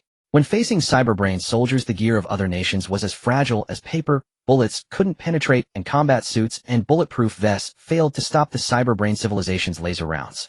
But Waxia's soldiers were different. Just 3 shots could break through the enemy, and enemy fire striking Huaxia soldiers didn't instantly kill them, nor even incapacitate them. This made the Starflag Nation realize that Huaxia possessed tactical equipment capable of contending with and effectively eliminating the cyberbrain civilization's soldiers. The Starflag Nation could no longer sit still. Huaxia possessed such technology and weaponry, yet during humanity's greatest crisis, it kept them secret. How could they tolerate this? The Starflag Nation immediately spread the news, and the entire Earth erupted in uproar. What? Huaxia had tactical equipment that could directly confront the cyberbrain civilization, and they refused to share it. This was outrageous. In an instant, a multitude of nations began condemning Huaxia, accusing it of disregarding humanity's future and only seeking to secure its own safety. Meanwhile, the few nations friendly with Huaxia immediately contacted General Secretary Kong, inquiring whether appropriate support could be provided to enable them to confront the cyberbrain civilization heathen. At that moment inside the State Council, General Secretary Kong put down the phone and looked helplessly at Yi Yun beside him. It seems our Huaxia has stirred up quite a storm. Yi Yun shrugged nonchalantly. I knew these guys would show their true colors. After all, their countries suffered so badly, while ours emerged victorious. If I were them, I'd be upset too. So what do we do? General Secretary Kong asked. After all, these equipment were ultimately Yi Yun's achievement, and since Yi Yun was the core in confronting the cyberbrain civilization, he naturally deferred the decision to him. Simple. Yi Yun smiled. Please issue a notice. All Waxia's weapons and equipment are the result of the nation's independent research and development, and Huaxia is under no obligation to disclose them. Also tell those nations seeking support that a set of equipment costs 1 million and no credit is allowed. General Secretary Kong raised an eyebrow. You're quite ambitious. But once this notice is released, I'm afraid those guys might lose their temper and declare war on Huaxia. Yi Yun scoffed disdainfully. Don't worry, they don't have the guts. First, the cyberbrain civilization is still eyeing Earth from behind. Even if they try to profit from the chaos, our combat equipment has already surpassed all other nations. Even the laser rounds of cyberbrain soldiers can't penetrate our exoskeleton combat suits, let alone ordinary bullets. Yi Yun chuckled. Currently, Huaxia, if disregarding the cyberbrain civilization, was the absolute hegemon on Earth, and the upgrades to combat equipment were far from over. As long as Yi Yun remained, Waxia's weapon systems could continue to evolve. Meanwhile, Yi Yun smiled at the newly arrived 500 mechanical points in the pilot shop. At the end of the first battle, Yi Yun received a system notification. Because he had led Huaxia to a resounding victory in the initial confrontation with the cyberbrain civilization and had elevated his prestige in Huaxia to a new level, the system directly awarded him 200 mechanical points and 10 function points. Adding the 1 mechanical point per cyberbrain soldier and 100 mechanical points per mechanical beast, Yi Yun gained a total of 500 mechanical points. This allowed him to update another batch of weapons and equipment and also upgrade his current arsenal to a certain extent. However, Yi Yun found the weapon upgrade system rather exorbitant. For instance, all firearms in the pilot shop used special magazines that couldn't be modified manually. To increase magazine capacity, one had to use mechanical points to upgrade the magazine, thereby increasing bullet count. Upgrading the magazine increased the base bullet count by 25. For example, Yi Yun's R201 carbine, originally holding 24 rounds, could hold 30 rounds after modification. Upon closer inspection, Yi Yun discovered that each weapon had 2 modification slots and 1 scope option. Among the scopes was a particularly intriguing choice, the threat scope. When installed, enemy units within the scope's view would be highlighted in a vivid red spectrum, making it easier to observe their positions and movement trajectories. This resembled a thermal imaging scope or night vision, but unlike them, the threat scope remained effective regardless of external conditions. As long as an enemy appeared within its range, whether in smoke or any other state, it would be clearly displayed. Installing the threat scope occupied 1 modification slot. For Yi Yun, however, the threat scope was of limited utility. With the assistance of the pilot system, his observational and reconnaissance abilities far surpassed those of ordinary people. Thanks to the enhancements from function points, he could clearly see the hairs on a fly's leg from dozens of meters away. In comparison, the threat scope seemed somewhat redundant. Even the simplest magazine modification cost Yi Yun a full 1500 mechanical points. To think the gun itself required only 100 mechanical points. This made Yi Yun decry the pilot store as profiteering, yet he was well aware that these enhancements were of immense utility to him. Thus, no matter how many mechanical points were needed, Yi Yun had to proceed with the upgrades. After much deliberation, he decided to spend 150 mechanical points to increase the R201's magazine capacity to 30 rounds, and another 150 to improve the Crabber's aiming speed. Both the rifle and the sniper upgrades brought significant improvements to Yi Yun. He understood that for the most part he would not yet need to engage in close-quarters combat with the intelligent civilization, so long-range engagements were essential. Increasing the R-201's magazine capacity allowed for prolonged firefights. The crabber's aiming speed was even more critical as Yi Yun knew he was not naturally suited to be a sniper. Yet with such a powerful heavy sniper rifle in his hands, he could not possibly leave it gathering dust. Thus he chose to develop an aggressive sniping style, and faster aiming speed was clearly paramount. Even if actual stealth sniping were required, a quicker aim would still serve him well. While others were lining up their first shot, he could already be targeting the second or third, yielding a decisive advantage. The remaining 200 mechanical points were redeemed for the R-201's weapon blueprint. Meanwhile, China had already released the announcement Yi Yun had drafted. When the coalition of nations saw this notice, which reeked of refusal and extortion, they immediately erupted in uproar. The Star Flag Nation in particular had hoped to expose China's affairs to the world. By applying pressure from all countries, they believed they could force China to hand over its advanced technological weapons, thereby strengthening themselves to confront the intelligent civilization. Perhaps after repelling the enemy, they could even use these armaments to cement their position as the global hegemon. The Star Flag Nation had already begun fantasizing about their future dominance. However, China's announcement shattered those illusions. The Star Flag Nation flew into a rage, becoming the first to condemn China for lacking the responsibility of a major power. Seeing a leader emerge, other nations joined in berating China. Unfortunately, China remained nonchalant, its roguelike attitude rendering their insults ineffectual. It even laid its cards on the table. If you have the guts, come and take it. If you can concede, you're capable. This single statement silenced everyone. After all, they were still no match for the intelligent civilization, while China had just achieved a decisive victory against it. Not even the Star Flag Nation was confident enough to claim it could defeat China now. Having no other choice, the Star Flag Nation pinned its hopes on the Human Alliance. If they could persuade the alliance to bring China into the fold, perhaps China would be compelled to share the weapon blueprints, or at least provide them for free. For the sake of humanity's future, the Human Alliance ultimately agreed to this proposal and extended an invitation to China. To their surprise, China declined the invitation the first time. As invaded nations continued to suffer under the intelligent civilization's torment, the Human Alliance, in desperation, sent China repeated invitations. 2 or 3 weeks had passed, and news arrived that several more countries had been overrun. Watching the footage, Secretary Kong turned to Yi Yun and said, "This is the 6th time. Isn't it about time?" Yi Yun stroked his chin. "It is about time." "Any word from Elder Liang? How is the production of the R-201 carbine coming along?" Secretary Kong nodded. "Rest assured, though, the 201 is structurally more complex than the 301, the entire research institute, along with the military's most experienced weapon makers, is working around the clock. I believe the time needed to manufacture the R-201 carbine will be greatly reduced." Yi Yun took a deep breath. "In that case, let's accept the invitation and meet this provisional Human Alliance. Let's see what tricks they can pull." Thus, half a month after China's victory over the intelligent civilization, the Human Alliance finally received word that China was willing to hold talks. However, since hostilities had already begun, all alliance meetings were conducted via holographic projections. When the holograms of Yi Yun and Secretary Kong appeared, all the other participants in the Human Alliance had already arrived. Seeing the two, President Tay of the Star Flag Nation snorted coldly. "Secretary Kong is quite the busybody, making all of us wait for China. Is this what your people call manners?" At these words, the faces of several other national leaders showed displeasure. Yi Yun, however, offered a cold smile. "Mr. Tay, if the Human Alliance intends to negotiate with us in this manner, then I see no reason for China to continue this discussion." President Tay's expression changed. He turned to Yi Yun. "And who are you?" "Secretary Kong, bringing an outsider to such a meeting is hardly appropriate. Or perhaps you've already ceded your position as head of state to this young whippersnapper." Since Yi Yun had not appeared in public during that battle, no one knew who this young man was, or why Secretary Kong had brought him to the meeting. The others watched with a look of eager amusement. Everyone knew that China and the Star Flag Nation had long been at odds, and the relationship between the two countries had never changed. Thus, from the start, all had anticipated a meeting thick with the smell of gunpowder. But Secretary Kang's next words shocked everyone. "This Mr. Yi is currently a 5-star general in our nation. Moreover, most of our tactical equipment has been developed under his leadership. Everything he says in this meeting carries my full authority." Having said this, Secretary Kong simply closed his eyes and began to meditate as if the meeting had nothing to do with him. This made President Tay's face burn. He had been engaging directly with Secretary Kong, their statuses matching. But now he was being told that the main speaker was not Kong, but this young man whom he had just scorned, and that this youngster had the final say on everything. Wasn't this a public slap in the face? "All right, silence." As the atmosphere reached a freezing point, an elderly man finally spoke. Secretary Kong said to Yi Yun, He is De Long, formerly the president of the United Organization, now one of the leading figures of this human alliance. Due to his age and thoroughness in handling matters, he holds considerable sway within the alliance. Yi Yun nodded slightly. De Long cleared his throat.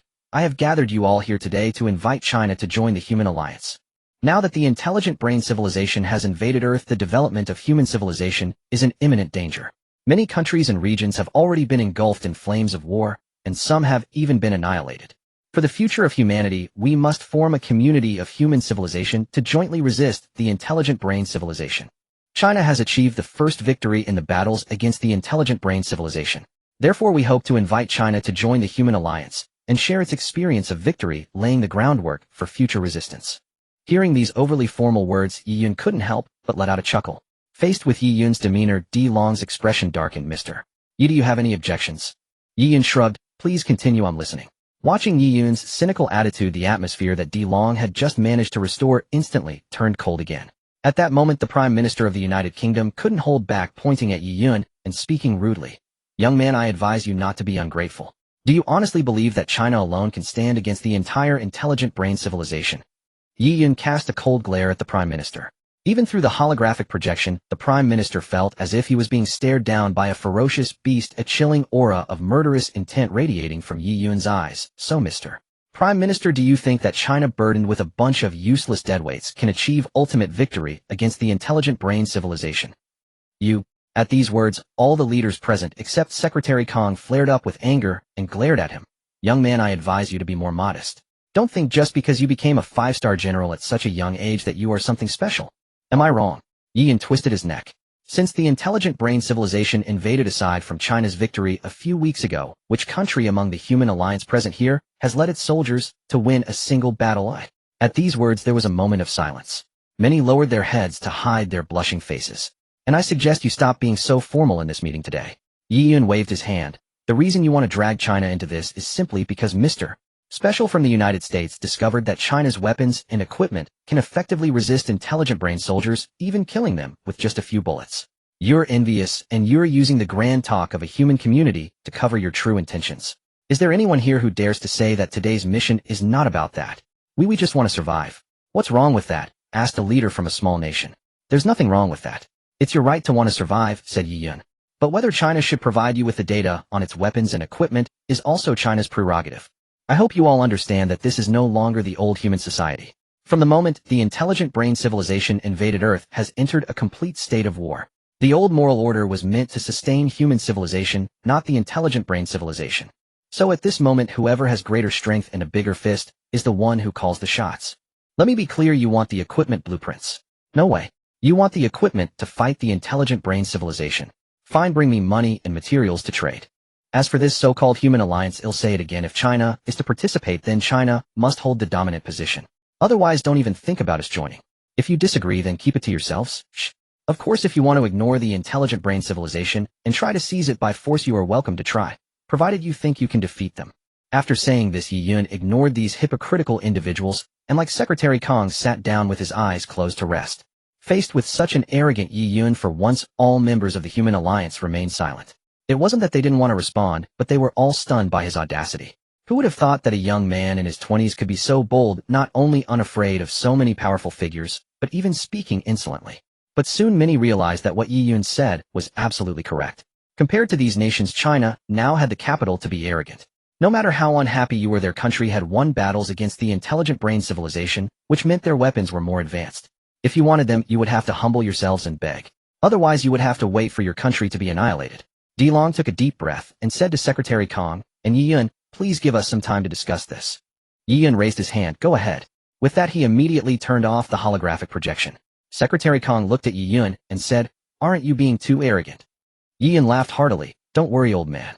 At a time like this, if we don't take a firm stance, these people will think that we are backing down because of their numerical advantage. If their arrogance grows, even if we obtain leadership of the human alliance, dissenting voices will still emerge, which is fatal during wartime. Secretary Kong nodded. He knew Yi Yun was not wrong. If leadership was needed, there could be no opposition. After nearly an hour, De Long finally called back. This time, Yi Yun saw many leaders wearing expressions of discontent. Clearly, they were dissatisfied with the outcome of the discussion. Secretary Kong, General De Long organized the documents in his hand. After our recent discussion, we agree to your two requests. As long as China joins the human alliance, we can grant you 80% of the decision-making power. At the same time, we hope that your country can provide the human alliance with weapons and equipment to fight the intelligent brain civilization. Yi Yun nodded.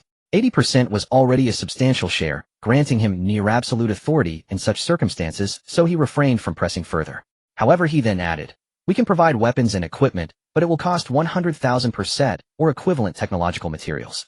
In return, the human alliance will be supplied with corresponding quantities of arms for each of your legions. What?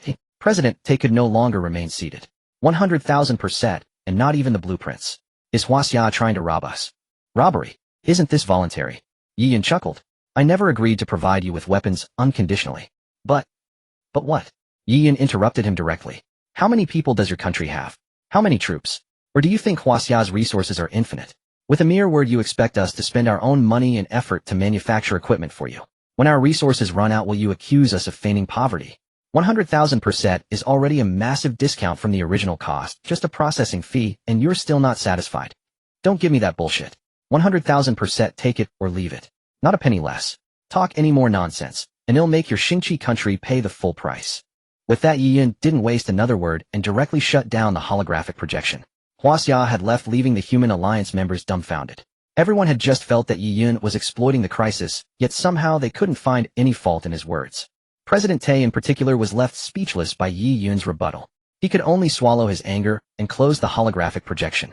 Meanwhile, the leaders of other nations hurriedly convened to discuss how much they would spend on ordering equipment from Huaxia. Back in Huaxia, Yi Yun and General Secretary Kong exchanged a knowing smile, barely containing their laughter. You rascal, I didn't realize you had such a cunning side, said General Secretary Kong, pointing at Yi Yun. You're mistaken, Yi Yun shrugged. This isn't cunning, but the willing are easily hooked. It wasn't without reason that General Secretary Kong made such a remark. Although the exoskeleton combat suit and the R-301 were costly, their actual production expenses were far below the 100,000 Yi Yun had quoted. All blueprints from the Tiayu Mall were tailored and produced using the existing resources and materials of the human world with negligible differences in power. Otherwise, Huaxia could never have fully equipped its entire legion within just half a year. After all, the current size of Huaxia's military was in the tens of millions. Even standard ordnance would have required an astronomical sum. However, Yi Yun's move secured a steady stream of revenue for Huaxia, enabling him to continue exchanging for more powerful weapon blueprints in the future without worrying about logistical strain. As the first payment arrived, Huaxia began shipping equipment to other nations without pause. Each set, valued at 100,000, included an exoskeleton combat suit, an R-301 carbine, and several arc grenades. Among them, Xingqi country slyly purchased only a single set and shipped it back home. Yi Yun naturally understood Xingqi country's intention to have their weapons experts disassemble the equipment and replicate it, but he was completely unconcerned. After all, these were items exchanged from the Tiayu Mall. How could they be so easily reverse-engineered? Every component within was equipped with safety mechanisms. Without the corresponding blueprints for disassembly, any attempt at forced removal would instantly reduce the equipment to scrap metal. Yi Yun could already picture the fury of Xingqi country's weapons experts as they stared at their lost 100,000. Sure enough, just a few days later, Huaxia received another order from Xingqi country, this time for a full 1 million sets of combat equipment. Seeing President Te's face as dark as dripping water, Yi Yun couldn't help but chuckle. Nonetheless, Huaxia ensured the exported equipment was of high quality and quantity. With these weapons, the human alliance's situation improved rapidly. Many nations that had been on the defensive began to stand their ground against the Jinao civilization's invasion. Meanwhile, other nations that had not yet joined the human alliance saw the results and clamored to join, paying Huaxia for equipment. In a short time, Huaxia was reaping enormous profits. On the other side, the Jinao civilization was far from pleased. They suddenly discovered that the human civilization, once thoroughly suppressed, had begun to fight back fiercely. In various war zones, they were now engaging their soldiers on equal terms. The sage glared at his generals and demanded, "What is going on? Why has our advance been so severely hindered?" The generals trembled slightly. After a long silence, Ling 50 stammered, "In answer to the Lord Sage, I believe it is related to Huaxia." At this, the sage's eyes bore into Ling 50 with such intense pressure that the general fell to his knees. "Please punish me, Lord Sage. If you still dare to mention that matter. You led over a dozen mechanical beasts and 2 legions to attack a mere archipelago, yet you only brought back 500 prisoners. Ling 50, oh, what a perfect performance you gave." Though the incident had passed long ago, the sage's anger remained kindled. It was true that Huaxia possessed technology capable of countering them, but that fool had allowed them to discover the weaknesses of the mechanical beasts. Over a dozen beasts had been lost there. How could the sage simply let it go? Ling 21 bowed slightly, and said, "Please calm your anger, Lord Sage." Although Ling 50's error was unforgivable, he did bring back crucial intelligence. Judging by the current situation, Huaxia's legion has likely shared this counter-technology with others, enabling human civilization to gradually stand against us. However, for now their weapons, while lethal to us, are still insufficient. After all, the mechanical beasts are not our ultimate trump card. Ling 20's plea earned a grateful glance from Ling 50. The sage's anger subsided somewhat. He turned to Ling 21 and said, "But Huaxia is indeed peculiar." "Very well, Ling 50, I will give you one more chance. This time I will assign you 5 legions and 2 superconducting cannons. You must bring me good news. I demand that you occupy the sea areas south of Huaxia. Do you understand?" Upon hearing this, Ling 50's eyes lit up, and he immediately knelt on the ground saying, "Please rest assured, Wise One. This time I will not disappoint you." "It had better be so." The Wise One took a deep breath, raised a hand, and dismissed the generals. After the generals left the room, the Wise One slowly paced to the window, gazing into the distance toward the land of Huaxia, his eyes flickering, as if lost in thought. After Ling 21 and the others left the room, Ling 50 immediately bowed to Ling 21. "Thank you, General, for pleading for me just now." Ling 21 waved his hand. "It's nothing." "But Ling 50, I hope you understand that although you brought back intelligence about Huaxia possessing technology that can counter our Xinwen civilization, it is far from enough." The Wise One had already anticipated this. Your news merely confirmed her thoughts. Your merits and demerits are still not offset. This time the Wise One has specially equipped you with 2 superconducting cannon platforms, and the legion size is twice the previous one. If you still fail to capture the target area in Huaxiao, then no matter how much I plead, I will not be able to save you. Ling 50 nodded. "Please rest assured, both you and the Wise One. This time I will not fail." "I hope so." Ling 21 sighed. "You have fought alongside me for so long, I do not wish to see you reduced to a pile of scrap metal. Take care of yourself." Having said that, Ling 21 left without looking back. Ling 50 remained staring fixedly ahead, muttering to himself, "This time I will make sure you are torn to pieces." Soon after, on the ships of the Xinwen civilization, a large number of transport vessels flew out, speeding toward the South China Sea region of Huaxia. Meanwhile, in Huaxia, Yiyun also received the news. Report to the general: numerous unidentified flying objects have appeared over the South China Sea. The number is incalculable. They appear to be transport ships of the Xinwen civilization.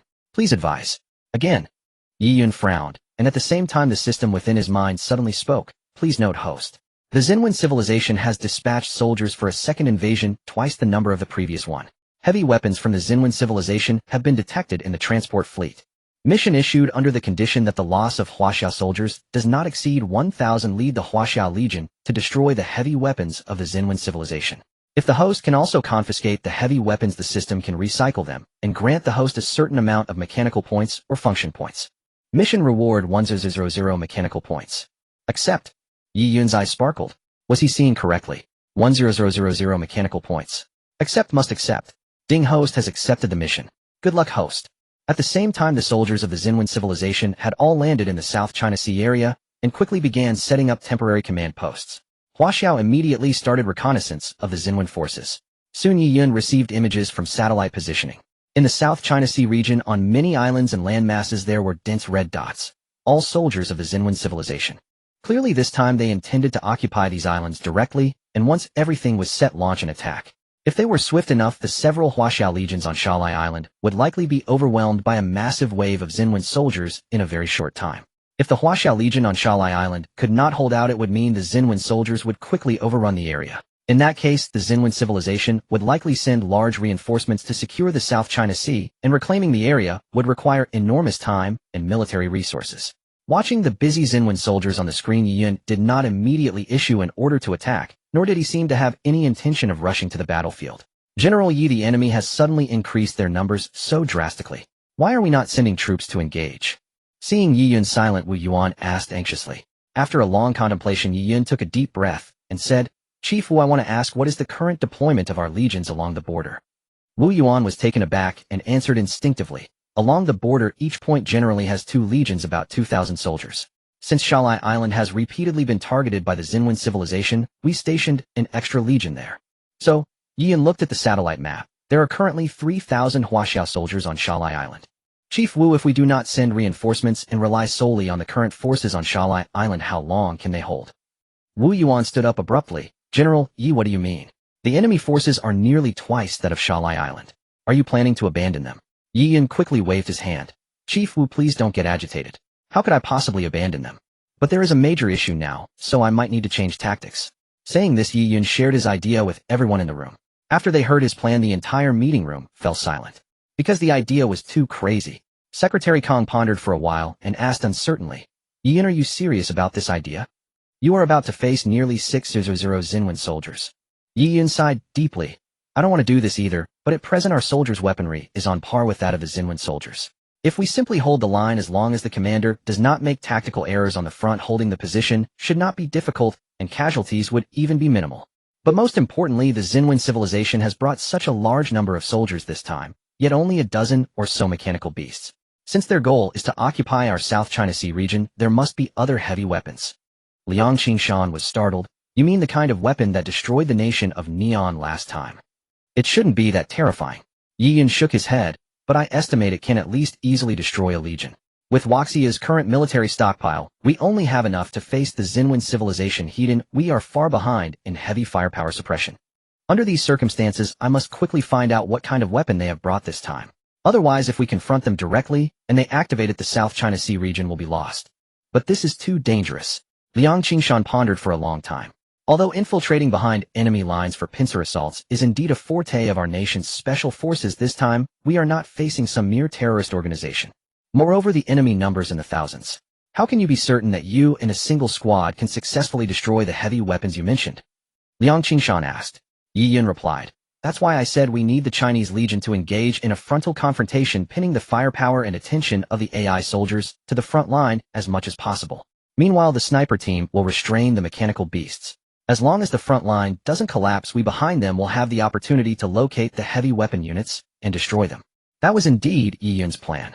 The system had not informed him of what heavy weapons the AI soldiers brought, so he had to first identify them before devising a way to destroy them. Have you made up your mind, eh? Just as everyone was tangled in doubt, General Secretary Kong suddenly spoke. Yi Yun took a deep breath. General Secretary Kong, I believe I can give it a try. How confident are you? With me leading the charge, I should be able to raise the success rate above 70%. In that case, General Secretary Kong stood up and made the final decision. I approve this plan.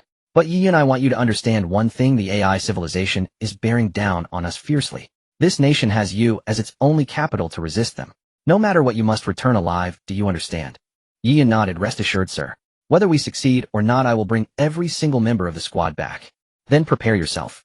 As for the team, do you have anyone in mind? Yi Yun stroked his chin. I want the Wolfpack squad. They performed outstandingly during the previous mopping up operations against the AI civilization's advanced troops, and have experience fighting AI soldiers. Good, General Secretary Kong nodded. Wu Yuan, please prepare the equipment for these young men. Once ready, set off immediately. Wu Yuan nodded, rose, and left the room, with Yi Yun following closely behind. Watching their retreating figures, General Secretary Kong pondered for a moment, then operated the communication device before him, and dialed the Wolfpack squad leader Songlong. General Secretary Kong. The call connected and Songlong saluted him. There's a mission for your squad. General Secretary Kong explained, and then roughly outlined Yi Yun's plan to Songlong.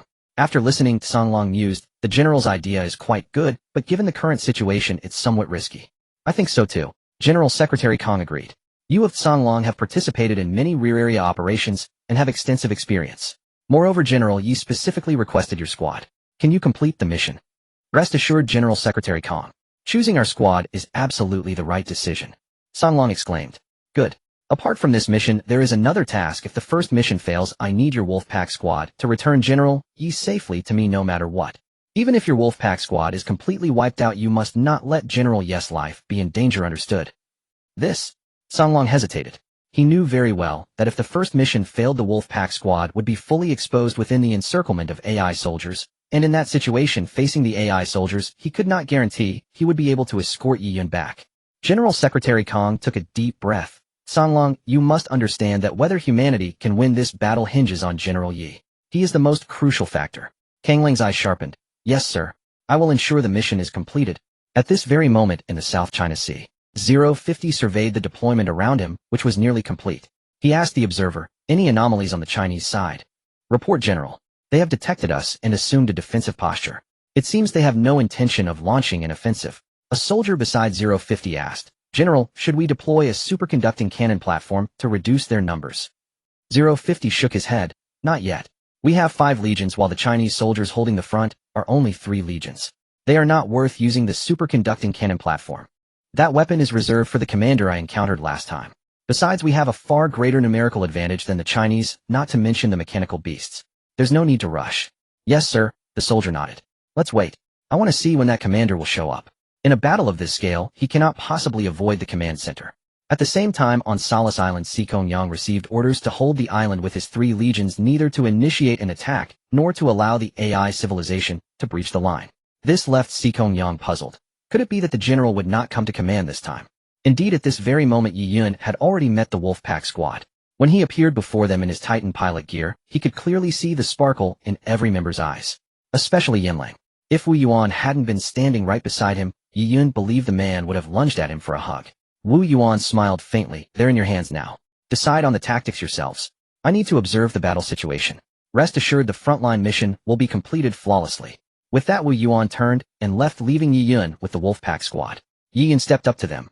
You already know what mission we are about to undertake together, don't you? Yes, sir, the Wolfpack squad roared in unison. Good.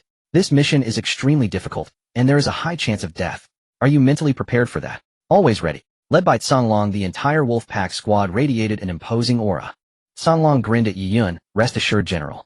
Our Wolfpack squad may not be the best at many things, but we have extensive experience in rear area operations even before the AI civilization invaded. We guarantee we will complete the mission. Excellent. For a deeper understanding between us, I need to know your code names, real names, and areas of expertise. Yes, sir. Songlong spoke first. Name Hien, codenamed Songlong, role in squad assault and tactical command. Name Yin Shun, codename Yanlang, role sniper and assassination. Name Ta Shan, codename Sinlanlang, role reconnaissance and supporting assault. Name Mu Yun, codename Tulong, role fire suppression position. Good. Yi Yun nodded. I believe choosing your team is a wise decision. I hope we can complete the mission successfully and deliver a heavy blow to the cerebral civilization. My name is Yi Yun, as you can see my identity, pilot. As for what I excel at aside from commanding, I think I'm somewhat proficient in everything else. Tell me, do you have confidence in this mission? The Wolfpack squad shouted in unison. Report to the general, we will not fail the mission. Good, let's move out. In the South China Sea sector inside the command post of the cerebral civilization. 050 stared at the screen with a furrowed brow. He found it strange that he had been leading his troops to redeploy here for a full 4 hours now. Last time when he came here in less than an hour, Huaxia had sent that commander to direct the battle. Now there wasn't a single transport plane arriving at the battlefield. What did this mean? 050 asked the intelligence soldier again, only to receive the same answer: no transport planes had arrived at the front. 050 snorted coldly. If you think that just because you defeated me once you can be so arrogant as to believe that your Huaxia Legion can resist us again, then I truly overestimated you. Attention all soldiers, in 3 minutes launch the attack. 050 snorted coldly, finally deciding not to wait any longer and initiating the assault. A large number of cerebral soldiers took off from the island and landed directly in front of the defense lines set up by the Huaxia Legion, beginning their attack. Report. The enemy forces have moved out. A large number of cerebral soldiers are landing in front of the line. Please give orders, sir. Upon seeing the movement of the cerebral civilization, the intelligent soldier on the front line immediately sent a message to Sikong. Sikong immediately executed the orders from the Huaxia Combat Command Center. Listen up, brothers. This battle is a defensive one. All of you stay sharp. Don't be stingy with your bullets. Absolutely do not let a single cerebral soldier break through the line. Yes. Receiving Sikong orders, all Huaxia soldiers chambered rounds in their carbines. Sikong watched the slowly advancing cerebral soldiers, took a deep breath, and shouted, fire. Rat-a-tat-a-tat. In an instant, the defense line of the Huaxia Legion on Shalai Island erupted in unison, with muzzle flashes and bullets speeding toward the cerebral soldiers. In just a few dozen seconds, the first wave of cerebral soldiers was eliminated on the spot. Sikong grinned. Didn't expect that, did you? This time our equipment has been upgraded again. Smashing through your turtle shells is a piece of cake. Indeed, after Yi Yun led the Shalai Island Legion to successfully repel the first invasion of the cerebral civilization, he used those mechanical points to exchange for the blueprints of the R201 carbine. At the same time, they mass-produced it. Now most of the soldiers on Shalai Island have replaced the R301 carbine with the R201. If it weren't for the time constraint, the soldiers on Shalai Island would have fully replaced the R301 carbine. The power of the R201 carbine is far superior to that of the R301, whether in terms of recoil accuracy or destructive power. Most intuitively, the R301 originally required at least 3 shots to destroy the computer brain of a cerebral soldier, and even when targeting weak points like the eyes, it took at least 2 shots. But the R201, as long as it hits any weak point on the head of a cerebral soldier, it can kill with 1 shot. The rapid elimination of the first wave took 050 by surprise. However, he didn't think too much about it since Huaxiao was adopting a defensive strategy this time, and it was reasonable for soldiers to be depleted quickly under heavy fire. He knew this would be a war of attrition. So he was not in a hurry. After all, he himself was waiting for that commander from last time. After some thought, 050 decided to continue sending soldiers to break through. At the same time, behind the island where 050's temporary command post was located under the water surface, 5 heads suddenly emerged like ghosts. Dirt Wolf spat out his respirator with a puff and rolled his eyes, saying, "Damn it, these cerebral soldiers are too slow. They've dragged on for so long. If it were any slower, I'd be out of oxygen." Flame Wolf also complained. "Yeah, if it were any slower, I'd have turned from a flame wolf into a water wolf. This is taking way too long." Yiyan did not join in the complaints. He looked at Forest Wolf and said, "Forest Wolf, have you found any distribution of the surrounding area?" Although they had already scouted underwater for a long time, Forest Wolf took out his reconnaissance equipment again and confirmed, "Report, our chosen position is very good.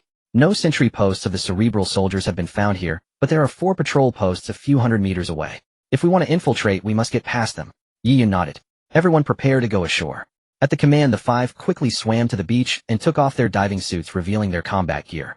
While preparing, Grey Wolf looked at Yiyan with curiosity and asked, "General, how did you know that the commander of these cerebral soldiers wouldn't choose to start the battle immediately?" Yiyan smiled slightly. "This guy has chosen to strike from our country's South China Sea sector twice in a row. Based on the combat system of the cerebral civilization, this commander should be the one I defeated last time. This time he's back, he must be thinking about how to fight me head-in and defeat me. Under such circumstances, he would certainly wait for me to arrive at the battlefield before launching the attack." Grey Wolf nodded. "I see. And as long as you don't show up on the battlefield, that guy will definitely not deploy heavy weapons. This way our brothers on Shalai Island can minimize the threat." Yiyan nodded. "Exactly. But we must hurry, otherwise if this drags on and he finds the battle on Shalai Island at a stalemate, he might still choose to use heavy weapons. After all, his goal is the South China Sea sector, and I'm just his secondary target." Grey Wolf nodded. After preparing his equipment, he immediately headed in the direction Forest Wolf had just indicated. "Forest Wolf, General, the sentry posts of the cerebral soldiers are within 100 meters at our 3 o'clock. To avoid our gunfire being detected by the cerebral soldiers, I need you 2 to go up close and eliminate these 5 cerebral soldiers," Grey Wolf said, looking at the sentry posts in sight. Yiyan and Forest Wolf nodded, and using the protruding rock walls, they silently crept toward the sentries. Within the computer brains of ordinary Ji-Now soldiers, there existed no program for approaching threats. They were merely mass-produced warriors of the Ji-Now civilization upon whom minimal resources were expended beyond the most basic intelligence. Thus, when Yiyan and Forest Wolf approached the sentry posts, the Ji-Now soldiers offered no warning. Yiyan had long since disclosed the vulnerabilities of these soldiers to the Huaxiao Legion, and the Grey Wolves were well aware. Without a word, Yiyan and Forest Wolf lunged forward, swiftly subduing the 2 sentries before them. Forest Wolf's right hand tightly gripped a combat knife, which he plunged with brutal force into the Ji-Now soldier's neck, driving it straight through to the computer brain. A sharp twist rendered the brain utterly destroyed. Yiyan, even more direct, drove his pulse blade without hesitation through the soldier's eye socket, slicing through as effortlessly as cutting tofu. The 2 moved in perfect synchronization, as if they had been partners for years, not uttering a single sound. The other 3 sentries remained oblivious to the loss of their comrades. This was due in no small part to Yiyan. All his functional points now exceeded double digits. By Earth's metrics, he had transcended the bounds of humanity entirely. At this stage, even a bullet fired at his bare skin would fail to penetrate. Moreover, his comprehensive data allowed him to flawlessly integrate with any team. Consequently, Yiyan and Forest Wolf swiftly eliminated the remaining 3 sentries. The other 3 members immediately converged, and upon confirming the deaths of all 5, Grey Wolf issued orders to advance deeper. Yet Yiyan stopped them. "Wait." Grey Wolf paused, then replied, "Commander, if you have placed command in my hands, I must ask you not to oppose my decisions." This was not a challenge to Yiyan's authority. In Behind Emmeline's operations, divergent orders were a cardinal sin. They could lead to the team being picked off one by one. Yiyan quickly waved his hand. "Captain Grey Wolf, you misunderstand. Come over here for a moment."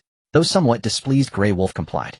The other 3 also approached, finding Yiyan tinkering with the corpse of a Ji-Now soldier, extracting from its chest an object resembling a chip. Yiyan handed the chip to Grey Wolf. "Though these units lack an alert system, once we penetrate deeper without preparation, we will still be detected. Our combat suits have a dedicated data interface.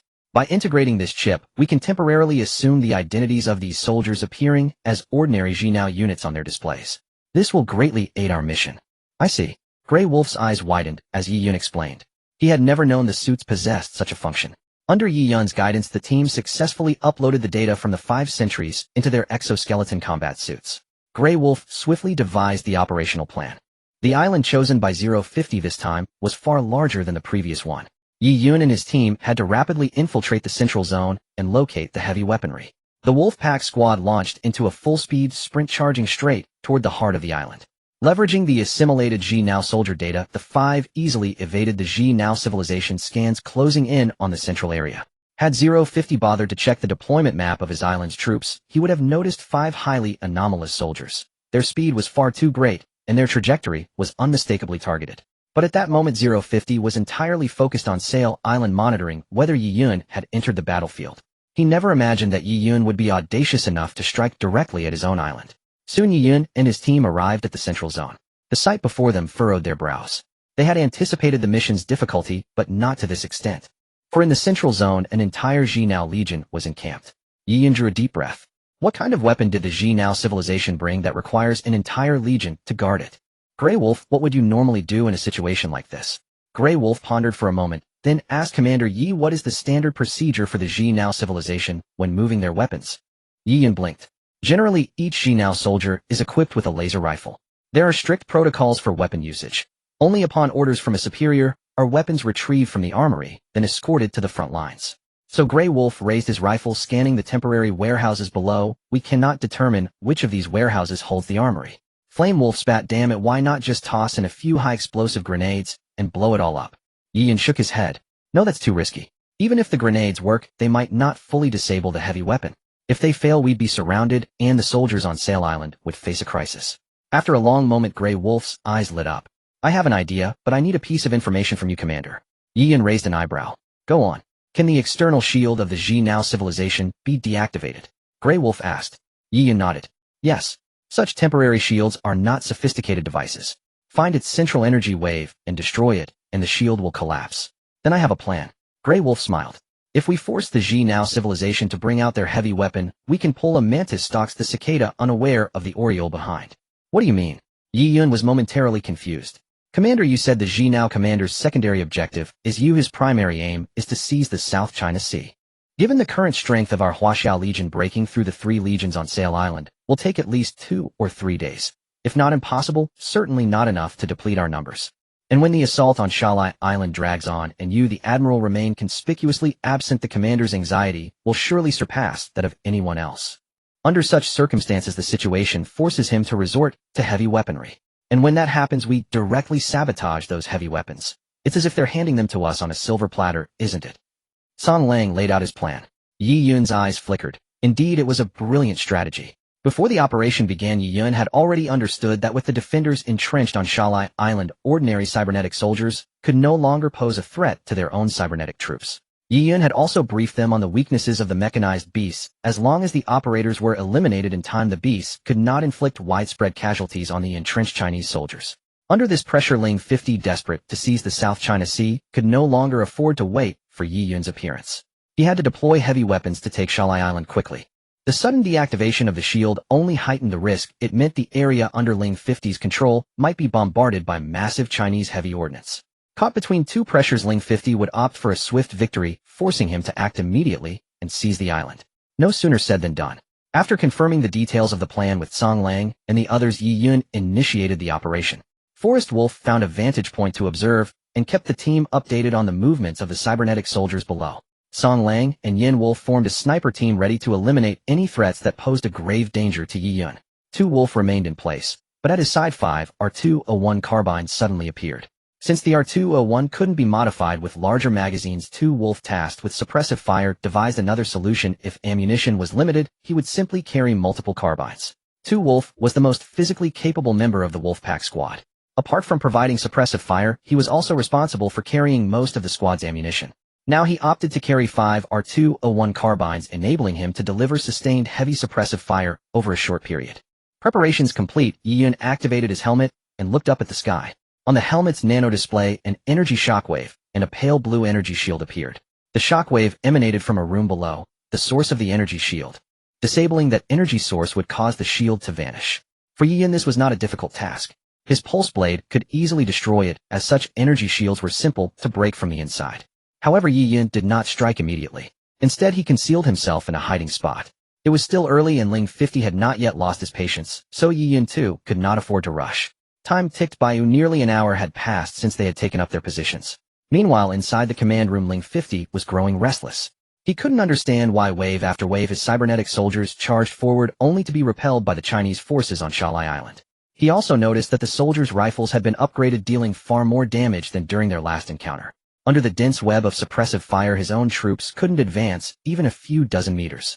Even when he deployed the mechanized beasts, the Chinese snipers lurking in concealment would eliminate the operators on the beasts within seconds. An hour had passed, and one of the 5 cybernetic legions he had brought had already been depleted. In contrast, the Chinese forces maintained their formation, coordinating their fire seamlessly. Whenever a mechanized beast appeared, they would temporarily retreat, only to return to the front line and resume fighting as soon as the beast's fire coverage ended and the cybernetic soldiers pressed forward. In short, the military discipline of the Chinese soldiers was evident. Over the past hour, the casualties among the Chinese defenders on Shalai Island likely hadn't even reached 3 digits. Though Ling 50 didn't deliberately count his own losses, such a lopsided engagement clearly made him anxious. Moreover, an entire hour had passed, and that commander from before still hadn't shown up. Just as Ling 50 was mulling over his options, his system suddenly blared an alarm. Warning: the energy defense system has been damaged. The energy shield has disappeared. Please send repair units immediately. What's going on? Ling 50 shot to his feet. Why did the shield disappear? The soldiers beside him quickly checked the situation and reported, "General, it appears the energy hub has been sabotaged, cutting off the power supply, so the shield is down." How could the hub be damaged out of nowhere? Bring up the footage now. Ling 50 ordered. Soon an image appeared on the screen showing a red dot stationary inside the energy room. "General, it seems someone has already entered," a soldier reported. "Are you blind?" "An ordinary soldier. What the hell would he know?" Ling 50 pointed at the screen and shouted, "Quick, dispatch repair units immediately." After giving the order, Ling 50 switched the display back to Shalai Island and gritted his teeth. "Notify the armory, bring out the superconducting cannon and aim it at the Chinese soldiers on the island. We can't afford to delay any longer." He knew that once the energy shield was damaged, repairing it would not be a quick task.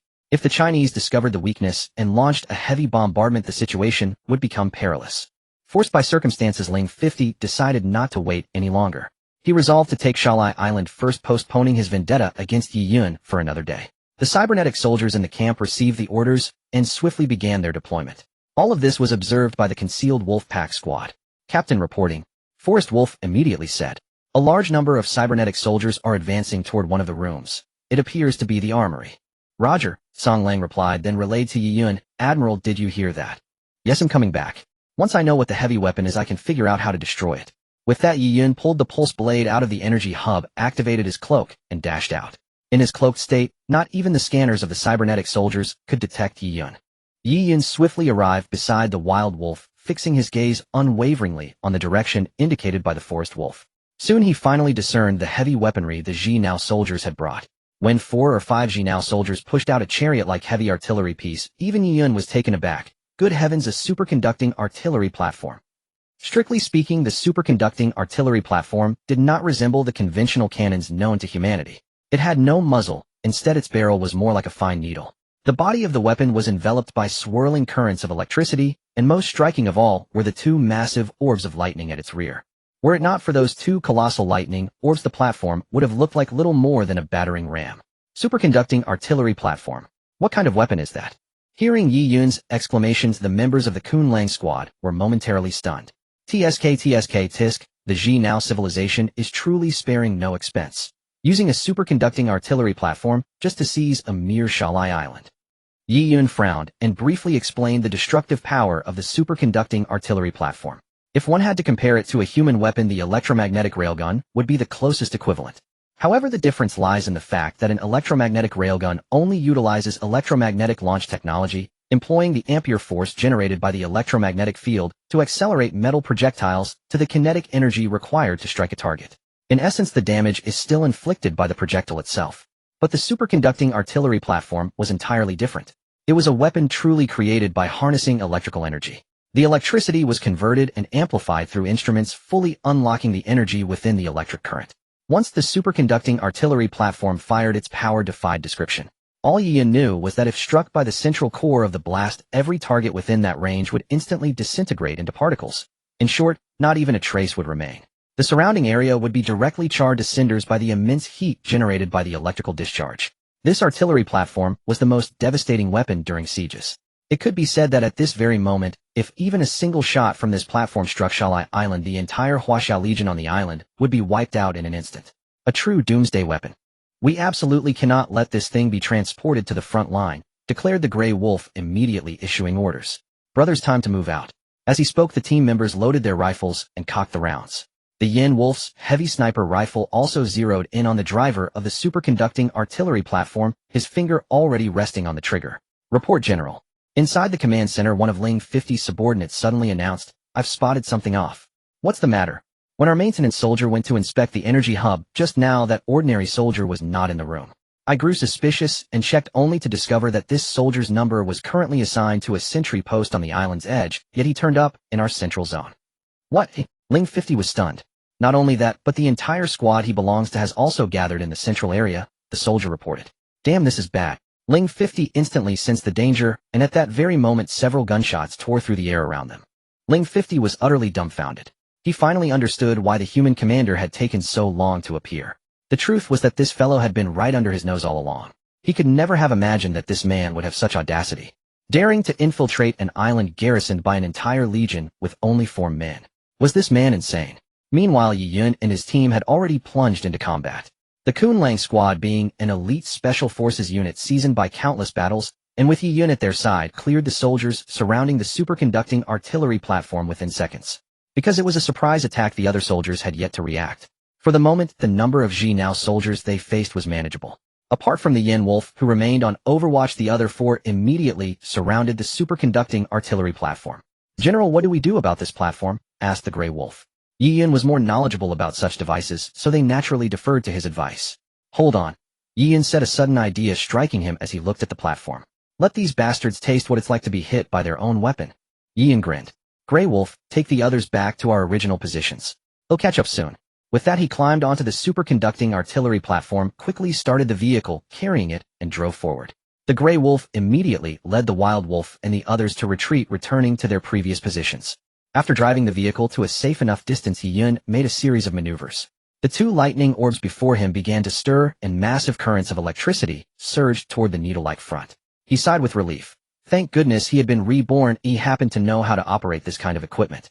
Just as the platform was about to finish charging, Yi Yun felt a sudden intuition and instinctively looked in a certain direction. He saw Ling 50, and Ling 50 saw him. Yi Yun gave a sinister smile, raised his hand, and made an internationally recognized gesture at Ling 50. "No!" Ling 50 roared. The next second, the superconducting artillery platform fired. The immense recoil drove Yi Yun backward for a full 10 meters. A colossal bolt of electricity shot forth its target, the very arsenal that had stored the superconducting artillery platform. Boom! A thunderous explosion echoed, and the entire island trembled. A violent blast erupted, and the nearby Jinao soldiers who had been closing in were instantly blown to pieces. Seeing this, Ling 50 collapsed to the ground. Yi Yun spat in disgust. If not for the fact that most of the weapons in the central area had been disintegrated, that single shot combined with the explosion of the arsenal could have sunk the entire island. But the objective had been achieved. Yi Yun quickly dismounted with a thought. He stored the superconducting artillery platform into his system space. Fortunately, the system indicated that it could be recycled, otherwise, given the limited space, he wouldn't have been able to squeeze it in even if he tried. Just as Yi Yun was preparing to withdraw, he suddenly saw Ling 50 slowly rising to his feet, staring at him intently, and mouthing words. The shape of his lips seemed to say, "You lose." At the same moment, Yi Yun's earpiece crackled with the urgent voice of the forest wolf. "General, something's wrong. I see another superconducting artillery platform, and it's already been moved to an open area on this island. It's aimed at Shanghai Island." "Damn it!" Yi Yun cursed. This was a huge problem. Yi Yun never anticipated that he had committed a logical error. Deeply aware of the devastating power of the superconducting artillery, the moment he laid eyes on it, he instinctively assumed that the legion dispatched by the intelligent civilization had brought only this single superconducting artillery. After all, even this one alone was sufficient to tear a massive gap in the Chinese legion stationed on Shanghai Island. He could never have imagined that the intelligent legion had actually brought 2 superconducting artillery pieces. And these 2 artillery pieces were not placed in the same location. While Yi Yun and the Wolf Pack squad were seizing the superconducting artillery, before them the other one had already been transported out, its target aimed at the Chinese Legion on Shanghai Island. Warning, warning. Please be advised, the intelligent civilization has activated heavy weaponry targeting the Chinese Legion on Shanghai Island. According to calculations, this attack carries a 91 probability of annihilating the Chinese Legion on Shalai Island. If the attack is launched, the host's mission will fail. The host must take immediate countermeasures. The system's warning howled wildly in Yi Yun's mind. Under normal circumstances, based on the superconducting artillery's range, such severe damage should not have occurred. However, Yi Yun had altered the operation plan to a squad infiltration, intending to rely on them to eliminate the superconducting artillery. Consequently, the Chinese Legion on Shalai Island had all gathered together, forming a defensive line that the intelligent soldiers could not breach. Such a formation maximized firepower concentration, which was advantageous for defensive warfare. But it had a fatal flaw. Once a large-scale, highly destructive weapon was deployed, the consequences would be catastrophic. Yi Yun's single miscalculation regarding the number of superconducting artillery pieces directly plunged the entire Chinese Legion on Shalai Island into crisis. Damn it! Yi Yun roared, shouting into the radio, "Song Lang, listen up. Lead the Wolfpack squad and retreat immediately. Once off the island, contact the carrier fleet at Shalai Island and order a large-scale bombardment of this island." As he spoke, Yi Yun's left-hand grappling hook shot out, and the jump device on his back ejected a fierce burst of flame, propelling him forward at tremendous speed.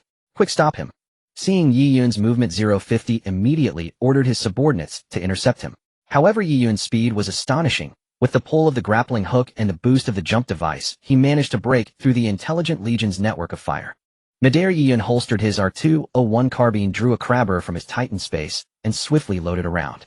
At the same time, his body reached the peak of its forward momentum, hanging in the air for a fleeting moment of suspension. It was at this moment that Yi Yun took a deep breath, exhaling slowly and forcefully. His eyes fixed on the scope. Within his field of vision, the intelligent soldier seated on the superconducting artillery was manipulating the weapon, making final preparations for launch. 050 had not expected that a human like Yi Yun could achieve such speed. From here to the location of the other superconducting artillery was at least 2 kilometers. Even the fastest soldier would take several minutes to cover that distance, yet Yi Yun, with the aid of his grappling hook and jump device, had crossed more than half the distance in mere seconds. And he was flying, using the grappling hook to fling himself through the air. Witnessing this, 050 suddenly calmed down. He took a rifle from the hands of a nearby subordinate, pressed a button on the weapon, and in the next instant the rifle transformed into a sniper rifle. 050 raised the sniper rifle and pulled the trigger. At the same moment, Yi Yun aimed at the intelligent soldier on the superconducting artillery. Bang!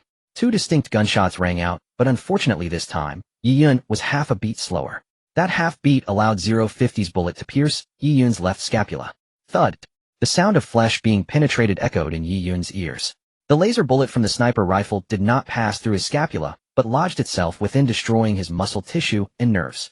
At such a distance, even the Titan combat suit could not stop a sniper rifle's laser bullet. Damn! Because of this bullet, Yi Yun's aim, which had been locked onto the intelligent soldier's head, deviated slightly. That deviation caused his crabber bullet to miss the soldier's brain. Instead, it struck the soldier's shoulder, blowing open the left side of his chest. Though it was still a fatal wound, it left the intelligent soldier with a final shred of mobility. He pressed the launch button of the superconducting artillery. ZZZZ. The superconducting artillery began to charge. 050's eyes blazed with ecstasy. "This time you lose," he roared silently in his mind. With Yi Yun's left scapula injured and his strange grappling hook rendered unusable, 050 was certain that even in the brief span between charging and firing, Yi Yun could not possibly reach the artillery and stop the launch. Yet in the next moment, 050 was utterly astonished. Despite the situation, Yi Yun raised his trembling left hand, let out a roar, and fired the grappling hook once more. The jump device on his back ejected a jet of flame, carrying him toward the superconducting artillery. Simultaneously, Yi Yun holstered the crabber, pulled a high-explosive grenade from his belt, and bit off the fuse with his teeth. The movements were fluid and seamless. "How is that possible?" 050 exclaimed in shock. He knew well the excruciating pain a human with intact pain receptors would feel when the scapula was continuously being destroyed.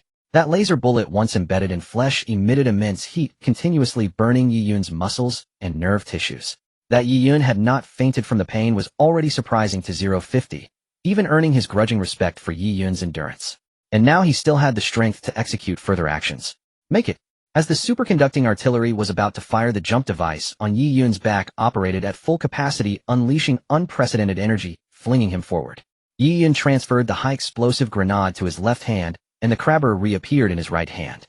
With a crack of gunfire, the bullet struck one of the energy spheres at the rear of the superconducting artillery. A sharp snap, the protective layer of the sphere shattered. Yi Yun thrust his left hand forward and shoved the high-explosive grenade deep into the sphere. Arg! A scream tore from Yi Yun's lips. The next second, a violent explosion erupted from within the energy sphere. Boom! A thunderous roar erupted as the superconductor cannon finally fired. Ling 50 burst into manic laughter, his plan having succeeded. But in an instant his laughter froze, and he stood rooted to the spot in disbelief. For he saw that the superconductor cannon had indeed fired. However, due to Yi Yun's desperate last-ditch sabotage, the high-explosive grenade detonated within the cannon's energy-storing sphere, severely disrupting the weapon's energy output and targeting system. The projectile was launched, but it veered wildly off course from its intended target, the Chinese core on Shale Island, and instead struck a cliff face behind the island. The impact blasted a massive hole in the cliff, sending countless boulders tumbling down. The Chinese soldiers below were terrified, but the AI Legion's plan had been thwarted. Yi Yun had successfully stopped that shot. Yet what was the price of this success? Yi Yun had now lost consciousness. Despite his pilot gear's formidable defensive capabilities, he had committed an act of extreme recklessness. He had thrust his left hand directly into the superconductor cannon's energy-storing sphere. For a superconductor cannon possessed devastating power, which meant it inherently contained immense destructive energy. Under normal system operation, that destruction would only be directed at its target. But Yi Yun had forcibly halted it at its source. With massive energy already in motion, his action was nothing short of suicide. Had it not been for the extraordinary protection of his pilot gear and his own physique, which had surpassed human limits, the blast alone would have reduced him to nothing. Though the explosion did not kill him, his situation was far from fortunate. Not only had the blast knocked him unconscious, but he now lay on the command island of the AI civilization. Even though he had eliminated nearly half of the AI soldiers, hundreds still remained. The most striking feature of Yi Yun's body was his left hand. The entire arm was charred black, and most horrifyingly, from the wrist down, the hand was completely gone. Having been thrust directly into the energy-storing sphere, his left hand had been vaporized entirely. The cost of all this was the complete destruction of the superconductor cannon. Staring at the cannon, missing its energy sphere, Ling 50 clenched his fists, his eyes blazing with fury. All AI Legion troops, heed my command. Annihilate that man. In an instant, every AI soldier received the order and charged madly toward Yi Yun. Even the soldiers on Shale Island turned and rushed toward the command island.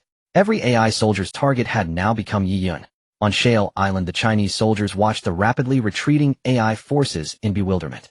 They had been fighting fiercely. Why had all these machines suddenly fled? Sikong Yang was equally puzzled, utterly unaware of what had transpired. He had not been informed of Yi Yun and the Wolf Pack Squad's battle plan, so he was completely in the dark. Just then a radio transmission suddenly connected to his communicator, Sikong Yang. Yes, who is this? Sikong Yang raised an eyebrow. I am Grey Wolf, leader of the Wolf Pack Squad. Listen carefully. On orders from Admiral Yi, immediately order the South China Sea Fleet to bombard this island. I will send you the coordinates now. Without waiting for a reply, Grey Wolf cut the transmission. A coordinate flashed on his communication device. Though he did not know what was happening, Sikong Yang absolutely followed Yi Yun's orders. He immediately contacted the South China Sea Carrier Fleet. Yet a vague unease stirred in his heart, a foreboding that something terrible was about to happen. At that moment, on Ling 50's command island, hordes of AI soldiers were swarming toward Yi Yun's position. Many had already appeared on the cliff. Pew!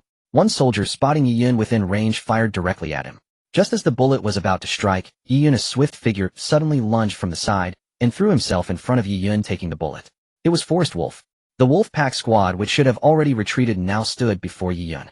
Forest Wolf scooped up the unconscious Yi Yun, and with his R201 carbine in his right hand, unleashed a torrent of fire, instantly clearing the advancing AI soldiers. But a magazine held only 30 rounds. As the magazine ran dry, Forest Wolf roared, "Earth Wolf, fire support." Instantly, on a nearby reef not far from the cliff, the burly figure of Earth Wolf appeared, in R201 in each hand, spraying bullets at the AI soldiers behind them, momentarily suppressing their advance. Seizing the opportunity, Forest Wolf grabbed Yi Yun and fled madly. "Captain, get out. I've got the Admiral. Head south. The South China Sea Fleet's bombardment is about to begin. Fire Wolf, clear the large targets, closing and pin those mechanized beasts down." Grey Wolf's voice crackled over the radio. Forest Wolf sprinted south for his life, with Earth Wolf's suppressive fire constantly drawing enemies away from him. Fire Wolf took a deep breath. The usually carefree soldier was now deadly serious. He worked the bolt of his sniper rifle with practiced speed. Though his weapon was not as powerful as Yi Yun's crabber, his accuracy rivaled Yi Yun's. The battlefield echoed with the crack of sniper shots, each one precisely eliminating the operators behind the returning mechanized beasts. The group fought and retreated steadily, making their way toward the southern cliff. If they could reach the sea, they would be safe. But fate was not inclined to let them escape so easily. The four of them, carrying the unconscious Yi Yun, were almost at the cliff's edge when a massive figure suddenly dropped from the sky, blocking their path. It was a mechanized beast. Their escape route was cut off. Grey Wolf and his team immediately tried to change direction, but AI soldiers surged up behind them, surrounding them. Trapped in the encirclement, they had no way out. Click, click. Earth Wolf's weapons were empty, the crisp clicks echoing. Everyone's brows were furrowed tightly. Could this really be where they died? Ling 50 walked from behind to stand before the Wolfpack squad. Staring at these Chinese soldiers, he ground out through clenched teeth. Chinese, I must admire your courage. 5 of you daring to raid this island. I'll give you a chance. Put down that unconscious man, and I will spare your lives, even let you return to your country. I want only him. Grey Wolf snorted coldly. This is absolutely impossible. Impossible. Ling 50 glared at them, sneering. Look around you. Everywhere you see are the soldiers of our cerebral civilization, and there are countless more returning from Shalai Island. You have no chance of escape. All I want is this crippled man. Handing him over costs you nothing. On the contrary, your lives will be lost here. What could be more important than life itself? Think carefully. If you just hand him over, he'll let you go. Ling 50 roared, hoping to sway the wolf pack. No matter what, Ling 50 was right about one thing: they could already see a flood of cerebral soldiers returning through the sky. If they kept delaying, they truly had no chance of escape. Moreover, the South Sea Fleet's attack was imminent, and they didn't believe they could survive the onslaught of artillery. What should they do? Seeing the growing number of cerebral soldiers, Forest Wolf took a deep breath. Suddenly, he moved, walking slowly toward Ling 50. Tashin, what are you doing? Grey Wolf exclaimed in shock, seeing Forest Wolf's action. Had this man been swayed? Before Grey Wolf could react, a laser bullet struck the ground at his feet. I warn you, don't try anything rash, or the next shot will hit your face. Ling 50 said coldly. Then, as if flipping a switch, he smiled at Forest Wolf. Tashin, you're sensible. You've saved your entire team's lives. Come, hand him over to me. Ling 50 extended his hand, though a trace of malice flickered in his eyes. Would he really let the wolf pack go? Dream on. These 5 Chinese had once again foiled his plan. He knew full well what awaited him back on the mothership. How could he ever forgive those who had destroyed everything? Captain. As the others stared at Tashin with fury, he suddenly spoke. I joined the wolf pack at 21, under your command. Among all the special forces in China, our team has the fewest members. But for 8 years, our team has never lost a single member. No matter how dangerous the mission, we always succeeded. Captain, being your soldier is the greatest pride of my life. As he spoke, Tashin, who had been advancing, suddenly stopped. He had already covered most of the distance. Ling 50 was stunned. What are you doing? Don't do anything foolish. Tashin smiled faintly. I admit your cerebral civilization is ahead in technology, but I'm not stupid. Tashin suddenly roared, spun around, and hurled Yi Yun's body toward Grey Wolf. Ling 50 lunged forward in shock, trying to grab Yi Yun. But the next moment, Tashin bellowed, Captain, take the general and go.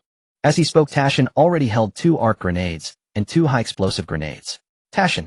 Grey Wolf caught Yi Yun midair, turned, and saw Tashin had pulled the pins and charged into the encirclement of cerebral soldiers.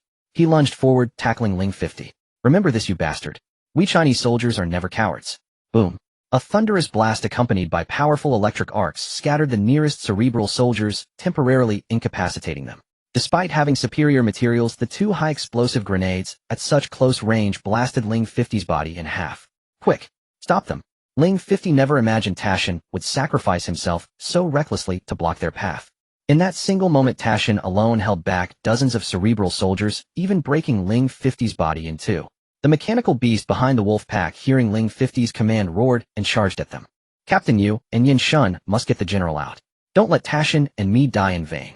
Grey Wolf, still reeling from Tashin's suicide, saw Myun pull a whole stack of high-explosive grenades from his tactical backpack. This was his pride as the firepower specialist of the wolf pack. He never carried any other tactical gear, only endless explosives. Myun, what are you doing? Grey Wolf shouted. Before he could finish, Myun, with a ferocious expression, charged at the mechanical beast. Come on, big guy. At least I'll have you to keep me company in death, ha ha ha. Amid his wild laughter, his figure vanished in the blaze of the grenades. Boom. The explosive power of an entire stack of grenades was immense. Grey Wolf could clearly feel the cliff trembling beneath his feet.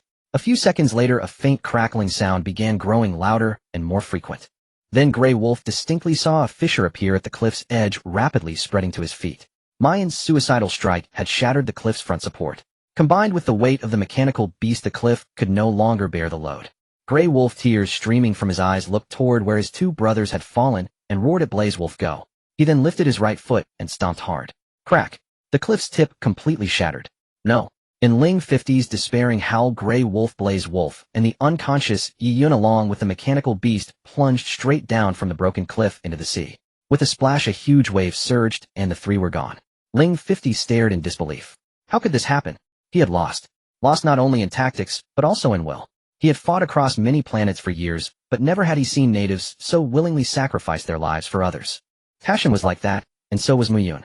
He had been defeated by a proud national spirit. At that moment the roar of missiles tore through the sky. The South Sea Fleet's artillery had arrived. Countless missiles bombarded the island, burying a multitude of cerebral soldiers in the flames. This was like the final farewell to Forest Wolf and Earth Wolf. Yahoo! We won. On Shalai Island the Chinese soldiers watched the South China Sea Fleet's artillery fiercely bombarding the island where the Jinao Legion was stationed. Everyone knew clearly that they had won this battle once again. Only Xiangxi felt somewhat puzzled. From the very beginning the higher-ups had ordered them to maintain a full defensive stance without any offensive moves. Moreover, Yi Yun did not appear on the battlefield. Initially Xiangxi thought that Yi Yun believed the Jinao civilization had no other moves this time, and that they only needed to hold them off, while China would naturally have countermeasures. Later when Song Lang instructed him to contact the South China Sea Fleet to bomb that island, it seemed to corroborate his conjecture. However, he quickly realized why was this order not issued by Yi Yun himself, but instead relayed through a special forces captain. Growing increasingly uneasy, Xiangxi immediately stepped out of the command post and climbed to a high vantage point, raising his binoculars toward the island where the Jinao Legion was stationed. There was nothing unusual. The artillery fire still thundered. But as if possessed by some inexplicable impulse, he suddenly shifted his gaze to the waters surrounding the island. Unable to see enough from this spot, Xiangxi moved to another location and changed his angle to continue observing. Just as Chun Yuan was wondering what on earth Xiangxi was doing, the latter suddenly roared, "Quick! Get a dinghy ready now." Chun Yuan was utterly bewildered but instinctively ordered someone to haul out a dinghy. Without a word, Xiangxi grabbed Chun Yuan and rushed down, jumped into the dinghy, started the engine, and sped off. "What the heck, Captain? Are you crazy? They're still bombing over there." Chun Yuan clung tightly to the rope on the dinghy and shouted at Xiangxi, "Stop wasting time. I saw the general in the sea around that island. Hurry up and help me save him." Xiangxi roared, "What a—" Chun Yuan was shocked and immediately stopped talking. Xiangxi finally understood why they had been ordered to fight a defensive battle. Because Yi Yun had led a team directly to the island where the Jinao Legion was stationed. The Jinao Legion must have possessed some more powerful weapon. If they had faced them head-on, the Chinese forces would likely have had no chance of victory. So Yi Yun had ordered them to hold off the Jinao civilization's frontal assault, while he himself led a team to strike at their heart in a decapitation operation. Thanks to Xiangxi's reckless forward charge, he and Chun Yuan soon spotted the three figures of Song Lang and his companions struggling to swim toward Shalai Island. Xiangxi and Chun Yuan pulled the three up from the sea as fast as they could. As soon as they were on the dinghy, Song Lang immediately shouted, "Quick! Contact the military hospital immediately and have them come to save the general." When Xiangxi's message reached the State Council, General Secretary Kong was greatly alarmed and immediately arranged for personnel to retrieve Yi Yun. A helicopter quickly picked up the unconscious Yi Yun and flew directly toward the military hospital in the capital. Watching the departing helicopter, Xiangxi's eyes were filled with anxiety. Just moments ago when he had rescued Yi Yun, he had clearly seen that Yi Yun's entire left arm was completely charred black and the palm part had vanished entirely. What exactly had he done on that island to end up like this? Xiangxi had no way of knowing. But he knew that heaven would surely not let Yi Yun come to harm. Surely. On the helicopter, Song Lang quickly began to administer emergency bandaging to Yi Yun. Although he was not a professional doctor, as a special forces soldier, basic emergency bandaging was a compulsory part of their training. Several hours later, the helicopter landed on the roof of the capital military hospital. Su Li, who had been waiting, immediately led the nurses to lift Yi Yun from the helicopter onto a gurney. Song Lang followed closely behind and said to Su Li, "Doctor, you must save him. He is the lifeline of our China." Su Li said nothing but continued to check Yi Yun's vital signs. When she saw his completely charred left arm and the missing left palm, even with her years of medical experience, her heart trembled. Such severe burns, what in the world had this man done? Had he pressed a high-voltage wire against his own left arm? Without further ado, Su Li immediately pushed Yi Yun into the operating room. Soon General Secretary Kong also arrived at the hospital with his entourage and immediately spotted Song Lang and Yin Lang waiting outside. Upon seeing General Secretary Kong, Song Lang immediately saluted and said, "General Secretary Kong, I apologize. I did not fully accomplish the mission you entrusted to me." "Never mind that for now. How is General Yi? What exactly happened on that island?" General Secretary Kong was extremely anxious. Everyone knew how crucial Yi Yun was for China to withstand and even defeat the Jinao civilization. If anything happened to Yi Yun, it would be a catastrophic disaster for China. Song Lang took a deep breath, trying to steady his emotions, and quickly and concisely recounted what had happened on the island. Listening to Yi Yun's desperate actions and how Sun Lin Lang and Talong had sacrificed their lives to buy them a chance to survive, everyone present had reddened eyes. After a long silence, General Secretary Kong sighed deeply, patted Song Lang on the shoulder, and said, You are all heroes. Rest assured the merits of Mu Yun and Ta Shan will be remembered by the entire nation. I believe they will also be proud of this. Song Lang saluted again. The general's contribution this time is also immense.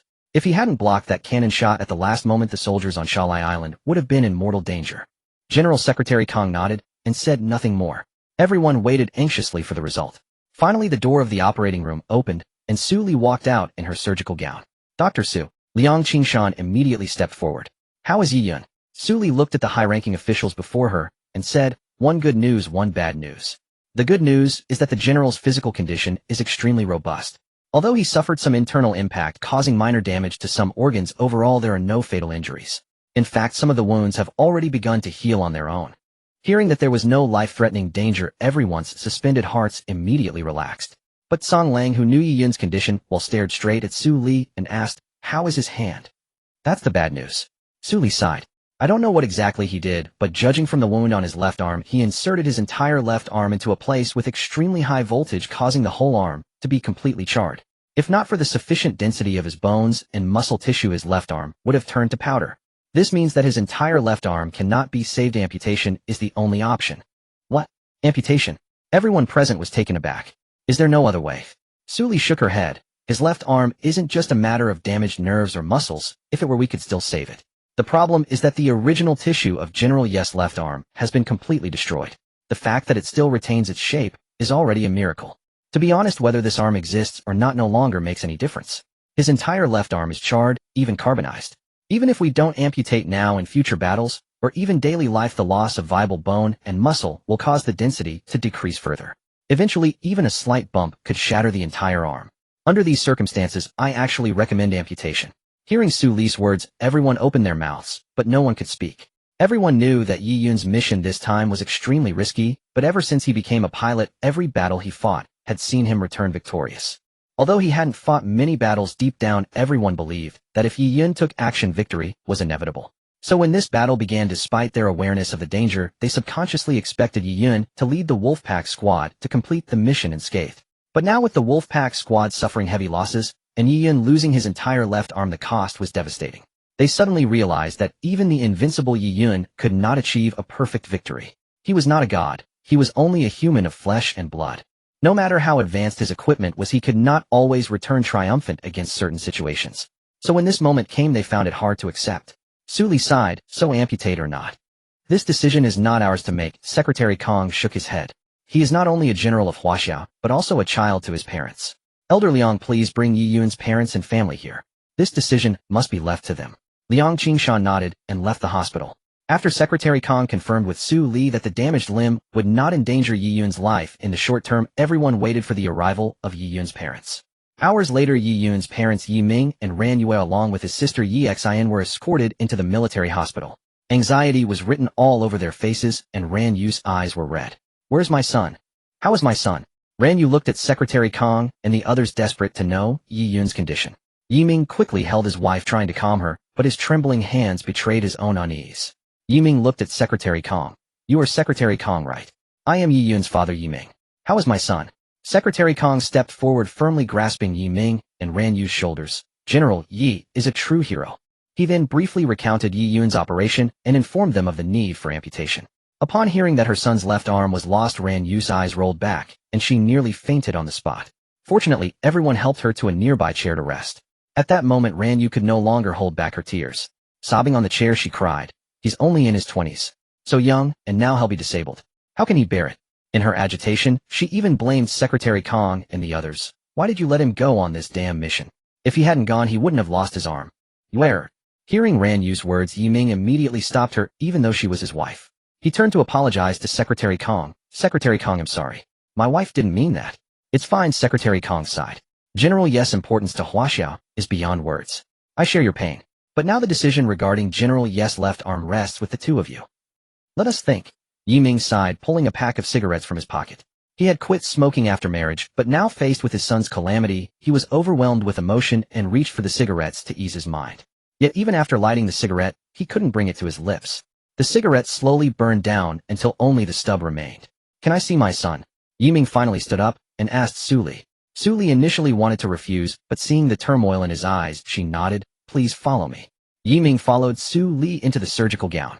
Yi Yun lay unconscious on the operating table. When Yi Ming entered, he saw his son's left arm completely blackened like a piece of charcoal with no trace of a hand. The sight was so horrifying that even Yi Ming, a man who had swallowed his pain for decades, broke down in tears. As if he had made up his mind after seeing his son in that state, Yi Ming hardened his heart. Amputate. He took the surgical consent form and signed his name. After signing, Yi Ming turned and walked out of the operating room without looking back. Outside, he silently held his wife, comforting her. Yi Xian said nothing, quietly staying by her parents' side. The surgery went smoothly. Under the circumstances, removing Yi Yun's left arm was not difficult. Su Li and her team quickly located the right spot and removed the arm. And so Yi Yun lost his left hand. After the surgery, Yi Yun was transferred to a ward. Yi Ming and Ran Yu declined Secretary Kang's offer to assign caregivers, deciding to take care of him themselves. Just when everyone thought the matter was settled, Liang Qingshan called Secretary Kang, reigniting a spark of hope in his otherwise crestfallen heart. The phone call was brief. Only a few words, but they were electrifying. The young man's hand can still... Elder Liang, are you telling the truth? General Secretary Kang shouted into the phone. Of course I wouldn't joke about such a matter. Liang Qingshan's tone was firm. Come to the Academy of Science, and you'll see. With that, Liang Qingshan hung up the phone. General Secretary Kang immediately drove to the Academy of Science. Upon arriving, he went straight to the research lab. At that moment, Liang Qingshan and Bai Shan were tinkering with instruments, and on the instruments lay an arm. A mechanical arm. Seeing General Secretary Kang push the door open, Liang Qingshan paid no heed, and only slightly waved his hand, signaling him to keep quiet for now. It appeared that Bai Shan was focused on something. Naturally, General Secretary Kang would not disturb the two elders at this moment. He stood silently by waiting for them. After a full 2 hours, Bai Shan suddenly beamed with joy and roared, "Damn it, it's done." Seemingly due to excessive excitement and the intense concentration required to operate the instruments, which had drained most of his energy, Bai Shan staggered backward after that shout. Fortunately, General Secretary Kang was quick-witted and swift, catching Bai Shan just as he was about to fall. At Bai Shan's age, if he fell and got hurt, China couldn't afford the consequences. Looking at the mechanical arm on the instrument, General Secretary Kang asked the two elders, "What is this, elders?" "A mechanical arm." Liang Qingshan laughed heartily. "I didn't think it would actually work. So the method you mentioned is this?" General Secretary Kang frowned. When he learned that Yi Yun's arm was crippled, General Secretary Kang had considered replacing his left hand with a mechanical arm, but he quickly dismissed the idea. Although human technology was advancing rapidly and prosthetic limbs had long been applied in medicine, they had never been able to be mass deployed in the military. The reason was simple: although prosthetics could help many disabled individuals live as normally as possible, their drawbacks were ultimately too great. The most critical issue was that the current method of using prosthetics still relied on muscle traction to drive them. Although research and improvements had made them sufficient for most daily needs, they still could not withstand vigorous exercise. For soldiers, let alone combat, even during routine training, who could guarantee that a prosthetic wouldn't fall off? Let me tell you, don't think this arm is comparable to the previous ones. Liang Qingshan immediately saw General Secretary Kang's concern. "I can tell you this," Liang Qingshan puffed out his chest, "this mechanical arm is meant to be transplanted." General Secretary Kang was stunned, then his eyes widened abruptly. Transplant? What did that mean? The term transplant was usually used for organs such as heart transplants, liver transplants, and so on. It referred to the transfer between living beings. It was a transplant, not an installation, which meant, "Elder Liang, do you mean this mechanical arm is alive?" The question sounded strange, but Liang Qingshan nodded firmly. "That's right, it is alive." After that, Liang Qingshan began to introduce the arm in detail to General Secretary Kang. It turned out that when Liang Qingshan received Yi Yun's parents, he did not follow them to the military hospital. Instead, he went straight back to the Academy of Science to start building this mechanical arm. The biggest difference between this mechanical arm and a prosthetic limb was that its operation was not driven by muscle traction, but by brainwaves. It could receive brainwaves and identify the movements the brain intended. In a sense, this thing functioned almost exactly like a real arm. Its capabilities were even stronger than a natural arm. With sufficient power, Yi Yun could lift objects of a certain weight with one hand. So Yi Yun's arm can really be saved? General Secretary Kang was overjoyed. If this was true, it would be an excellent piece of news. Liang Qingshan nodded. If it weren't for the neural link technology Yi Yun brought, it would have taken us at least a few more decades to complete this arm. However, only Yi Yun can use it because I built it to the highest specifications. At this stage, only Yi Yun's brainwave intensity in all of China can support this arm. There's no time to lose. Let's take it to Yi Yun and install it right away, General Secretary Kang urged. Take it easy, I still need to make final adjustments. Liang Qingshan waved his hand. And this matter requires his own decision. It's not too late to discuss it after Yi Yun wakes up. General Secretary Kang nodded. In the hospital after surgery, Yi Yun had been transferred to a regular ward. He had never been in life-threatening danger, so naturally there was no need to stay in the ICU after amputation. Moreover, thanks to Yi Yun's strong physique, he woke up just 2 hours after being moved to the ward. Where am I? Yi Yun opened his eyes hazily and saw the bright ward. Nearby, his parents and younger sister were anxiously watching him. Xiaoyan, you're finally awake. Quickly, Shiner, go call Dr. Su. Yi Ming, seeing Yi Yun awake, immediately sent Yi Xian to call the doctor. Yi Yun smiled faintly. Mom, Dad, why are you here? As he spoke, he tried to prop himself up, but his left side felt empty, and his body, only half-raised, instantly collapsed back. Seeing this, Ranyue, who had just managed to stop her tears, immediately started crying again. Don't move. Ranyu quickly pressed down on Yi Yun. You've just had surgery, your body hasn't recovered yet. Lie still. Yi Yun tentatively tried to wave his left hand, but felt nothing there. Instantly, he understood that his left arm had been amputated. However, Yi Yun was surprisingly not too sorrowful. After all, when he risked his life to stop the superconducting cannon from firing, he had already mentally prepared himself. No one knew the power of the superconducting cannon better than he did. Losing just an arm was fortunate amid misfortune for Yi Yun. It's okay. Yi Yun smiled and comforted his crying mother. It's just a lost arm, Mom, don't cry. Your son isn't that fragile. But I guess I'll have to hold a gun with one hand from now on, and my aim will be a lot worse. Seeing Yi Yun still consoling her like this, Ranyu's already grieving heart couldn't hold back any longer. Just then the ward doors suddenly opened, and General Secretary Kong walked in with a smile, saying, Your wish to hold a gun with one hand is probably going to be dashed. Everyone was stunned. Seeing General Secretary Kong, they had no idea what he meant for a moment. General Secretary Kong smiled at Yi Yun and said, Liang Qingshan and Bai Shan are currently in the Science and Technology Institute debugging a mechanical arm specially designed for you. If you are willing to undergo the transplant, I estimate that you will be able to function as before with no difference. According to Liang, if you agree, your left arm's capabilities will surpass those of the original. Ranyu and Yi Ming were stunned. General Secretary Kong, is this mechanical arm you speak of a prosthetic limb? They were aware of the functions of prosthetics, but they doubted it could be as remarkable as described. No. General Secretary Kong quickly relayed Liang Qingshan's words, explaining that this mechanical arm was entirely different from a prosthetic. He had expected Yi Yun's parents to be delighted, but instead they remained troubled. Is there something wrong? General Secretary Kong asked, puzzled. Of course there is, a voice interjected. It was not Ranyu or Yi Ming, but Su Li. Yi Xian had just gone to fetch Su Li, who upon hearing that Yi Yun had awakened so soon rushed to the hospital out of concern for his health. Upon arriving at the ward, she learned of General Secretary Kang's proposal to transplant a mechanical arm into Yi Yun. As a doctor, Su Li immediately understood the risks and stopped him.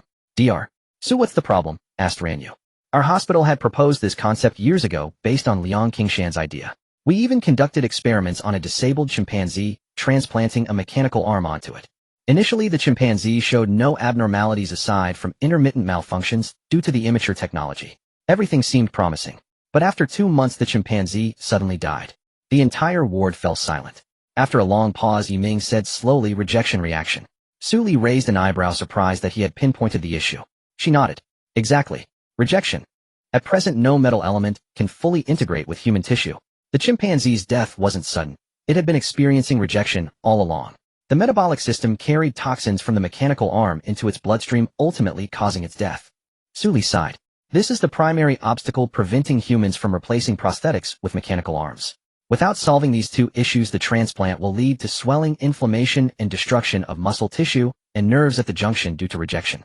Furthermore, the body's metabolism may circulate heavy metal toxins. Unless absolutely necessary, I strongly advise against the transplant. Hearing this, Ranyu and Yi Ming's faces turned pale. Ranyu immediately refused. No, I cannot agree to the transplant. But General Secretary Kong tried to speak, but Yi Ming raised a hand to stop him. As the atmosphere grew tense, Yi Yun, who had remained silent, suddenly spoke. He'll do it. You know, what are you saying? Ranyu looked at him in disbelief. No, I won't allow it. Mom. Yi Yun smiled at his mother. Do you want your son to be crippled for life? Why not seize this chance? Perhaps it'll be the first success. But it could cost him his life. Mom. Yi Yun shook his head. I've always listened to you. This time please listen to me.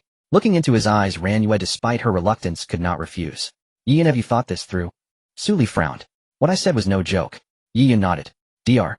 Su, thank you for your advice, but I have confidence in my body. The war is pressing. With only one hand, I cannot confront the intelligent brain civilization's invasion. He turned to General Secretary Kong. Please tell Liang that once the mechanical arm is ready, arrange the transplant as soon as possible. General Secretary Kong nodded and was about to contact Liang Qingshan when Su Li stopped him. I have a request. Since you insist on the transplant, I won't stop you, Su Li said, fixing her gaze on Yi Yun. But I have one condition. Let me perform the surgery. You are my patient, and I am responsible for your body.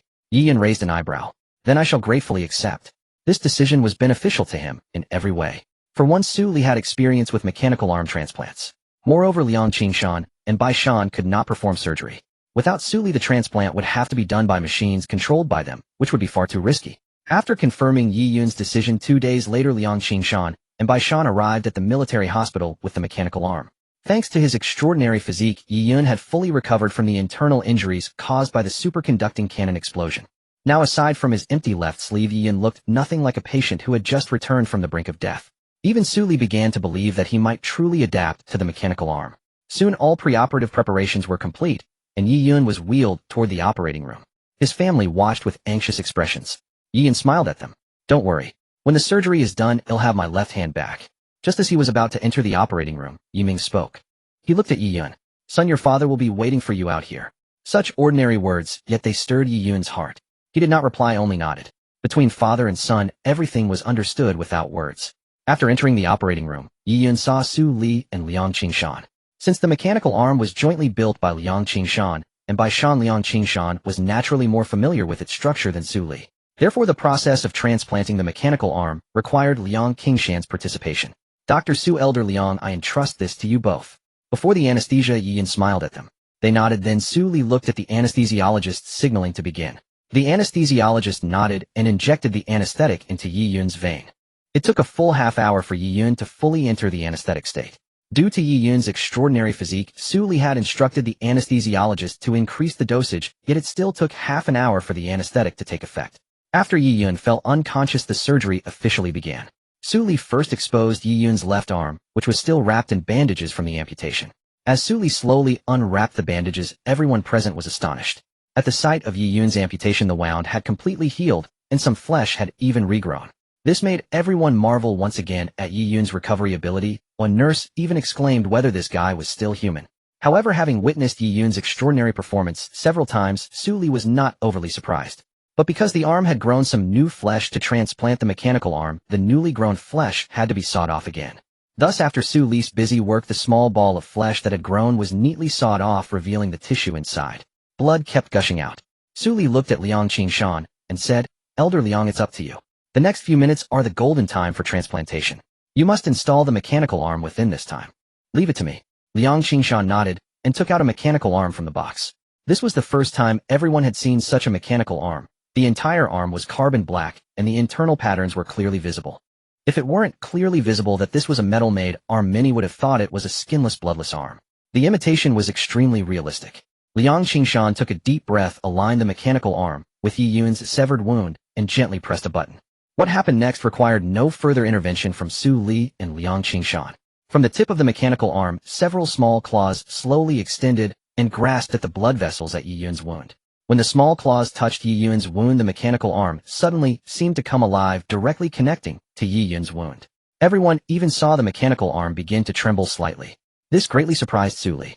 The mechanical arm on that gorilla back then was not like this. After transplantation, it took a whole week before it could be used. How could this arm made by Liang Qingshan take effect so quickly? Wait a moment. Liang Qingshan let out a long breath and said to Su Li, this is just the beginning. The conduits of the mechanical arm are making a preliminary connection with Yi Yun's blood vessels. Afterward, the flow of Yi Yun's blood will become one of the power sources for the mechanical arm. Next step is the neural connection. Liang Qingshan stared intently at the instrument beside him, which displayed the connection status between the mechanical arm and Yi Yun. The progress bar for blood had already started moving while the neural column had yet to respond. After the blood progress bar reached 50%, the neural progress bar finally began to move. Meanwhile, the mechanical arm also started to change.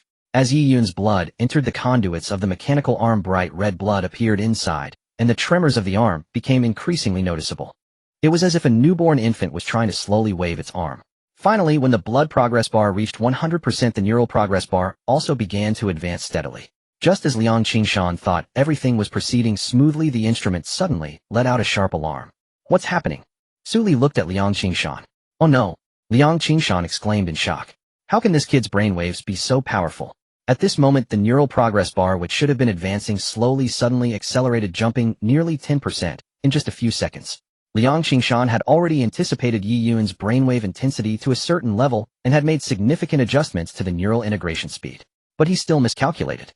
If the neural integration speed between Yi Yun and the mechanical arm was too fast, it could cause the mechanical arm's operation to lag behind the speed of Yi Yun's brainwaves, preventing the brainwaves from returning to the brain in time. This would result in immediate failure of the mechanical arm transplantation. It could even cause secondary damage to Yi Yun due to the mechanical arm's malfunction. Elder Liang, can we stop the transplant? Su Li immediately decided to halt the surgery. She would not allow any accidents. Liang Qingshan gritted his teeth. He couldn't believe that even Yi Yun's subconscious brainwaves were so powerful that they directly exceeded the mechanical arm's operational threshold. Resigned, Liang Qingshan approached the mechanical arm to stop the transplant. Just then a hand suddenly appeared and grabbed Liang Qingshan's arm. It was Yi Yun. At this moment Yi Yun, who should have been under anesthesia, had actually woken up. Su Li sharply turned to the anesthesiologist, who quickly waved his hands. I injected exactly the dosage you instructed. I don't know why he woke up. Yi Yun's sudden awakening disrupted Su Li's plan. She immediately demanded that Yi Yun stop the transplant. But Yi Yun did not answer. He simply looked at Liang Qingshan and said, trust me. Seeing the expression on Yi Yun's face, Liang Qingshan ultimately did not stop the mechanical arm's operation. Instead, he stepped away from Yi Yun. Of course, Yi Yun did not wake up on his own. He was awakened by the system. When the blood progress bar reached 100%, the TAU system suddenly activated. Host attention. Detected non-host limb preparing to integrate with host. TAU mechanization process initiated. Status 10%. It was from this moment that the brainwaves in Yi Yun's subconscious were stimulated and began to pulse rapidly. However, the process did not stop, instead it accelerated rapidly. Yi Yun immediately understood that as long as he endured this process, the transplant surgery would be completed. From the moment Yi Yun prevented Liang Qingshan from shutting down the mechanical arm, everything in the operating room had already slipped beyond Su Li's control. They could only stare helplessly as Yi Yun on the operating table maintained a grim expression, holding on to something with all his might. Although Yi Yun's brainwave flow had already surpassed the mechanical arm's processing speed, he was still able to withstand it for the time being. At this stage of the surgery, the sole danger point was this: because Yi Yun's brainwaves had exceeded the mechanical arm's processing speed, even though the blood progress bar had reached its peak, Yi Yun's circulatory system continued to pump blood into the mechanical arm without pause. It was like an engine that had already started, yet you kept furiously winding it up, providing more power. The engine could hold up for a short while, but if you wound it too much, the gears would shatter. If the blood couldn't flow back, not only would the mechanical arm be ruined, but Yi Yun would also suffer severe blood loss, leading to shock, or even death. The only consolation was that the mechanization process within his brain was advancing rapidly. At this rate, Yi Yun only needed to hold on for a few more minutes to succeed. Yet during those few minutes, Yi Yun experienced dizziness and nearly lost consciousness multiple times due to excessive blood loss. At the same time, the mechanical arm's internal conduits, swollen with his blood, began to expand, turning the entire interior of the arm a blood-red hue under the operating room lights. Just as the progress bar in his mind was about to complete, Yi Yun could clearly feel his body giving out. There was still the final 10% left. Clenching his teeth, he turned his head to Liang Qingshan and said, "Old Liang, hasn't the mechanical arm been fully activated yet?" Liang Qingshan froze and replied instinctively, "Yes, your nervous system hasn't fully adapted to the mechanical arm, so it can't be activated. Please activate it for me," Yi Yun said. "What?" Liang Qingshan was shocked. "This won't do. If you activate it now, all the blood in the mechanical arm will rush back into your blood vessels in an instant. If your blood vessels can't withstand it, your shoulder might even explode. Are you insane? If we don't activate it now, he won't have enough blood left to supply the mechanical arm." Surprisingly, it wasn't Yi Yun who spoke this time, but Su Li. Looking at Yi Yun's pale face, she immediately understood why he was willing to take the risk of activating the mechanical arm early. If Yi Yun's body didn't get blood backflow at this point, his other organs wouldn't have enough blood to function. What seemed like a risky move was actually the most correct decision at this moment. Old Liang listened to General Yi. "Activate the mechanical arm." Su Li nodded to Liang Qingshan. "This, I understand." Seeing that both Su Li and Yi Yun insisted on activation, Liang Qingshan took a deep breath, stepped forward, and opened a cover on the front of the mechanical arm. Liang Qingshan nodded to Yi Yun, then gently pressed a button. The next moment, the mechanical arm shuddered violently, and tiny currents began to race through its interior. In an instant, the blood inside the arm seemed to receive a command, and suddenly began to surge in the opposite direction. The blood backflow had begun. Under normal circumstances, once blood started flowing back, the mechanical arm's functions would fully activate, and Yi Yun would be able to truly control and use it. But now, because too much blood had accumulated in the conduits, if Yi Yun's blood vessels couldn't handle it, not only the mechanical arm, but also his shoulder, and even his lungs could face catastrophic damage. It was only at this point that the surgery faced its true crisis. No one understood this better than Yi Yun himself. At that moment, a massive amount of blood began to rush back into his blood vessels. He could clearly feel his vessels expanding, and abnormal bulges started appearing on his shoulder. But the good news was that the progress bar of the mechanization process began moving again. Under the anxious gaze of Yi Yun, Liang Qingshan, and Su Li, time passed minute by minute. In the end, the bulge did not burst, and the progress bar in Yi Yun's mind finally reached its end. The transplant surgery was a success. Yi Yun let out a long sigh. With his nerves so tightly wound, the sudden relaxation caused him, as expected, to fall unconscious once more. But this time his empty left arm had been replaced by a mechanical arm. A success. Liang Qingshan looked at Su Li in disbelief. It seems so. Su Li took a deep breath, stepped forward, and picked up an electric prod, stimulating the area around Yi Yun's shoulder. Everyone clearly saw that the moment of stimulation the muscles in Yi Yun's shoulder twitched, and the mechanical arm's hand also curled slightly. This signified that the transplant was successful. It's done. Su Li confirmed with a nod. Now we just need time to observe how severe the rejection reaction will be. In Su Li's view, this technology was still immature, and some degree of rejection between Yi Yun and the mechanical arm was inevitable. She only hoped the rejection wouldn't be too severe. After finishing the closing procedures, Yi Yun was slowly wheeled out of the operating room. Outside, Secretary Kong and Yi Yun's family rushed over in a crowd, all looking at Su Li. As entrusted, the surgery was successful. With Su Li's confirmation, everyone wept with joy. But only Su Li and Liang Qingshan knew just how dangerous the process had been. If Yi Yun's blood vessels hadn't held up under the massive backflow of blood, he could have died right on the operating table. Fortunately, everything had settled. Now all that remained was to wait for Yi Yun to wake up, observe him for a few days, and then he could be discharged. The observations over the next few days, however, surprised Su Li. The expected rejection reaction did not appear in Yi Yun. Humans are not chimpanzees, and Yi Yun had a direct connection between his flesh and the mechanical arm. If there were a rejection reaction, even if not initially severe, there would be some signs. But Yi Yun was as if nothing had happened, as though the mechanical arm had been a part of him since birth. Only Yi Yun himself knew that thanks to the Titan system, once the mechanization process was complete, he had already adapted to the mechanical arm. In his mind, it felt as if the mechanical arm were his original left arm.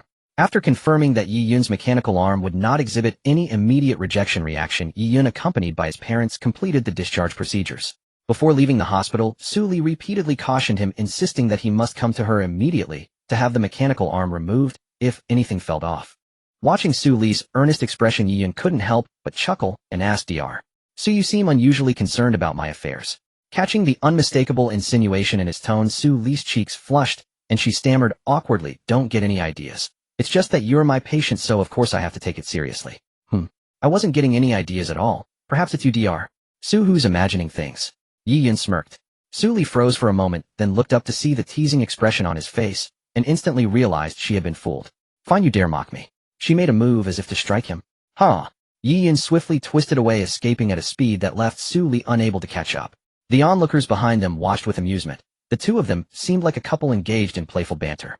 Su Li finally registered the awkward atmosphere, and quickly turned around to run back into the hospital, removing herself from the scene. Yi Yun was discharged safely. Although he had lost his left arm this time, the mechanical arm compensated for the loss. In return, it was another victory for China and the cyberbrain civilization. Moreover, for Yi Yun, there was an even greater reward, a full 10,000 mechanical points. And inside his storage space was a superconducting cannon he had seized from the cyberbrain civilization. With this in mind, Yi Yun immediately asked the system how many mechanical points would recycling the superconducting cannon reward. Superconducting cannon valued at 1000 mechanical points. Not bad, Yi Yun mused, but he did not immediately choose to have the system reclaim it. He was well aware of the cannon's power. Since he already had 10,000 mechanical points, recycling it would only yield an extra 1,000. If possible, Yi Yun wanted to keep the superconducting cannon for the Human Alliance to use. That seemed like a promising option for the war between humanity and the cyberbrain civilization. However, as soon as this thought took shape, the system's voice immediately interjected, "Host, I do not recommend deploying the superconducting cannon directly into battle." Oh. This was the first time the system had actively opposed Yi Yun's choice, and he found it odd. Why? The superconducting cannon's energy has dropped below 50%, and its recharging can only be performed aboard a cyberbrain civilization vessel. From a cost-benefit perspective, I advise against continued use. I suggest you search for heavy weapons suitable for warfare in the Titan Mall. Hearing this, Yi Yun nodded slightly. He immediately instructed the system to recycle the superconducting cannon, then opened the mall and began browsing. With over 10,000 mechanical points, Yi Yun saw a vast array of items lit up in the Titan Mall for the first time, and he momentarily found himself at a loss over what to exchange. He thought carefully, then proposed his requirements to the system, asking it to help him select the goods. Meanwhile, aboard the cyberbrain civilization's vessel, Every soldier on the ship was busily working as if preparing to welcome something. Looking across the entire vessel 050 was nowhere to be seen. That day when Yi Yun was rescued by Tsang Lang and his team, it signified that 050's mission had failed once again. The sage had already granted him his last chance, and this time, not only had the Legion been reinforced, but 2 superconducting cannons had also been deployed. Yet failure still prevailed. Worse still, 050's entire invasion plan had been thwarted by a mere 5-person team. Under such circumstances, his return to the ship effectively sealed his death sentence. The sage did not even give 050 a chance to plead his case. He instantly reduced him to scrap metal. As the sage himself stated, trash had no place in the cyberbrain civilization. Since the sage could review the battle through 050's data stream, 050's existence was no longer relevant. After reviewing the engagement, the sage was even more convinced that 050's death was well-deserved. If 050 had used the superconducting cannons at the very beginning to annihilate the Chinese Legion on Shalai Island, none of the subsequent events would have occurred. Of course, the sage immediately noticed Yi Yun, the man who had repeatedly thwarted 050. In particular, the scene of Yi Yun risking his life to destroy the superconducting cannons left a deep impression on the sage. Both the sniper rifle that could breach the charged energy ball shield with a single shot and the wondrous equipment Yi Yun wore were remarkable. The sage could even affirm that all the equipment Yi Yun had unveiled surpassed the current capabilities of the cyberbrain civilization. Though he had no idea where a human like Yi Yun had obtained these tools, one thing was certain: the sage had developed a profound interest in him. Clearly, the weapons that enabled the human organization to stand against the cyberbrain civilization also originated from this man. To continue conquering China, the cyberbrain civilization must acquire him. Moreover, if he could be subjected to mechanical transformation, it would prove immensely useful not only for China, but also for future invasions of other planets. Thus the sage finally made a decisive move. 020, the sage called out as he returned to his room, addressing a corner of the chamber. "I am here, Mother Sage," a deep voice emanated from the darkness. "It is time for you to act." The sage recalled the image of Yi Yun in his mind. After a short, while 020's voice came from the corner, "I shall fulfill the mission you have entrusted to me, Mother Sage. Remember, I want this human alive. Regardless of everything else, you must bring him to me alive." The sage nodded slightly. In other words, as long as he's alive, it's fine. In other words, whether he was intact or not did not matter. In the darkness, a pair of blood-red eyes slowly opened, and a colossal figure emerged from the shadows. If Yi Yun were present at this moment, he would have instantly recognized who 020 truly was. Or rather, he should not be called 020, but the 10th Apostle. That title might be more fitting. The cyberbrain civilization had finally chosen to deploy its apostles. The sage stood on the bridge watching the busy soldiers with a slight nod. 021 stood beside the sage, gazing at the scene on the bridge, and said, "Lord Sage, although we have defeated and occupied some countries on Earth, our soldiers have only fought against China twice. Because of 050's mistake dispatching the 10th Apostle 020 directly, isn't that a bit too reckless?" Even though 021 and 020 of the 10th Apostle differed by only one number to 021, it was a world of difference. His status was still vastly different from that of the 10th Apostle. He was only worthy to address the sage as Lord Sage, or Your Majesty. But the 10th Apostle called her Mother. The sage shook her head and said, "No, you haven't realized the secrets carried by that human 050 faced. The things on him are even more advanced than our technology. Compared to him, even this entire planet probably amounts to nothing." The sage, after all, was the leader of an entire civilization. Through mere video observation, she had already rated Yi Yun this highly. The sage had a premonition: if given enough time, Yi Yun might create even more equipment surpassing technology. If left to develop, the brain civilization might fall on this planet. That was why the sage decided to send the 10th Apostle to capture Yi Yun as quickly as possible, minimizing this variable. 021's eyes widened, clearly not expecting the sage to hold that human in such high regard. Under these circumstances, 021 also understood Yi Yun's extraordinary nature. "Lord Sage, how should we conduct the battle this time?" 021 inquired. "Since China has already deployed defenses along their borders, I shall indulge their wishes." The sage looked up at the map of China and said, "Focus on China's coastal border line, launch a full-scale attack." "Yes." 021 accepted the order. At that moment, all the brain soldiers on the ships mobilized, heading for China. At that time on China's coastal border, a shift of sentries was changing. The relieved soldiers were about to return to their tents to rest, when suddenly the sound of breaking air from afar caught their attention. They looked up and were startled. They took out the alarm device in their hands and pressed the red button hard. Meanwhile, in the capital, General Secretary Kong received the news and immediately contacted Yi Yun. Yi Yun rushed to the State Council as fast as possible, and upon meeting, he saw the grave expression on General Secretary Kang's face. "What's going on?" Yi Yun frowned. General Secretary Kong opened the satellite map and said, "Just now the brain civilization has attacked us again. This time they seem to want to swallow us in one go. Yi Yun's heart tightened. He quickly looked at the satellite map. Along the border, the entire coastline map was densely dotted with red points. The Brain civilization had actually launched a full-scale war against China at the same time. Fortunately, China had long been prepared to face the Brain civilization, who otherwise, if struck from all sides simultaneously, it would have been easy for the Brain civilization to exploit a loophole. What are they trying to do? Annihilate us directly? Wu Yuan stared at the number of Brain legions on the screen and spoke uneasily. After watching for a while, Yi Yun slowly shook his head. It doesn't seem like it.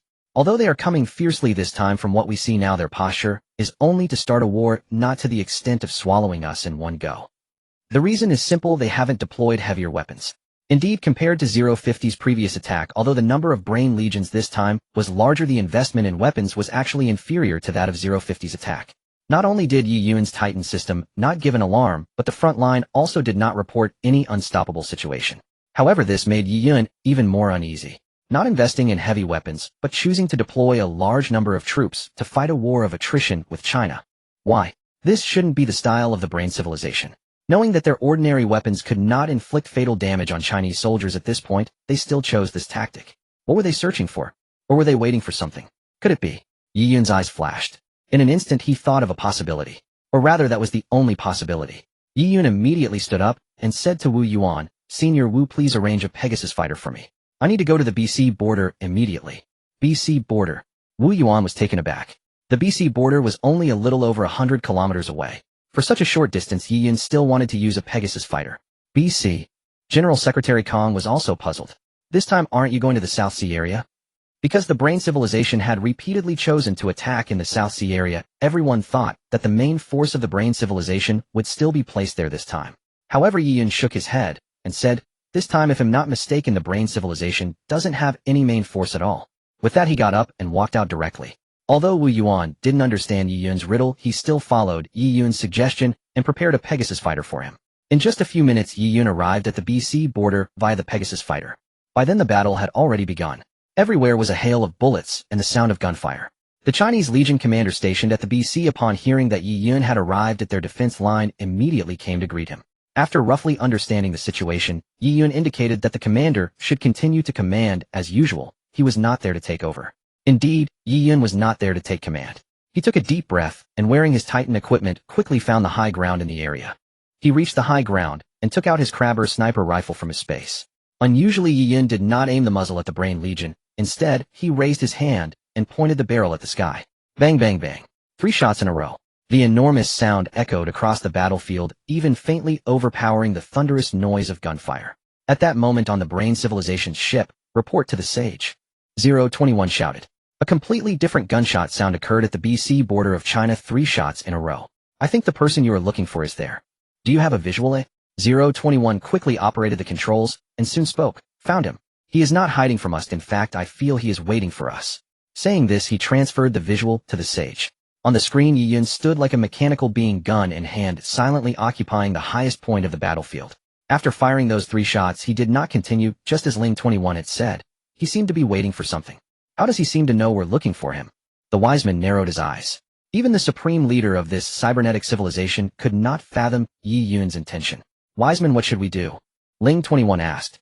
The wiseman snorted coldly. "Whether he's truly waiting for us or not at this moment, he is still just a human. In other words, no matter how advanced his equipment, he could not defeat them this time." The wiseman slightly raised his right hand. Ling 20, move out. "Yes, Mother Wiseman." A dull voice echoed from the spaceship, and then a huge black shadow leaped directly from the ship, plummeting downward. At that moment, on the BC borderline, after the 3 shots, Yi Yun slung the Kelebi over his shoulder, eyes fixed ahead, standing motionless. He knew that if his guess was correct, the cybernetic civilization had already detected his presence. The battlefield was still ablaze with gunfire. Both the Huaxiao Legion and the cybernetic legions were fully immersed in combat, paying little attention to Yi Yun's 3 shots. However, a few seconds later, Yi Yun's eyes brightened, and he abruptly looked up at the sky.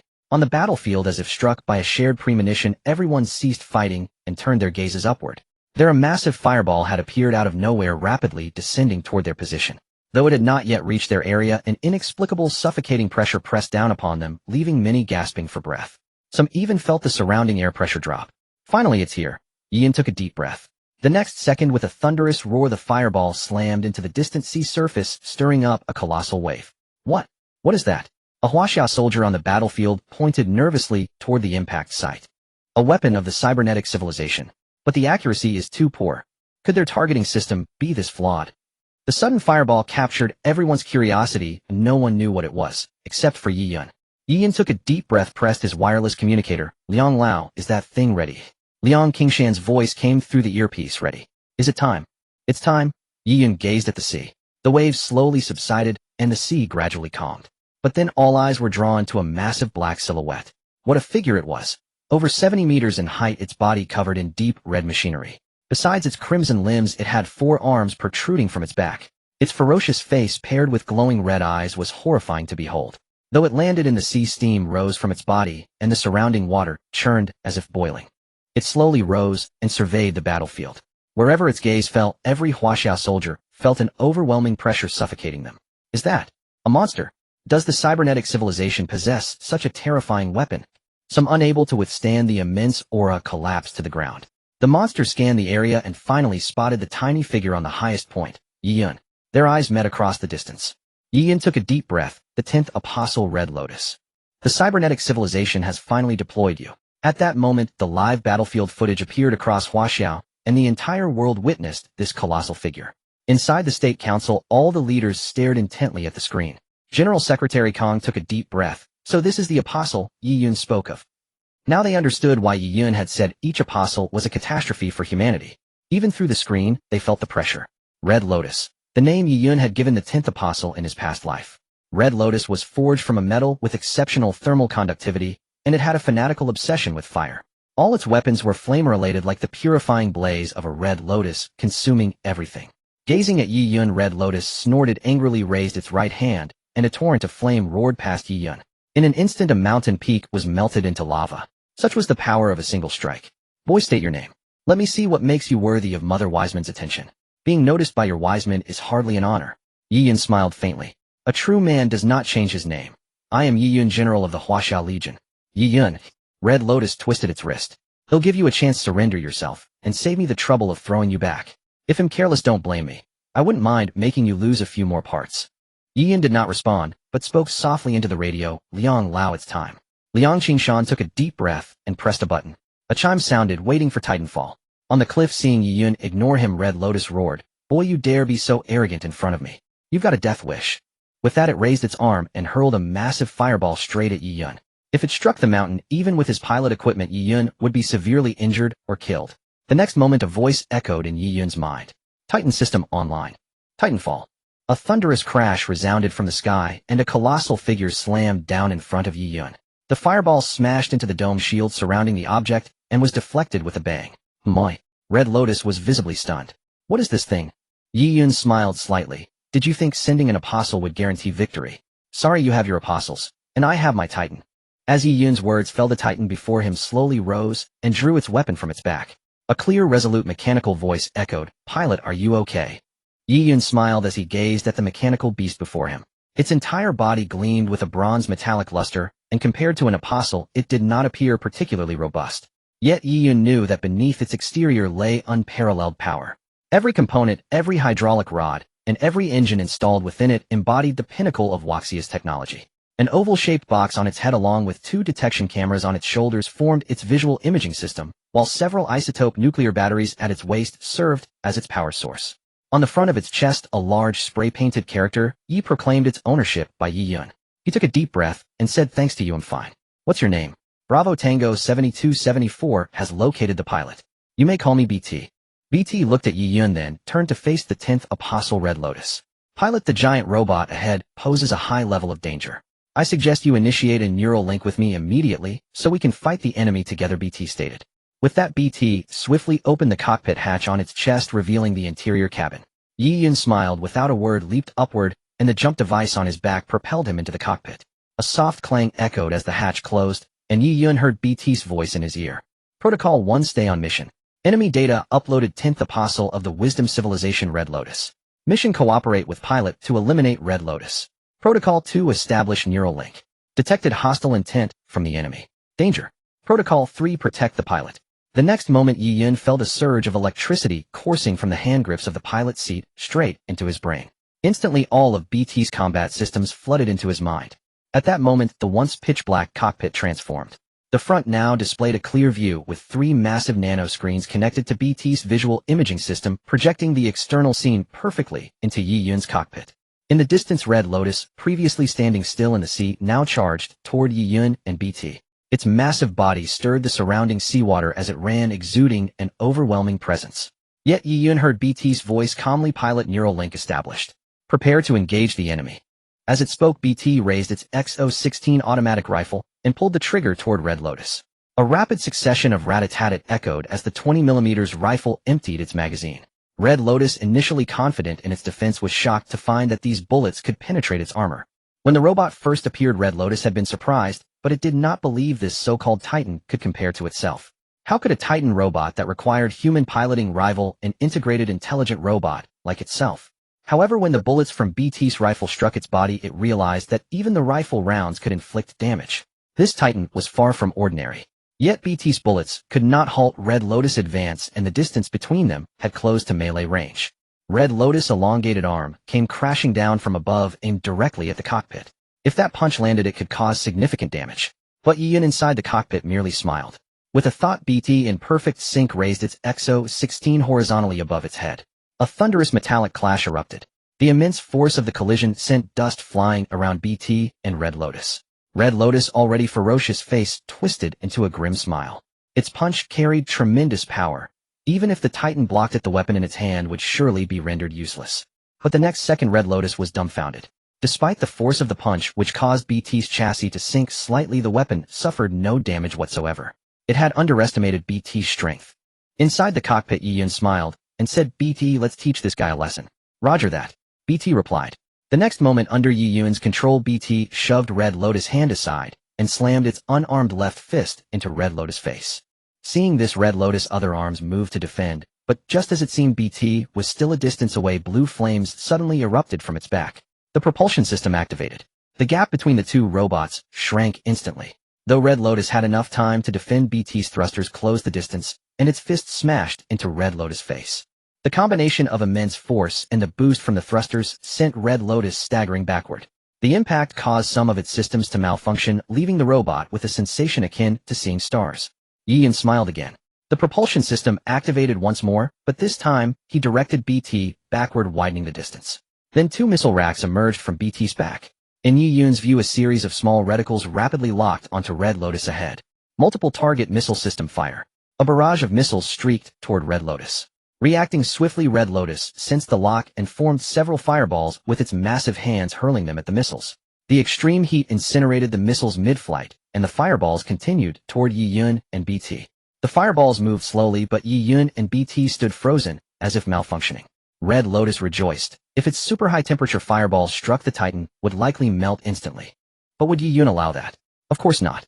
BT suddenly extended its left hand, and a vortex shield rapidly formed from its center outward, intercepting the incoming fireballs. They could not penetrate the barrier. How is this possible?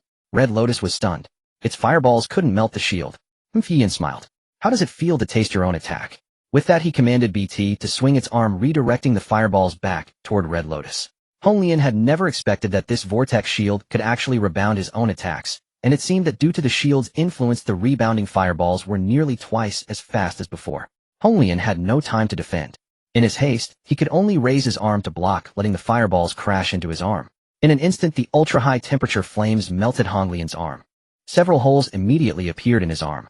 Lian's system warning immediately sounded. Arm system severely damaged.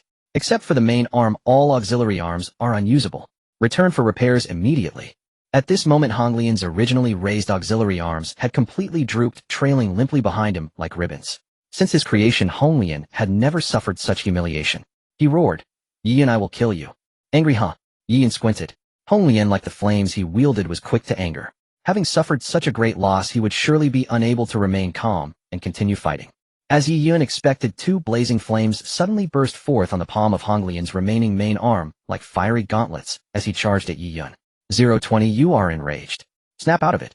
The sage who was monitoring the battlefield also noticed Lian's state and immediately shouted to stop him. Unfortunately, Lian's computational brain had now entered a state of overload. In this state, his combat capabilities would be exponentially enhanced. However, the cost was that Honglian's computational brain would completely cease receiving direct commands from the sage. All apostles were only directly commanded by the sage. Now that Honglian had completely blocked the sage, it meant that unless he exited this state, no one could stop him. And now the only target in Honglian's system was this Titan named BT. BT, watch out, he's gone berserk. Understood, pilot. BT replied, I recommend activating the defensive equipment. Of course, Yiyan thought to himself.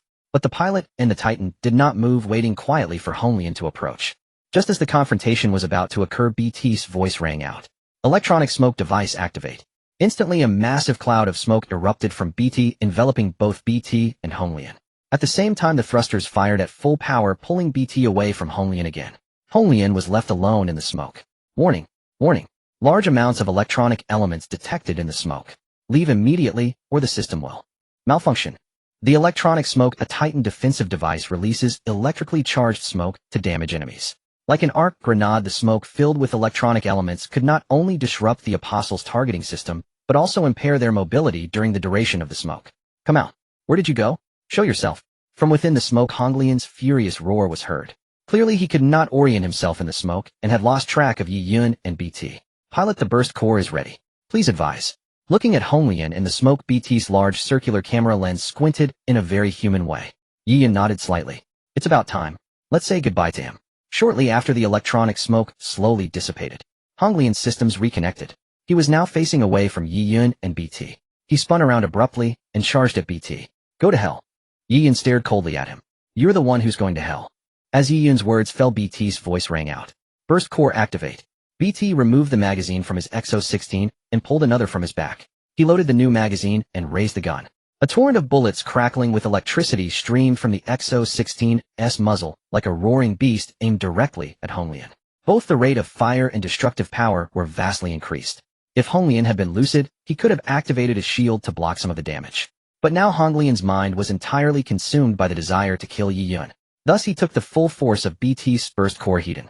A deluge of bullets struck Honglian, riddling his chest with holes in an instant. Clank, clank. The joints of Honglian's body, which had been charging forward, began to emit clanking sounds, and his speed gradually slowed.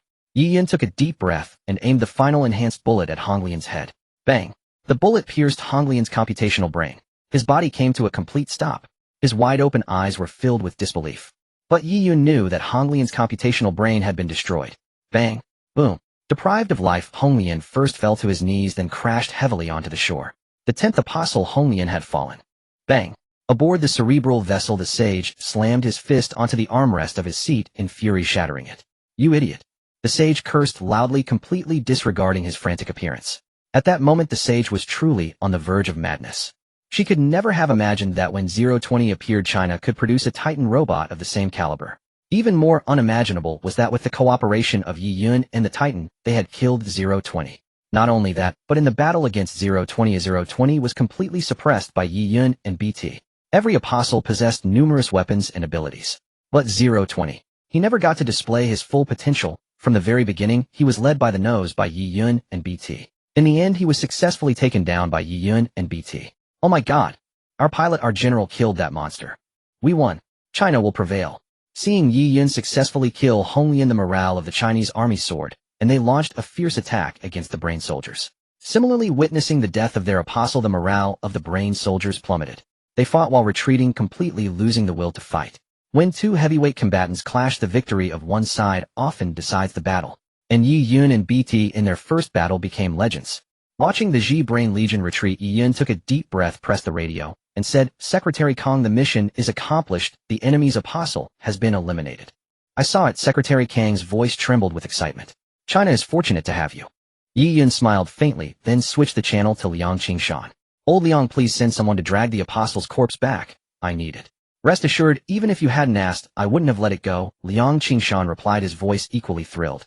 Yiyan had forgotten that Liang Qingshan was a renowned research fanatic in China. BT, let's go. Since the enemy was retreating, Yiyan didn't order BT and the Chinese soldiers to pursue. After all, he had only killed the 10th apostle. If they pushed too hard and made the Ji Brain civilization send other apostles, the trouble would be immense. At that moment, every intelligent being on Earth, including the Ji Brain civilization, was thrown into turmoil by the appearance of BT. The first to erupt was the Human Alliance.